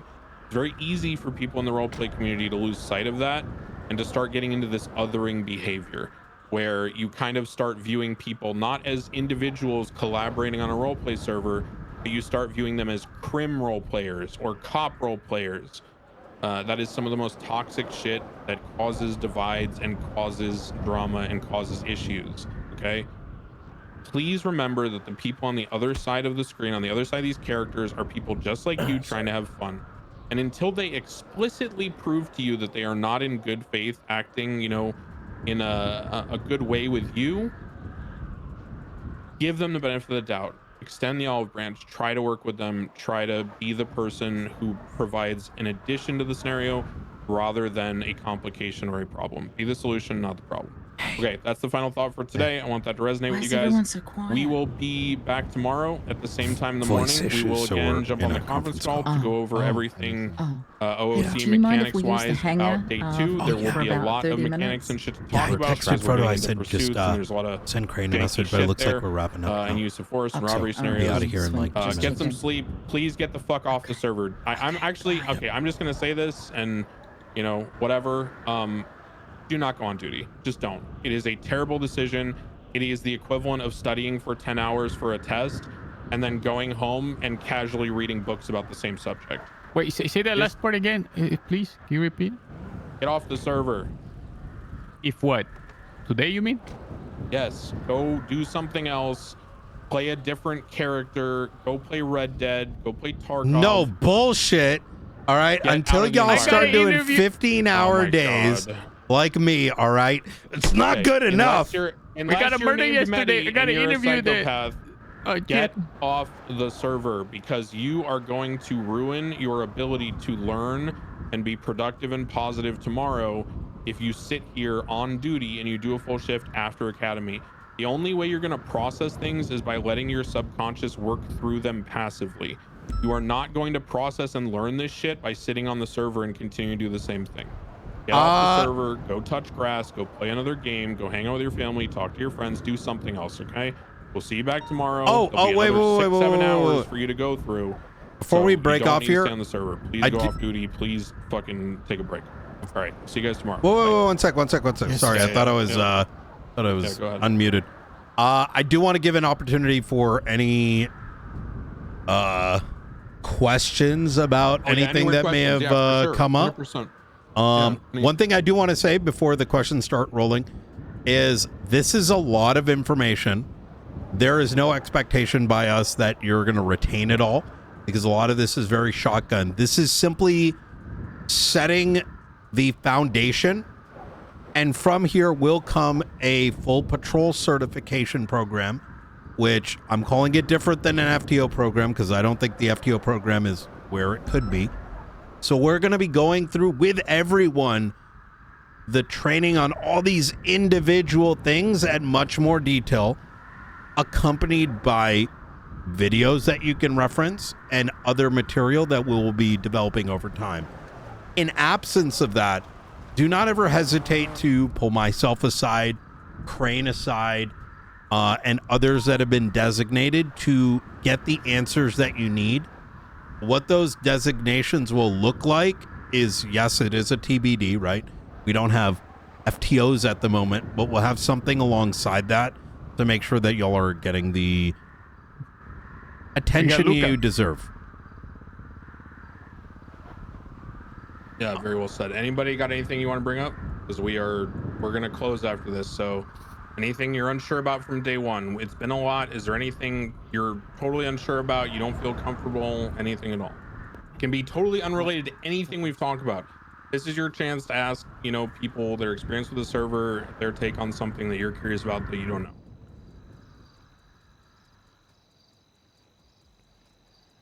Oh, come on, guys. Don't be shy.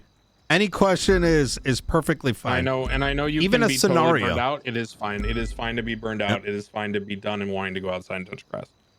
We just want to make sure you have the opportunity to ask the questions. I got a question. There. Oh God, yeah. Hello, yeah. Kermie, is that you, Kermie Folker? Yeah, I heard that the marshals they're getting their some of their training in Escape from Tarkov. Is that true? It is, yes. So if you are a Tarkov player, like we do jump on there pretty often in the evening. It's a great tool for learning comms, believe it or not, specifically being able to give comms to others through visual descriptors of what you see in the game. And it does translate well. Okay, thank you. All right. Any other questions? As Knight is trying to throw out anything where you are painting mental pictures for other people who do not have the information is very helpful. The reason why some of us are instantly good at comms and instantly good in combat scenarios is because we've done those sort of activities for a long time. For example, my first time ever as a PPO on duty where I flew in Air One as a passenger, I was directing Sab on his character Sam Bass in 3.0 on my cadet from SDSO. And I basically ran the entire shootout from the air, calling out every location perfectly, directing the units. I think maybe one person went down, all 6 criminals got knocked out. I'm not saying that because I got the W. What I'm saying is I had a natural advantage because of my experience leading teams in Counter-Strike for a long time, right? And so some of us have experience with that. If you don't, and you're not sure about those tense combat situations, and that makes you nervous, which it's fair. Everyone will get nervous at some point with how big the scenarios are. That's just natural. Exposure therapy is good. So doing things that are tense and make you nervous, like extraction shooters or team-based stuff, is helpful. If you're not worried about that, and your character is not someone, oh god, your character is not someone who's going to take point, then, you know, it is what it is. Yeah, go ahead, Tyrone. How do I go ahead and, you know, get myself involved in this Tarkov thing? Oh, just, you know, just Your shit was post so it in modulated, the I can barely understand. Yeah, just post your just let us know in the channel where you just get you added. Is that the face list? But yeah, just you know, whatever you want to do to sort of work on stuff, it's fun. It's also good to build camaraderie with people and do things with them outside of roleplay. I would highly encourage you, if you don't have relationships with people outside of roleplay, especially on the criminal or civilian side. Just to be clear here, when he says You mean relationships, like ERP stuff? no, he means like listen, to each their own, but no, he's not advocating. Fuck off. Don't start. I'm gonna get hoppers. Gonna make DOJ freak-offs, dude. Don't start. There's a reason I play an 80-year-old character as my main for so long, is because I don't want to do that shit. Anyway, personal choice. Try to build. Yeah, God. Try to build camaraderie with people so that you can build rapport, so that you will have better experiences and contribute to better experiences on the server. Like I said before, the resonating thought could be, hey, Rust is great too. Be the Hydra Discord has done Rust servers before. Oss, who plays Davenport, has hosted servers before. We did a Minecraft Cobblemon server recently. Try to make friends with people, not just, you know, in your cop circle, because that is the #1 thing that amplifies the us versus them shitty mentality that causes toxicity. Because guess what? If you're sitting in your circle and you only play games with cops and you only talk to cops OOC, then naturally, whether you intend to or not, you are going to collectively judge the other people as not part of your familiar friend group, which inherently as human beings causes you to stop giving them the benefit of the doubt and stop treating them equally. You will start, you know, discriminating against them. You will start judging them. You will stop giving them the benefit of the doubt, and that ruins RP. So try to maintain that good faith. All right, we've talked too long. The shit is like way too long at this point. We're ending at 4 p.m. PST, which means this is 6.5 hours.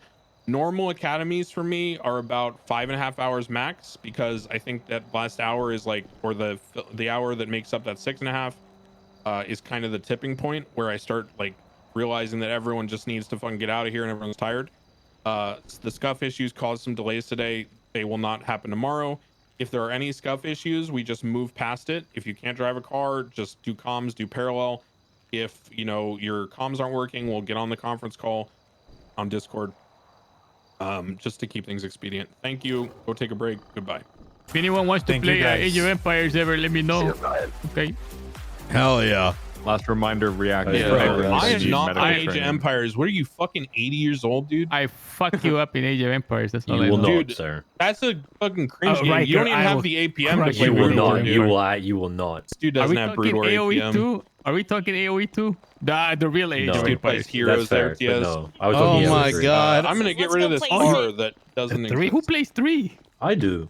The competitive scene is Age of Empires 2 and only 2. Yeah. Hell yeah. I haven't played. You guys sound like two nerds, Brian, can I man. talk to you for a With this Yeah, Empire yeah, shit. yeah, absolutely. I'm a huge If guy, what do you anyone's mean? got any questions, Download some whatever, Tarkov or, feel like, free to CS, give me a man. ring. I do. Yeah. I played I'll Tarkov fuck every some day. people up on CS, man.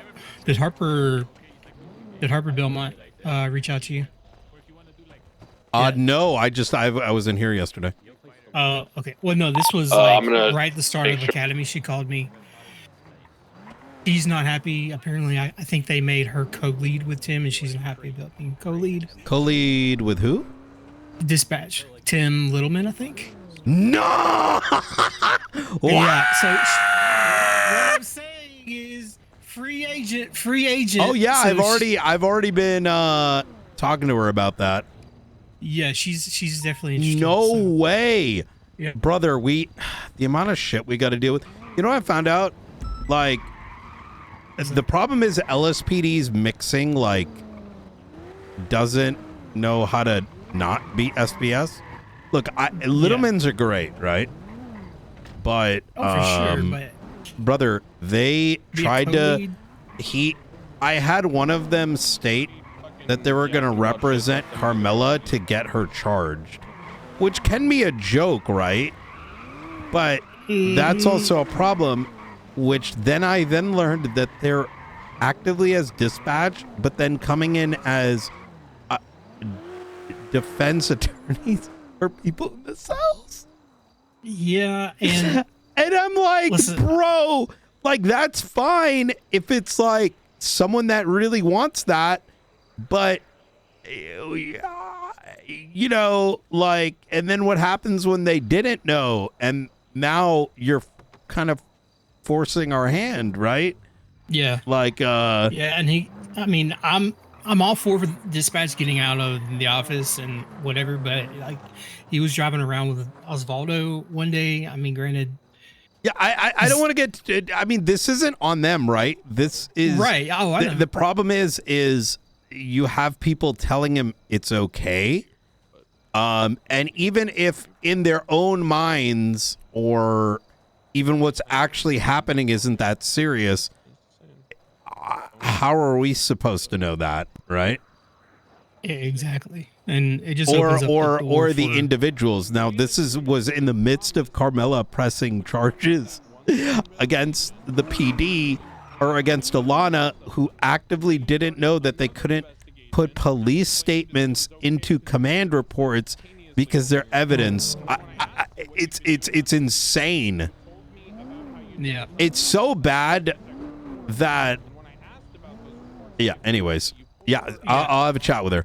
yeah. Despite the car being flagged 1060, and then when you went to try to do the traffic stop, they picked you up when you were staring at your MDT outside of the car, dropped you, and then drove away. No. You're embellishing that story like crazy, No, okay? I'm remembering exactly how it happened. No, I remember that. Hey, like hey, yesterday. both of you.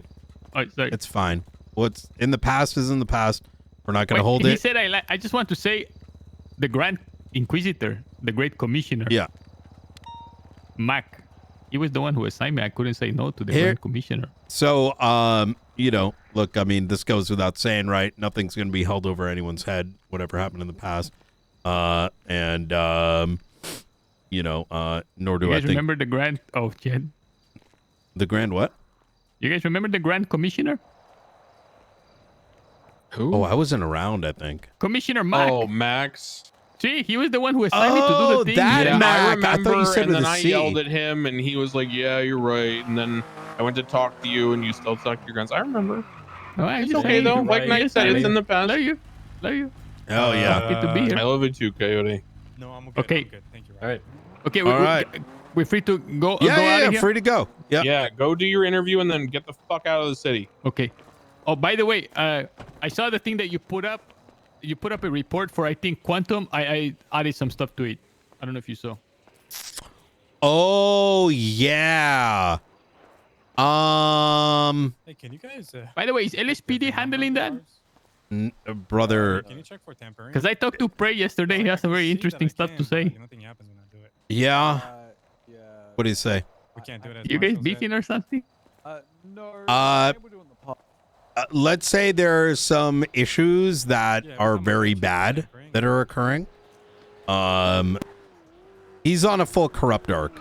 That's the long and short of He it. called marshals a bunch of nerds. We are nerds. Yeah, nerds are good things. What the Yeah. fuck? This Yeah, is that's what he said to me. 1985, dude. Geeks He are said- bad. Nerds are good. He said you never closed the case ever. You never got a prosecution. Wait, I haven't? He said, open the docket. This guy never prosecuted anybody successfully. Have you tried opening the docket? Jesus Christ. Yeah, you should open the docket. No, I was actually. humoring him at the moment. but I Coyote, didn't. why do you have purple hair and a green nose? So I will I'll summarize, right? You have to understand that he was fired from law enforcement a long time ago, and joined a terrorist organization, and he subsequently got expunged and became chief. So I think he's got like a little bit of a competition going with me, but most of his competition kind of comes from, deriving, false accusations like the one you just mentioned. So if you were to go ban for ban with him, you take him down? Ban for ban?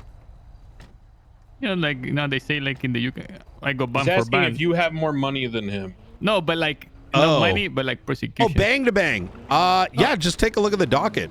I came back Okay. and I raided the biggest damn gang in the city within 2 weeks. I said, Kyle, I love you, man. I fuck with you, but I say he kick your ass in court, and then that's when he said, I said he will fuck you up in court. Don't even. And he said, Yeah. this guy never got a prosecution ever.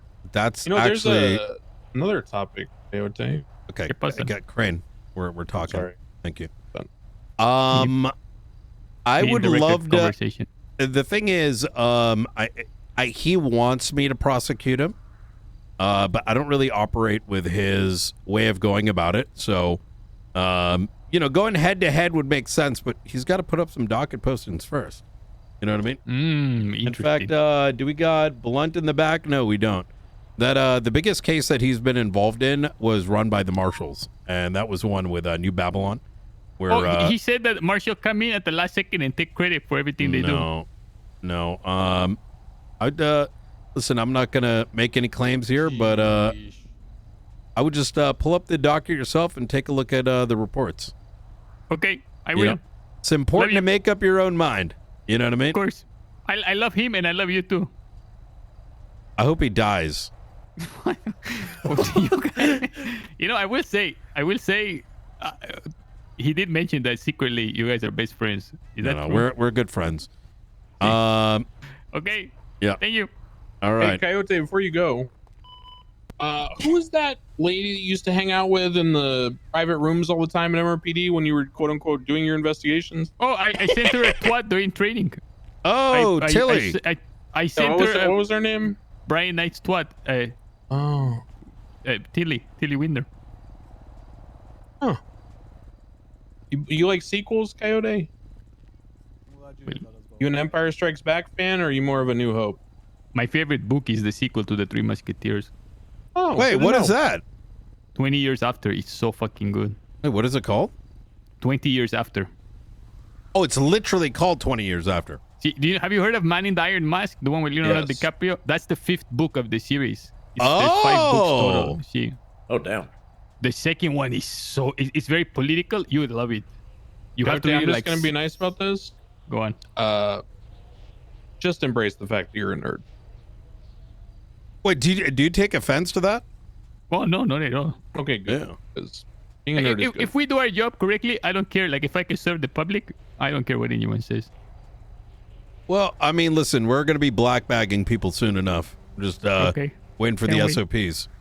Okay. Oh, boy. So, Beautiful. Perfect. Okay, I go. I have to interview EMS All before right. you go to sleep. hey, you See take ya. care. Oh, per your you brought up investigation originally. I'll give you the long and short of it. After the financial investigation started, individual members of law enforcement have started to do independent investigations, and they're refusing to speak with us. What? Yes. Who is this, LSPD? And yeah, and it's gotten bad enough that one of their own detectives gave me a call. And I said, no, we got to be in communication because we may end up with a roads violation. Roads violation meaning, let's say you're working a case and someone else decides to do it as well without communicating. Specifically, they should be going to Springfield, who's the only one in the last 3 years who's ever actually made such a case. No one else has done it. Now, the concern I have is, to give you an example, I was told by the chief that Springfield should have given them the Bruce Baylor case. And in doing so is sort of making the claim that they are going to take all the financial cases. My concern is that this shitlording is going to result in someone's hard work kind of going to shit. But I'm going to protect it as best I can. Now, what that means is if there are others, regardless of department, politics should not get in the way. Work with the law enforcement that you think, as long as they're willing to be involved, involve them. However, if you find that you're working a case and someone is interfering, let me know and I'll take care of it. So he mentioned yesterday, like, let's go interview right now, Finley Schmidt. But I didn't want to do it because I didn't want to disrupt anything. Like if anybody else was, investigating, pretty much what you said. Can I say something that's a relief? Really? That is interesting. Because they're looking into it too. They're looking, I suppose everyone's looking into it now. A lot of people claim to be investigators, but they're there for the tea. It's something you'll learn very quickly. And one of the key points of what my directive is to ensure that when we look into somebody, we're actually following through with it. So I wouldn't say that's like that's a individual issue rather than a departmental one. But I agree. I think, listen, if you're running that case, that's your case, and we're going to support it all the way through. You know what I mean? Interesting. He told me some stuff that we already knew as marshals, that like they had just cracked, that they had evidence, but I didn't want to say, like, I didn't reveal anything. I was just kind of going I'll along give you with the TLDR is, for some reason, they have become interested. This is a pattern issue. And which is good, right? Springfield inspiring folks into it. The bad thing is when it's done unilaterally, because... What does that mean, unilateral? Unilateral is like, let's say there's like 3 people on a football team, and 3 of those individuals, or not 3 people on a football team, but let's say you're in a football team, and the quarterback, the coach says, go do this play. The quarterback decides to do something else, and then someone else decides to do something else. Oh, right? okay. Everyone going separate. Correct. So now... No harmony. There's no harmony, exactly. There is no unified strategy on that case. So I gotta say something that's been a massive relief on this academy. When I first joined the march, you say like, we don't fuck up here. Everyone here is like, we've been successful, whatever we've done. Man, that made me so stressed. Like the way I was handling things, like dotting every I, like to hear that, like, it's okay, man, it's about the journey. It's like a big weight off my shoulders. I feel like 100%. I can see the light again. And let me phrase what may have been said previously. We look down on corruption, and we are the last stop between what is legal and what is illegal. And not only are we ensuring that there are no terrorist organizations, state actors that, take over the state or whatever, but we're also the only agency that is responsible of making sure that government agencies are not acting corrupt. And sometimes that's going to make us the bad guy. Sometimes that's going to drive some hate our way. In the same way that cops sometimes get hate from criminals, right? We almost got to do the same with other agencies. So it's like that much more important that we, have our, we're clean cut, so to speak. So. I see. Can I give you one last bit of tea? Yeah, absolutely. I'll give you 2 pieces. Marlo has been sending the audit requests. Seamus, Finley, and a bunch of people are now returning like droves of money, like millions and millions to him. So Springfield and I spoke on this, on this very issue on Thursday. We have a lot of thought to put behind it. The first thing is, it's a good thing. Oh, it's an admission of guilt instantly. Well, it's wonderful. Well, let's start with the first stage, right? You know what happened? Springfield, the marshals, have brought fear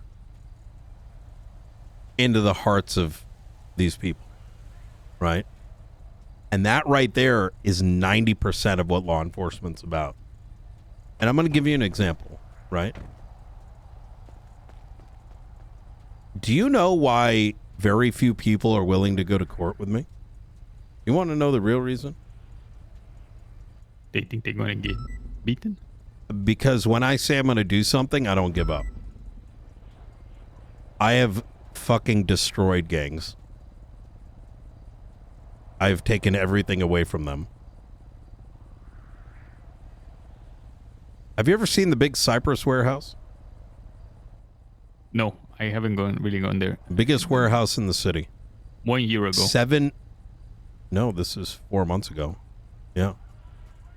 No, I mean, that's the last time I was there. They took a $7 million plea deal. One guy. And I stripped the entire building. Interesting. And you might ask yourself, why the fuck did they take it?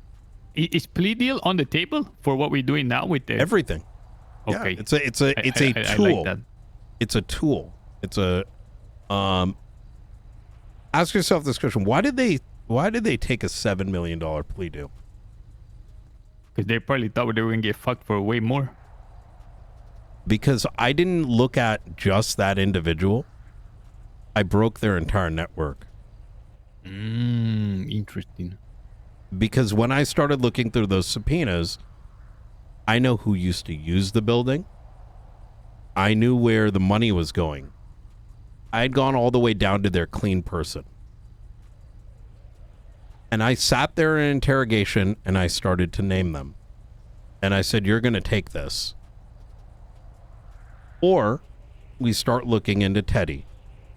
And we start looking into Bruce, which we eventually did. We're going to start looking into the Merchants Guild. Now, why do I use that approach? Because eventually you want people to know how dangerous you are. Because what that ends up doing is that fear that you're driving makes people stop.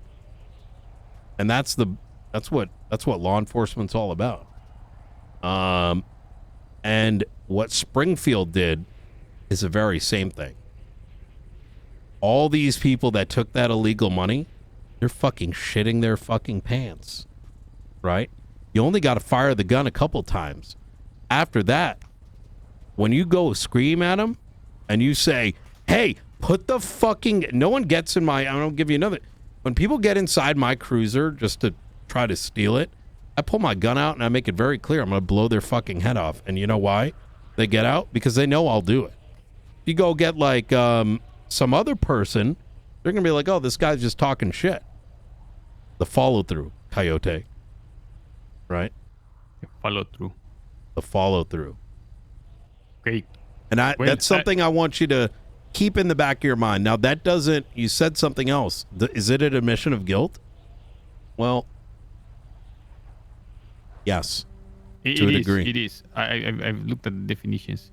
If you return money that was just sitting there, that is immediately in non-accordance with what it was authorized for.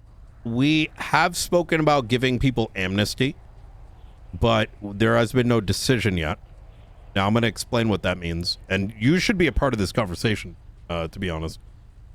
When we go and weigh what is amounting to about 40, let's say 40 businesses that should be visited, right? We should be looking at all of them as a collective in this financial unit, let's call it. And we look at that and we say, we looked at that set of, and this is before you had to, join the marshals. You look at it and you say, and when we looked at it, we said, Bruce Baylor may not have requested the most amount of money. But compared to everyone, when you take how much did he take and how much of it was obviously from the evidence that we had in the grant subpoenas, we have the most strategic opportunity to dig into his information and get a guilty plea. That's why he was chosen. It wasn't how much did he take, but it was think of it like a formula. It was the first variable was how much did he take, and the second variable was how much evidence is there to get a conviction. Now that he's over and done with, we want to look at the playing field again. And we know that some people have given the money back. Should we go for them? Or is there someone who's sitting there and saying, fuck no, this 25 million, it's mine, and the cops aren't going to do anything about it?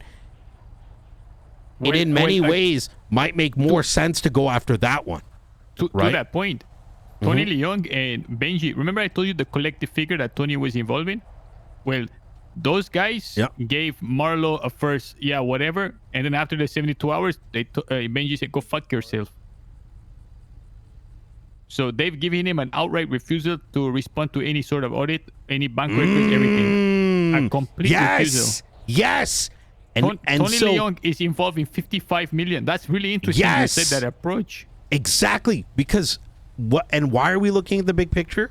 Because these other individuals, now don't get me wrong, the fucking guy that gave the money back, the 6, 7, 8 million, that guy fucking murdered somebody and PD dropped the ball. They didn't fucking charge him. It was fucking ridiculous. Is this Seamus we're talking about? Yeah, Seamus McCarthy. That guy fucking murdered somebody. I found the gun. I brought him in. I did all the work. We found it during a separate raid, and they gave him like accessory to second-degree murder. It was fucking ridiculous. It absolutely mind-blowing. Like, we had him dead to rights. And if not him, we had the fucking clean person, I forgot what her name was, dead to rights. That's not when you use a plea deal. Unless they're getting a big charge. You get what I'm saying? A plea deal is like a slider.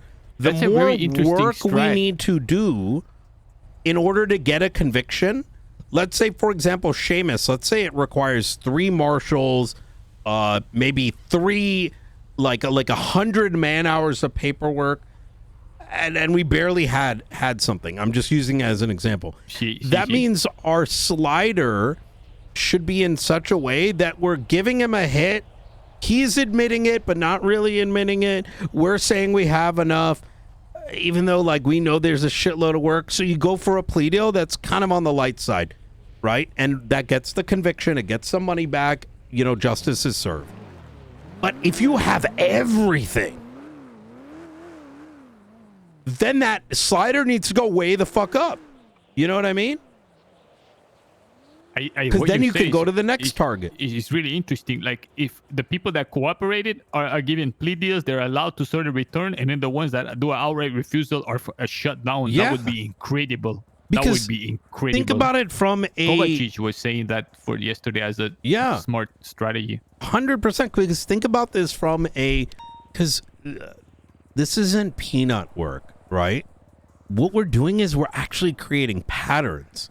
Because for every guilty plea, we've created a pattern that gets weaponized into the next case. Now, we are currently making up for 3 years of dog shit policing and dog shit investigations. just I'm being very blunt about it. I'm sure there's like, you know, Opal's great, V Gray's great, Ruby's great. There's a bunch of other detectives, right, that are good, and there's been some good cases. But this is by far the worst set of cases I have seen in years, because the bigger picture isn't being looked at, and that how every conviction actually, think of it as like sharpening the sword. Now, how does it apply to the Seamus case? After the Bruce, there's two things I'm going to state here. The first is, we're law enforcement. What's our goal? Our goal is to stop crime and prevent people from continuing to do it. So when someone says like, hey man, I did that, and shows remorse and shows that they aren't going to do it again, we've done 90% of the job.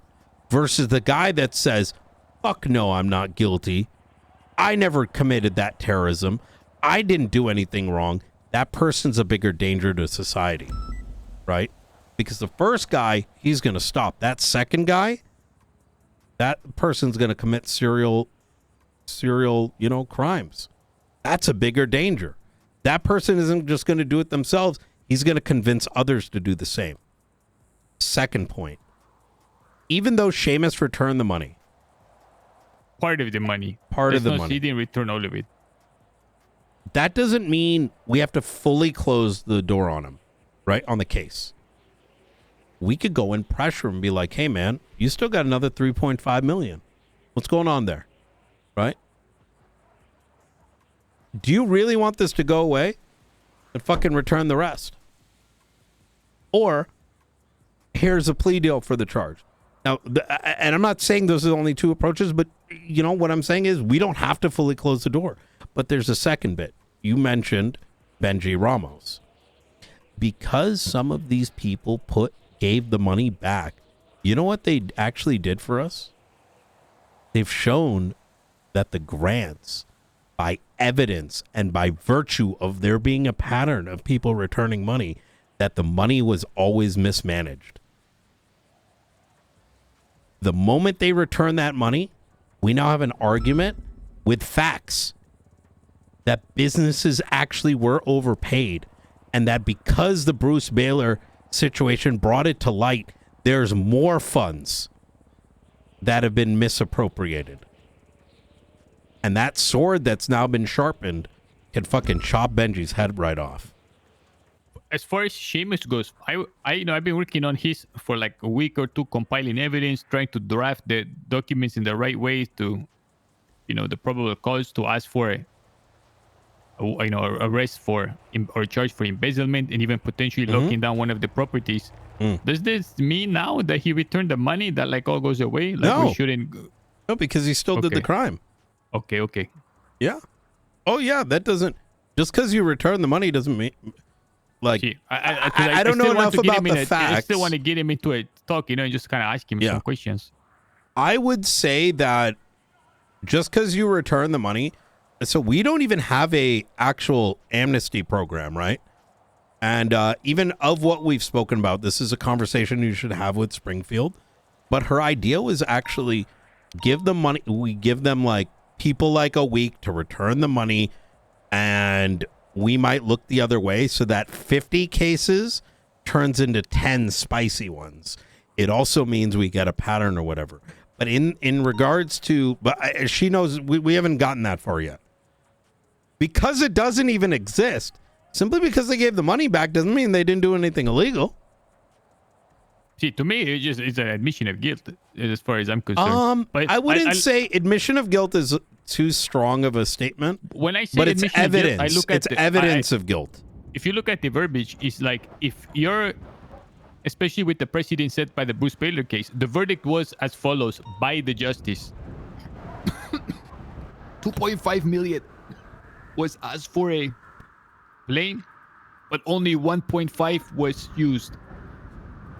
The remainder was diverted to other things, but that is not what was listed in the proposal. Because they didn't match the proposal verbatim, it is deemed embezzlement. That was the verbiage that was concluded. I copied and highlighted it.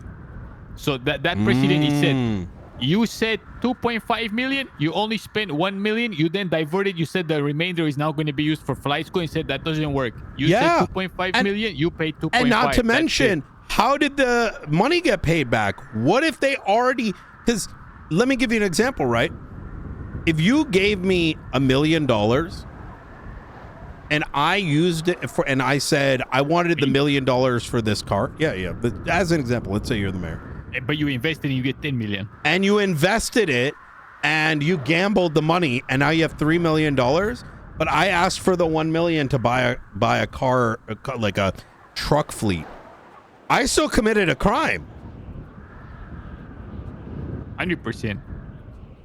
And not to mention, that 1 million turned to 10 million. I might have to owe you the $10 million. That's what Springfield did. That's what the president with the judges, they confiscated Exactly. 30 million. They said 30 million was embezzled, but a total of 130 million Yeah, is Hop confiscated. on it. Okay. I'm a big, my policing and what I try to imprint on individuals. Hold on one second.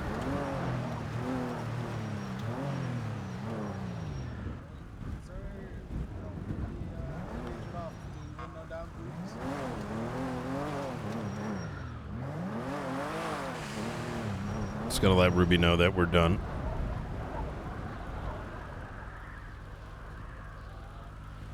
There's a CVPI there that I can't work for some reason.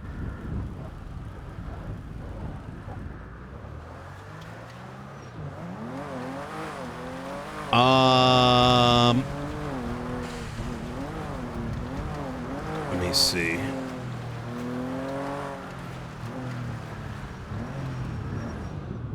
Just gonna go park it up. Give me one sec.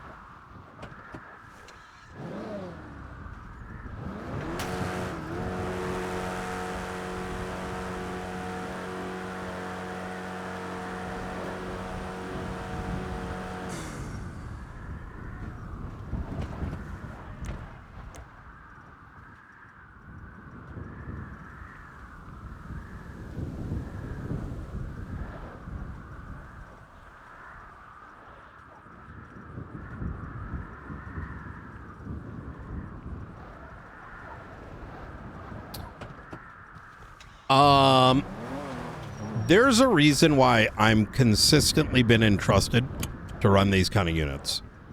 And I think a big reason for that is because investigations oftentimes are looked at like a bank robbery, right? Where from the onset, there's a belief that there is guilt. And what that can do is it can cloud the judgment of everyone involved, where they've sort of automatically believed that the person is guilty. And in doing so, they kill the journey for themselves and they kill the journey for the people involved. And it goes down a path where those that you're investigating aren't going to give back, because in a way you're not giving back. And that's the first thing. The second thing, and this is something I will over time start to sort of drive culturally within the SASM. You know, we mentioned like the journey and not the outcome, because that's why we're here, right? Is that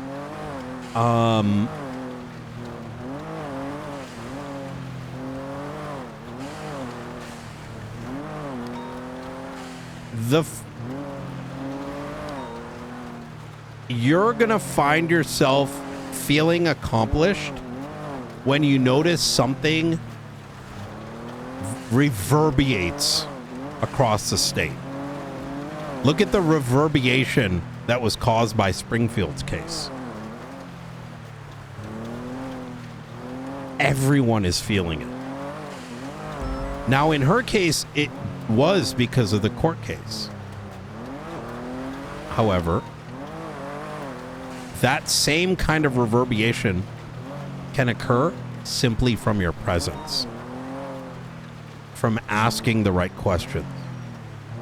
When someone walks out of their house and they see Coyote standing there, the feeling of the unknown.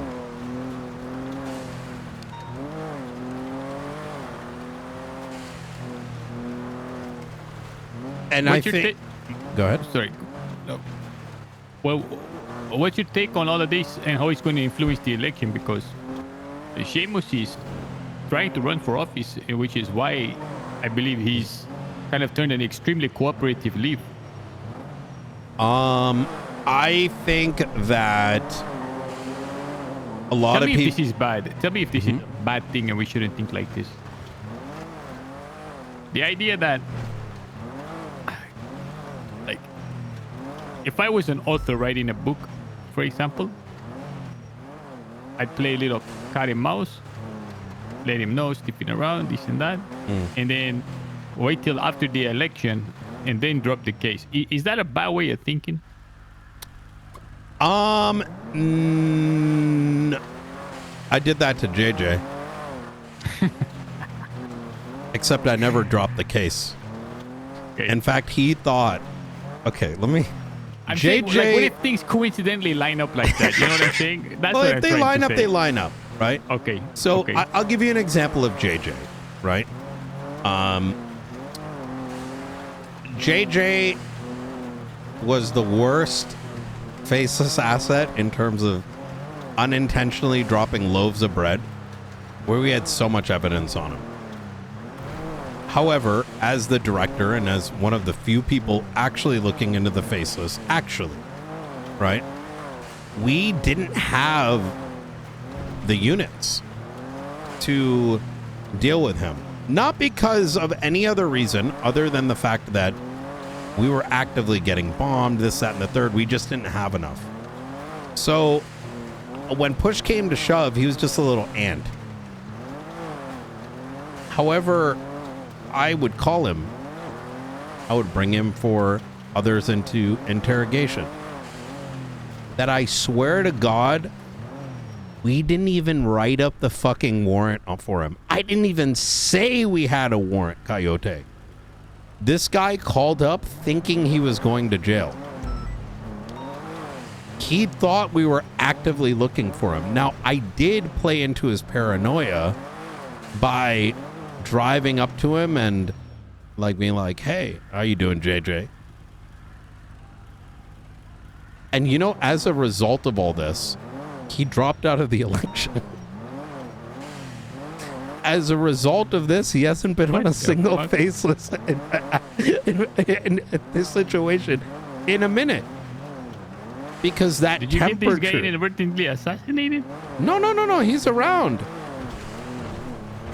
Yeah, no, he's still around. He was posted earlier today. I'm driving this in that our...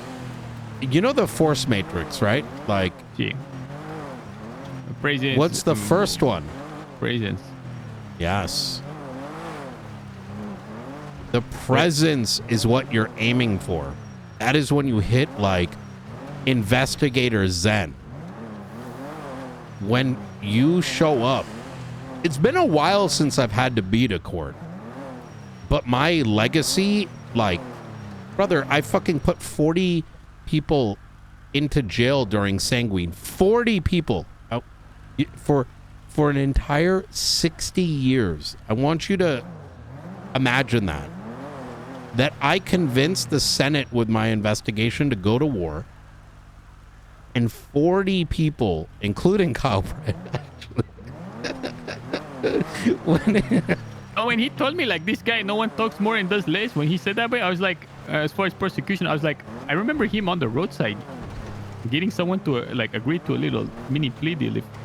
Remember, like, I see very few people do that. No, yeah, because it's our tool. Why would you go to, like, it doesn't make any sense. Go when you need to. It's the notion of, like, you know, a real killer isn't going to kill when you're watching. You know what I mean? It's the fear that they're going to pull the trigger, right? Speaking on the election, remember whenever you came with that bit of news where Remedy Creed was going to substitute for Charles Danger? So the other day, Sibyl, who I'm in close contact with, who by the way made this for me, I think you'd be interested to see it.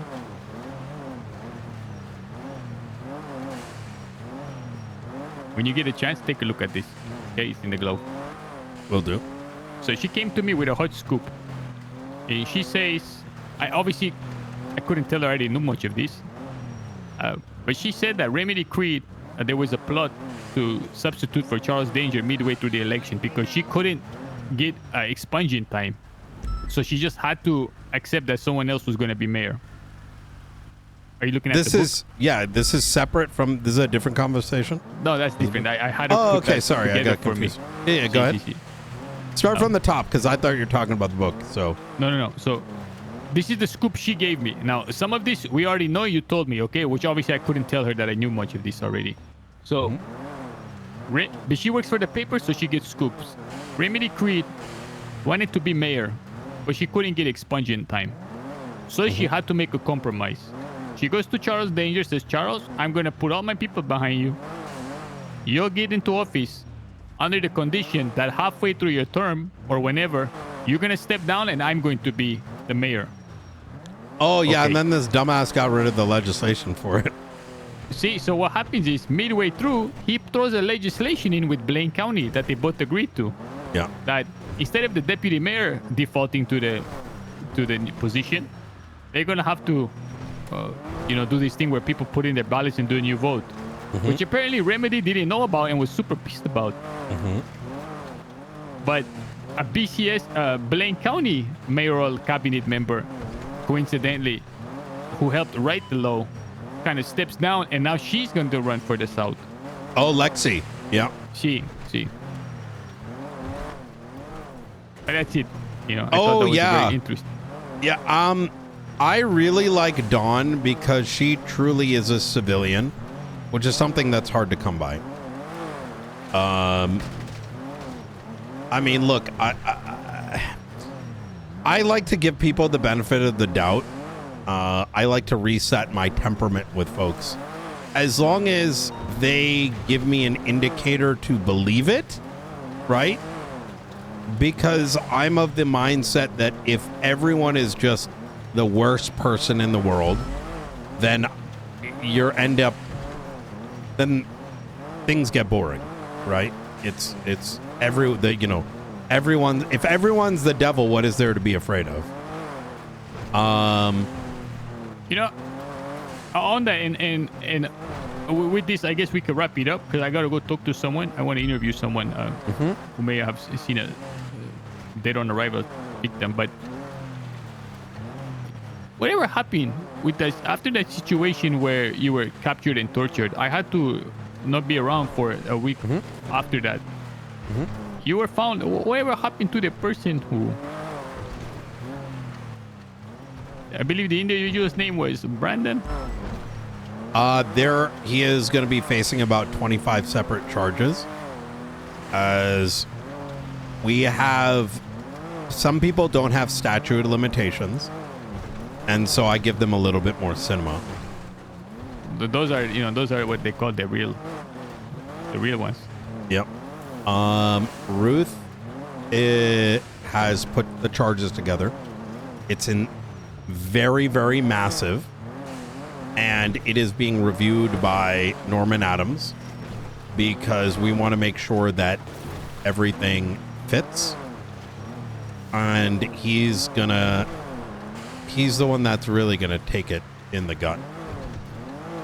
I have also been very successful strategically maneuvering because he's no longer a CI. Wasn't a good one to begin with. But I think I very slowly convinced people based on facts and the truth begin to realize that maybe they shouldn't aim to be assets for the faceless. Because why would you as a gang leader work under a terror organization that's willing to send people to snitch out just to stab the director. And I've been slowly watching things get really spicy. So like, I guess when so that episode is far from over. Oh, it's far from over. Okay, I had a feeling. If it seemed to me that I guess they all forgot what happened to the director. And I know that you come around a little bit later, which, you know, I'm not holding that against you, but in the mornings, there are a couple martial warrants that we've been going for apprehensions on. Interesting. I'm actually fixing my. I've been always up 6 a.m. today, getting early sunlight. Yeah. In fact, I think they're doing more tomorrow. I know McQuillan is out, I think, for the next 4 days. So that's kind of hampered it a bit. And, you know, Academy, this, that, and the third. But we have martial warrants. And when I was talking about black bagging folks, I meant that. We're still, SASM is still in a building phase, right? But we, for reference, have authority to do things like start grabbing these people off the street, black bagging them, and putting them in a hole. Oh my god, that sounds incredible. I have personally chosen not to do it yet, even though we've gotten the okay from the top. I did just to be clear here, I didn't even ask for this. It was more like go and do this. Like not go and do this, but like hey, you can do it. Bay shit because they're like enemies of the state. Brother, I used to have that back in the day. Really? Oh yeah. Actually, most people didn't know about it. It was you know the Redwoods racetrack? See? When I was one of the only that even knew this existed, you could walk up to it and press a button, and a staircase would lift out of the ground, and you'd go down it into. I swear to God. Yeah, I put Conan Clarkson in there. Oh, Conan, I miss him. Yeah. He was in my academy with me. Yeah. Yep, I put him inside. I remember several times we raided the Hydra compound. He didn't like wait for a bunch of fucking people to give him the answer. He just like mobilized whoever was there and he would like go and do things. I kind of liked his proactivity. Yeah. It's, yeah. Conan Clarkson. Well, I gotta go talk to this EMS person. Can you drop me off at Davis so I can grab a car? At Davis? I got you. See, please. The reason I brought that up is SASM has been entrusted in a lot, and you know, we're it's why we have to hold ourselves self-accountable, and why I do want it to be a culture of a journey, not the other shit. You know what I mean? So, you know, one day here, Coyote, next week or two, we might be bringing you along for a black bag session or whatever the fuck else we're getting approved for. I'll be there and ready, whatever the department needs from me. I did Luca talk to you at all, by the way? Cheap.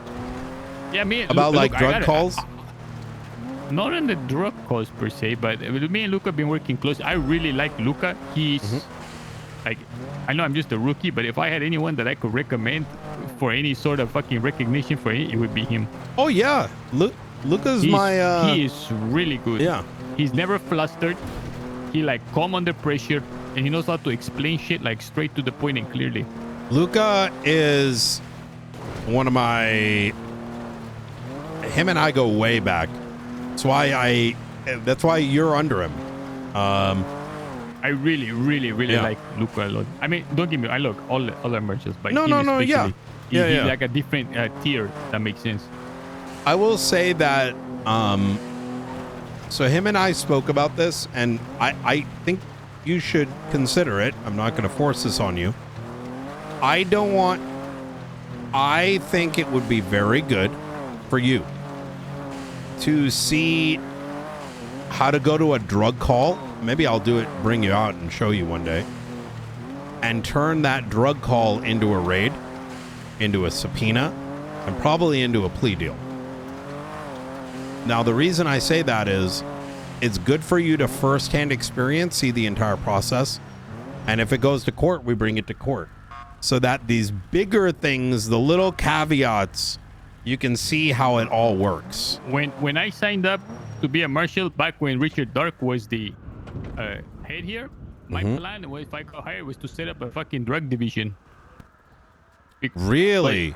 See, because I was thinking, like, I don't know, just when I hear about this organization, you know, the big scary one, it just makes me sick. And I was like, what can I focus on that's completely different from that? That's what led me to lean so much into the financial stuff. But I'm learning that the financials is just a little bit too much paperwork and fucking grabs for me. It's not my style. Yeah, I was kind of surprised you were so into it, because financials are very much a looking at an Excel sheet all day. Oh, a drug call. That raid I told you about, the 7 million, where they said stop, I'll take the plea deal. You know how that started? A traffic stop. I went in there, I saw 2 weapon components, and I took all their shit. And I want to show you how to do that. I would love to. I'm ready.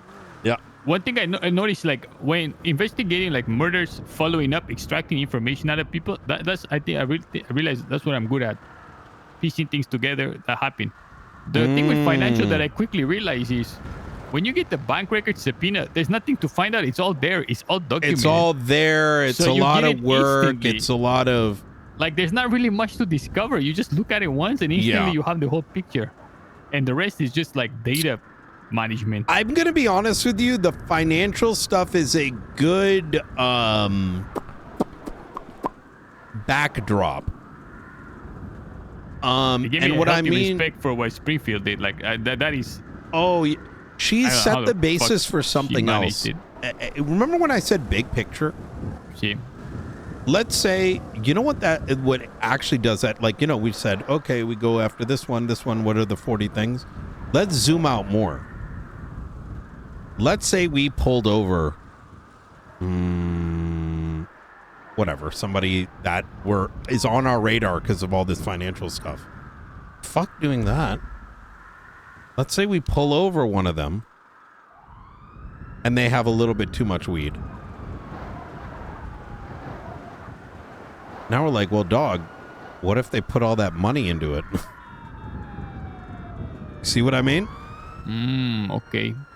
Or you find out that they're running around with class 2s all day. Now you can make an argument that 10-15 million might have fucking went to guns. That's where it didn't go to actually what is. they said they was gonna go to. Yeah. They have to show otherwise, right? Interesting. Yeah. So anyways, all right. Appreciate you, Director. Yeah, anytime.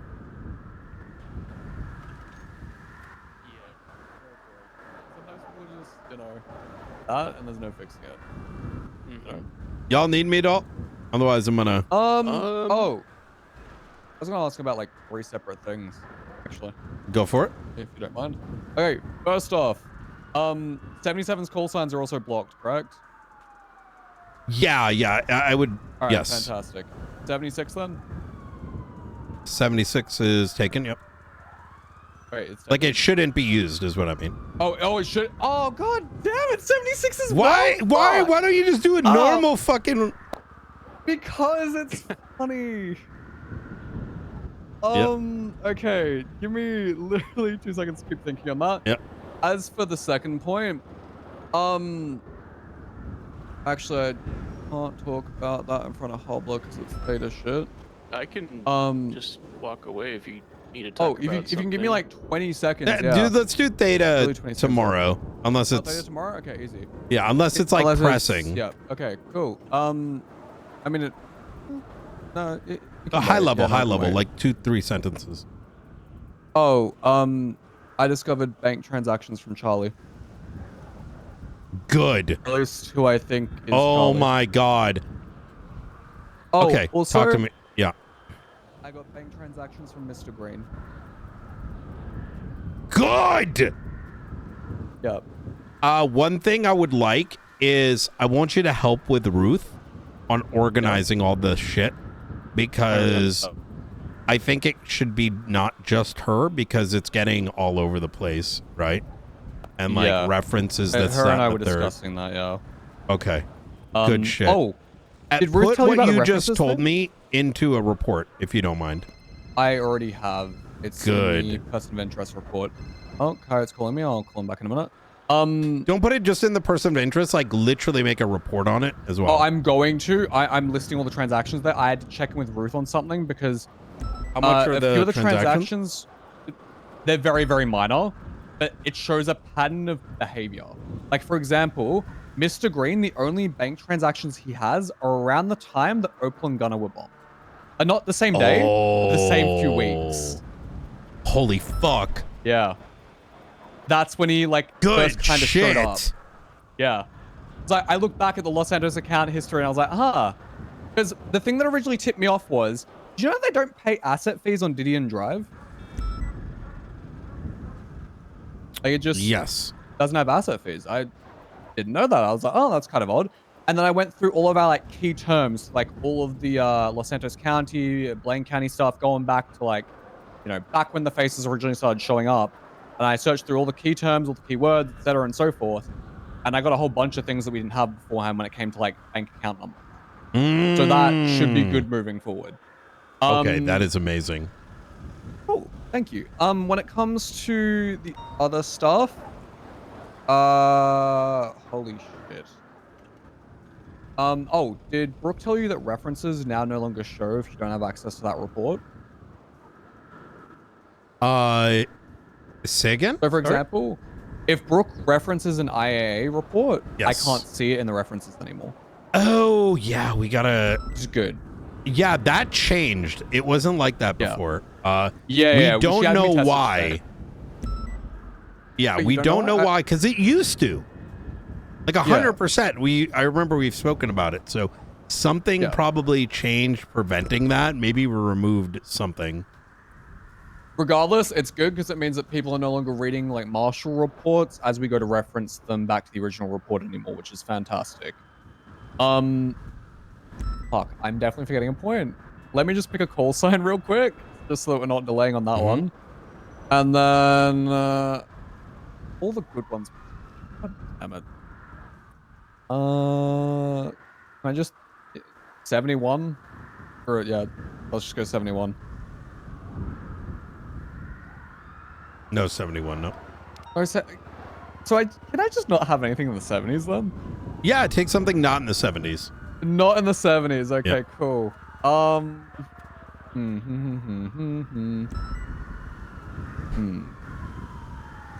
also gonna have 41 and 42 blocked. I'm not even gonna bother asking about that. You'll figure it out. Let's go. Yeah, just figure it out afterwards. Anything else you want to discuss? Fuck it. Just send me on 66. All right. Like, if you're fine with that. Oh, tell Ruth. Yeah, I will. Yep. I feel like there was something else or I've probably Blunt. forgotten. Yeah. I would just email them, get it all sorted. Easy clap. I will, yeah. At Marshall I feel like Command. there's something else. Yeah, no, I will. But, you know, I'll remember one of the upcoming days. I'm not going to ramble on to you for like 16 years. All right. I appreciate it. I'm just going to be out and about, and then I'm going to get out of here probably in an hour. Oh, Springfield, anything we got to catch up on? I'm only here for another hour. Yes. Oh, shit. All right. Let's ride and talk. Oh, wait. Wait.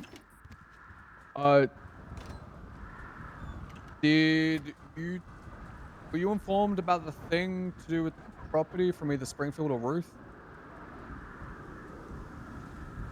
That's what I was about to tell him. It's Oh, the first yeah. brain fix. Okay. Easy. Because I had another thing to tie into that. Because the DOJ still owns our jet. And What jet? Archibald That's McRae. not something we can control. Yeah. Isn't it? There's an issue Which with one? that. The We Nimbus? can't get those yet. Oh, the Sassam jet? Yeah, the Sassam jet. Yeah. Oh, yeah. I just have to get it from Yeah. Sean, I think. Oh, easy. Yep. Yeah, cool. Easy. Well, All right. Okay, bye. Academy was maybe the best there ever has been. Genuinely. I think the conference call helped a lot, speaking rather bluntly about things that we tend to have to translate. Yeah. So I'm actually shocked it went for like 7 hours and no one appeared tired. So That's because we're all degenerates. yeah, no, that's true. But I mean, even for some of the new people, like historically at the end of those, like people are cooked. Like, Yeah. Well, I mean, they might be cooked and they just aren't showing it that well. well, I mean, Because we're all used to hiding it. yeah, We hide our feelings here. We don't. yeah, no, that is true. I'm kidding. We don't hide our feelings. I'm so fucking furious after the other night, and I'm just calming down. Mm-hmm. But anyway, first Brian Fix. Richard Dark, former marshal. You know him? Can you understand me okay? Yeah, I can hear you. Okay. He came into the office last night and mentioned he was like, hey, by the way, when I was running the not running the marshals, when I was in the marshals, I used government funds to buy a property, and when I left, I transferred it to Gunner, and so that property, 344 Jamestown, is actually a marshal property. What? So Gunner Kane is actually in possession of marshal property, and Wait. he gave us the documentation to prove it. Oh his bank my transactions, God, the what? transfers, everything. Yeah. Yo, what a fucking... The guy's so a Gunnar rat. Kane has that, and he's been actively paying that property bill. And it makes me wonder if he's actually like storing shit in there. I mean, go raid it. Raid and repossess. I'm probably going to. But it is in a report. I had Dark export his. Oh my God! bank Can you transfers imagine for we the- raid it and there's guns inside? I mean, I say we do it. No, I'm literally like, saying go tonight. for it. Go for it. Yeah. Yeah, I'm probably gonna do it like tonight. Yeah. Go lock it down. Let's go down. I want to log it down right now. If you think you can Yeah, get the sure. raid in today. You have the PC, Probably. right? Yeah, we own it. The PC is he doesn't own it. We. Okay. Well, It's just in his name, and he didn't transfer. Oh God, MDT please, MDT please, MDT please. you know, I gotta say, Springfield. Smart. I'm not one to white pea, but you know what? I feel like sometimes I think I could do that with you. Now, when you say white pea, you mean cum, right? Yeah. I'm Okay. It's a health issue that I got. End up pissing all over the place. Aw. Do you still get the the good part of it at least? Yeah, you could say so. Until it's complicated. All right. Why are we here? You want to lock down over there? Okay. Yep. I prefer to do lockdowns in person because it's like we're You know securing what? the building and we're putting local police in place. You know what? I like that. I hate doing it from the courthouse. Yeah, I wish It there seems so was. impersonal. I don't disagree. I think you know what I really wish?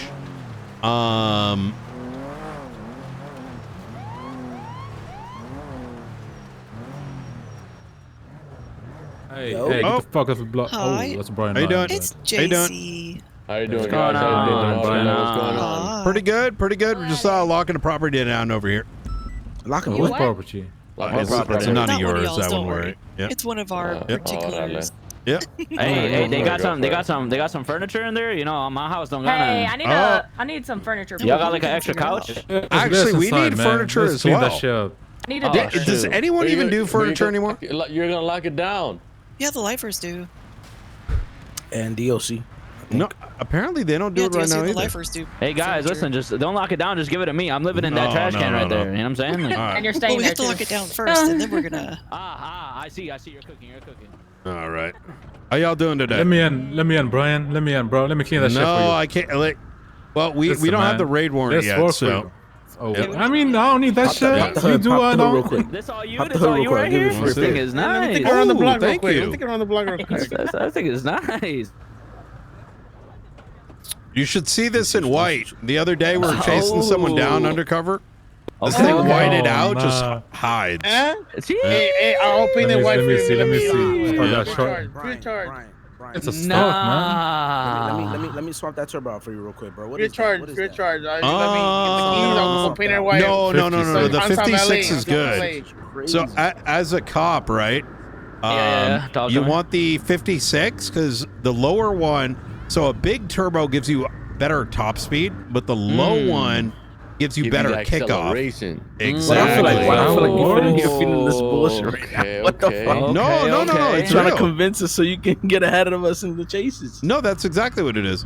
Yeah. So like, are you fucking shitting me right now? Wait, the 56? Yo. Oh yeah, 100%. So think about it this way, right? Like we have to chase. And because civilian cars tend to have better braking speed, like, you know, I just saw it here a second ago. Like, you know, some cars are really good at braking and our brakes suck. So what this allows is I can brake earlier, but when they try to ankle brake, I hit the gas and I can re-accelerate out of the apex. So this guy got a fucking brain. Gotcha. So guys, you're hearing that, right? Yeah. Listen, the good thing, Bright Knight doesn't chase. Yeah, I barely see him chase. Yeah, very rare. Nowadays, I go all blacked out. You know what I mean? Too busy kicking indoors, man. I like that though. You know, someone was telling. You know, apparently someone's going around saying like, I don't kick indoors and go to court and shit. I was like, they really slandered your name. Doors, bro. Just don't kick our doors, please. Please. No, you guys are good. Shit, we're broke. Yeah. What's going on? Like, you guys, are y'all like? I've been meaning to ask this. Are y'all a new clique or is it like breaking off the last set that was on the? Oh, yeah. I mean, we have some old people and some OGs from the old, Vagos. Oh, but most shit! people All right. are new. Yeah. Have they at least do you guys have access to their properties at least? Have they given it to you? Yeah, shit. Oh, good. We're pretty much like on all like properties and shit here. Yeah, we own it all, Vato. Hey, that's good to hear. What he said. Yeah, I was kind of concerned that someone was like sat on like, like an ex-Vago sat on like 20 properties. That'd be unfortunate. Yeah, it'd be kind of annoying. All right. The good thing, whoever has that, he was was chill about that, Hey. Bought it from him, basically. Hell yeah. Well, good to see you guys about. We got to go, write some raid warrants and whatnot. We'll let you know when we come down, just so we don't get in the way. All right. No, you go. Yeah. All right. He's so Ooh. He carries himself, guys. It's just I know, bro. He's so like the aura. He got like purple aura around him. He does have some fucking purple aura and shit. See the shades? Some solo leveling bullshit. Look how you're standing there. Sending menace to me, They're pairing, bro. Soap glazing, man. God damn. Yeah, that's some like top tier glaze right there, man. What you talking about? I offered the man a free repair. Ooh, I appreciate that. Mason the glazer. You owe me 3K. I offered him a free paint job. He gave me the, spin it, to Mosley. Oh, okay, not me. Ooh. Okay. Actually, oh my God, let me call her. Is door all set up, Springfield? Huh? Yeah, it's all locked down. Easy. I don't give a fuck about your girl. Give me my money. Oh nah. Oh nah.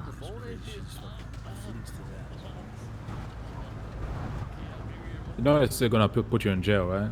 He's still You're repairing his car. He will literally dick you down, man. I mean, you just Tiana Trumped it for him, and he's still. Yeah, oh God, he's. Where's small fries? I'm sick. They only like large fries. Right. Nah, he gonna small fry you up like a McDonald's meal deal, my boy. You just shut. See, we were like glazing him, mentally glazing him. You like physically glazing him right now. Bro, I said pop the hood. Let me hook you up with a repair. That's what I said.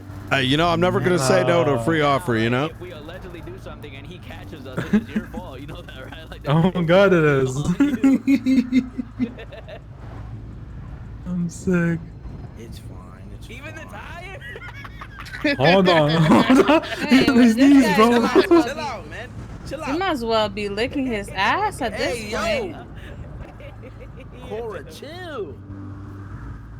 What's next? You gonna go clean his bathroom? I got a selfie, bro.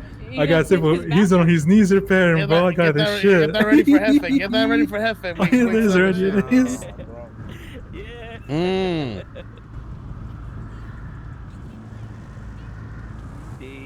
Hey, you want me to sign that for you? Why don't you go print that out so I can sign Caught it in for you, 4K? Nah, we work digitally. You know. Digitally?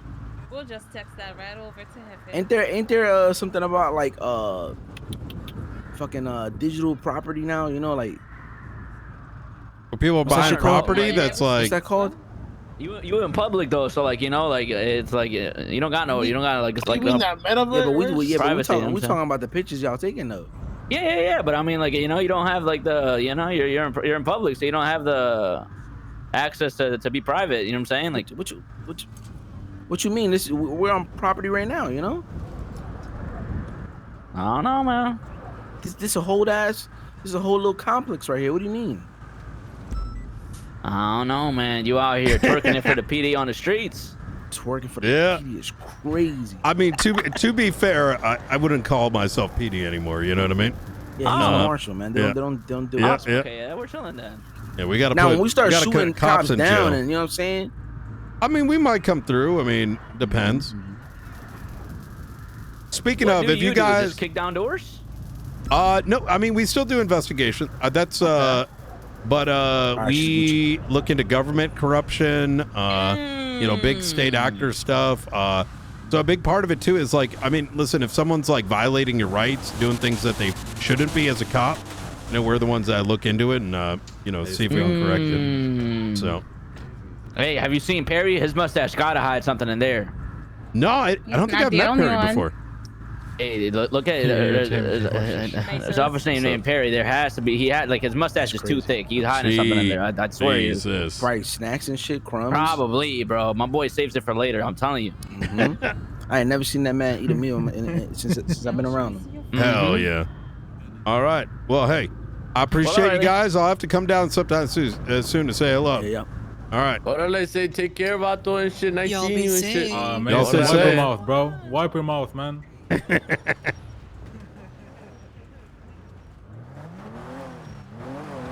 Honestly, so they apparently bought that property as a safe house. That is the least safe house location for a safe house. We should just seize it, return it to the government, and have it auctioned off. I don't disagree. Speaking of auctions, is there anything up for auction? No. I will say that of what I saw on there, none of it seemed good. And I would love, maybe we see if we can get like a private transfer, you know what I mean? You want to know what went crazy in the last auction? Innocent 017, the one next to the Bruce Baylor seizure. Yeah. It was up for auction during this last week. Yeah. It went for 20 million. Oh my God. Who bought it? Which, I need to look at the records to remember who it was. I think it was it Audra? Yeah, but Audra's the one that received the money, no? No, she got the 23 one. I don't remember who got it. Let me see if I can pull it up. But just to put in comparison, to let you know just how overinflated that was, there was a Mirror Park house up for auction as well, and that one sold for a little over 2 million.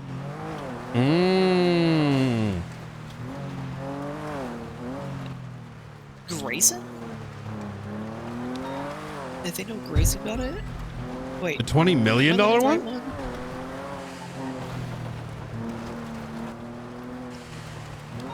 Yeah. I guess so. Oh my God Lord. damn. I mean, to be fair, the guy literally rides a bicycle every day to work because he refused to spend any of his money. Are they giving themselves big checks? Surely, right? Probably, but I mean, probably yeah, but Grayson has also been a judge for fucking ever. Yeah, very true. And he's a marshal prior to that. Yeah, and a marshal prior, and like I said, he literally refused to buy a car. He was riding a bicycle up until, like, I saw him just a couple months ago, still riding a bicycle to work. Mm. So he He's one of those older people that just doesn't spend money. Is he old? I don't actually know. He's older than me. So he's old. Yeah. Like you're old. Fair enough. Anything else we... Oh, yes. IAA... This is a stuffy ear conversation. What's that? I said the only thing else I have is a stuffy ear conversation. What Understood. were you about to say about IAA? I was notified today that apparently Carmine has a unregistered weapon and may have shot down Osvaldo and then wrote a falsified police report. And this is on top of my last my conversation with Maxwell. So Carmela comes in, asks for a report, wants us to investigate Alana. I don't know if who's telling the truth. It probably could have been Carmela starting it. We can't say for sure. But the onslaught of this is I put my stuff together. I tell her to go down to PD to request a FOIA if she wants to do something with it. She goes down there.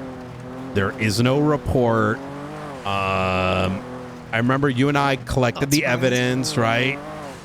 Which I put a tag that we got to look into it. Some of it came back to the face of stuff, whatever. Well, Bison ends up taking it, makes a report on it, starts collecting statements. Someone in Shift 3 upgrades it to a senior report and says this shouldn't be a senior report. And then it turns out there's also a command report, and King was gonna handle it. I didn't see him for 2 days, so I call Maxwell. I'm like, hey, just so you're aware, she did formally request it. It's literally in a report that she did, right? Y'all, probably someone needs to go and handle that. And of course she tangents, whatever, and states there was so much said in that conversation, but the first one was that she blamed King for her putting her statement into a command report, which like her official statement, not a command report statement, but like a what happened in a command report before the other one even got made. And so I had to explain to her that's her statement is evidence, which she got really mad about. And I'm like, hey, I'm not trying to come at you. I'm just pointing out what you're gonna have to, you know what I mean? Like, why are you getting offended? Like, bro, just that should be in the normal report that she's allowed to get information on. And she blamed King for it, which I don't know why, right? Like, she's the captain. She should literally know her statement is evidence.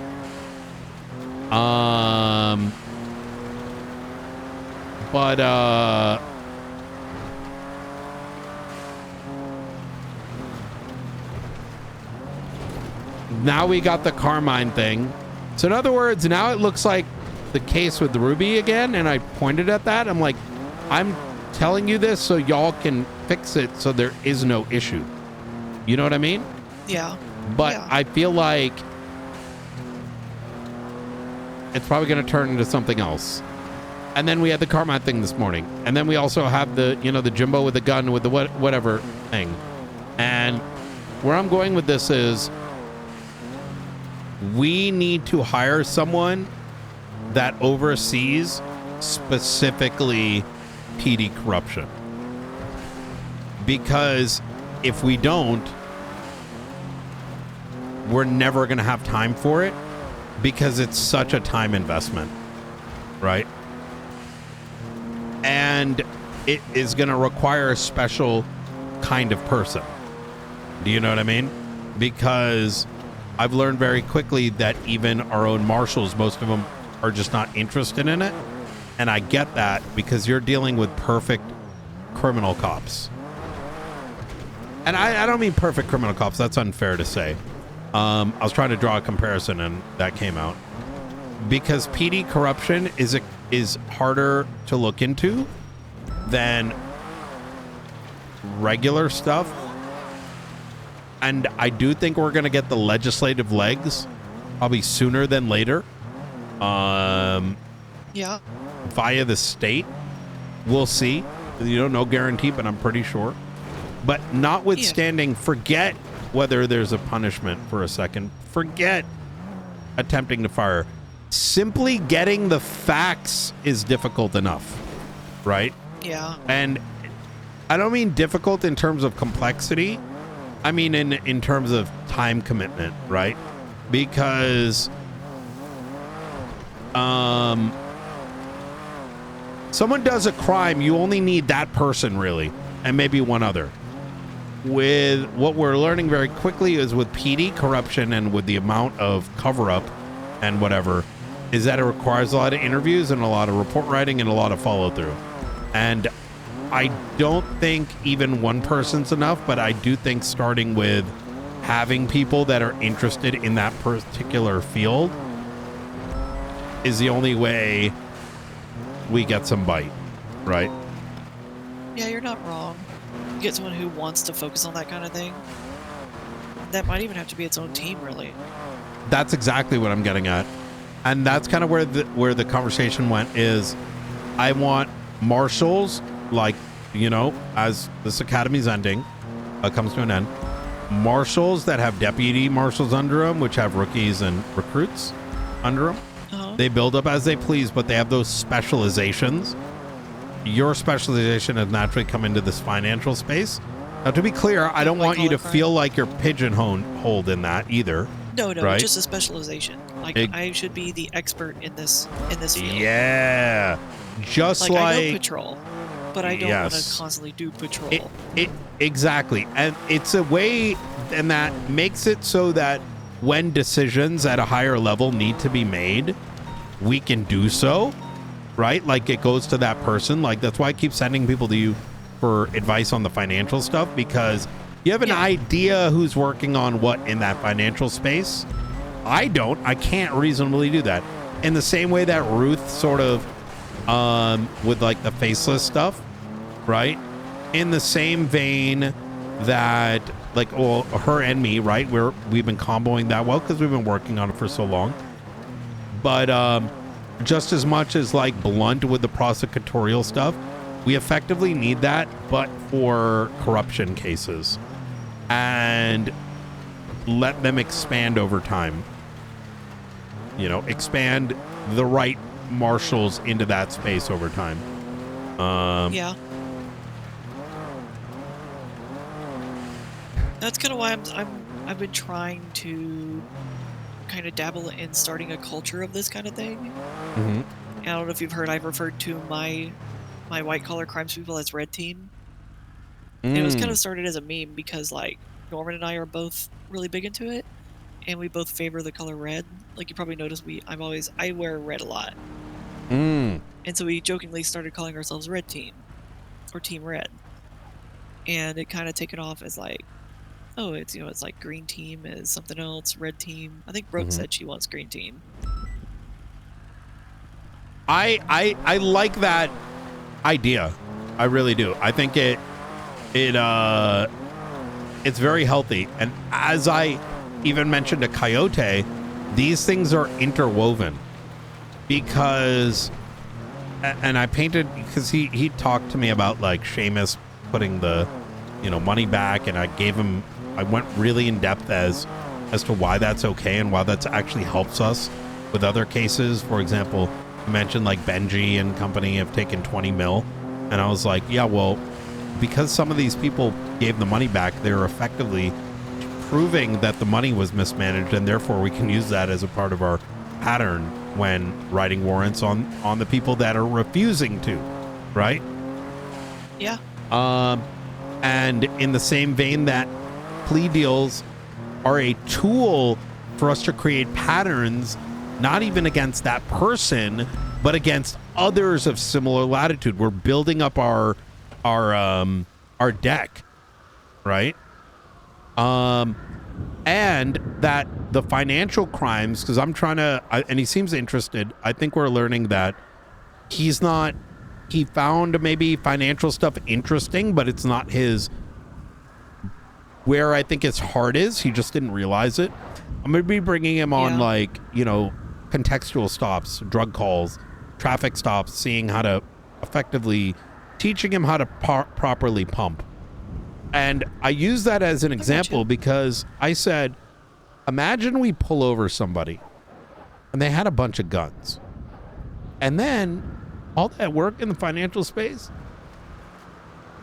who's to say Springfield's not going to come over and be like, hey, by the way, that person you arrested is the CEO of the company that just got like 15 million grants, right? That's what we're building up. All these things have cross-pollination. We are just slowly building up that information tank, right? Yeah. Anything else? Stuff at your conversation, but also sign my search warrant. Could you at Blunt? Why are you so averse to signing my search warrants? It's for everyone. It's my way, because if I do it once, then I'm gonna normalize it. I know myself that it's gonna normalize. If it's not, that, and because, you know, I should be the last stop in case someone cries about a warrant. You know what I mean? But if I sign it, then I can't. You know what I mean? Yeah. At Ruth or just in the command emails, just add everyone in there. Not everyone, actually, the others. Listen, you're gonna have some help here soon. Directly. Oh, he's around. Okay, good. Well, he's not like around, but you know. Oh, yeah. He'll answer when I send an email to him. Perfect. Or else. Got him shaking. He probably checked, you know. Let me stuff my ears. Give me a second, chat. We have some special ops we need to talk about, which is why we mute it.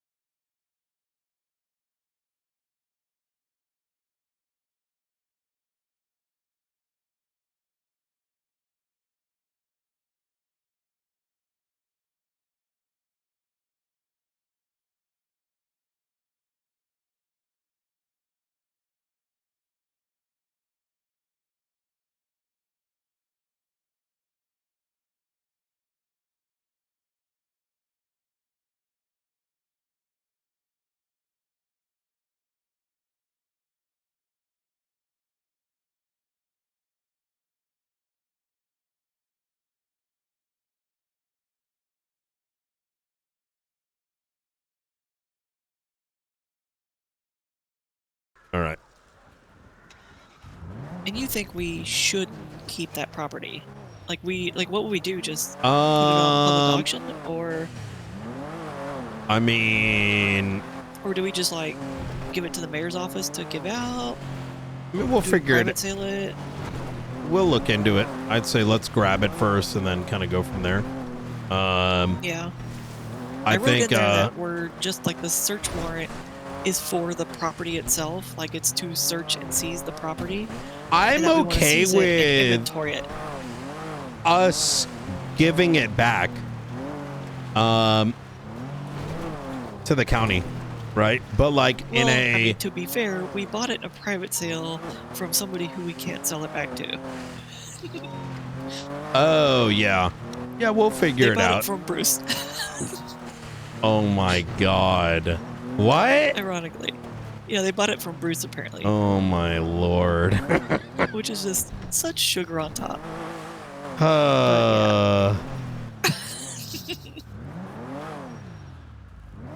All comes full circle. Yeah, I don't have any intention. Like, I can't see any use for that property. It's completely useless to us. Yeah, I think it going back to public auction isn't a bad idea. Yeah. As a what comes alongside like this IA conversation too is that we were having previously. Is that it's important that we build the reputation of SASM being willing to look into cops. Yeah. I would love to because do it I don't myself. think a It's lot just- of it's a shift people one thing. Exactly. That's my opposite shift. Otherwise, I would handle it myself. Yeah, I believe that. I mean, good. You know, maybe next time you're on vacation, you know, in the mornings. Yeah, maybe. I think you'd be great for setting a tone. I think that's the difficult part, is that it requires someone that is interested, has a strong legal knowledge, and can really build it up. But shift one, we don't have that. We have Aldo, we have Nakota, we have Ruth. They'd be somewhat out of their element. Quite transparently too, they also don't have history to know what people have been doing, to understand what they're going to see come their way, right? And rather transparently, it's not something they're interested in, which is fine, right? I get it. It's definitely like somebody has to have the mentality for it and the Correct. prepared mentality for it. And there's a big key here, right?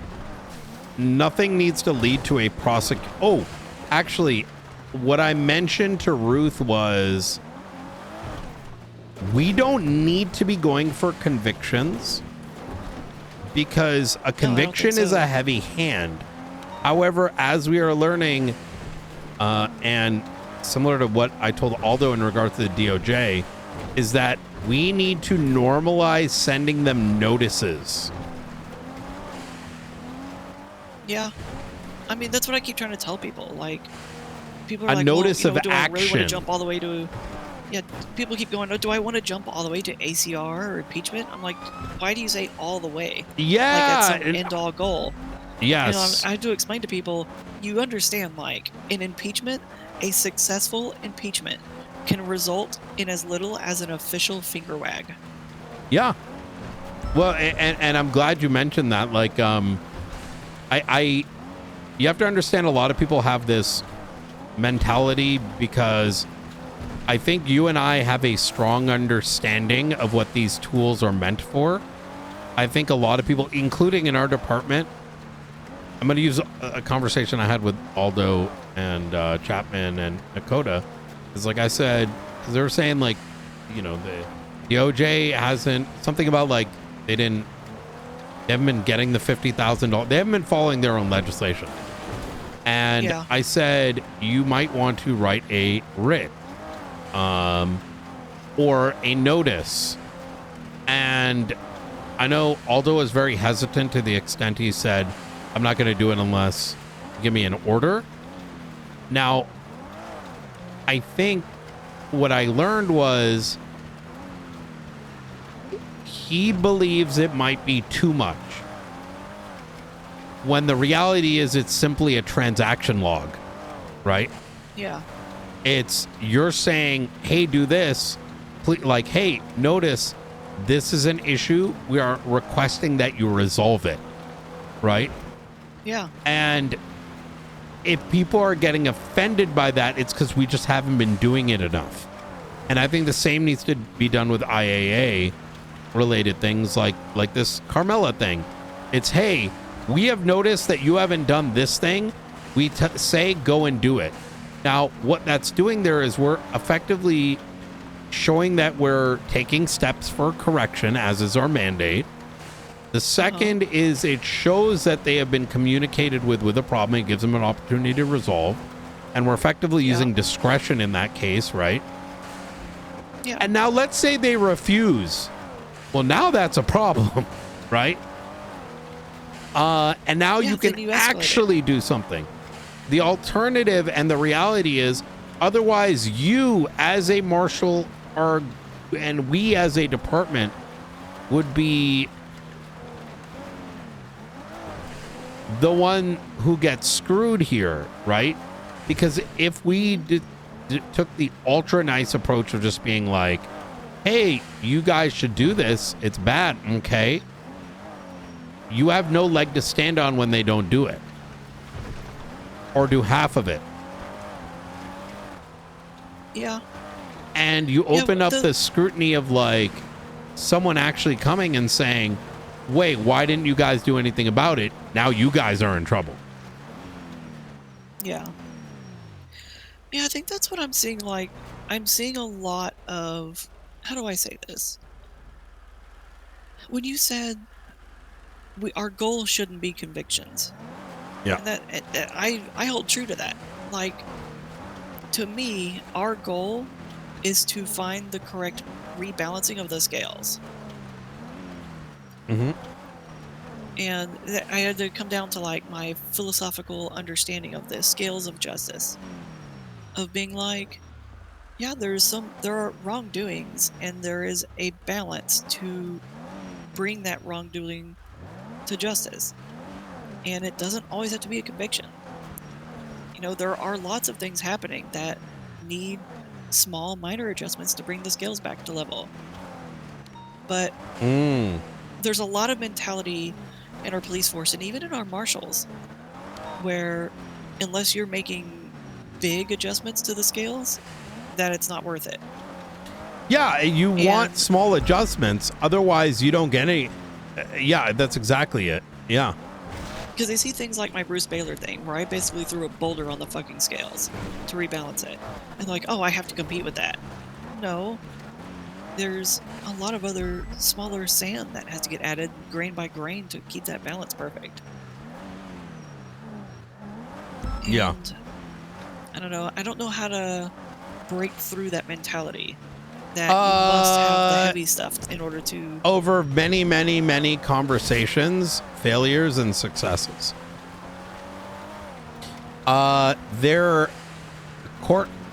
Some people are looking at court cases like bank trucks, and they have for a while. And you may not be aware of this because it's happened in shift 1 and 2, is that some of these degenerates still, until I stopped it, and stopped it in that, you know, I was very vocal about it and it came down, if you get my meaning, that we shouldn't be MDT data mining. That's not why you are here. That is not why you are hired. Anyone that tells you otherwise is going against the fabric of our institutions, regardless of what. And it's in that same vein that we have to, that's why that portion of the academy was really good, because I clarified those things is like, if you are simply like investigate preemptively, right? Because you can't go into interrogation or whatever without having some evidence of wrongdoing. Something needs to have prompted it, right? Is your goal should not be, I need to delete them from existence. That's treating that other individual as a pawn. The reality is that it can and should be in a way where there's a back and forth. Like me going and talking to Denzel. Exactly. Clue it. Now someone could sit back and be like, oh no, but now he's gonna go and do the things.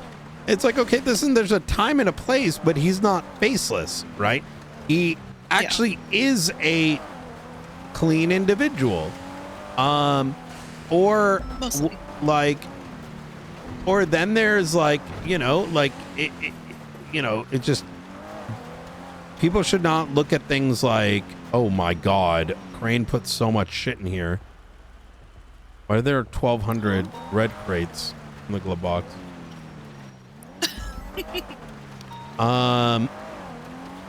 Gotta fix those cars. Yeah. Do you want to grab those and put those into like SASM cars or somewhere that you think's appropriate? Are they ours? I believe so. Just put it in. Put it somewhere if you don't mind. Maybe just put a report in for it. But it goes in van 3. That's where we store our red bins. I think this is. I don't know what this is. This might be for today. Academy. I literally have no idea who owns these. I'm only making that assumption, but van 3. When did y'all start Academy? I can check the pull log for van 3. 'Cause that's where they're all at. yeah, but I think Declan. I don't know if you should actually give it a try. You know our the stainers, like the Marshall specific CVPIs. They've been retuned. Oh. Yep, and got fully loaded. So? You should give it a try. Oh my God. Did they get their engines Yep. up? Yep. They have engine bays? Yep. No way. Yep. No hecking way. Yep.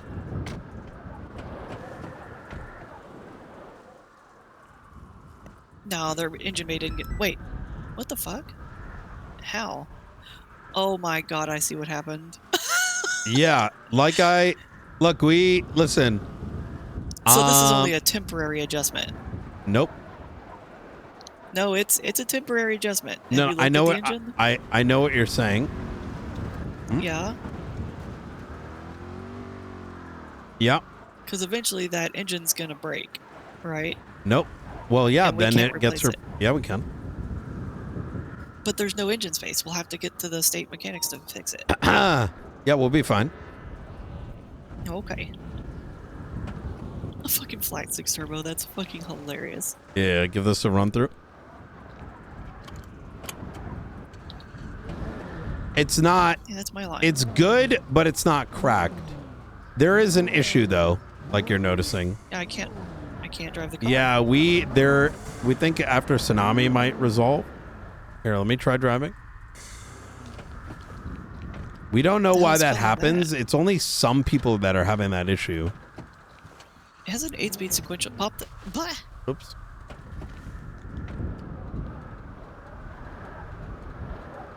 Ow.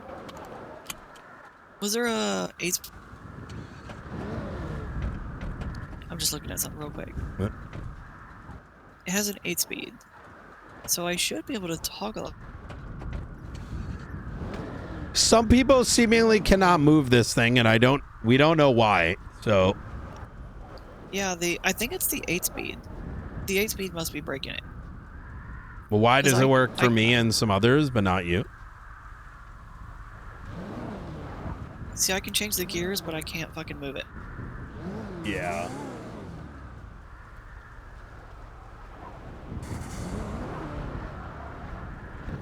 Yeah, that's weird as shit that you can move it, but I can't. Yeah, we had this Is it issue at 'cause you pulled it Academy, out? so hopefully No, I pulled it out. you pulled it out. Try pulling it out again.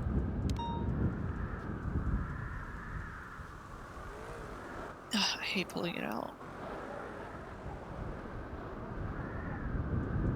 I'm gonna try a different one.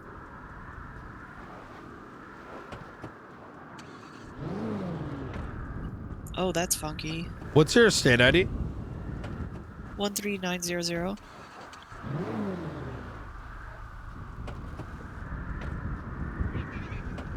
One 13900. Yeah. 13900.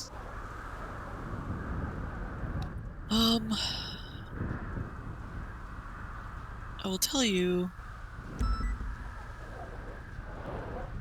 Let's see. Try clocking in and out. I changed your rank. Maybe that has something to do with it. I've seen this happen before. There's some thing. I don't know what the thing is, though. And it may be that there's something toggled on the dash, but clock it in and out. That's a thing that might be able to help. I don't know if it will, but I just sent you something for the mechanics. It's the OBD2 readout.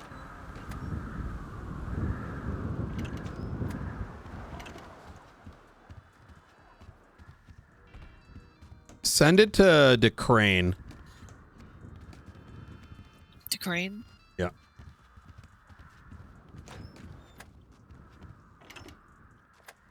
I don't know Crane's email. What the fuck?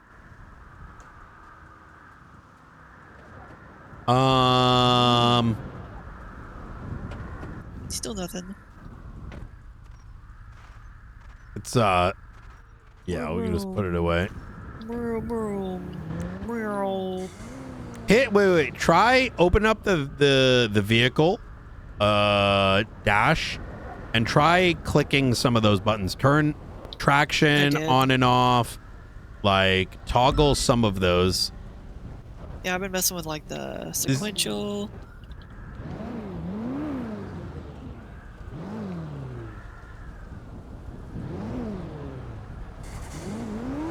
Yeah, I don't know what it is.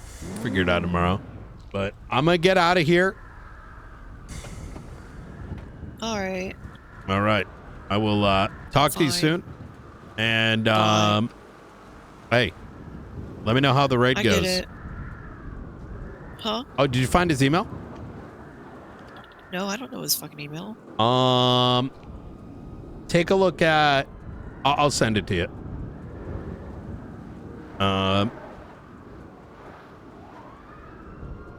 Hands over email address. All right, there you go. I have this business card on me. All right. That didn't tell me anything. Look at it closer. You say this like you think I actually know who people are.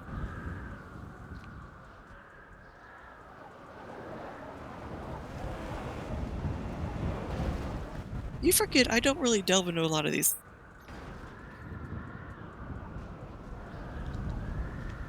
Yeah, I just gave you that piece of paper. You should be able to find them on the directory. Okay, I see it on the paper you just sent me. Yep.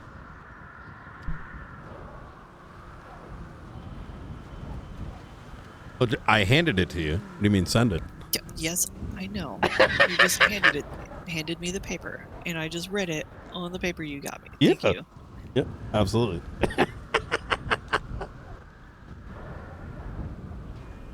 Come on, get back from what? That Crane? Oh, okay. Yep, he's gonna be a marshal soon, actually. Oh, really? Mm-hmm. And his granddad. I think I'm taking both.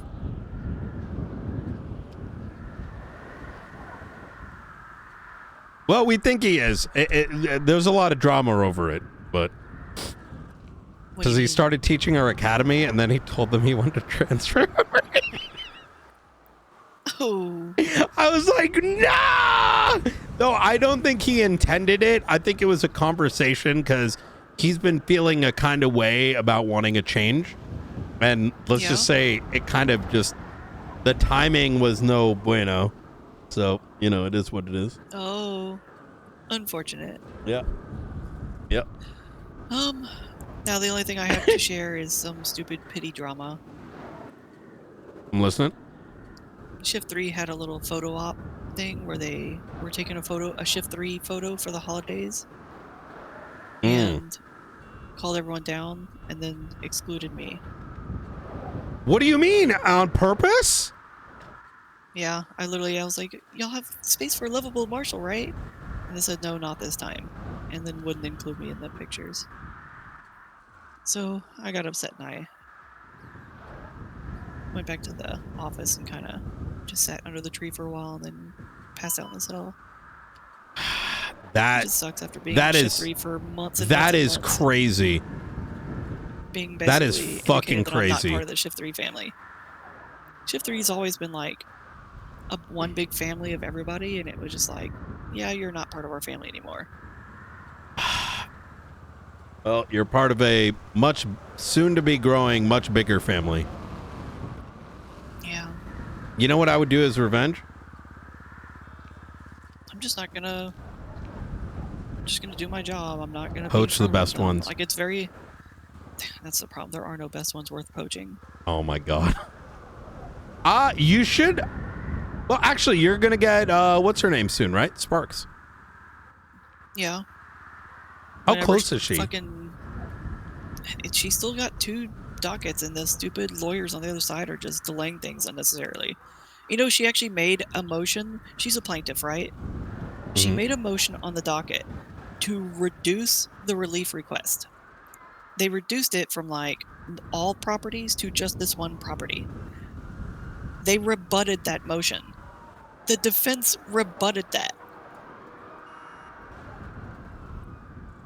Why in God's name would a defense in a civil suit rebut a relief, an amendment to relief that favors you? They're literally just rebutting everything just to extend the case. That case has been going on for 6 months. I'm going to bed. Yeah. That's ridiculous. It's things like that. Yeah. Anyways, all right. I'll see you soon.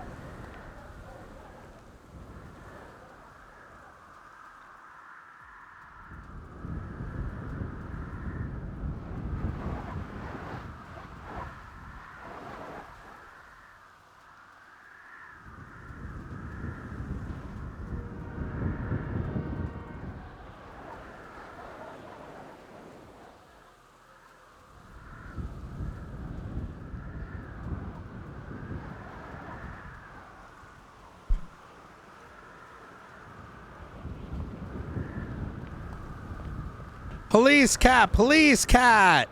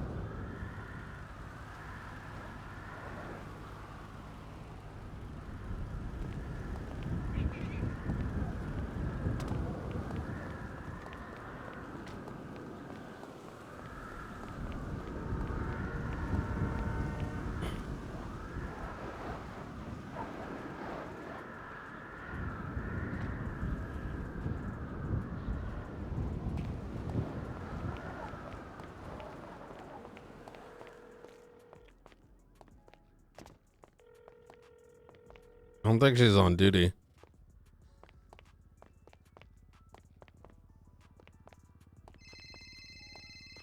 Hey! Hi, Director. I'm currently the hostage at PD Academy. Oh, I'm dressed gotcha. as a senior buns worker. I Jesus figured that Christ. seems like valid. Like, All right, we can have a chat. I'm sorry to hear what I don't know if any of it's true about. you know, sometimes you just find out you're worth a little man in terms of work ethic. I don't know. I'm gonna have a couple conversations with some people, and if things don't get better, I will be coming to speak with you about the job offer. Well, I would recommend having a chat with Ruby. She might be able to resolve it. And I gotta go. It's the Yep. marshal directors. I'm sorry. okay. All right, I gotta But go. we got a It's spot. time to be held up. So, all right. Gotta go. Take care. Okay, thank you. Bye.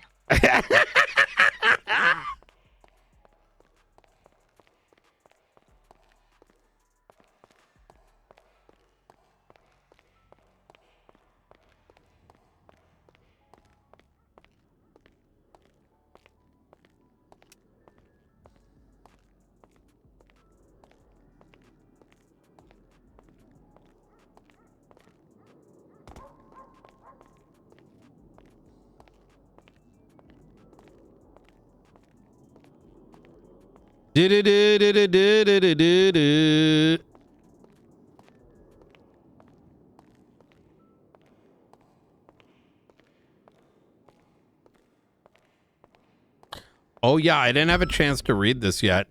So firstly, this is sick. Oh yeah, what's her name made this? Wait a minute. Oh yeah, this. Oh my god. Oh my god.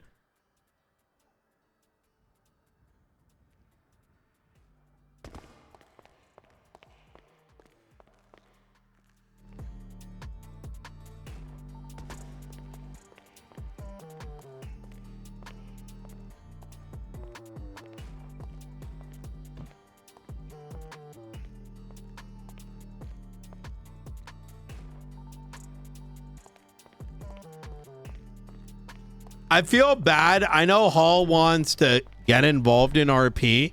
I was right. It was the engine bay. State Yep. mechanics fixing it. Yeah. This is why you should listen to the street racer.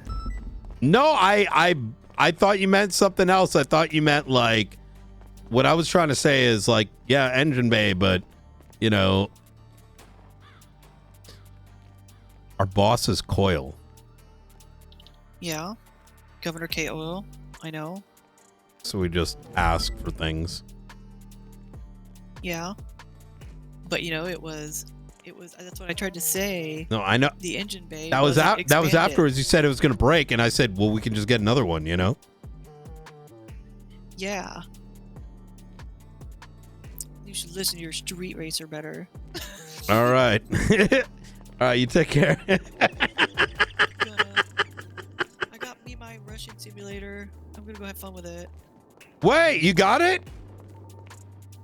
Apparently I had it a long time ago. Oh, good. We brought Back it up when in the Academy. We're trying to get simulator more first came people out. on it. So, I hey. have no idea what the fuck I'm doing. Hey, listen, you'll learn quick. Trust me. All right. You have a good night. I die quick too. I love how this has become, how like Russia has turned into, oh! Springfield!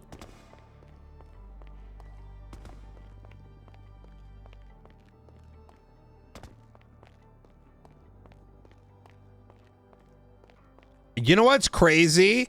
Luca has been bringing other marshals too. We literally have like 2 groups usually going now.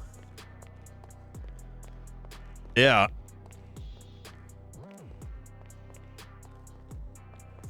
And Luca's been running one of them. Like not like even planned, it's just happening. It's just happening. Which I imagine this is still down.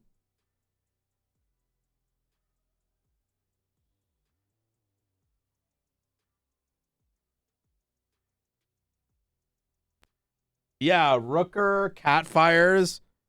We need to poach Catfires.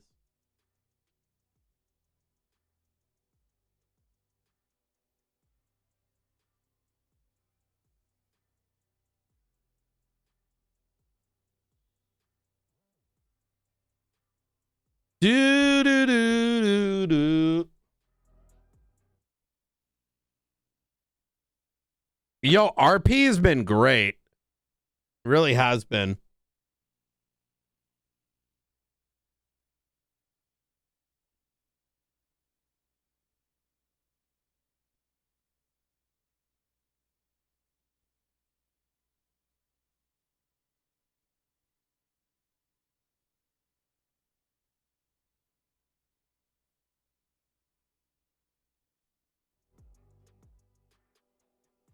Okay, let me go put some food up real quick. Give me a second. I'll be right back.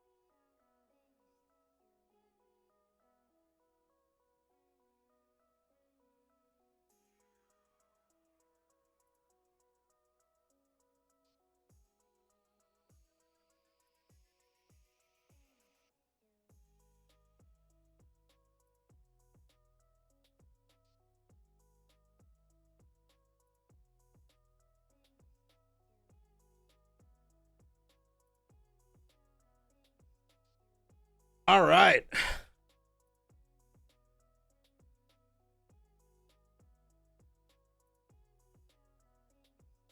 Okay. Why don't they have one MS-2000? Oh, wait, because I planted it.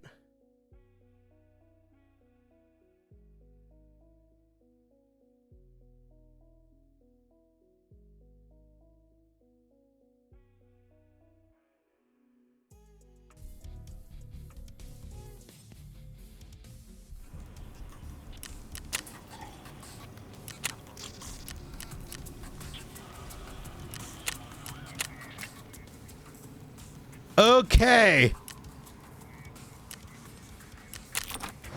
I have to upgrade this guy, but I need one more of these. And these are so hard to find. And I need, oh wait. This is ready to go.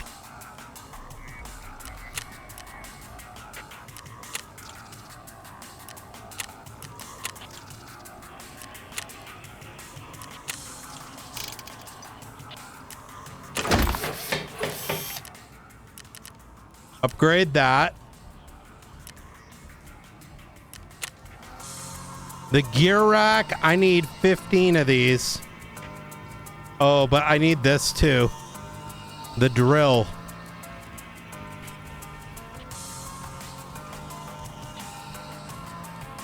A drill and 15 bolts.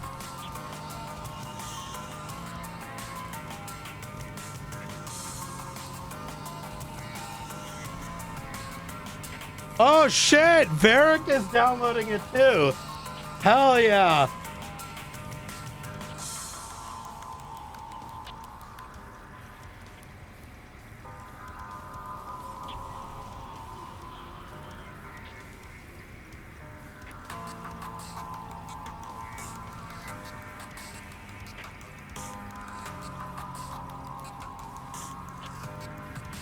Oh my god, I think we got everyone on this. That's great.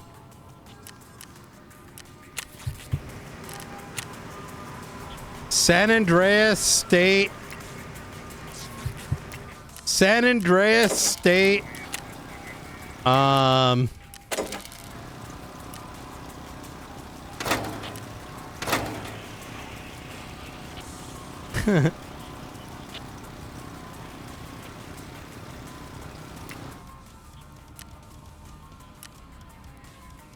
What do we call it? State Raiders.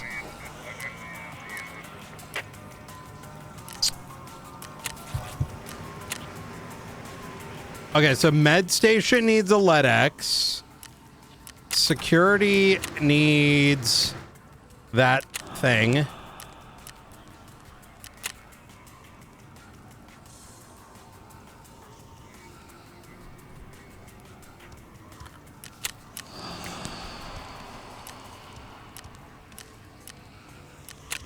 Nutrition needs lavatory.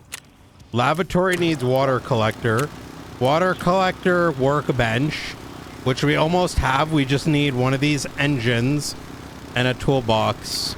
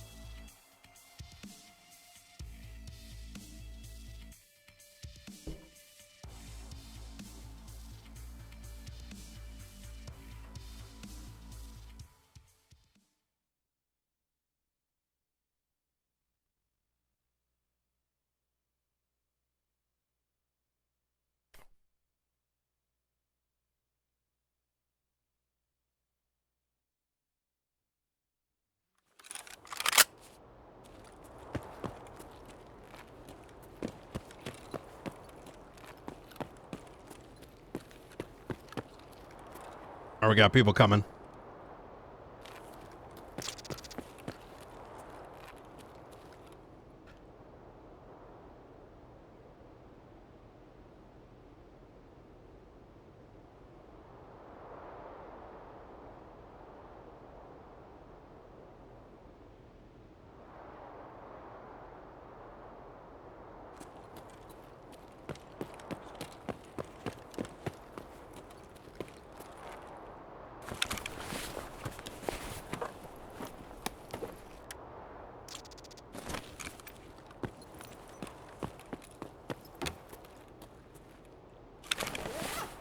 Maybe I should go directly to the spot where I can get this stuff.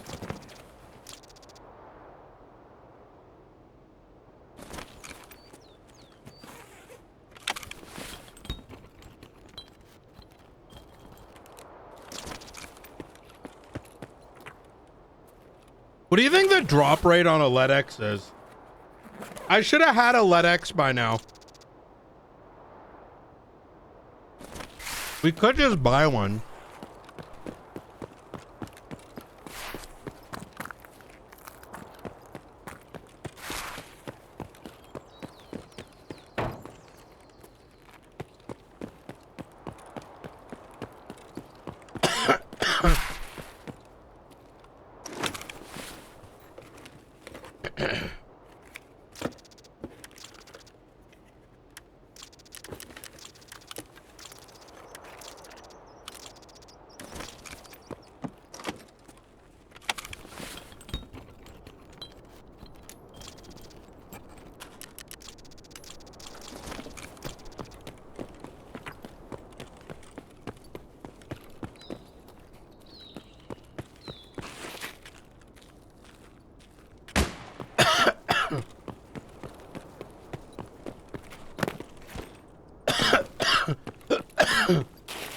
excuse me. Ooh! Oh, I thought this was going to be a backpack. It won't be, though.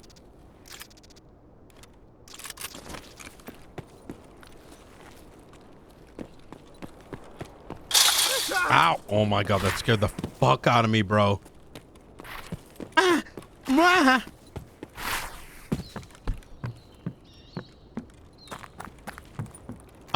Actually, I never go in this cafe. What's in here? I think I need one Wilson cigarette. Wait, what the fuck? You can go back here? Oh! I didn't know that.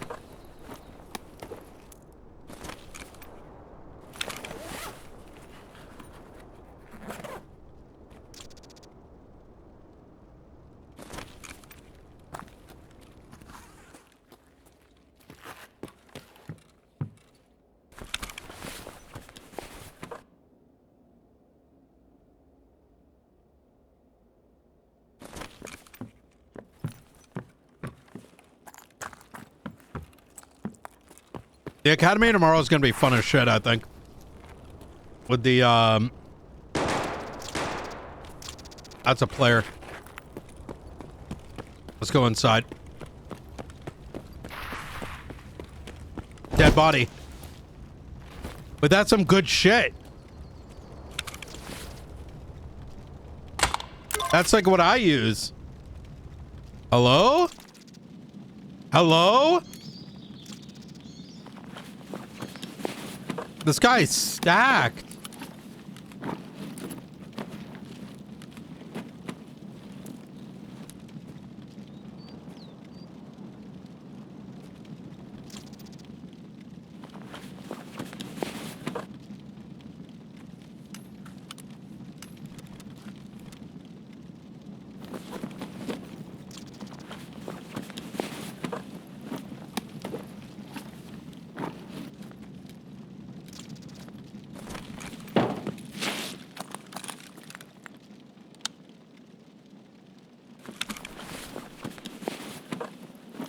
You can't take the Red Rebel, man.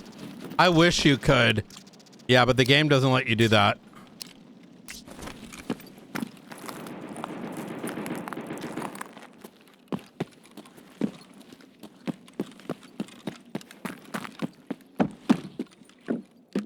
Hello? Okay. Since that guy's up here, that means there's no PMC.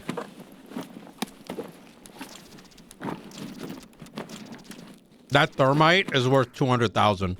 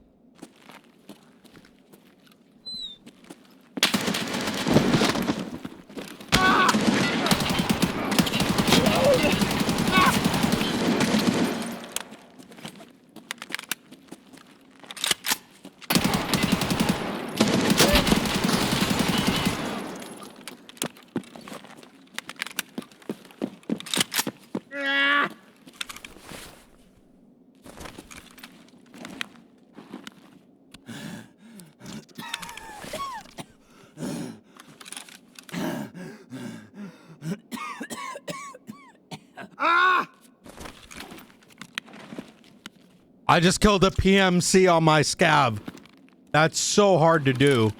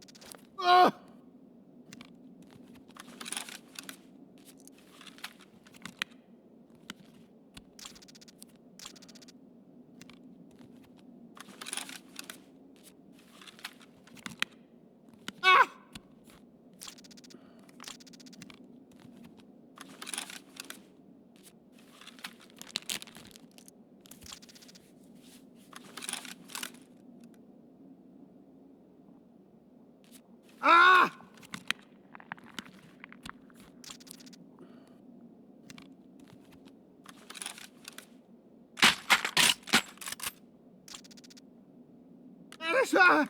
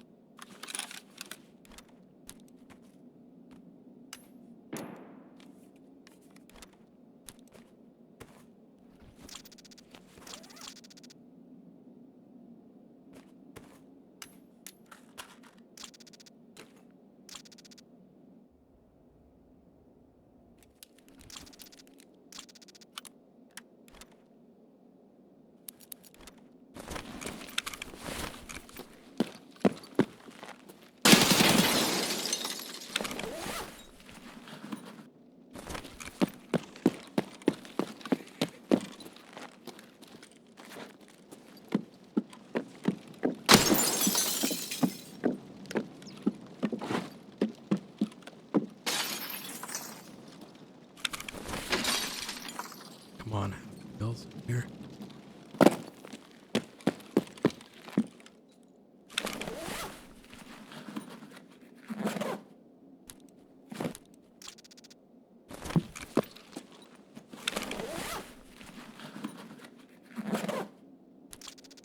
Okay, come on.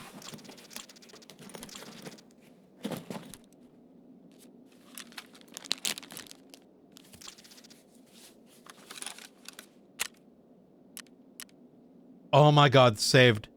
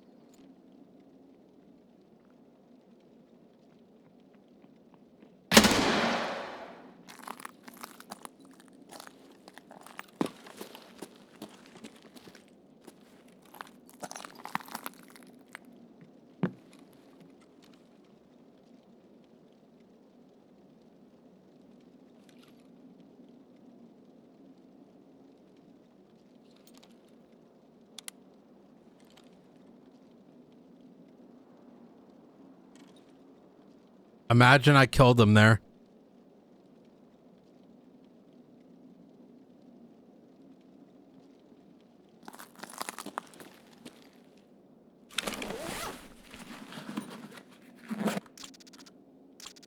He could come here.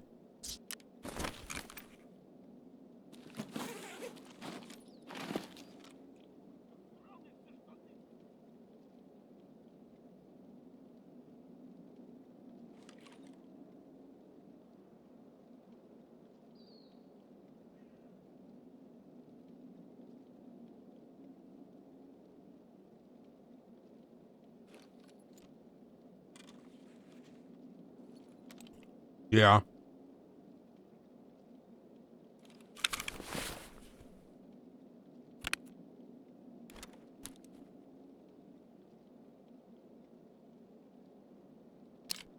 This guy was level 7.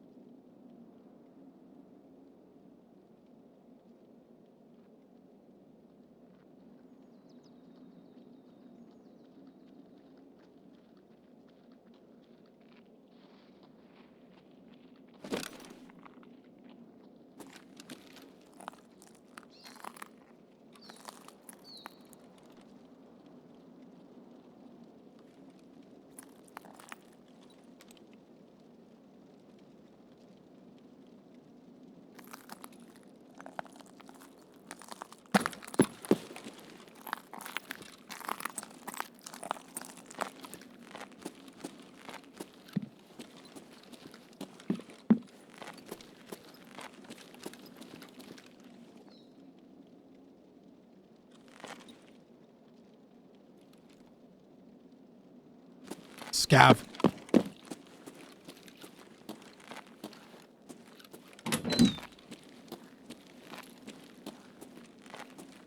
Oh my god, I am freaking out.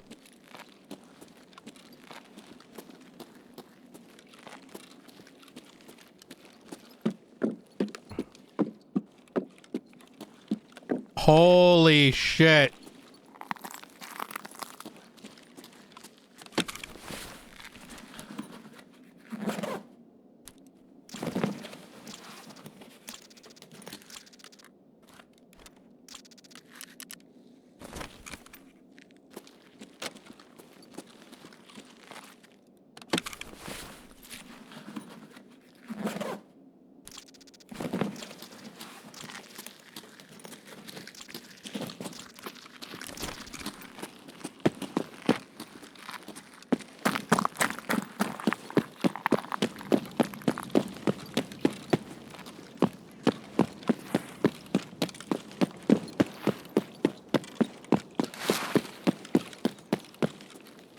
So it's very hard to kill a PMC as a scav. The reason is, chat, in this game, if you are a scav,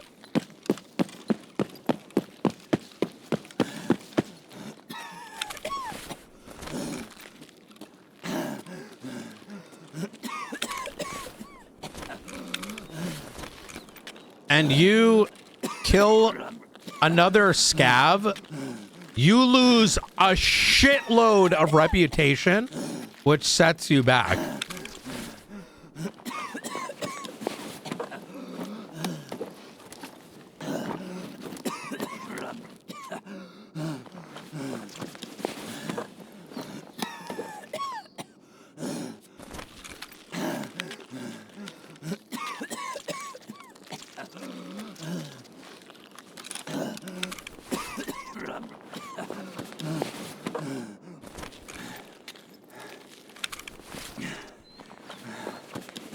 So you have to be extra, like you can't just shoot anything that moves. Let's see. I don't know. Actually, no. I don't know if I've ever done. First time I've done it this wipe.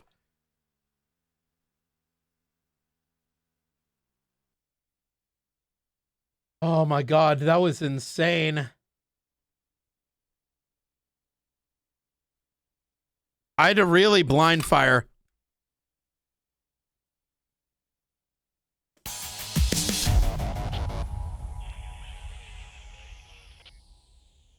Holy fuck. Oh my God, this guy probably just downloaded the game.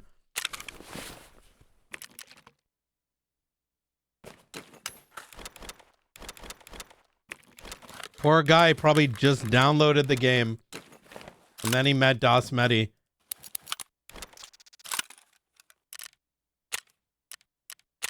Ну, начало дня уже неплохое.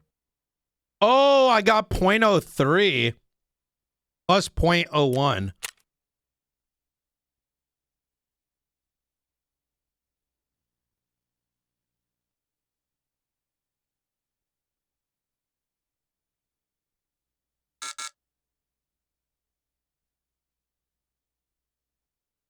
Holy shit.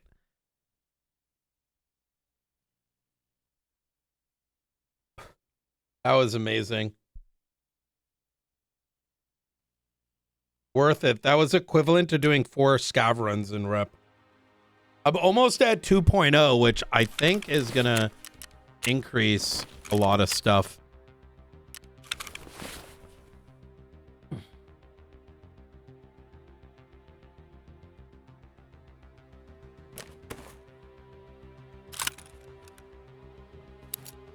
I need to sell some shit, dog.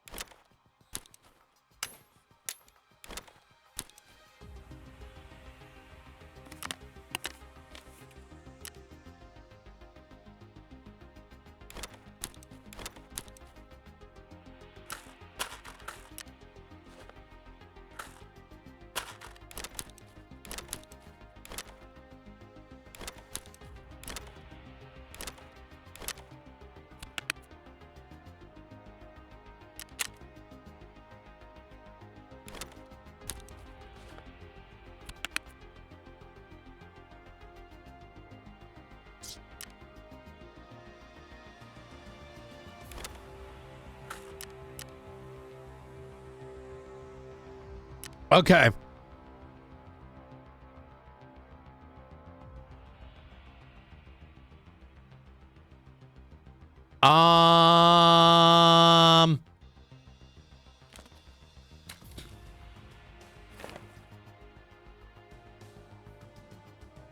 What do I do? How do I have all this shit? Technically, I don't need this many rigs.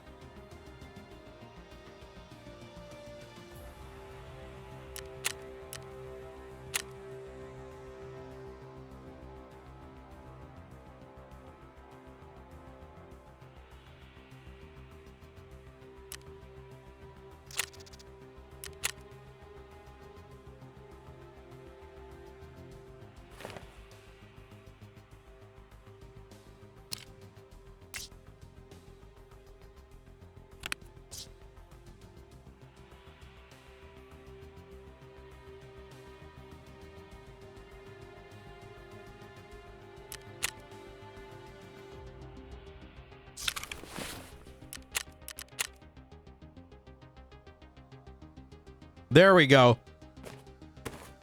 That freed up some space, at least. In regards to Comtax, we can put more up soon. Okay. That freed up a decent amount.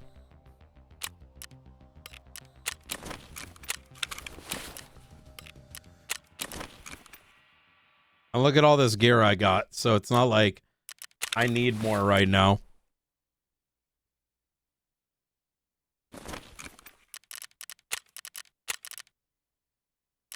And we got this one done. Wait, and so how am I? I'm almost at 2.0. Okay, very good.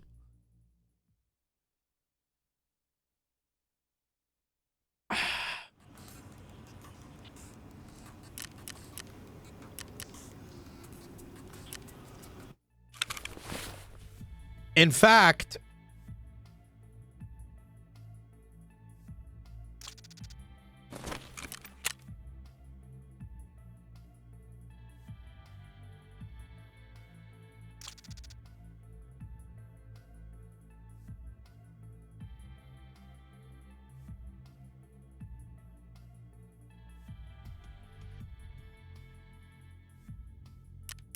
$62.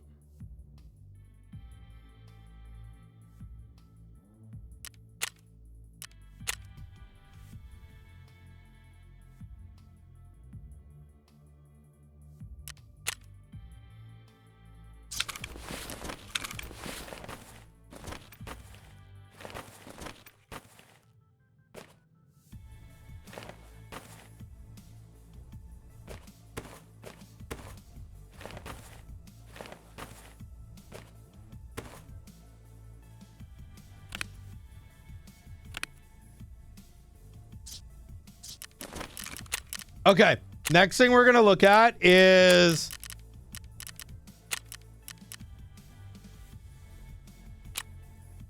we need that for the TAC battery. We almost have enough for another medicine pouch, which I wouldn't mind.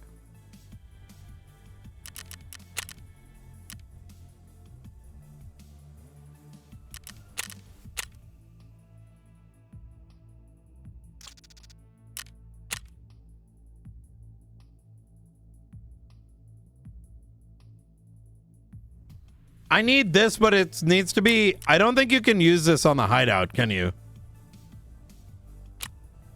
Bitcoin. This I could get, but look at this, chat. This is 170. Putting this at $300,000 for this. $350,000. Or I can save 150,000 and get this. But this is locked. Item will be available with the completion, and I don't know what quest that is. It's a mechanic quest of some type, which I'm assuming is this.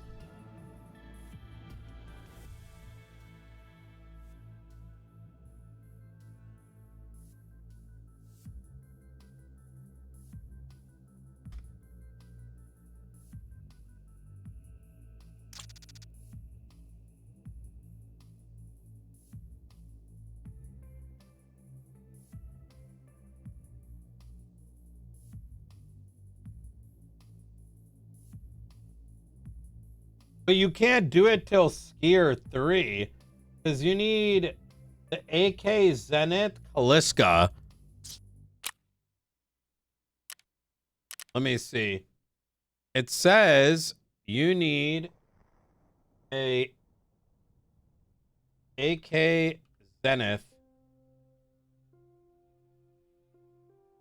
Kaliska.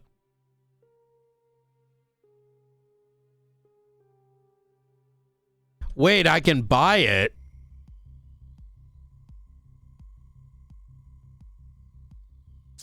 Okay, fuck it.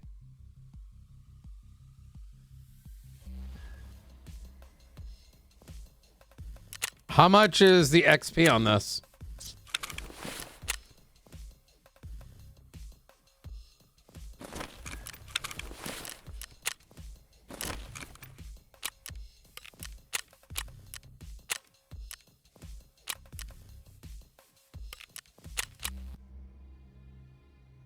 Oh, thanks, babe.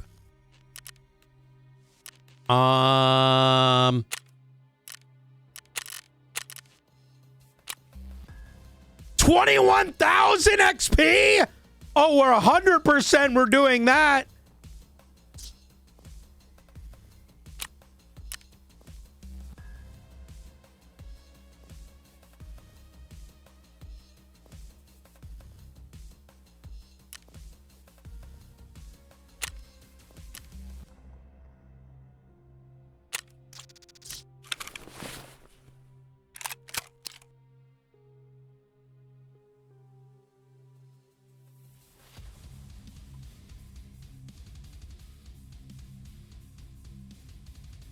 Fucking 20k XP? Yes, sir.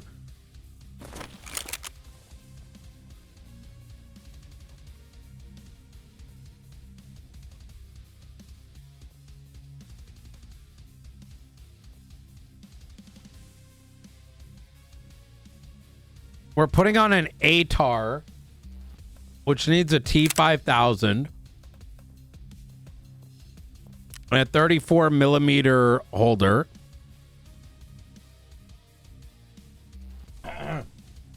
I wish you could like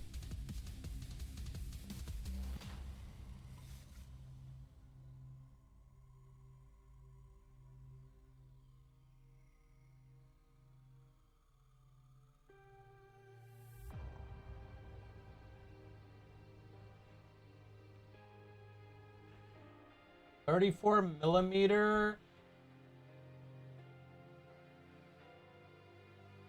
Hey.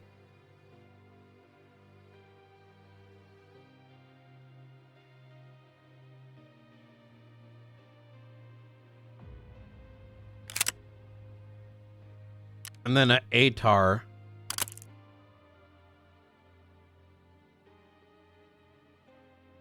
Then you want to put in Osiris, the SBRM.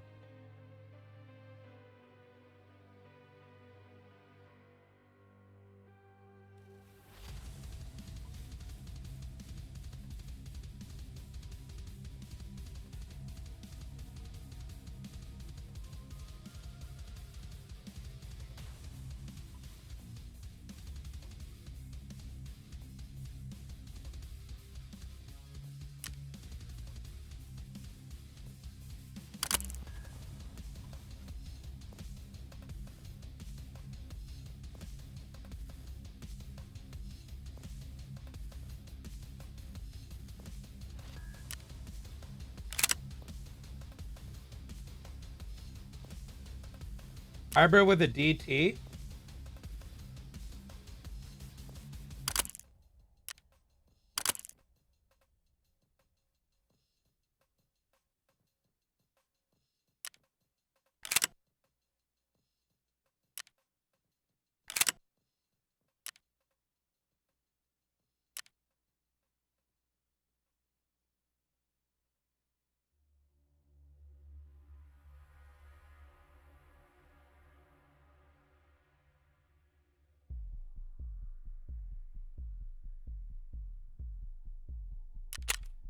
Please don't fuck me.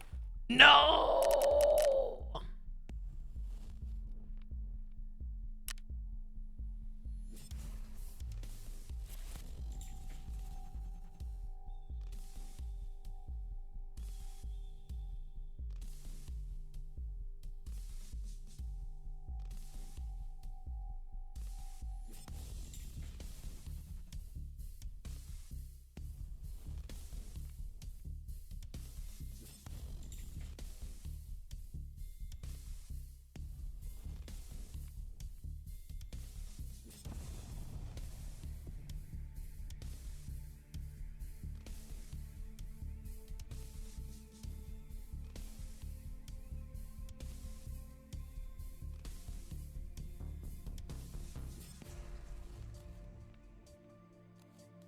Wait, we might not need the other stuff, apparently.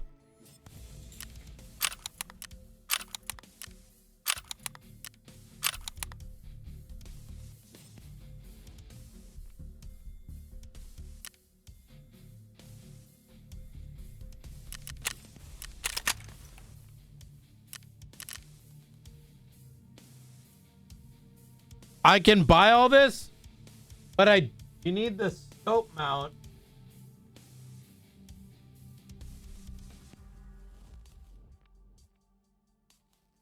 Oh wait, IM optics.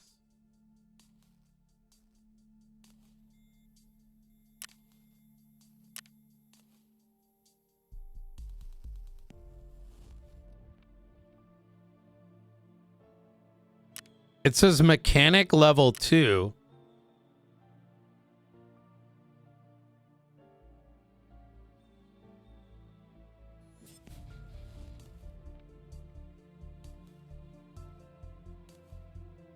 Which takes 2 DVD drives. Why is it not letting me take this?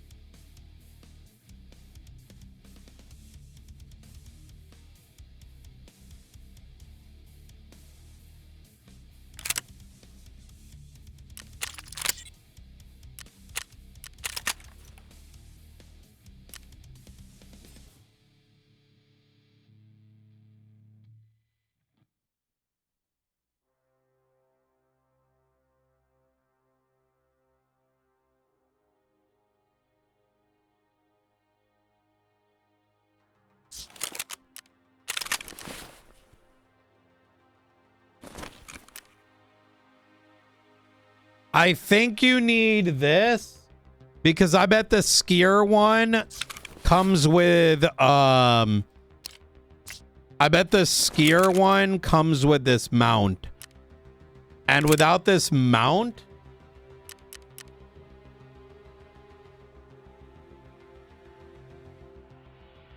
you can't do this. Yeah.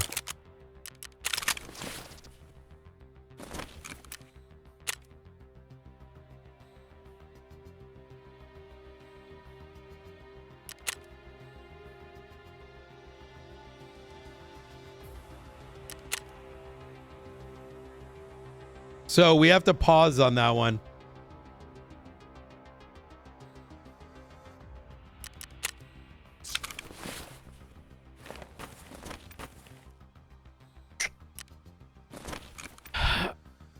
So if that's got a skier quest,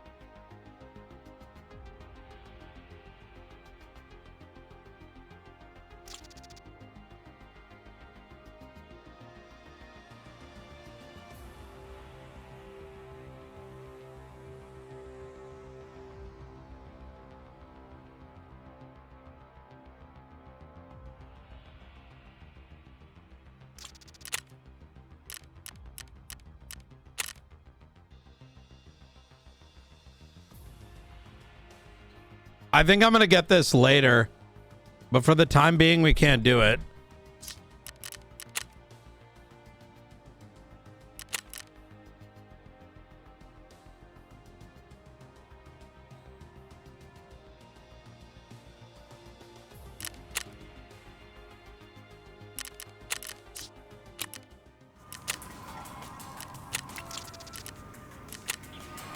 How are we doing here? Okay, we have 10 of these. I need 1 drill and I need 14 of these. Okay, according to this guy, chat.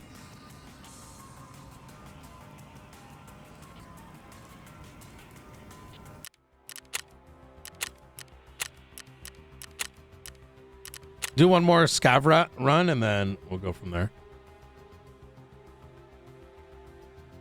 Starting call now.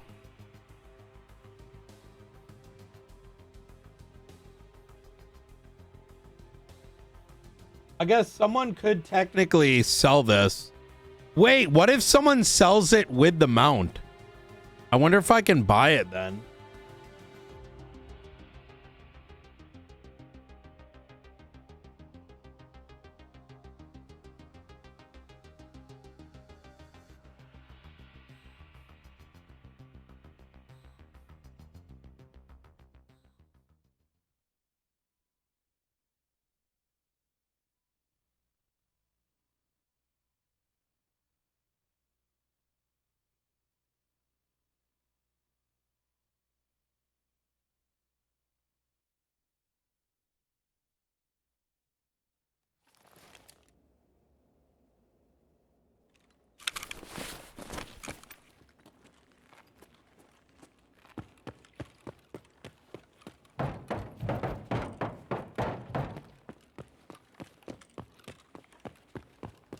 Someone's been here.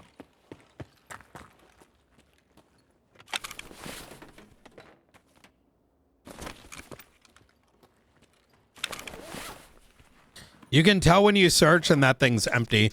Okay, never mind. All right, some motherfucker like, I get, okay, bruh. I fucking Tanashka and a super water. That's 150,000 right there. I'm just gonna go ahead and yoink that shit. You know what I mean? Well, give me a GPU while you're at it. Why not?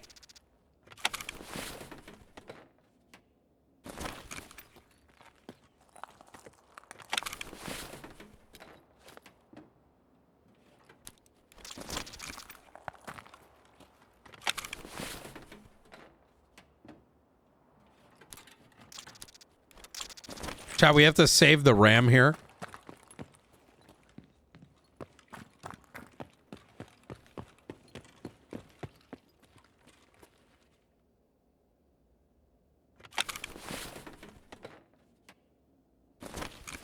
Ну ничего, скупщику все продам. Ну все, стандартно.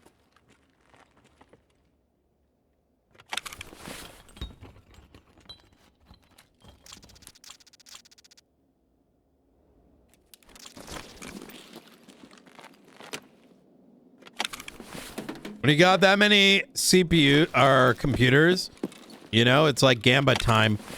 One in, I doubt it's probably like 1 in 1,000 have a GPU.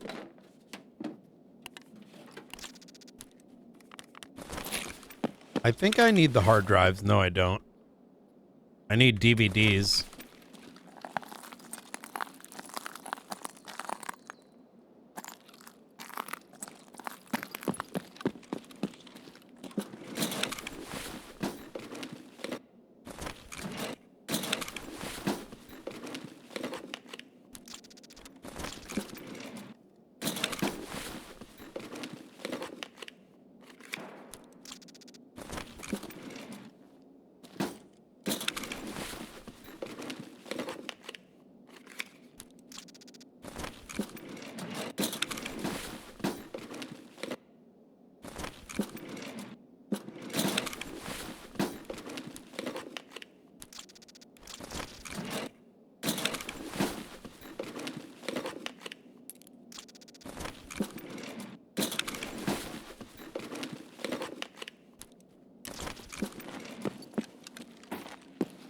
Let's grab it just in case.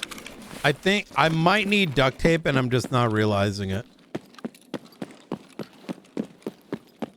We need a drill, right?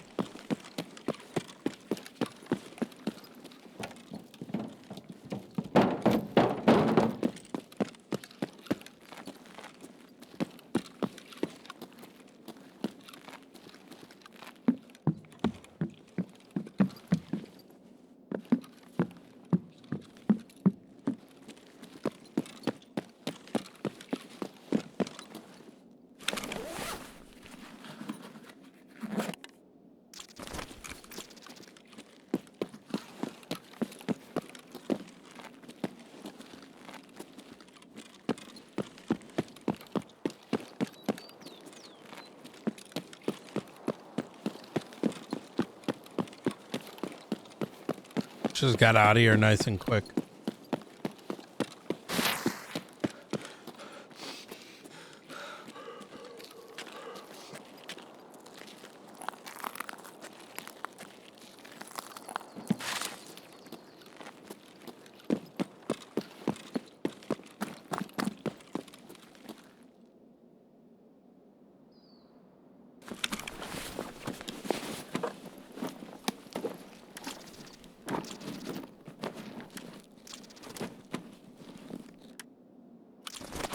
A good scope. In and out. I really want to know how to build that gun, man. Welcome back to Gunsmith Old Friends Request as part of 1.0. How the fuck is he making these? T5000. We're going to start with this first. Do not get scammed by this guy. I will show you the final build here. But please don't get scammed. Listen to this first before you start trying to build this, because you may end up costing yourself 100k or so. So let's go to the flea market. 100k? Won't have it unlocked by the time you get here.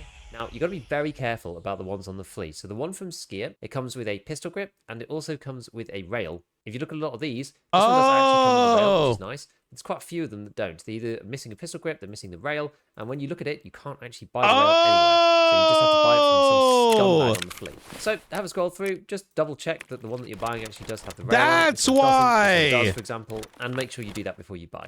Second part of it is that you also need a magazine in there as well. Magazine gun, otherwise it won't work. And you can buy these from Skier 3, but if you're not Skier 3, you probably won't be able to buy well. Mag needs to be in the gun, otherwise it won't work. And you can buy these from Skier 3, but if you're not Skier 3, you probably double check that the one I ended up using. That's what happened. Fucking motherfuckers are scamming, bro.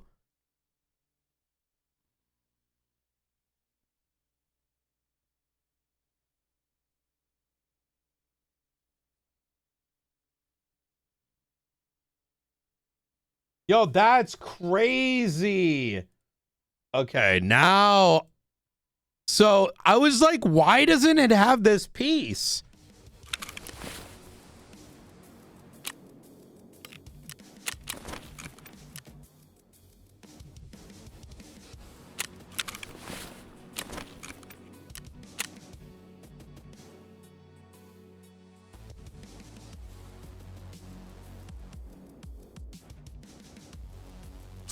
Okay, so I can go on here and let me buy the... Okay, let's do this.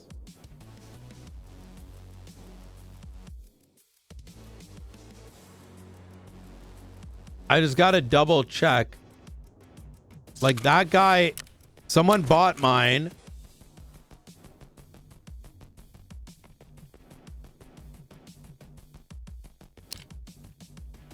They're fucking selling it without one. Yo! Yo!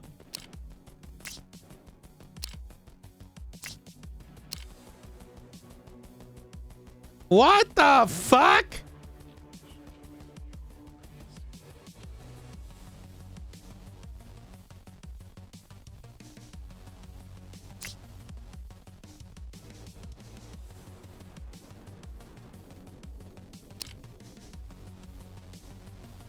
None of these have rails.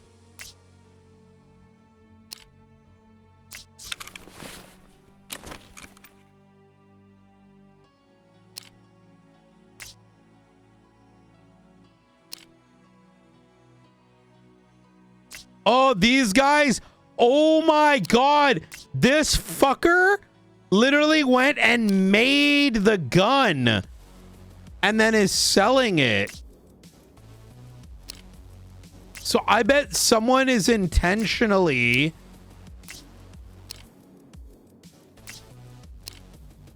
none of these are real.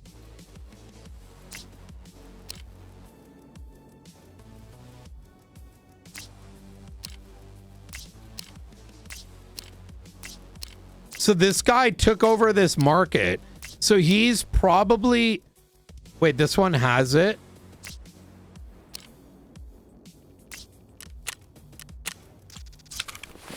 Okay, this one actually had it.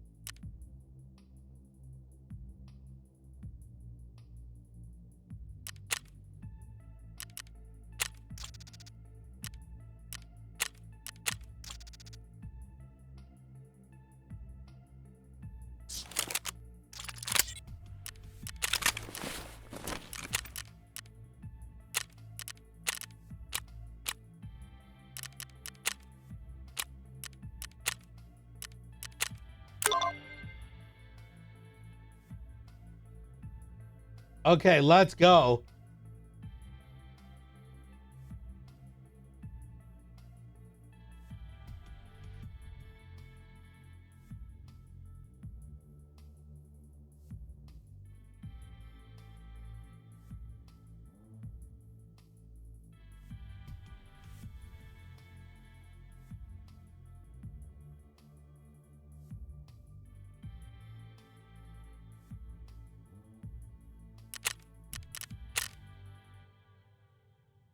PP 1901.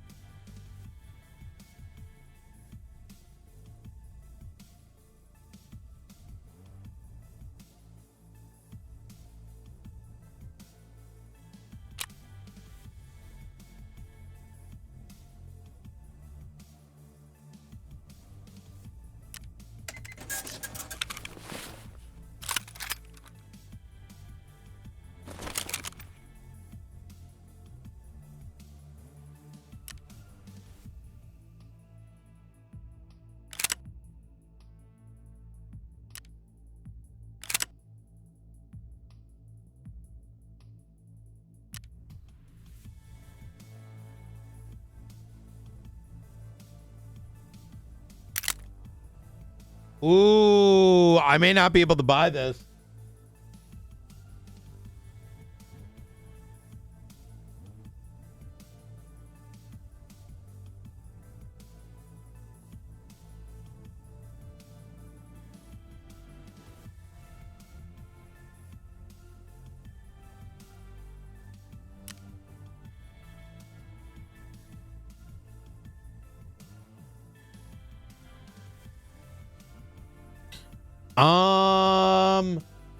Vitase SN.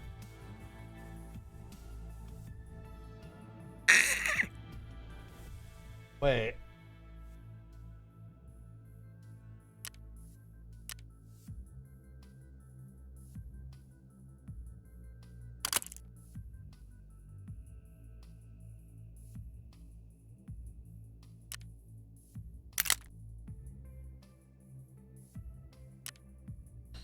Need a TO1 with a AMSH.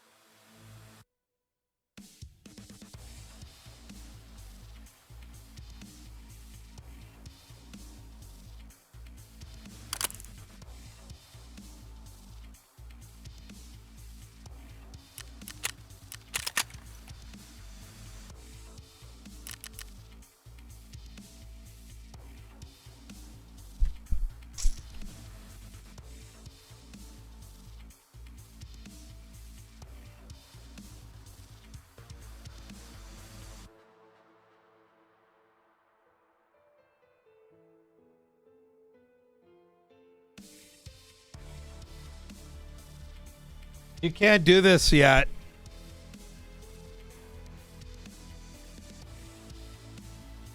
I need an RK3 and an AK CSS.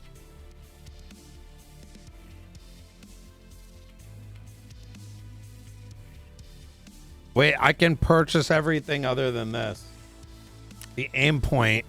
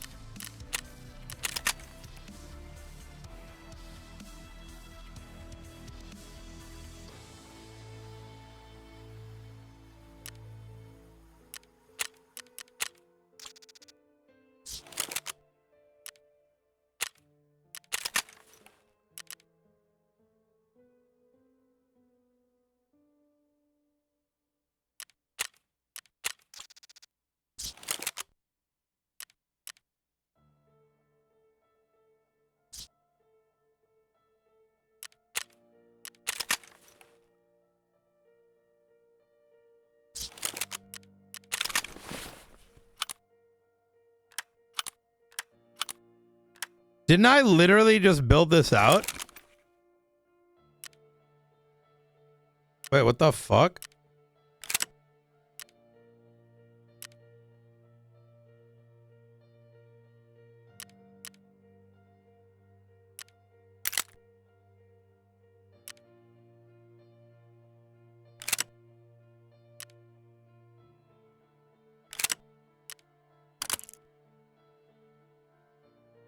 Okay.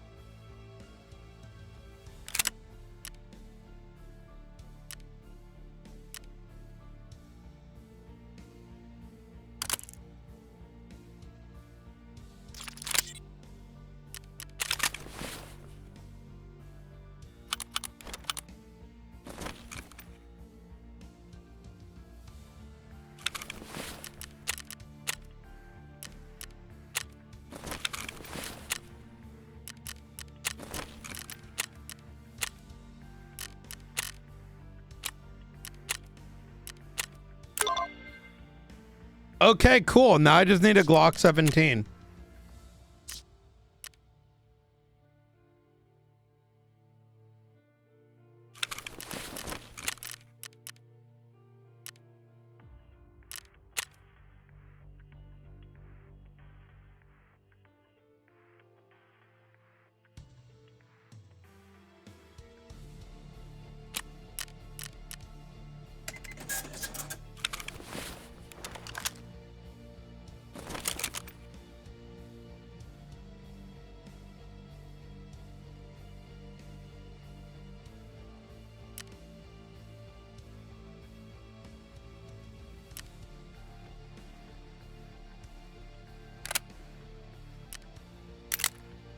Ooh, I bet this is a fun gun to use.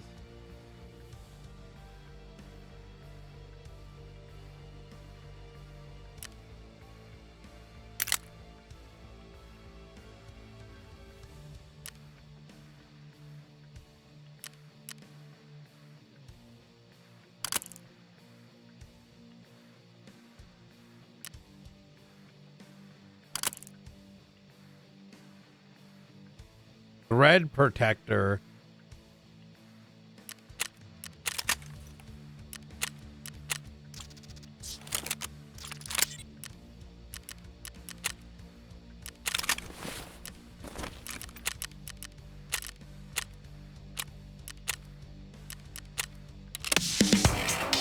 Oh! You'll be able to purchase this item from a mechanic to a ballistic plate case. Oh my god. So worth it. Wait, where is it? Refresh. Oh shit. Okay. You can put ballistic plates in this. Okay. I don't know when we need that, but I'll take it. All right. Honestly, worth. I mean, that's a shitload of, that was a shitload of XP just now.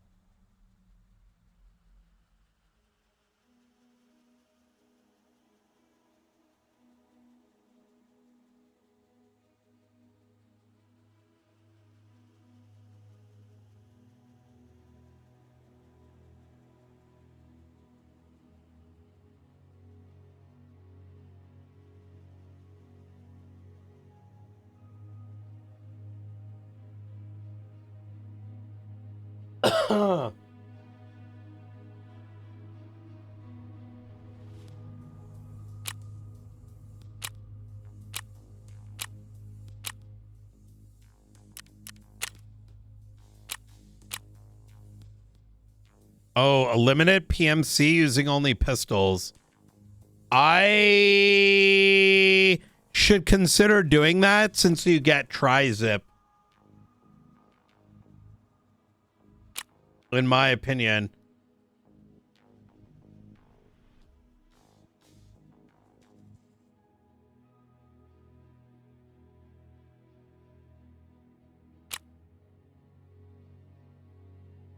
I have to do interchange. How much time do I have on this?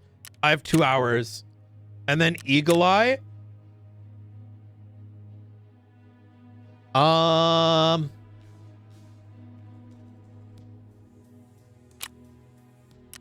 Oh. Okay. That gives me multivitamins.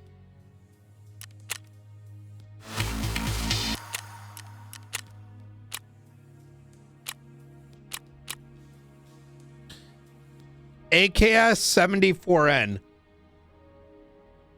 Like, you want to do it? Fuck it. All right, we'll do another scav run.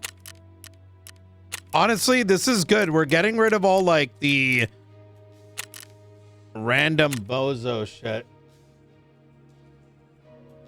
Gunsmith Part 7.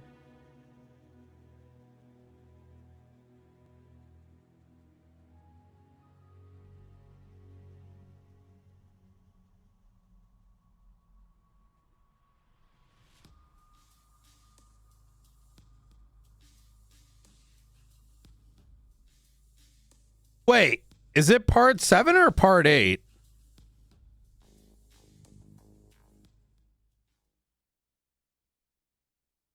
Yeah, but I've yet to come across the need for armor plates.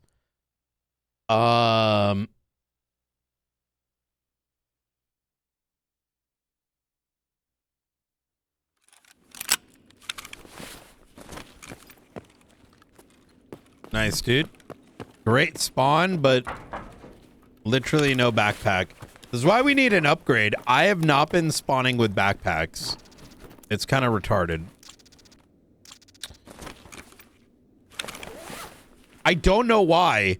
It's like as I got to level 2, it's like all of a sudden the backpacks disappeared.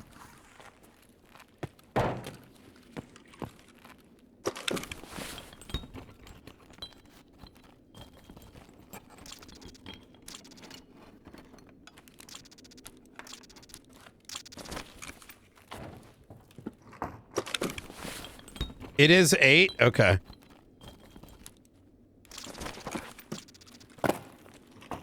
You know when chat's helping? It's so good. And don't worry, guys. We're going to go and do combat shit, too. It's just, you know.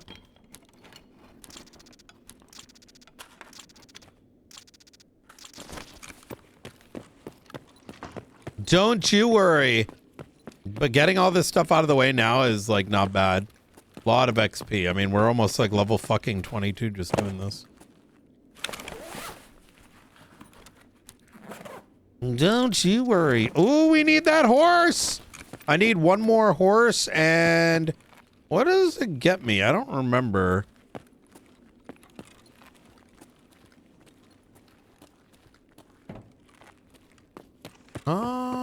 Something important. Oh, it gets me another, I think it gets me another case. Which we want to for keys.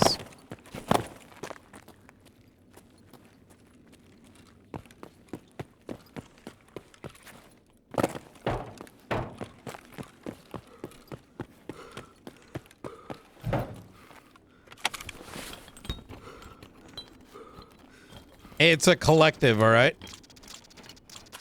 You're helping in your own right.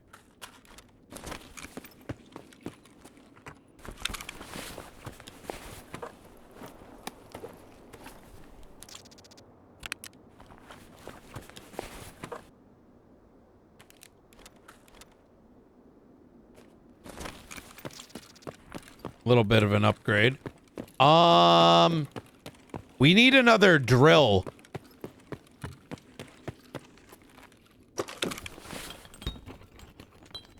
You know what's fucked up, chat? I had a fuckload of drills. I had, keyword had. And I sold a bunch because I'm like, oh, I probably don't need these. You need like a total of 6 drills for your hideout.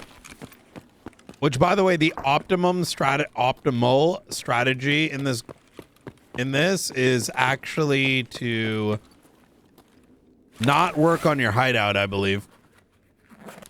Yeah, I think the OOC part of the academy was good. There was a little bit of hesitation around it, but like, I was ultimately like, yeah, we should do this because I was like, you already literally are pretty much breaking the wall during academy. And it can get really fucking confusing, so let's just do it.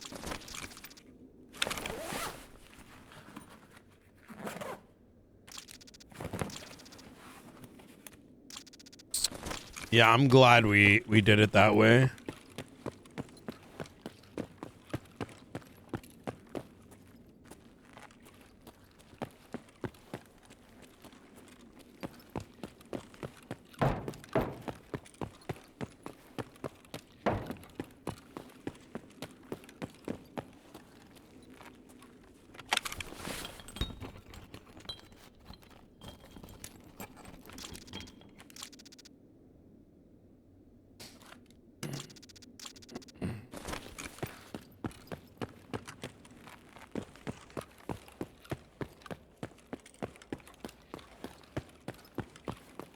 Oh yeah, we also need the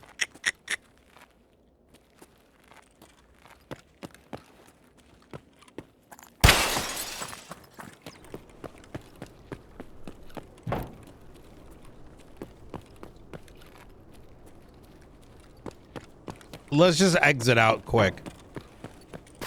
I don't have a backpack. I don't want to search for one. Let's just dip. I don't know what. I've noticed, man, the last 2 days I haven't been...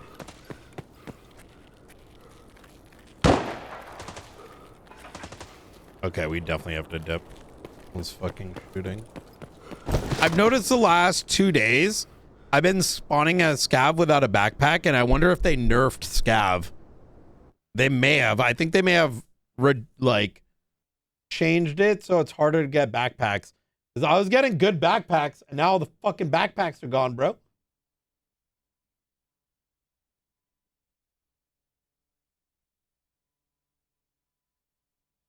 Damn, backpacks are missing.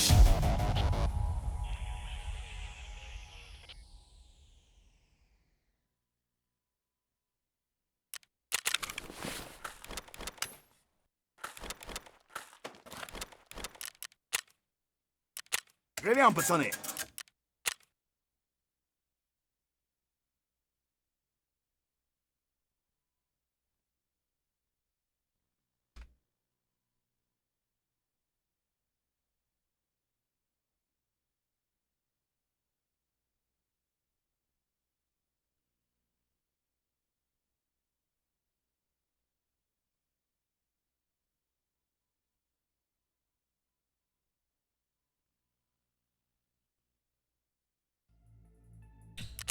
Okay, we need the AK-74N proper 2. Proper level 2. AK-74N. Wait, we could have literally just gone like that. Oh, AKS-74N. I almost bought the wrong one.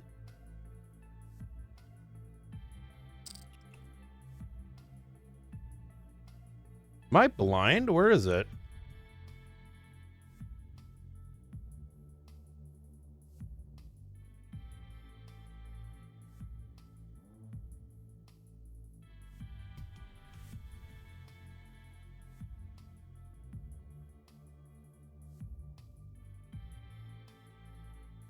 AKS-74N. There's so many different AKs. And I don't actually know what the difference is. They all seem so similar. Oh my god, this is pitted. Okay, this is actually fucking insane.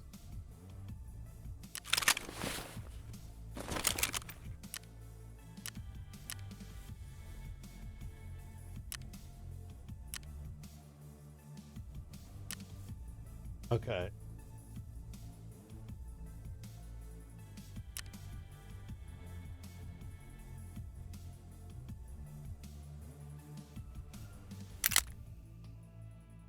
So we're completely replacing that.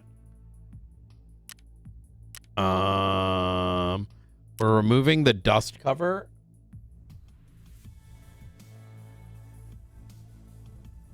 We're putting a B33 on it.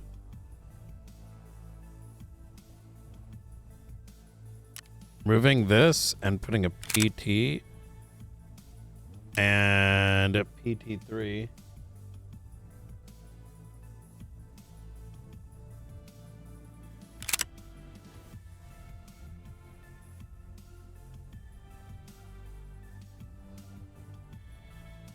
RK3.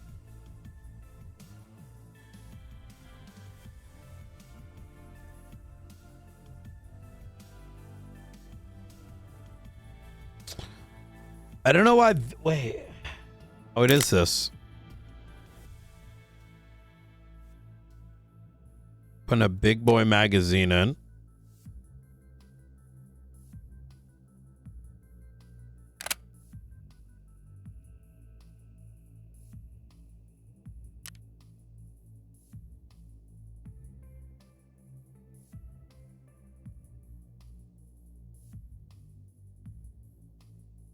So RK0.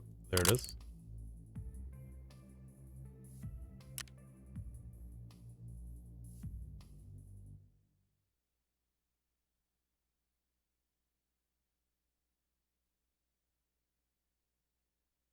I must be blind. Oh yeah, it's right there.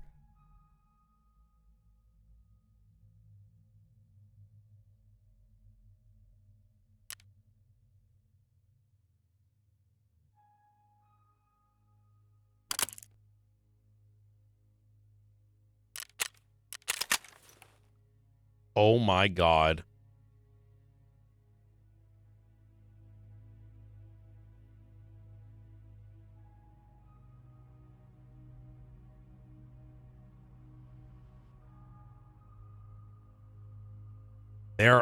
They're fucking forcing our hand. Will be available at level 4, so you have to pay the price, I guess, for a lot of this. And this one we're fucked till level 25. And this one we're fucked till level 25.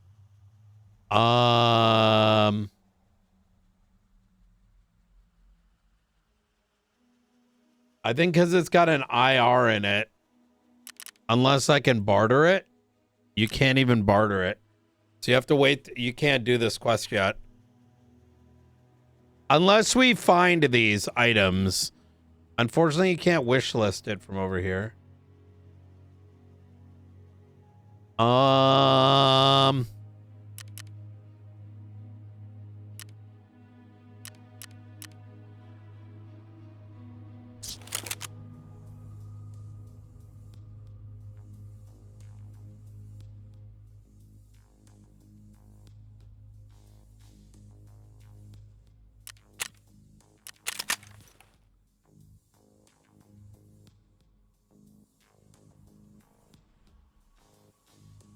Level 25.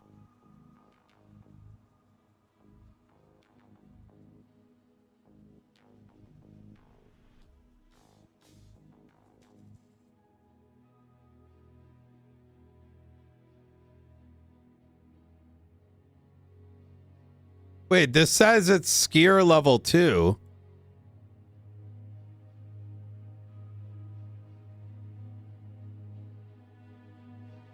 Oh, and the other one, this is prop war level 3.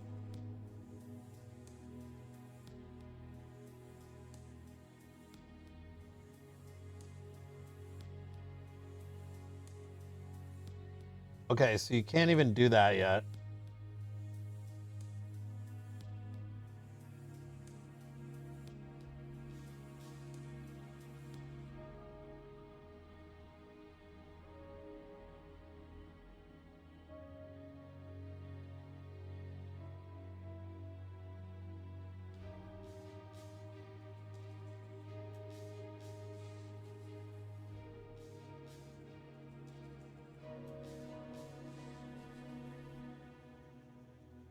Yeah, you need prop war level 3.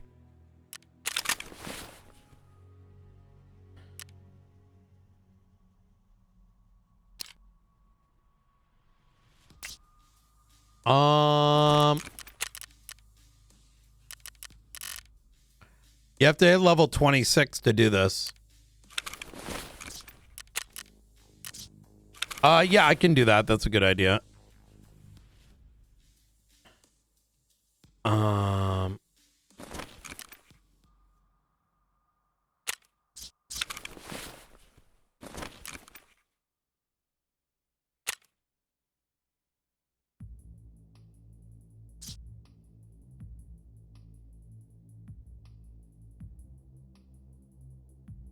You can't even buy this till then. Okay, let me do this. So if I say, actually, we'll just do this.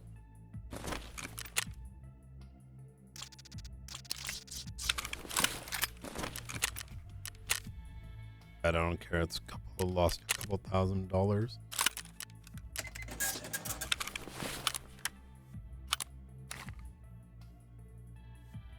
Fucking bullshit. Slams hand on desk. Fucking bullshit.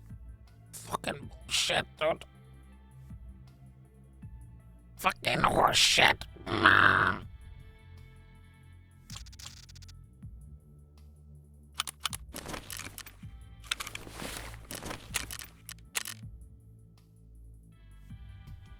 Fucking ass, dude.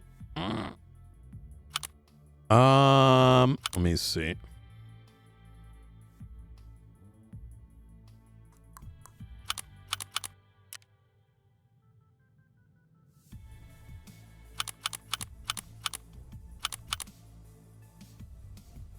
Bro, I have so many like little pieces of dingalings like all over the place.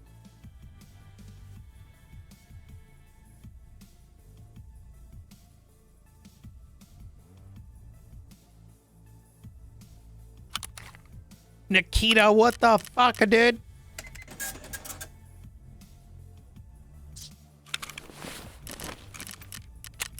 All right.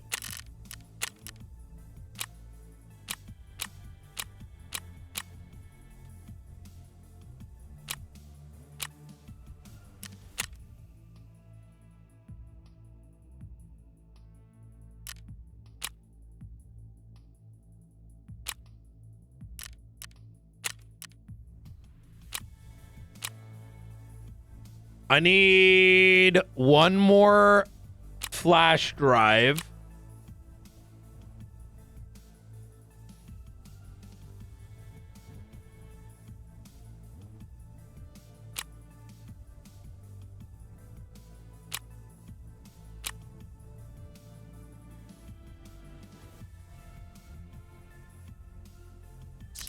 And I have a factory quest. Let's do factory.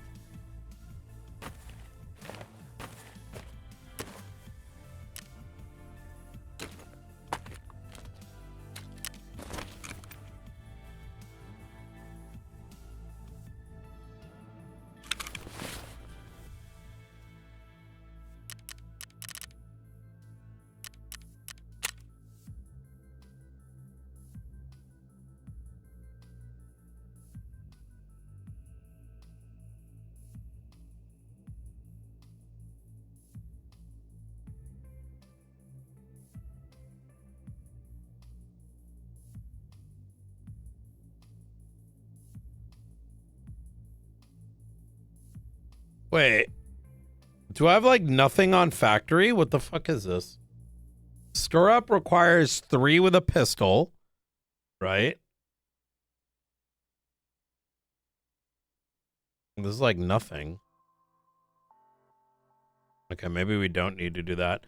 Also, I'm fucking dying anyways. Okay, let's go.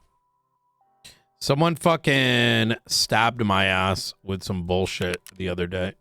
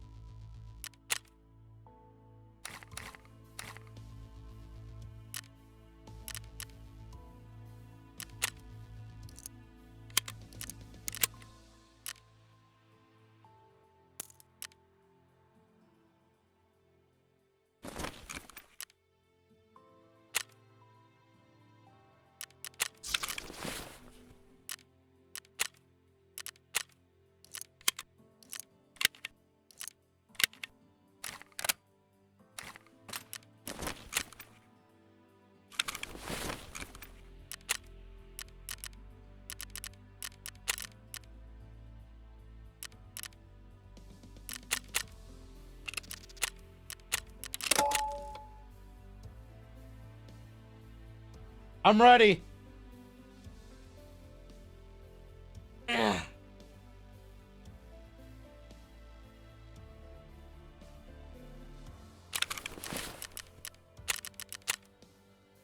Not bad.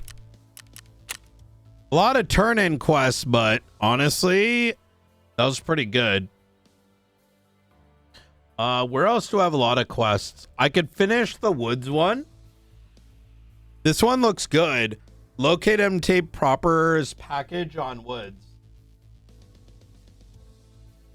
Which I don't know where that is. I'm assuming that's inside that main medical camp. And then I can kill 2 of those guys along the way. Wait. Hand over the package? Wait. Do I do one or the other? Wait.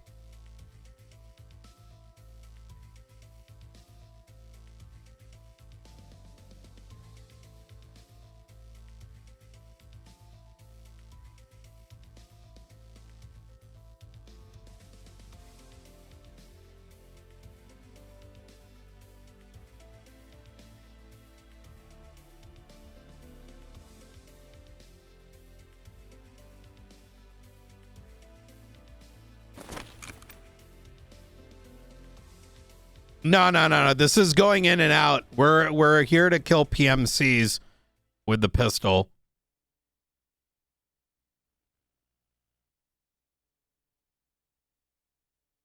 I'm expecting to die on this.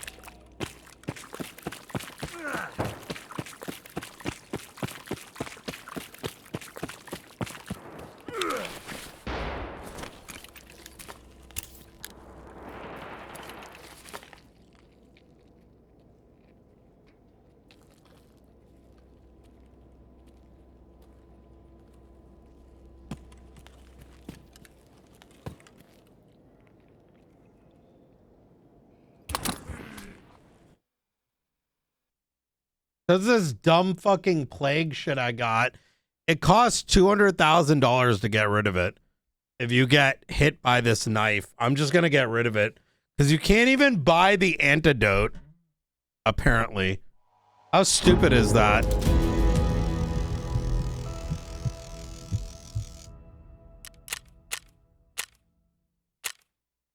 Look, treat $150,000. Unknown toxin. Like let me look it up. How do you get rid of unknown toxin in the last month? What's going on, everybody's here?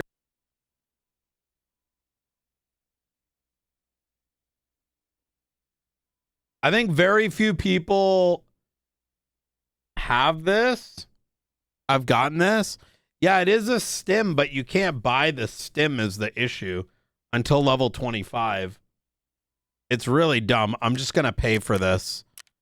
I can't be bothered.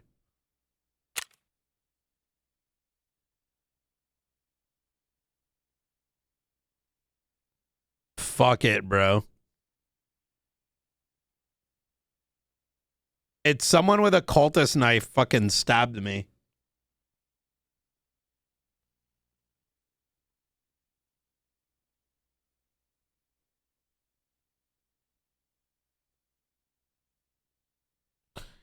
It's easier for me to do that than it is to like do anything else. So, for me, it's whatever at the end of the day, right?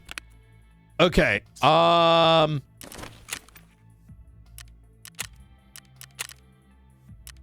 Let's do one more scav run, and then we're gonna go and actually, you know, kick off with normal tasks.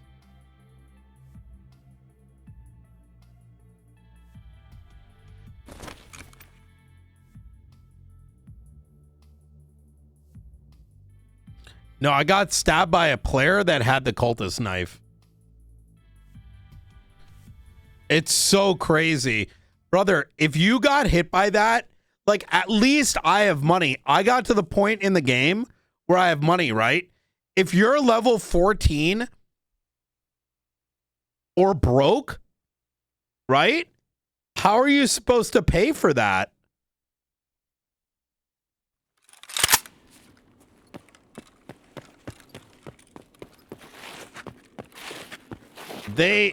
I don't know what the hell they were thinking. I'm going to be honest.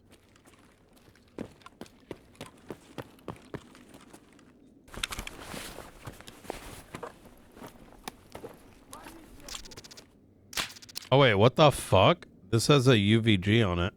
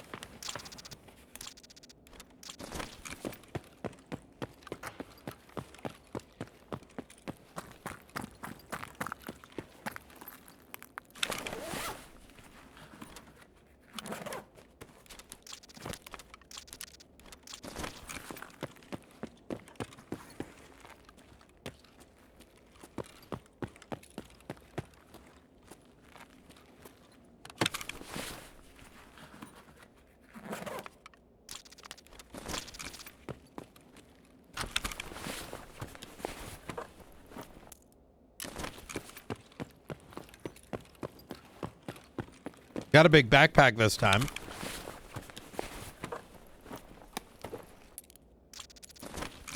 If the key's there, it means no one's gone in. Also, we're at the 17-minute mark. 17-minute mark means...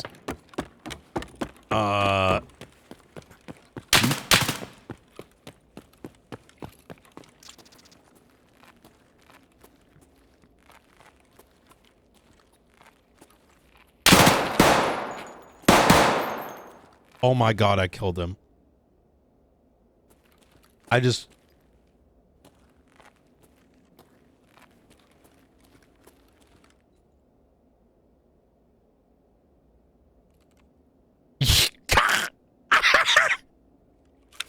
Yo, what the fuck? Dude, I just fucking... That guy is definitely reporting me. That guy's definitely reporting me, dude. What the fuck?